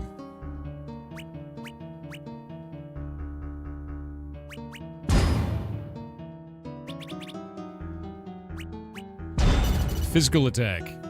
Do some TTS. Slushberry Games with $5 said trying to put anxiety in my game where the screen will shake and color drains. Are there alternatives to the shake that still gets the point across? 7. Controller vibration is one of them. You could do that. You can cause the screen to kind of like move downwards, maybe. Maybe make the characters do like an animation. Screen shake is the right way to do it, generally, though. Harpened clock. Yeah. I would say, to be honest with you, is give screen shake and then give players the option to turn screen shake off. That's generally how I would do it.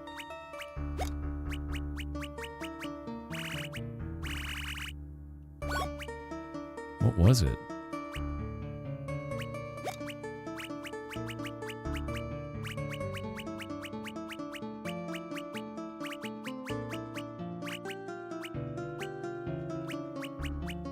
There it is. Take 2 turns.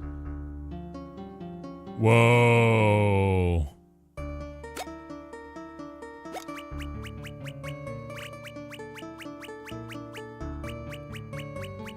He just always gets 2 turns. Terrifyingly good.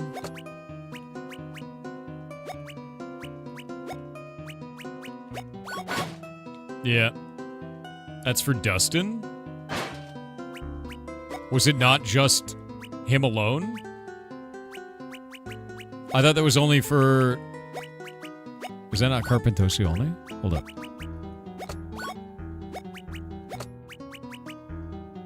It's not Carpentosi only. Oh, shit. Oh, shit.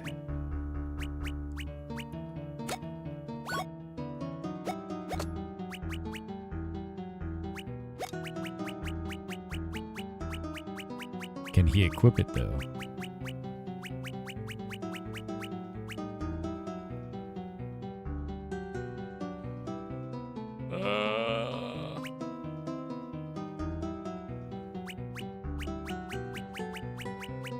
He can do the Carpent Clock.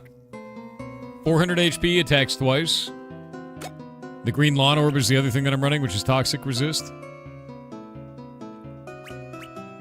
That's a crazy combo. That's sick.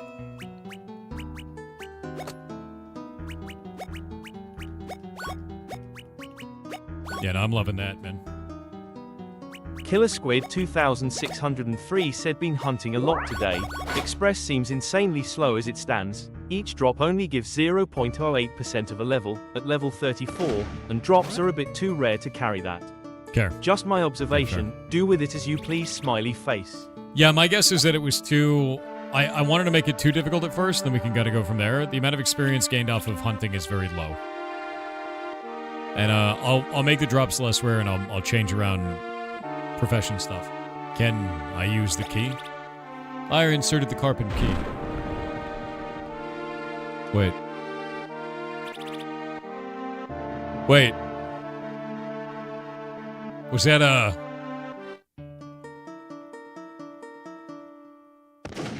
Wait. 10 extra drops, double the XP? I don't want to double the XP. The amount of XP is going to stay the same. The drops are going to increase dramatically. How was the last in December game today? It was quite lovely, actually. Nodenoff said a little off topic, but could you look up the pronunciation of 19 in French? Thanks.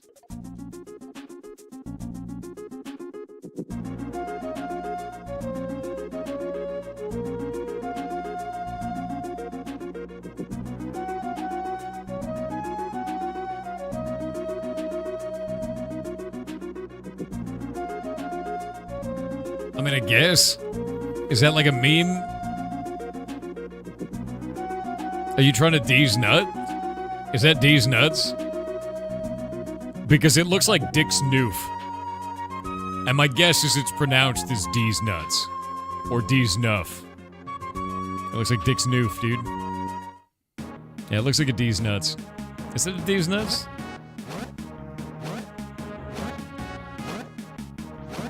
Wait. What if that's my character name for D&D?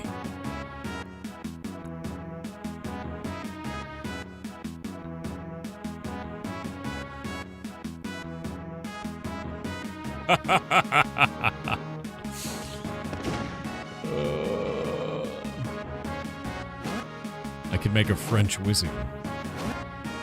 I need to be dressed up as a mime. Damn it, I don't have a mime outfit.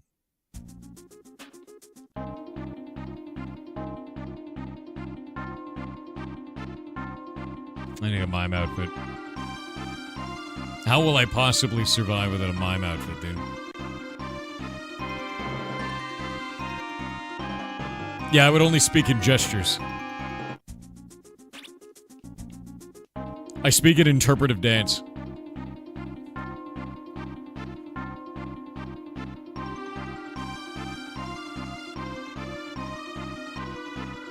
Like, remember, my job is to make Winky's job as hard as possible. Oh, there's a spot there. That is all I'm there to do.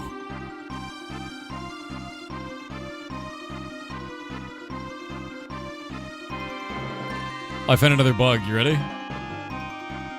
That tower is both a flat version right there and the tall version. Look at it.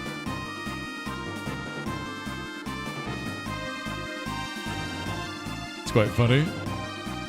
You can see it kind of fold into place.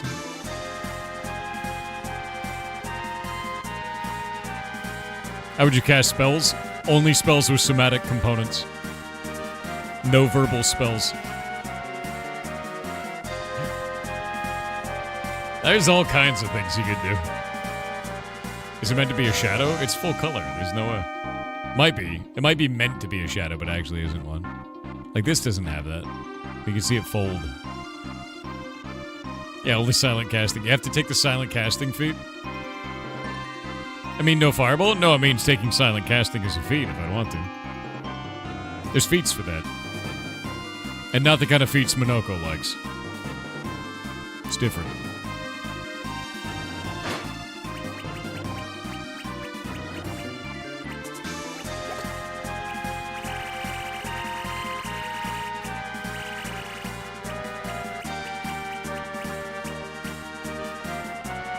Wait.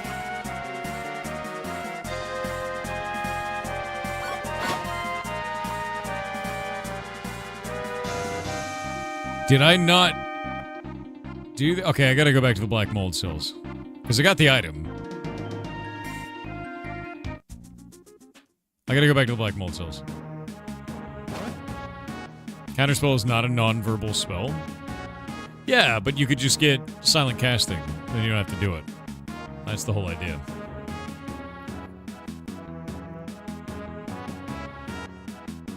DTE 9,021,989 with 500 bits said, "Hello, Thor, it's me again.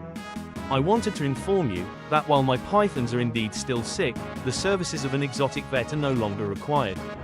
Your assistance was appreciated. However, I recently received a warning from the federal government. I am apparently in breach of federal firearm laws. I have been informed I am required to have a concealed carry permit in order to wear long sleeve shirts. You know, on account of these guns."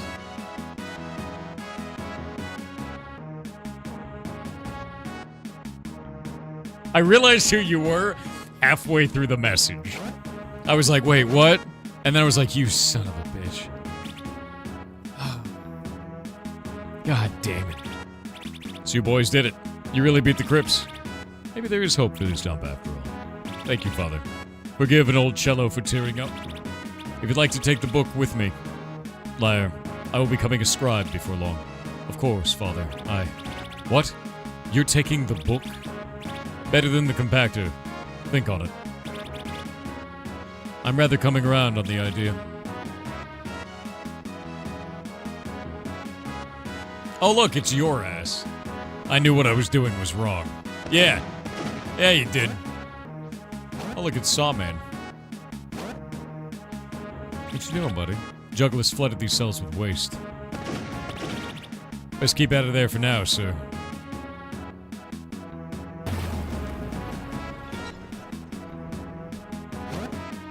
Can't believe it, dude. Moonalix26 said, "Hello, Thor. This is just a reminder that chat has no thoughts. Only ferrets. WUBBALUBBA dub dub." I think chat does have thoughts. They're all just very stinky. Yeah. Steel_generation with 500 bits said, "Hey Thor, I just realized a problem with your octopus wizard. Octopi have 8 feet and I hear Winky is into that kind of thing. Are you sure you want to enable that?" I guess that's one way to curry the DM's favor. Let's see how this plays out. Kurdow with 500 bits said, "I saw you mentioning getting logged out on old school RuneScape mobile earlier. Yeah. Not sure if an internet connection issue, but assuming It's it my isn't, phone. if you keep getting logged out mid-crab on mobile, check game settings on the mobile app. I did. You can increase the logout timer on mobile to 30 minutes. Yep. The logout timer is based off of time of last input, regardless if you're currently skilling or not. So with a 10-minute crab, with default setting you'd log out halfway through. Yep. You can also set it so that the phone app doesn't turn off or disconnect you if you minimize the game, because before that it would just insta-log out. It's more over like if the servers are down or if, they're doing an update or things like that, and it's like, if it's a single-player game, you never have to deal with any of that, Yeah, mid-crab, dude. The Danish PhD said, "Speaking of D&D, what do you think a good class for Jeff Goldblum in Jurassic Park would be? I was thinking either Bard or Artificer." I'd say Artificer. I mean, I guess MacGyver's an Artificer, right? I'm trying to think. I'd say Bard. Yeah, Bard, final answer. MacGyver's the Artificer for sure.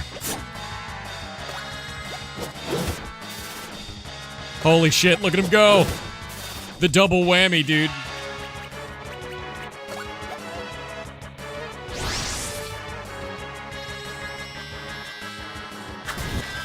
My boy is terrifying, man.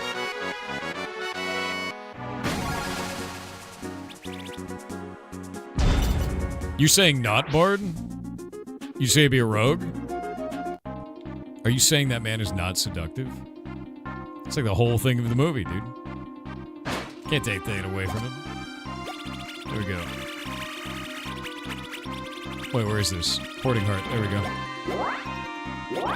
2 hoarding hearts.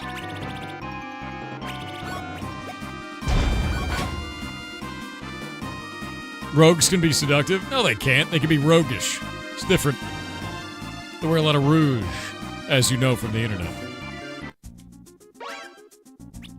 MacGyver is an artificer. Why not? Wait, he could be a bard artificer multi-class. That's true. Oh, look, it's ads. The horror.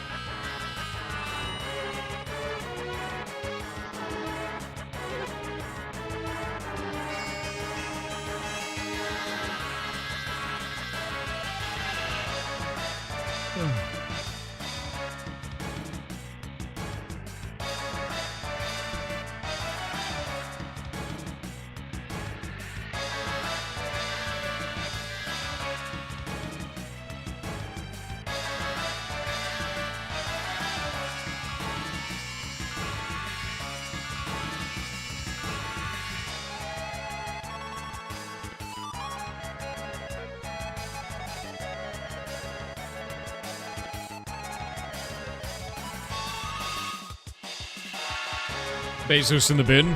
Yeah, dude. That's Binzos. Dustin Binzos. Yeah, I solved the cipher pillar puzzle. It was Pigpen.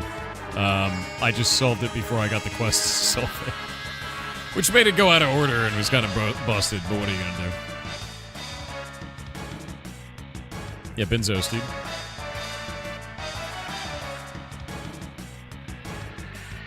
Chuck Norris is every class? No, Chuck Norris is the class of Chuck Norris. He's not a class. He's a force in nature. Why is Will Smith eating spaghetti an AI benchmark stable? Because originally Will Smith eating spaghetti looked like shit. And now Will Smith eating spaghetti looks like Will Smith eating spaghetti. It's the perfect idea. Like, it's basically the perfect detector for how far AI has become. Like, that's it. It's like, if Will Smith eating spaghetti looks good in your AI model, then it's scary.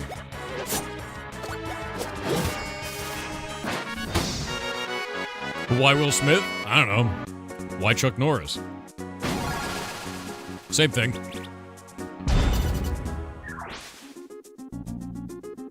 Tsunami warning in Japan after all those earthquakes earlier? How bad were the earthquakes? I didn't know there was one. What are we talking? And how far off the coast? Hmm.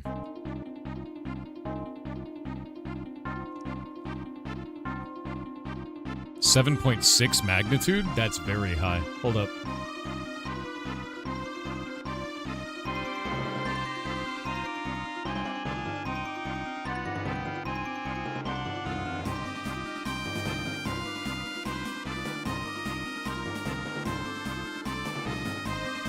Holy shit. That's a biggie. It's really close to the coast.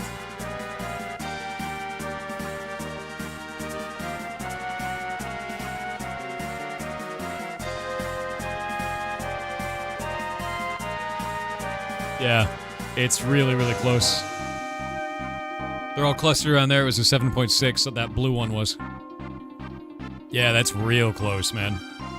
Well, I hope everyone up there is okay. That's, not the best.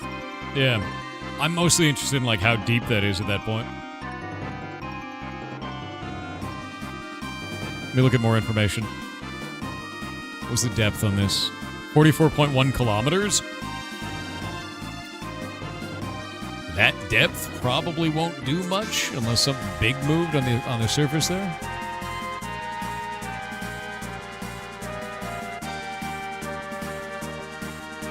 Hopefully nothing.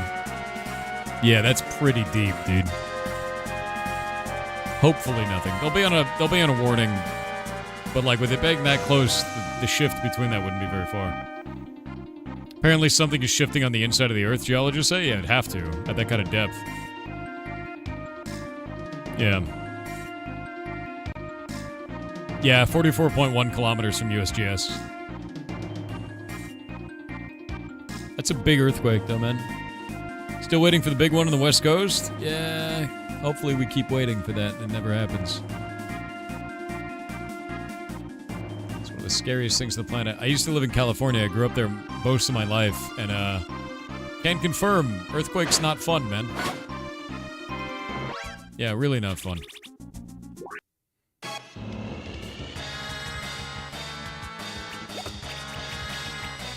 Steel. Glowing shard. Hey, buddy. Splat. Splat.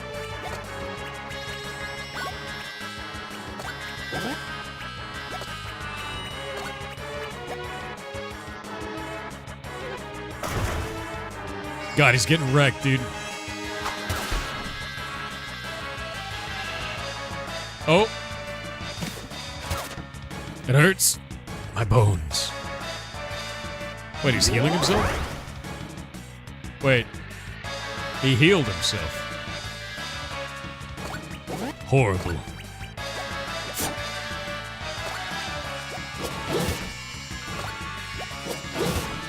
God damn it. That slaps, dude.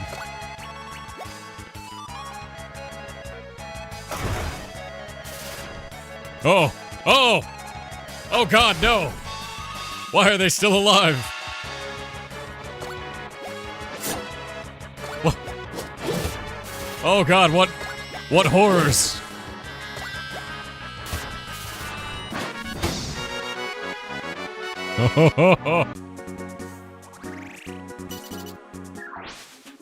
A world of horrors.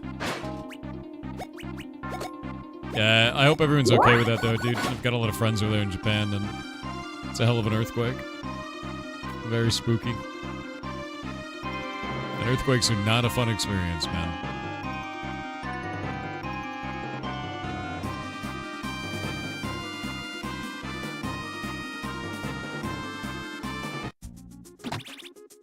Moldy lettuce. Gross. Did Alaska have a 7.0? If it did, that's also awful. Like, none of these are a good thing, man.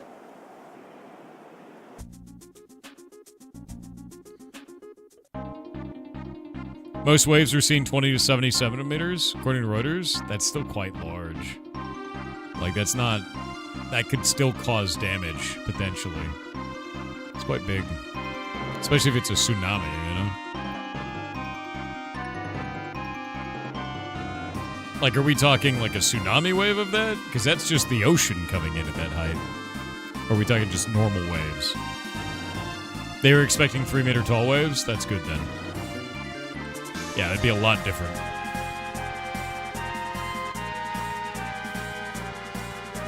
Yeah, it's just above about 2 feet. It's really not super bad. It's still a tsunami wave, though, which is very different.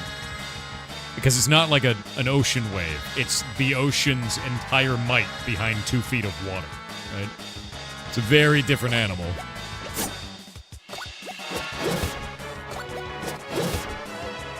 And you have to understand that. That's not the same as a normal wave.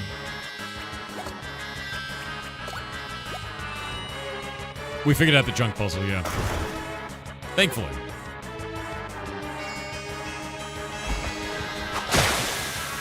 Or bullying poor animals? What about that animal looks poor to you? How dare you assume it's economic class? That's rude. That's horrible.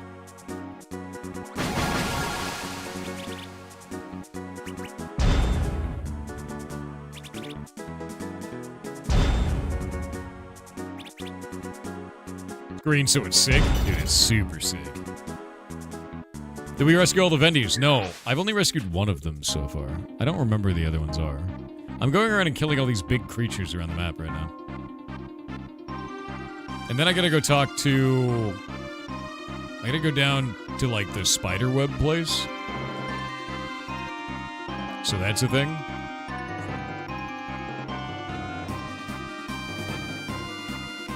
Going down to Big Daddy's.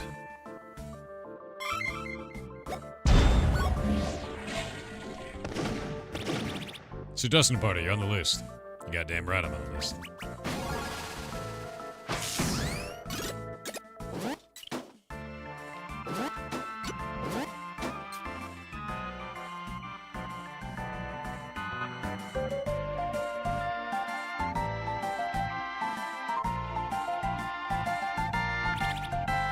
Working in a piece. One day my music will grace this stage.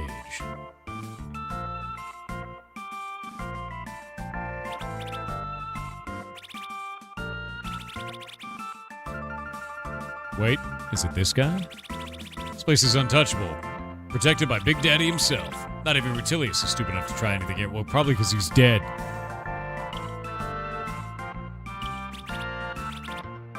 Crane flies.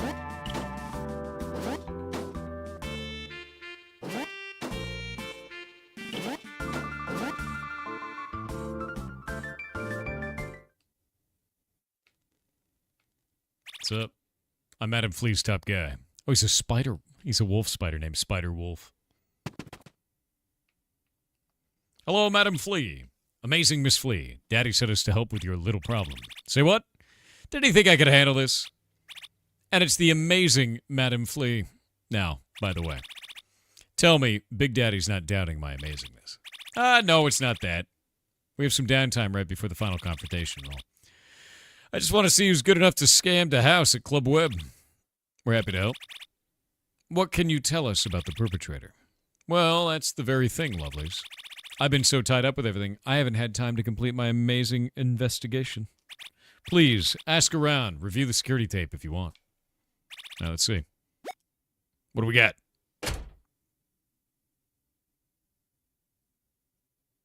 Who's it going to be? Oh, what is that shit?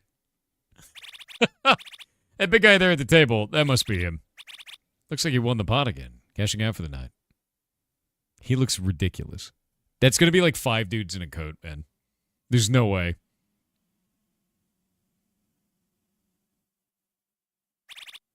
Where's he headed? Bathroom break, huh? Fast forward. He never leaves. He never left the restroom. Alright. Yeah, it's gotta be 3 dudes in a coat, man. There's no way.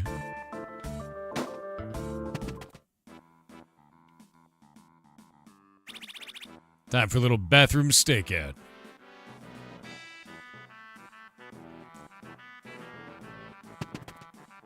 Look at him. Hey, freeze. What? It's kids? Dumplings. Carton. Boxan. Little bug kid. You're the hotshot? Explain yourselves. We just wanted to help with the rebuilding of the town. Card got really good at counting cards back in Tin Alley. Holy scrap, guys. How much did you raise? 15 large? Big bro Dustin? Not bad, kids. Frankly, I'm impressed, but this is over, kids. Back to the castle with you. Come on. I made 15 grand, dude. Ridiculous, actually. A skill is a skill. You know, fair. Little street urchins, man.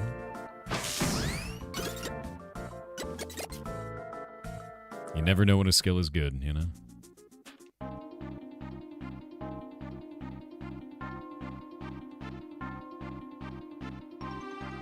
I mean, you can't even get mad at that point, right?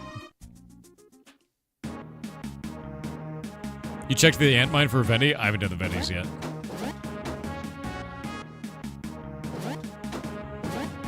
Counting cards isn't illegal? No, but it'll still get you kicked out. You know? Like, that's...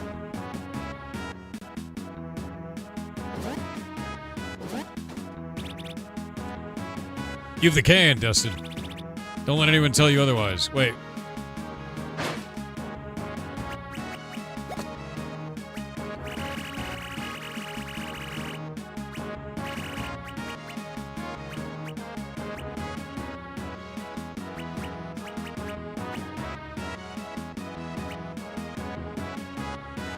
I should have told Flea, I guess. Yeah, I gotta tell the Flea. All right.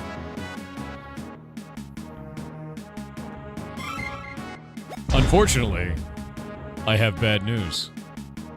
Because I know what time it is.